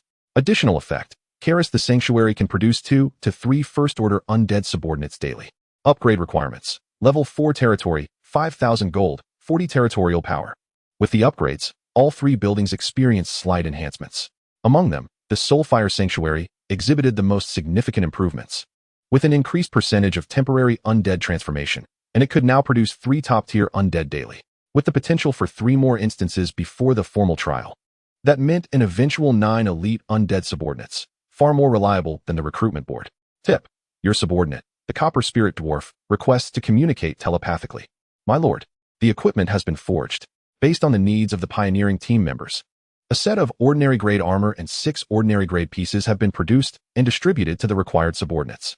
We are now researching the Radiant Dragonbone, aiming to craft the most suitable equipment for you within 3 days. He nodded slightly. Balance work and rest. A change of pace is essential. He held little hope for the Copper Spirit Dwarf's ability to forge equipment from the Radiant Dragonbone, as it was exceptionally hard and not everyone could forge it. Nevertheless, he was pleased that his pioneering subordinates were gradually acquiring equipment. One must consider, what could those lords competing for the best overall assessment possibly use to rival him? Their buildings could not compare to his. Their territorial development paled in comparison to his. Their number and strength of subordinates were far inferior to his. The so-called competition against him was merely a fanciful delusion. In the following 3 days, the territory experienced rapid development. By day, they expanded their lands. By night, they utilized territorial power to upgrade the territory and buildings, while Vina and Heian alternated furiously to refresh high-tier subordinates. Everyone understood that the territory was about to face its true trial. Despite their territory boasting a defensive line and a population of 500,000, each person diligently performed their duties, racing against time to make the final preparations. Within the goldmine cavern, the urgency was palpable. Hurry, everyone, issue commands swiftly. After tonight, there will be no new protections. The territory requires more gold to acquire bamboo spike barricades for defense. Director, we shouldn't be short on gold, right? I heard the pioneering team has conquered a special region, obtaining the gas characteristics needed to defend the territory. Is it really necessary to push ourselves this hard? The population of the territory has surged dramatically, prompting Karis to implement a tiered grouping system for the mining personnel to facilitate management. The Overseer, the highest authority within a cave, supervises a staggering 100,000 gatherers. Indeed, I have toiled for 5 or 6 days, awakening exceptional skills in the process. However, I can only bark orders at my subordinates daily, feeling as though ants are crawling all over my body. I yearn to engage in battle. Observing the complaints of several junior leaders beneath him, the Overseer shook his head in disappointment. It is no wonder that he holds the position of Overseer while they remain in subordinate roles. You know nothing. This is the final push. His Excellency Karis personally informed us Overseers that when the formal trial arrives, many of our subordinates will take to the field, so there is no need for concern. As dusk gradually enveloped the sky, Heian gazed at the 7 bamboo spike defenses surrounding the fortress area and opened the chat panel. In just a few hours, the deadline for the new lords will expire, and the protective shield around the core area will vanish. I am so anxious. I, on the other hand, am quite looking forward to it. I have been bottling up my frustrations for the past few days, all for tonight. Watch me conquer this lordly realm. I have heard that top-tier players have already begun their assaults on Area 5-7. I wonder how the elusive number 33 is faring. I believe they will have an advantage over others, although several top players have announced their territories have reached level 2, alongside many fortuitous encounters that have significantly bolstered their strength. These top players have long prepared for competition. The position of the best will serve as a testament to their achievements, and I hope we can all survive to witness it. I need a vast supply of fire seeds. Without them, I cannot illuminate the territory, and how will we endure the trial? The entire panel was saturated with a stifling atmosphere. After tonight, all Lord territories will be laid bare to this world. The era of tranquil peace is drawing to a close. Danger will loom at every corner, propelling us onto a perilous path of survival. Karis and Aphilo approached him. The former slowly speaking, "My lord, do you intend to elevate the territory to town level when the formal trial arrives?" In the final 3 days, the territorial expanse had expanded to 154 squares. On that day, Heian elevated the territory to level 4, and the following day, all constructions reached their maximum level. The remaining territorial power was ample for further upgrades. Originally, this was his intention. However, he did not anticipate that advancing from level 4 would lead to a town-level territory. It is no longer a mere calculation of numbers. This realization instilled a degree of apprehension within him. A town-level territory, as its name suggests, implies a settlement of considerable scale. Would this have a significant impact on the magnitude of the formal trial? He refrained from becoming arrogant due to his rapid development and underestimated the trials of the lordly world. Thus, he remained vigilant. This caution is an innate trait of humanity, a crucial element in its survival throughout history. Especially with the protective shield over the core area dissipating, a sense of unease lingered. He would assess the situation. If the trial scale for a level 4 territory fell significantly short of his expectations, then he would elevate it to town level. This was the solution he ultimately devised. The greater the difficulty of the formal trial, the more substantial the rewards for the best. The trial scale for a level 4 territory would serve as a reference. Should it be below expectations, preparations for an elevation to town level would be prudent. This matter would be communicated to all citizens, informing them that they might face 2 formal trials. Chapter 62, The Disdained Smith. The formal trial of the lords has arrived. All subordinates within the territory entered a state of readiness. The exploration team stood respectfully behind He-Yun, gazing at the silhouette of their lord.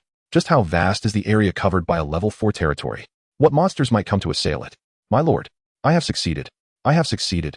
Suddenly, He-Yun heard a familiar voice. He turned to see the copper-skinned dwarf rushing towards him, cradling 2 pieces of equipment that glimmered faintly. These are the results of 3 days of effort, finally derived from the luminous dragon bone, along with elemental gems and monster materials. The copper dwarf spoke, his eyes brimming with pride. Aware of the difficulty in damaging the luminous dragon bone, he resorted to a rather crude method, requesting Aphilo to conjure a sharp iron piece, upon which he spent 3 days grinding the dragon bone to yield these results.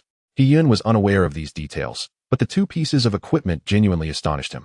One resembled defensive armor, adorned with a gemstone in its center, while the other was about intricately carved with a white dragoness head. Imperial scale armor, fine quality. Effect 1.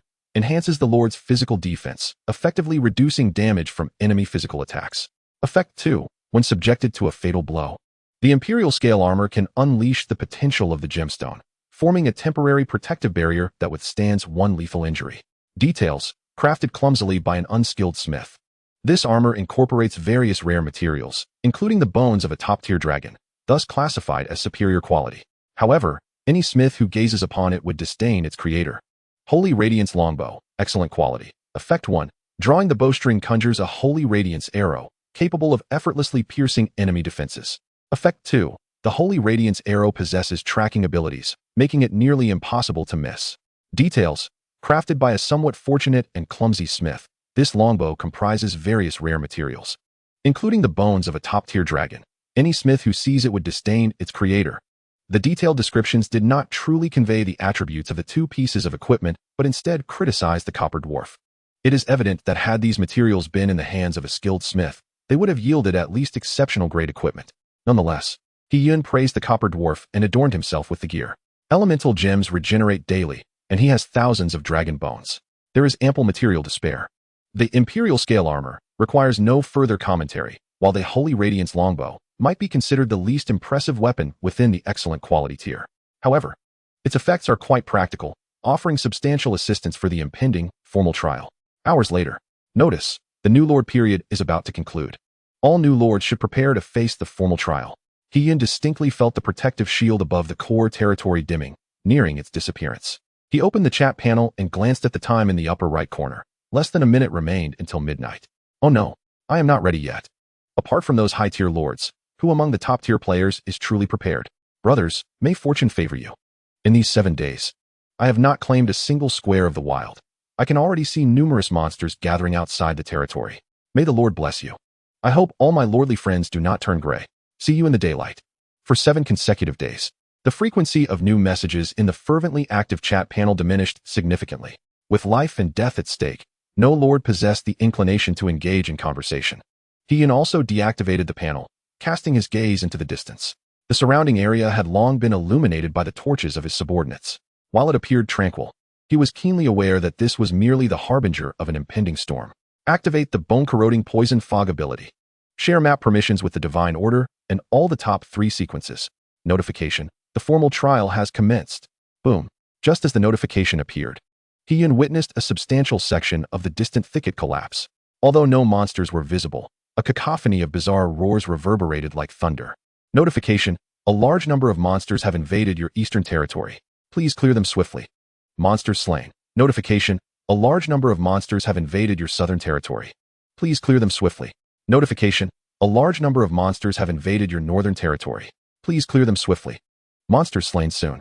A swarm of monsters emerged in He Yun's line of sight, racing towards them with alarming speed. He could not ascertain their numbers. The bone-corroding poison fog swiftly eliminated some weaker creatures, yet many still breached the territory and commenced their assault on the bamboo spike barriers. At that very moment, the storm tower behind him operated at high speed, generating gusts of wind that tore into the monsters, violently flinging them asunder, their limbs severed. Thick green vines writhed and split tree trunks, as tendrils armed with sharp thorns emerged from the ground. Like ancient tree spirits that had lain dormant for millennia, they now revealed their true forms, ensnaring and crushing the colossal monsters into a pulpy mass. Countless nameless creatures fell one after another. Yet, numerous monsters still broke through the first line of bamboo spikes, advancing towards He Yun's direction. More precisely, they were heading towards the core territory, as if something within beckoned them, promising a madness-inducing treasure. All units, let us hunt these weaklings. Yes, his subordinates roared in unison, setting forth alongside the two divine subordinates. This had long been part of their strategy. The moment the first line of defense was breached marked the time for the expedition team to engage in combat. Accompanying them were many 4th and 5th sequence units. He Yun pondered how many of his subordinates would fall in this battle. He gazed at the map's distant red dots, continuously multiplying. Monsters below the 4th tier were swiftly dispatched by the bone-corroding poison fog the moment they encroached upon the territory. Those that invaded were all 5th tier or higher. A rough estimate placed their numbers in the thousands. It appeared that the trial for level 4 territories spanned at least over 80 grids. The expedition team had been advancing northward in a straight line, already liberating several areas from the trial's coverage. Yet to the north, monsters continued to infiltrate. Notification: you have lost 1 grid of territory. Notification: you have lost 1 grid of territory. Notification: you have lost 1 grid of territory. He had only established a rudimentary defensive line, or rather a buffer zone, in the adjacent northern area. It seemed as if the northern territory had been cleaved in two, with numerous monsters steadily gathering, inching closer to his position. However, He Yun remained unfazed.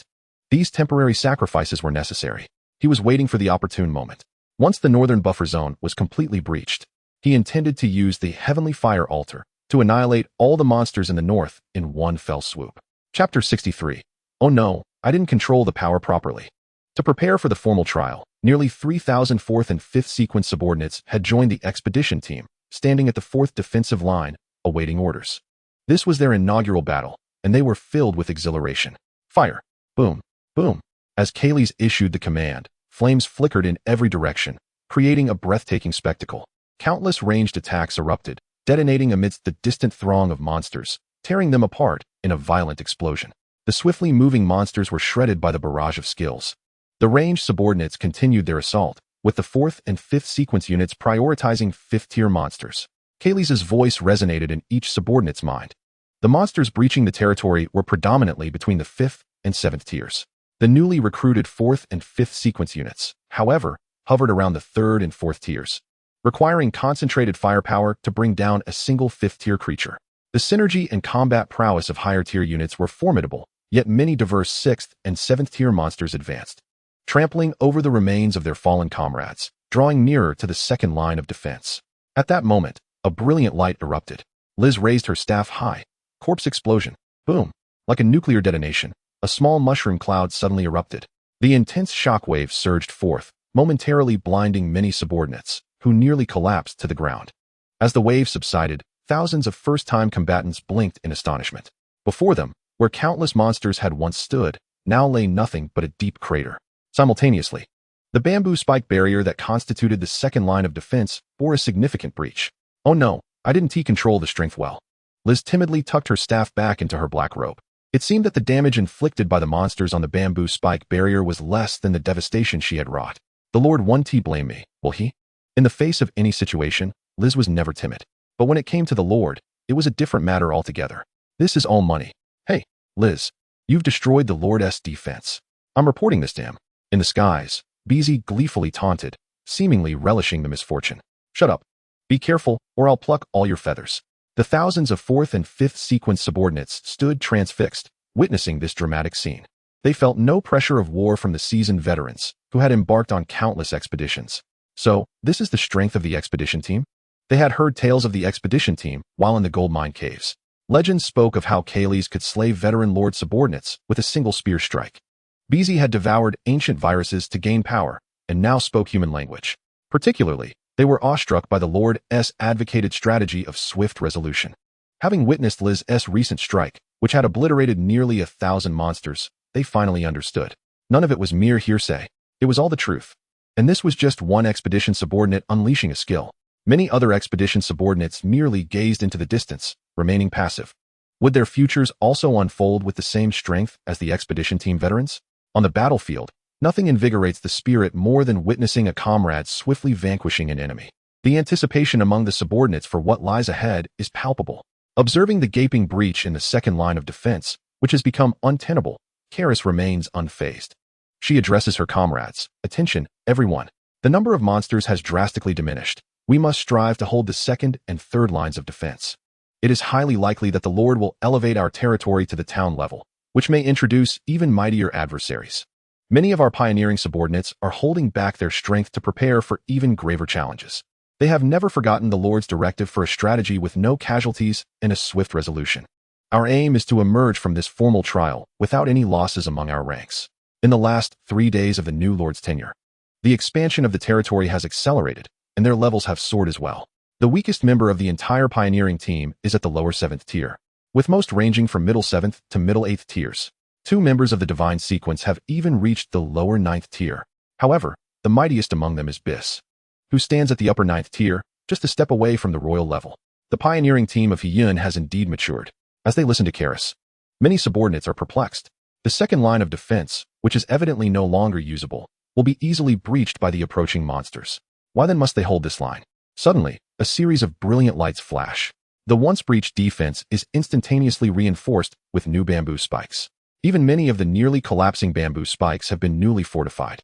The 4th and 5th sequence subordinates are left in bewilderment. Within the 7th line of defense, Hiyun's thoughts race. You spend 500 gold coins to purchase 10 sets of bamboo spikes.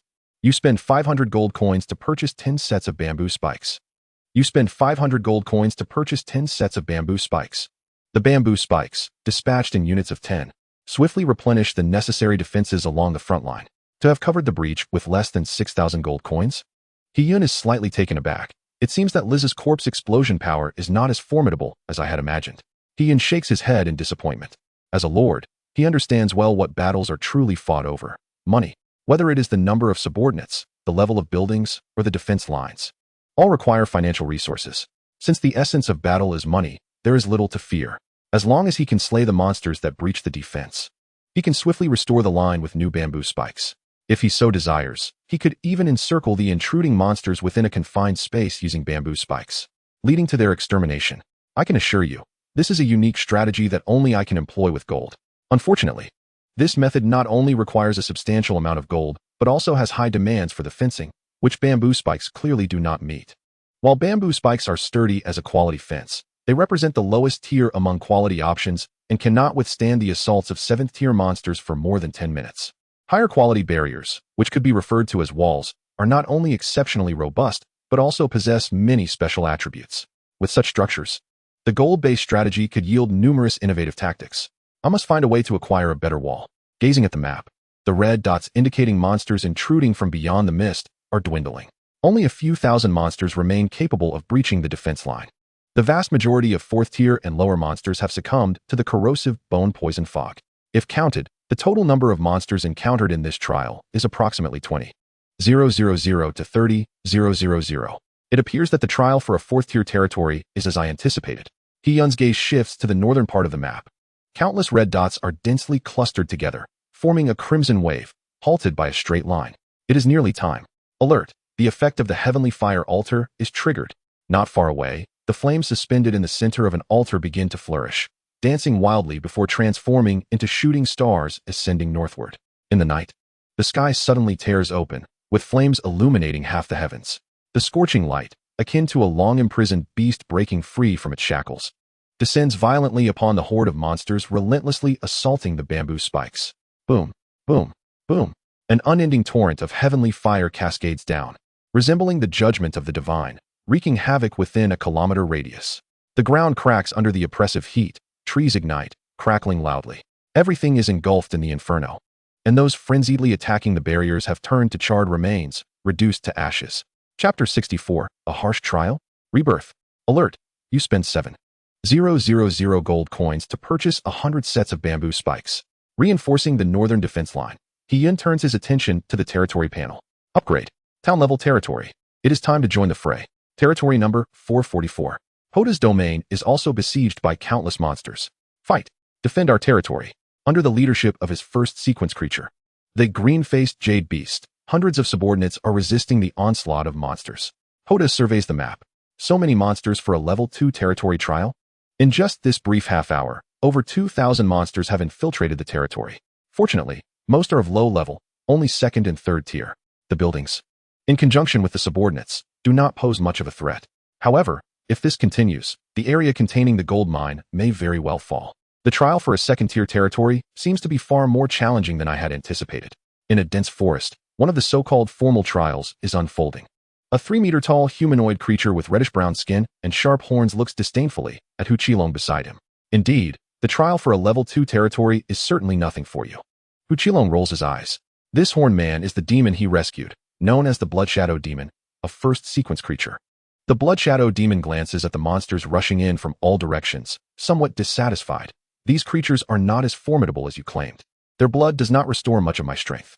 However, I can assist you in becoming the optimal composite being. In the near future, you must continue to aid my recovery. Otherwise, even if it means violating the contract, I will ensure your downfall. Having been suppressed in a mysterious realm for thousands of years, it was a long-awaited encounter with sentient beings, initially expecting to encounter seasoned, formal lords in this place. It had intended to utilize them and then eliminate them. Little did it expect to find a mere novice lord, nor had it heard of any formal trials. These matters were completely foreign to it, and it remained unaware whether those outside were even cognizant of such things. Yet, they piqued its interest. Perhaps here, it may discover the potential to elevate its power, to undergo a transformation. The Shadow Blood Demon extended its sharp claws, slicing through the void, cleaving numerous monstrous forms in half. How trivial these so-called elites are. With me, the Shadow Blood Demon, present, who could possibly surpass? Near a certain swamp, a few solitary buildings stood. Surrounding them lay countless corpses, some belonging to monsters, others to nameless races. Yet the battle was far from over. From the marsh, various creatures resembling frogs emerged, their beady eyes hungrily fixated on the dwindling land. Cursed be this fate. I possess a first-order species, command 12 plots of territory, and have acquired an epic-level structure as a lord. I am the favored protagonist of the heavens. Why must I face a horde of swamp toads as my trial? Why do they create a swamp, gradually devouring my territory? Is the realm beyond my borders nothing but swamp? Inside a small wooden cabin, the lord's unjust fury erupted. The few remaining subordinates, caked in mud, the remnants of dried marsh water, surrounded the cabin, their eyes already filled with despair. The strongest of their ranks had already been consumed by the swamp. Once brimming with confidence, they were now battered and broken by these swamp toads. The marsh severely hampered their abilities. Ribbit, ribbit. Accompanied by the croaks of the swamp toads, the mire continued to spread. It was as if the Grim Reaper had sounded the final horn, soon followed by a cry of unwillingness. Not long after, several isolated level 2 structures sank, swallowed by the swamp, as if this place were a naturally formed mire, devoid of any existence. On a desolate island, a young man stood atop a watchtower, commanding his troops in battle. Hundreds of subordinates swept through the wilderness, dispersing the monsters in an instant. How feeble they are. Had I known, I would have upgraded to level 2 territory sooner.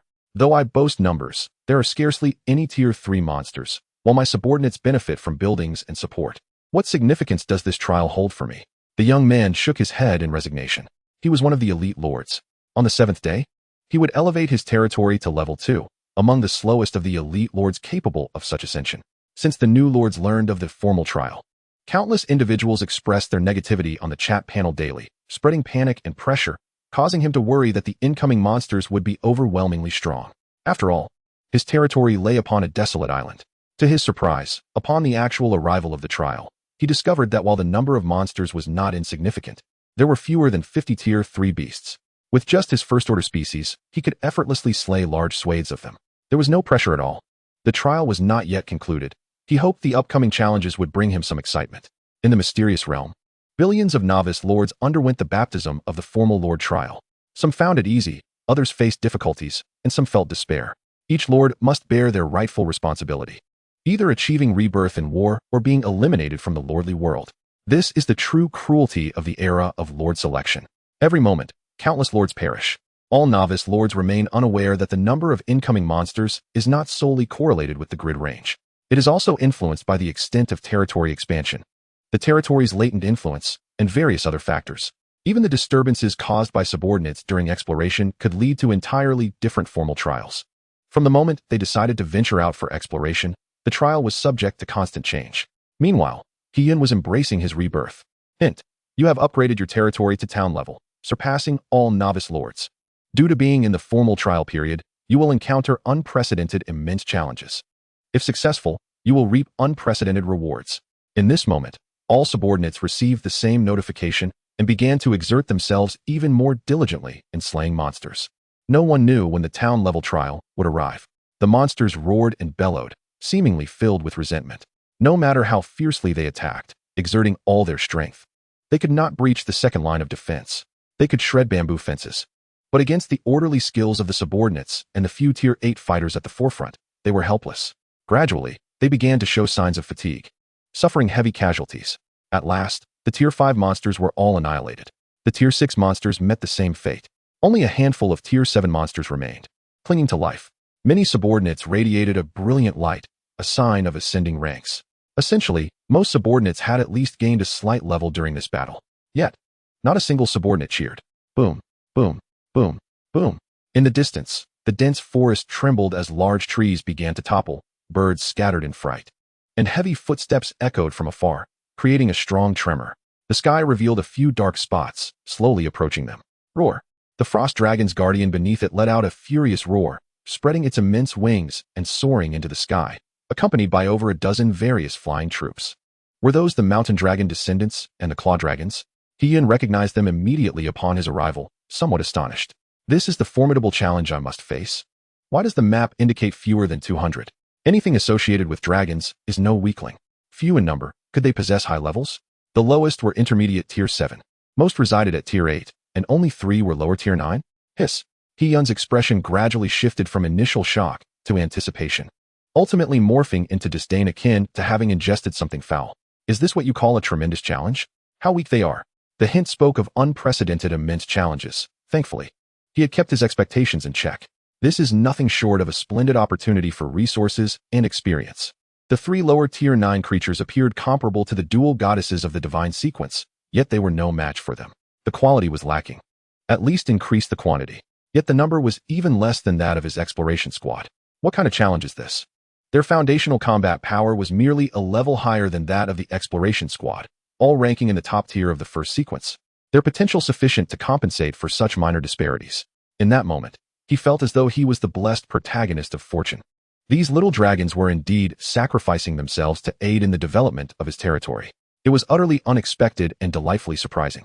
Truly a noble, or rather, a noble dragon. Nearly 200 dragons. This is a remarkable fortune. I shall acquire an array of rare forging materials. The copper-skinned dwarf gazed at the draconic beings with eyes alight with excitement. These materials, it seems, could only be wielded by master craftsmen capable of forging exceptional equipment. Even as a mere ordinary blacksmith, he had already amassed countless resources. The entire expedition team stood at attention, ready to respond to Karis's command. Upon sensing the formidable power of these draconic entities, a weight lifted from her heart, and a smile graced her lips. Nearly 200 dragon-like creatures, the lowest among them being mid-tier level 7, with the majority at level 8, would undoubtedly elevate the overall strength of the expedition team. There was even the possibility of rare treasures being unearthed. The higher the level of the monster, the greater the likelihood of valuable drops. If the species were rare, the spoils would be even more precious upon their defeat.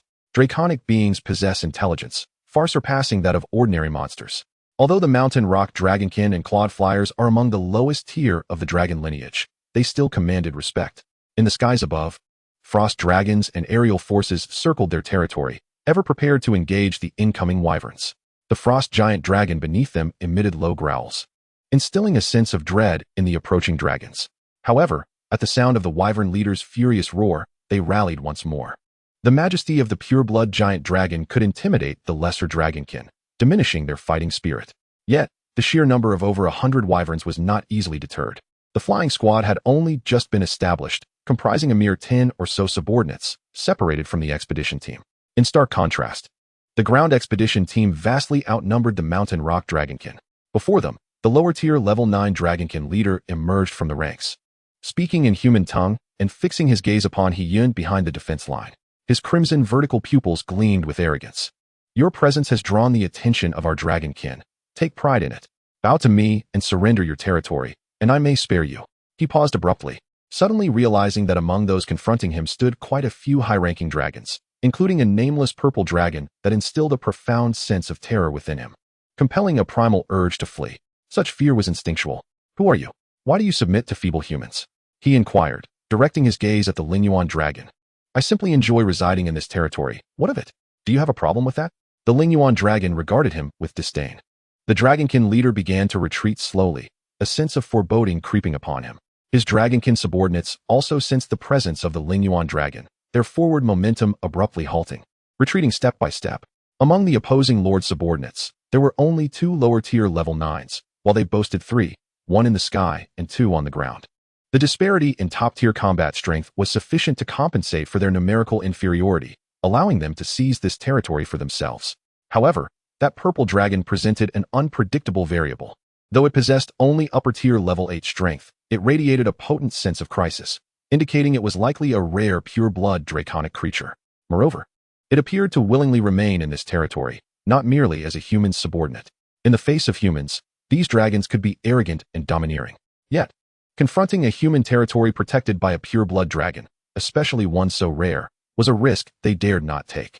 The rarer the species, the more protective they became. Who knows what formidable entities lurked behind? A mere handful of pure-blood dragons could easily strip them of their skins. The mountain rock dragonkin felt a twinge of fear, contemplating retreat, all the while reminding the flying dragon leader above, "Old mate, we should withdraw. This territory harbors secrets, many high-ranking dragonkin, and an unknown rare pure-blood dragon, likely already taken under the wing of some dragon overlord. Seizing it would spell our demise. Let us find another target." As he spoke, he led his companions in a gradual retreat, preparing to depart. Hiyun stood in stunned silence, perplexed by their sudden intent to leave. Were they truly going to abandon their confrontation after just a few exchanged words? What of their dragon pride? Such a shameful retreat. Seizing the opportunity, Hiyun activated his aura, instantly enveloping the mountain rock dragonkin and its leader, as they felt themselves ensnared as if in a quagmire. The dragonkin leader turned to face him, only to be met with a spear thrust. The weapon pierced through his right arm, and a wave of dark energy surged into his body, causing a palpable decrease in his strength. Damn it! How could you penetrate my defenses so easily? And with a weakening effect to boot? How could a mere human lord possess such exquisite equipment? The dragonkin leader shouted in fury, though terror consumed him. Chapter 66. What nonsense are you spouting? If it were merely 2 lower-tier level 9s, they could easily triumph. But their adversary wielded exceptional equipment. They had none and could only fight with their flesh. Despite dragons being inherently powerful, they could not withstand the attacks of exquisite gear until they reached a certain level of prowess. The human lord had also employed lordly skills to hinder their speed. This territory was likely of great importance to some dragon overlord, who must be nurturing this individual. As Karis approached with a fierce intent, readying her spear for another strike, the dragonkin leader's face contorted with fear, his vertical pupils narrowing. As fellow dragons, why do you seek to eradicate us? We are aware that this territory is under your protection and are prepared to withdraw. Why still attack us? The Lingyuan dragon, momentarily baffled by his nonsensical words, stood frozen for several seconds. Me? I protect this territory? He pointed incredulously at himself, regarding the dragonkin leader with a look of disbelief. What nonsense are you spouting? Everything in this territory has been cultivated by Hiyun himself. It has nothing to do with me. What? The dragonkin leader's eyes widened in disbelief as he gazed at Hiyun. Everything was developed by him. This meant there was no powerful backing. Instantly, the dragonkin leader felt a wave of relief wash over him. Excellent. Brothers, follow me to seize this territory.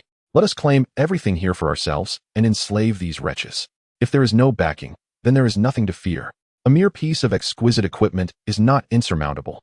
As long as the Dragon Lord eradicates all those airborne detritus, a harmonious synergy will be established, and annihilating these insignificant ants will merely be a matter of time.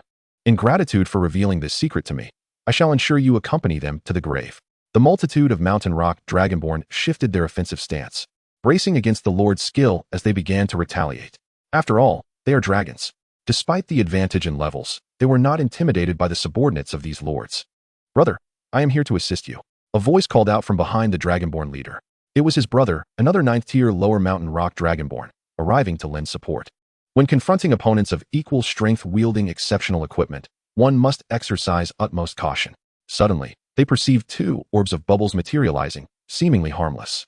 In an instant, these transformed into 2 streams of liquid, ensnaring their bodies and rendering them incapable of escape. "All members, strike decisively," Karis bellowed. In a flash, the spear tip glimmered with icy brilliance. The dragonborn leader's head shattered like a watermelon, instantly exploding.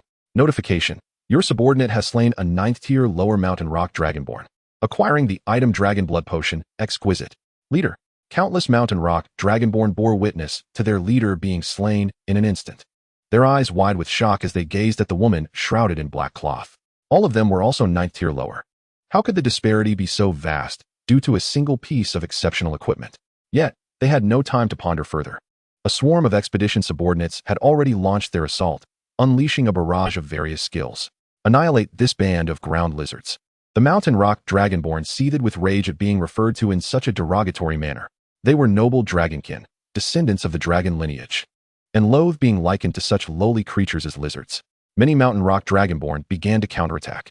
However, they were astounded to find that these lords' subordinates, who appeared to be slightly lower in level, exhibited remarkable synergy in their abilities, which were immensely powerful.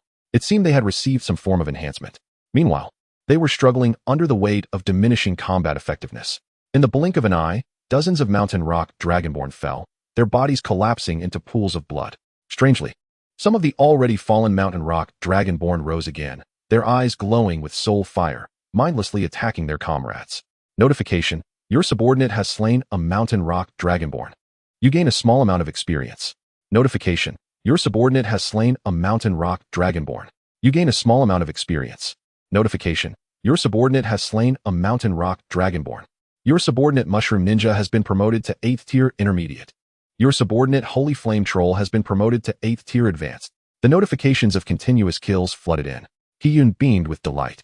Under the influence of the Lord's skill and numerous building effects, these mountain rock dragonborn were no match for the expedition subordinates. Little by little, they were devoured, transforming into the most pure form of energy. As one of the top 3 sequence species, they received enhancements in stamina, recovery, skill reduction, and more, making it a trivial matter to deal with the weakened mountain rock dragonborn. Their skills and attacks were sufficient to dismantle the surface defenses of the mountain rock dragonborn. Amidst the onslaught of various skills, one mountain rock dragonborn after another met their demise. I refuse to accept this. The 9th-tier close brother of the dragonborn leader also breathed his last, extinguished of life. Meanwhile, the expedition team amassed a tremendous amount of energy, enhancing their own strength. In stark contrast, high above, Aphilo and Lingyuan Dragon aided the Frost Dragon guards in hunting the flying dragons. At this moment, the Dragon Lord was already battered and bruised. "Why? What manner of race are you? How can you withstand all my attacks? Do you possess exceptional equipment as well?" He was unable to comprehend why this being, equal in strength to himself, consistently utilized bubbles to counter his assaults. Even single-handedly, she obstructed all the flying dragons, preventing them from attacking the Lord's subordinates behind her. Furthermore, the attacks from those bubbles were exceedingly bizarre, eluding effective defense. The battle had only raged for 10 minutes. The bubbles' offensive and defensive maneuvers had never repeated. "You all flee. There aren't many of them that can fly. Save whoever you can," he commanded his kin behind him. They were hindered, unable to provide effective support to the ground. The mountain rock dragonborn below had already been thoroughly defeated, nearly all perished. Before arriving in this locale, the Dragon Lord had never envisioned such a swift defeat. Was this truly a territory that had just ascended to a town level? He had thought the divine had bestowed a mandate upon him, but instead, it seemed the deity had sent him to his death, to serve as a garment for others. Yet even in death, he vowed to take a few down with him. In an instant, the Dragon Lord's eyes turned crimson. Chapter 67. The Primordial. The beginning of all things, the Claw Dragon Lord's body swelled rapidly, and the other dragons began to flee in all directions. However, they scarcely managed to take flight before they were obstructed by an invisible barrier. No matter where the fleeing dragons turned, they could not escape beyond 100 meters. As if trapped within an intangible dome. "Did I permit your escape?" A chill coursed through the hearts of the fleeing dragons. At that moment, Aphilo radiated golden light, resembling a celestial being. Dozens of elemental bubbles floated around her. She had established a connection with the guardian monolith, continuously replenishing a substantial amount of primordial power. In this state, she could maximize the release of bubble elements. The invisible dome was, in fact, a colossal bubble that enveloped the entire high altitude. With a roar, the Dragon Lord, eyes glowing crimson, unleashed his dragon breath, deploying various skills. Alas, his attacks could not even approach within a meter of Aphilo, all absorbed and neutralized by the elemental bubbles. One of these elemental bubbles drifted toward the Dragon Lord, adhering closely to his dragon wing. The primordial essence was the very essence of all things. In an instant, the 3-meter-long wing was torn asunder and absorbed into the bubble, causing it to grow larger. As if the two were of a shared origin. The primordial essence is the beginning of all things. Another bubble floated forth, settling upon his other wing. The Claw Dragon Lord was instantly transformed into a Claw Earth Dragon, plummeting from the sky. As long as Aphilo willed it, anything tangible or intangible could be transformed into primordial power, becoming her strength. Everything and anything is primordial. The Claw Dragons were engulfed in despair within moments.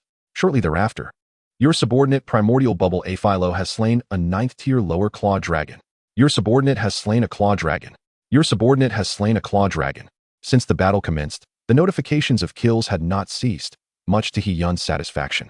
Under the guidance of 2 subordinates from the divine sequence, the 3 9th-tier mixed blood dragons that approached were utterly powerless to resist. Consequently, his level surged rapidly amidst a continuous stream of kill notifications. Alas, the bitter and shriveled souls. Unpalatable, unpalatable. He has attained the rank of king. No more, no more. Bis circled incessantly in the sky, unleashing skills to devour the souls of the fallen dragons. At that moment, his level had ascended to the 1st tier of king rank, becoming the inaugural king subordinate under Hee-Yun. Following his promotion, Bis's form expanded significantly, and he descended from the heavens, transforming into a humanoid shape. To his astonishment, he appeared as a diminutive, frail old man, kneeling respectfully before Hee-Yun. My lord, Bis pays his respects to you. Hee-Yun, slightly perplexed, pondered the taste of transforming into a frail old man rather than a handsome youth or a beautiful maiden. Noticing the lord's lack of response, Bis raised his head and subsequently transformed into a small girl. My lord, Bis pays his respects to you. I surrender. I surrender. Please do not slay me. I too surrender. I am willing to pledge my allegiance to this territory. Following the demise of the dragon leader, the battle devolved into a one-sided massacre. Numerous dragons, after a brief struggle, lost the courage to resist and began to surrender. They were sentient beings of the dragon race, imbued with noble blood. No intelligent creature willingly embraces death. My lord, Ifei Luo looked to Hee-Yun, seeking his counsel. Hee-Yun glanced at her status panel. She remained at the 9th-tier lower level. Despite Karis having advanced to the 9th-tier middle level, it seemed that the monsters she had slain during the trial were insufficient. How many more beasts must you slay to reach middle level? Considering the dragons before them, it appeared she needed another 20 or 30. Continue until your level rises. With that, Ifei Luo once more launched an assault on the pleading clawed dragons. 3, 7, 15. Finally, upon slaying the 23rd, she attained the 9th-tier middle level. My lord, there are still 45 clawed dragons remaining, including some of the 8th tier and others of the 7th tier. Ifei Luo's expression remained serene as she descended beside Hee-Yun with the surrendered dragons. Despite the proximity of their territory's master, these clawed dragons dared not lay a hand on Hee-Yun, trembling in fear. Having personally experienced Ifei Luo's ferocity, they believed that any daring act would result in instant demise. Regret filled their hearts. Why had they followed their leader to this dreadful place, claiming it was divine guidance? Incorporate them into the pioneering team. They shall assist in the exploration, and any disobedience shall be met with execution. Yes, these clawed dragons were merely seeking survival. Unlike the subordinates summoned directly, their loyalty to the territory was superficial. Even if they were to be lost, Hee-Yun felt no sorrow. Following this battle, the territory's range would expand by at least 100 squares, and once assimilated, aerial units could be summoned at any time. This formal trial was indeed a significant gain. What rewards might await? Notification: you have successfully completed the arduous formal trial and become an official lord. Expanded wilderness area, radius of 130 squares. Automatically occupies upon passing the trial. Time taken, 3 hours and 42 minutes. Please await all new lords to complete the formal trial. The final assessment will take place at 6 a.m. Notification: please promptly name your territory. It took so long, nearly 4 hours. Hee-Yun felt somewhat dissatisfied with the time spent. Enduring the level 4 and town level trials took excessively long. This hardly qualifies as a swift resolution. Primarily, the creatures were rather sluggish. Had they appeared en masse at the defense line as if by teleportation, at least an hour could have been saved. The continuous influx of monsters severely delayed progress.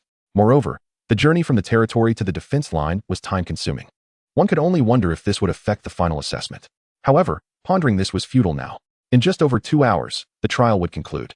Opening the chat panel, he was inundated with pleas for help from lords, interspersed with a few who had successfully passed, urging others to persevere until 6 o'clock. After 6 o'clock, this world would no longer harbor new lords. New lords would either perish or become official lords. I shall name my territory Land of the Gods. This name had long been in his contemplation. He possessed 2 divine sequence species, with the promise of more to come in the future.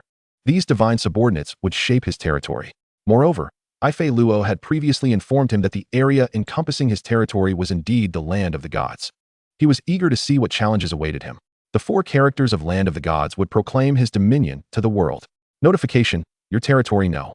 33 has been named the Land of the Gods. Modification not permitted. Land of the Gods. Lord. Hiyun. Territory level. Town level 1. Territory power. 1. Territory range. 252 squares. Population cap. 513, 130. 100 W. Territory characteristics. Surrounded by mysterious giant mountains. Possessing mysterious enhancements. Crystal count. 832. Upgrade requirement 1. 300 points of territory power. Upgrade requirement 2. Destroy at least 3 territory crystals. Upgrade requirement 3. Territory population must reach 1200, achieved. Upon reaching town level, the conditions for upgrading the territory became less stringent. However, the difficulty had significantly increased. The required territory power had escalated considerably, and the condition to destroy other territories had emerged. 3 territory crystals meant the complete annihilation of 3 official lords' domains. Passing the formal trial was merely the beginning. In the future, the selection process for lords would be even more brutal. It was foreseeable that the development of official lords would be exponentially more challenging than that of new lords. A substantial number of lords would still face elimination. Chapter 68. All lords betrayed? Success. Hoda gasped for breath, his body collapsing onto the ground. The formal trial of a level 2 territory was indeed an arduous endeavor. Even with a first sequence species and an epic level building, it had consumed over 4 hours of his time. Upon seeing the completion notification, he scrolled through his friends panel. Many lord serial numbers had turned gray, signifying their failure to withstand the trial. Among them, he noticed the gray serial number of a certain first sequence lord. Lord No. 9527 could not endure either? How delightful. This individual is a paramount lord of a certain faction, reputed to have conquered over 10 territories. Among the elite lords, he is indeed a formidable presence. Unexpectedly, the formal trial has eliminated a rival for his Dawn Alliance. However, within their ranks, over 20 lords have permanently gone offline, with 5 or 6 of them already fallen. After 6 o'clock, will this number continue to rise? How dreadfully tedious. How much longer must we wait? Asked the emotionless shadow blood demon. 1 hour remains, replied Hu Qilong, his heart brimming with excitement. 45 minutes. In just 45 minutes, this blood shadow demon has assisted him in completing the formal trial for a level 2 territory. He is convinced that even that so-called Lord No. 33 could never match his speed. When the comprehensive assessment declares the top contender, it shall undoubtedly be none other than himself. In but an hour, every human lord will be astounded to see the announcement declaring him the optimal contender. It shall not be the frequently triggered announcement of the ever-focused Lord number 33, nor the relentless pursuer who first established the lordly faction, Lord number 444. A dark horse has emerged, a seldom vocal participant in the chat panel, one who has never triggered any announcements. I, Hu Qilong, commander of the Blackstone Legion. Hu Qilong envisioned this scene, spreading his arms and immersing himself in his own reverie. What are you babbling about? The shadow blood demon regarded him with a look of utter incredulity. Is this mental state truly that of one chosen by the divine, capable of hearing the will of the gods? Since passing the trial, Yindong had been fixated on his friend's panel, constantly monitoring whether Lord number 33 had turned gray. Time was running out. Huida had already passed the trial, indicating that Lord number 33 was likely unscathed. Should either of them emerge as the optimal contender, his subsequent plans would inevitably shift. If neither were chosen, that would be even better. Yindong focused intently, recognizing that the identity of the optimal contender would dictate his future choices. Seconds ticked by, and the dawn gradually broke, inching closer to 6 o'clock. The chat panel was no longer quiet. Many lords who had passed the trial were recounting their harrowing experiences. I did it. Finally finished. My sole third-tier creature has perished. And I'm left with fewer than 10 subordinates, all wounded. I think you're worse off than I am. My subordinates are all severely injured. Any one of them could die at any moment, and that beast took a nasty bite out of my arm. Esteemed lords, I've lost my left leg, but fortunately, I managed to acquire a healing item to staunch the bleeding. After the trial, whoever obtains the divine elixir that can restore flesh, I'll purchase at a high price. Whoa, the esteemed lord I added has turned gray. I hear he is a senior member of the Eternal Sanctuary and intends to contend for the position of optimal contender. Really? Is the level 2 trial that difficult? I see Lord number 444 is still around. That's quite normal. This is a real world. Anything can happen. And each lord encounters different types of monsters. Indeed, there is no absolute fairness in the world. If you're pitted against a horde of equally matched monsters, it's merely a matter of luck. Congratulations to me, and to all who have passed the trial. Let us witness together who the optimal contender shall be. Let us place bets. I wager on Lord number 33. By the way, is Lord number 33 still alive? He quickly scanned the chat panel. Most lords encountered scattered wilderness monsters, gradually breaching their territories. Yet for them, the pressure remained immense. A moment's negligence could lead to demise. As for his own town-level trial, he had encountered no intelligent monsters. Those he faced had all perished. These lords were both unfortunate and remarkably fortunate. If they could hunt down those intelligent monsters, it would significantly aid their territory's development. Ding! The formal trial has concluded. Congratulations to all surviving 3 billion formal lords. From now on, any news regarding formal lords will display their names. Lords who rank in the top 100 of the formal trial will receive rewards far exceeding those of other lords. Please promptly name any unnamed territories, or risk losing eligibility for assessment. The leaderboard is under evaluation. Seeing the series of notifications, all lords were momentarily stunned. 3 billion? More than half have vanished? Was it not solely the optimal contender being evaluated? Astonishingly, rewards await the top 100? Haha, excellent. Truly, the heavens have not forsaken me. I've won my wager. Initially, I believed only the optimal contender would be rewarded, and that I would miss out on additional accolades. However, it turns out the top 100 are all rewarded, and I am confident I shall place within them. What is this? My reward has already been dispensed. 5,000 gold, 500 crystal stones, and 100 territory power. Mine has been issued as well, and I received an additional exquisite blueprint. Why do I only have 80 territory power? It seems we did not make it into the top 100, alas. The chat panel erupted in chaos. No one anticipated the formal trial would deliver such a shocking twist. Those lords with potential who had opted for a steady approach felt immense regret. Any rewards deemed substantial would greatly benefit the development of their territories. Yet, they had missed their opportunity. Among the 3 billion lords, their chances of breaking into the top 100 were minuscule. Chapter 69, The Terrifying Value. A scroll emanating golden light unfurled before all the lords.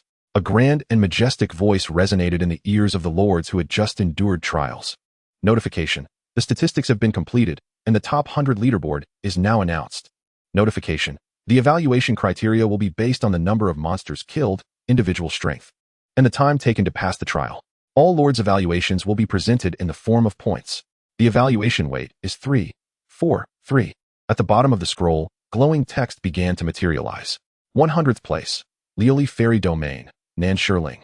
Total trial points, 37, 200. Reward, 50,000 gold, 5,000 crystal stones, 10 soul essences, 1 superior lord skill, 2 random building blueprints. Gasp. Gasp. All lords, upon seeing the points and rewards, widened their eyes to an astonishing degree. Nearly 40,000 points? How is this possible? My total points are barely 4,000. My territory was on the brink of collapse. The Leoli Fairy Domain's number has vanished, judging by the name. It seems to be a lady's territory? What on earth did she endure to attain nearly 40,000 points? Is there nearly 40,000 points at the end? Most of them only reached the 3,000 to 5,000 range, still harboring fantasies of possibly making the list. What a joke. They couldn't even muster enough to join the fray. The value of this top 100 is exceedingly high. The 100th place alone boasts 50,000 gold coins and 5,000 crystal stones, resources ample enough to propel a territory into rapid development. Does the absence of territorial power matter? It appears to be of little consequence, as such abundant resource rewards will significantly expedite the process of expansion. 2 blueprints for extraordinary grade buildings. How astonishing is that? And what, pray tell, is this essence of souls? It resembles a fruit of experience. One that can elevate the ranks of one's subordinates instantly. By the heavens, an immediate ascension? Everyone seems to have overlooked the crux of the matter. Those two blueprints are the true treasures, guaranteeing extraordinary quality, which implies the potential for exceptional, epic, or even superior grade structures. While numerous lords engage in fervent discussions on the chat panel, in the realm of the glazed fairy domain, wisps of colorful celestial energy occasionally waft through the air. A woman clad in a resplendent, multicolored garment tends to the wounds of a colossal dragon, the vibrant essence emanating from its very being. Upon discovering her position at the very end of the scroll, Nin Shiling was taken aback. She had never anticipated that her discreet development, successfully navigating the level 2 trial with the strength of the glazed sacred dragon in conjunction with the epic grade domain, would only place her in the 100th position. This implies that the top 100 lords may all have passed the level 2 trial, yet only a handful are publicly acknowledged, as everyone clandestinely vies for scrolls. Gazing at the disarray of her territory, with countless monster carcasses yet to be cleared, a stark contrast emerges against the ethereal energy surrounding her. She is acutely aware of how arduous the trials of a level 2 territory can be, having thought she might at least secure a spot within the top 50. The harsh reality has doused her hopes with a chilling splash of water. The true number of lords who have successfully passed the level 2 trial is likely far greater than a mere 100. What manner of fiends and monsters are those lords who precede me? Nearly 40,000 points, indeed. He pondered, stroking his chin.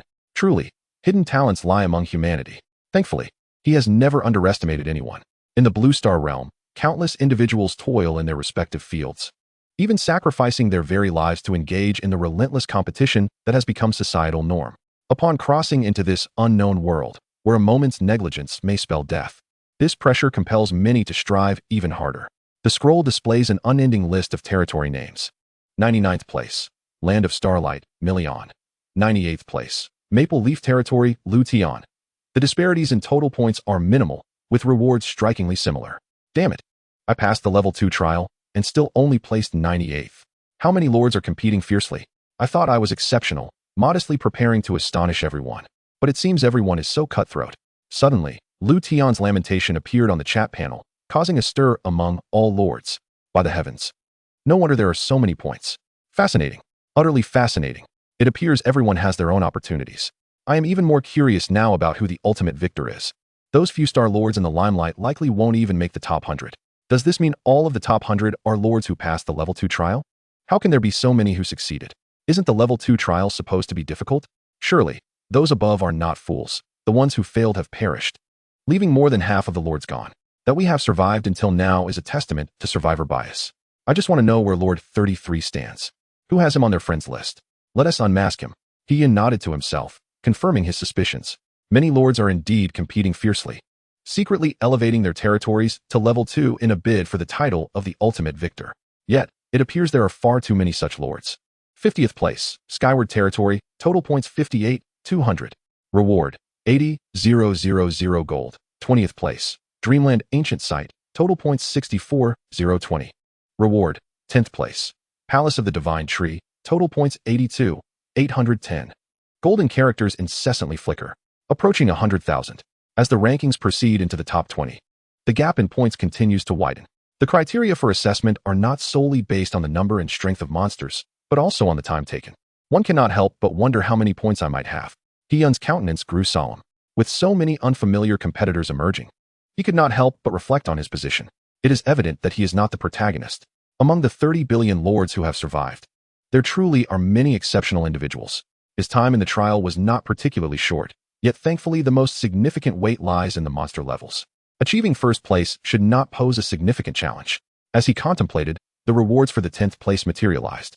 Reward, 200,000 gold, 20,000 crystal stones, 100 essence of souls, 1 extraordinary lord skill, 3 random building blueprints, 5 perfect skill stones, extraordinary.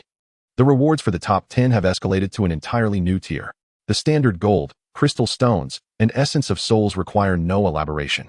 While all blueprints and skills are of extraordinary quality, by the heavens, perfect skill stones, these can awaken the most suitable skills for any subordinate of any race, with no fixed attributes. Unlike the incomplete skill stones previously listed by Lord 33, which recorded a specific skill, those could only be learned by compatible races and were subject to qualifications. Is it truly that remarkable? Indeed, this is a perfect skill stone capable of awakening extraordinary skills. It is bound to provide immense assistance to subordinates throughout one's life. Salivating with envy. Can I exchange all my rewards for a perfect skill stone? Don't hold your breath. Many of us lords may never even lay eyes on such skill stones in our lifetimes. And this is merely the reward for 10th place. It is not the limit. I am exceedingly curious about the rewards for the top 5, the top 3, and what the ultimate victor will receive. As one lord disclosed information on the panel, all lords grasped the value of the perfect skill stone. Yet, what does understanding avail them? Not to mention the top 10. Not a single soul would dare to claim a spot in the top 1,000 with confidence. The value of this leaderboard is alarmingly high. Chapter 70. Is this not the first? Ordinary lords watch with interest. Senior lords enjoy the spectacle. Elite lords feel the tension. Especially those who also passed the level 2 trial, but have yet to see their names on the board. Their anxiety is palpable. Is there still hope for my name? Can I break into the top 10? Am I worthy? All lords who passed the level 2 trial have yet to receive their rewards. It feels as though they are being kept in suspense, igniting their anticipation, as they watch the words appearing on the leaderboard and the ever-increasing points. Many lords gradually succumb to their emotions. Alas, I fear I am positioned far beyond the 100th place. 5th place, Eternal Sanctuary, Karen. Rewards, Epic Lord Skill X1, Epic Building Blueprint X1, Perfect Skill Stone X1, Epic, Heart of the Chosen X1. 4th place, Dawn Dynasty, Hoda. Rewards, slightly superior to the 5th, Epic Lord Skill X1, Epic Building Blueprint X1, Perfect Skill Stone X1, Epic, Heart of the Chosen X1. 3rd place, Thunder Ridge, Guangzhou. Rewards, slightly superior to the 4th, Epic Lord Skill X1, Epic Building Blueprint X1, Perfect Skill Stone X2, Epic, Heart of the Chosen X1.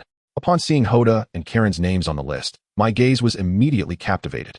These two popular contenders, the leaders of their respective lord factions, have only managed to secure the 5th and 4th positions. An array of epic items, and a Heart of the Chosen. Forgive my ignorance, but what exactly is a Heart of the Chosen? It allows one of your subordinates to become a chosen one, undergoing a transformation and receiving a divine name. The divine name is merely symbolic. The chosen one bestows additional enhancements upon all subordinates. If the first-tier subordinates are the most formidable in individual combat, then the heroes command these first-tier beings, enabling them to exert an effect greater than 11N. This is far more precious than a perfect skill stone. Should a first-tier being become a chosen one, their future potential could be terrifyingly immense. There is even a minuscule chance of glimpsing the threshold of divinity, with aspirations of ascending to godhood. Gasp! The mention of divinity caused many lords to involuntarily draw a deep breath. The Heart of the Chosen is, indeed, extraordinarily valuable.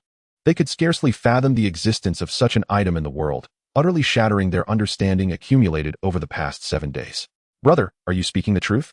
What is your basis? My basis is this. Though I did not make the top 100, I am still a lord with over 10,000 points. And the rewards I received are commendable. Attached is an image. The image depicts a panel titled Book of Knowledge, containing a wealth of information recognized by formal lords. They had no choice but to believe it now. The Heart of the Chosen, with its potential to reach divinity, left them wondering if they would ever have even the slightest chance to obtain it in their lifetime. Hoda stared blankly at the leaderboard. 4th place? After painstakingly strategizing for so long, to find himself only in 4th place? He had merely surpassed the leader of the Eternal Sanctuary? How could this be possible? He could not accept his ranking. To that end, he had even specially named his territory Dawn Territory, symbolizing absolute confidence. He aimed for 1st place. According to his calculations, at the very least, he should have secured 2nd. Why had he failed to make it into the top 3? Who is this Guangzhou? Has anyone ever heard of this individual? Hoda sent messages within the Dawn Alliance, rationality forcing him to remain composed. The 4 characters of Dawn Territory seemed to be striking him hard across the face at this moment. He could not accept being overshadowed by a nameless individual. And who were the 2nd and 1st places? Guangzhou. He felt a flicker of recognition regarding that name, but he couldn't quite place it, and thus did not dwell on it. Little did he expect that the one who intended to contend with him for the top position, Hoda, would only manage to secure 4th place. This ranking, in his view, was neither high nor low. While he acknowledged that his territory had developed reasonably well, he also felt it was somewhat mediocre. Surpassing the vast majority of elite lords, his efforts over the past 7 days had not gone to waste. Yet it was still insufficient to contend with him. Golden characters continued to appear. Hoda could not help but feel a surge of anticipation. Let me see who the 2nd place is and how much of a gap there is between our scores. 2nd place, Blackstone Territory, Hu Qilong. Total score, 203, 810. Slightly higher than 3rd, Epic Lord Skill X1, Epic Building Blueprint X2, Perfect Skill Stone X2, Epic, Heart of the Chosen X2. Time taken to complete the test, 45 minutes. The shortest time recorded among all Level 2 territory tests. Additional reward, Epic Equipment X1. All lords were astonished. The commander of the Blackstone Legion completed the Level 2 test in just 45 minutes? Does this not imply that all the attacking monsters were eliminated in an instant? Monsters arriving from all directions would require time.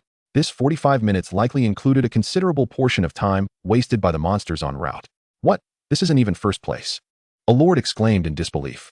I cannot fathom that completing the Level 2 test in just 45 minutes does not secure first place. What kind of horrifying being must the first place be? Monsters, the first place must be a monster.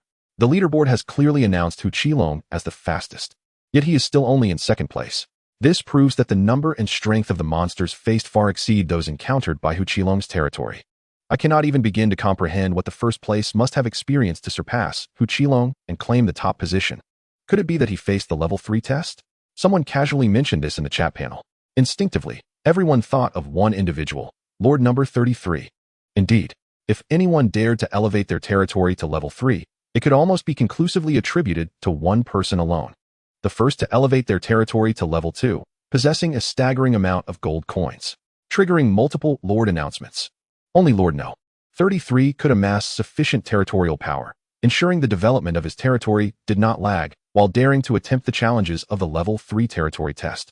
Seeing himself in second place, Hu Qilong was also momentarily stunned. His first reaction mirrored those of the others. Lord number 33, could it truly be you? Even in such circumstances, I cannot surpass you? Chapter 71, Envious. Utterly envious. Hu Qilong too struggled to imagine what the first place must have endured. Before him, golden light emanated from a scroll, at the top of which, in characters noticeably larger than those of any other listed lord, glimmered with a radiant sheen, slowly revealing themselves, captivating the hearts of every lord. First place, Domain of the Gods, Hiyun. Total score, 884, 890. Rewards, Legendary Lord Skill X1, Legendary Building Blueprint X1. Perfect Skill Stone X1, Legendary. Heart of the Chosen X3. The Domain of the Gods has successfully undergone 2 formal tests with perfection. The number of monsters encountered in all Lord tests was the highest, and their levels were the most formidable. Additional reward, Legendary Weapon X1, Legendary Item X1. Astonishing. All the lords gazed enviously at the rewards, their eyes nearly bulging with desire. Not even the sight of handsome men and beautiful women could stir their hearts as much as these treasures. A plethora of resources. A complete set of legendary rewards. No less than 5 items. Even acquiring a single one would save them a decade of arduous labor. How is this possible? Over 600,000 points more than the second place? In the realm of the gods, could it be that his territory is filled with deities? How could he surpass the second place by such a margin? A complete set of legendary items. This clearly exceeds the quality of epic. Far superior to the rewards of the second place. As the top contender, it was already stated that the rewards would be the most bountiful. But who could possibly catch up to such rewards? Who is he young? Is he the lord of number 33? Or has he emerged as a dark horse? Guangzixing, indeed. I only added Lord number 33 as a friend, and after passing the formal trials, he has transformed into Lord Heyang. Holy moly. The dark horse in third place has come forward to testify. What does it mean to undergo 2 formal trials? Guangzixing.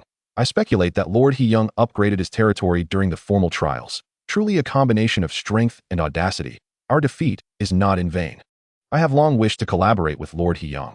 Had he not graciously declined my offer, I would surely have secured at least second place. The esteemed one is formidable. Upgrading a territory during the trials and still passing. Could this be an endeavor only humans dare to undertake? He can no longer be merely called a great one. He should be reverently dubbed He-shun. Before them, the golden scroll radiated brilliance, and one item after another emerged before Heyang. You have obtained the Frostmourne Bow, legendary weapon, Barrier Stone, legendary item, and Sanctum Guardian, Lord Skill. Acquired legendary building Blueprint X1, Perfect Skill Stone X1, Chosen Heart X3. Notice, all rankings have been announced, and the list will be inscribed in the Divine Tome. May all ranked lords continue their diligent efforts. The items shimmering with golden light caught his eye. Yet, he had not even reached 1,000,000 points. Heyang furrowed his brow. To his surprise, he had not even crossed the 1,000,000 mark. If he could surpass 1,000,000, would the quality of the additional rewards be even higher? A tinge of regret lingered in his heart. Primarily, he had not anticipated that the town-level trials involved fewer than 200 dragon-type creatures. While his strength was indeed commendable, allowing many of his subordinates to level up, the sheer number was woefully inadequate. He Young shook his head in resignation. Failing to attain 1,000,000 points was not his shortcoming, but rather a flaw in the formal trials. Approaching 900,000 points was not the limit of He Young, but rather the threshold of the level 4 town trials. He examined the item information. Frostmourne Bow, legendary weapon. Effect: drawing the bowstring conjures arrows imbued with the power of extreme cold. They can be manipulated with thought for precise strikes, inflicting irreparable freezing damage on the target, with a 69 chance of freezing. Details: this bow was crafted by a hunter who lost his beloved. Using a millennium of ice crystals and the tears of the moon goddess in a land of perpetual frost. It is said that each arrow encapsulates the hunter's longing for his beloved, capable of piercing through all cold and darkness to find its intended target. Barrier Stone, legendary item. Effect: an activatable defensive item that envelopes the entirety of the territory in a protective barrier. When enemies attack the barrier, all assaults are absorbed and rebound with an enhancement of 30. Furthermore, the barrier stone can be adjusted in range and strength according to the Lord's will, adapting to various defensive needs. Details: forged by ancient dwarven artisans using mysterious techniques and precious ores. It once protected an ancient kingdom from external threats, but was lost in the fires of war, becoming a legendary guardian artifact. This item can be used continuously until destroyed. Sanctum Force Field, legendary Lord skill. Effect: creates a special domain that continuously weakens the vitality of enemies while partially negating their attacks. Allied targets receive a 50 boost to all abilities. Maximum duration: 1 hour. Cooldown: 30 minutes. The 3 legendary items left He Young in awe, each more astonishing than the last. All possess percentage effects, especially the Sanctum Force Field, which not only continuously weakened opponents, but also provided overall enhancement to allied units. This was sufficient to create a dimensional crushing advantage. How outrageous would it be when combined with the Wraith aura? He Young could hardly fathom it. The Barrier Stone and Frostmourne Bow each granted his territory enhanced defenses, ensuring protection against incursions from other intelligent forces while significantly boosting his combat prowess. Although He Young had yet to engage in significant battles, the mere trio of rewards already exceeded his expectations, not to mention the building blueprint, skill stones, and chosen hearts yet to be utilized. Upon upgrading to a town-level territory, the Lord's Sacred Heart also manifested new effects. Lord's Sacred Heart was a refined passive Lord skill he had originally acquired from a treasure chest. Upon reaching a certain level with his territory, it would evolve, presenting new effects. The current Lord's Sacred Heart had evolved into an exceptional level Lord skill. Lord's Sacred Heart, exceptional. Passive, Effect 1. The loyalty of subordinates never falls below 65 points. Effect 2. You can sense the presence of territorial crystals within a certain radius. Effect 3. Each time this Lord skill is upgraded, a new effect is conferred. Next evolution requires Lord King level 9, Town level 5 territory. This was quite satisfactory. The effects of Lord's Sacred Heart leaned towards functionality. The new effect allowed He Young to perceive the presence of territorial crystals while exploring, which is useful, albeit somewhat redundant. Now that everyone had become formal lords, each was granted rewards. Lords who achieved over 20,000 points in the trials received a plethora of resources. Lord skills, blueprints, and more, albeit with varying qualities. In the time to come, all lords would embark on a rapid development mode, engaging in large-scale expansions and conquests. Once He Young led his exploration team into someone else's territory, they would push through relentlessly, inevitably destroying the opposing territory's crystal. The new effect would merely shorten this time. Lord, are you looking for us? At this moment, Karis and Aphilo, accompanied by all the First Order beings, arrived before He Young.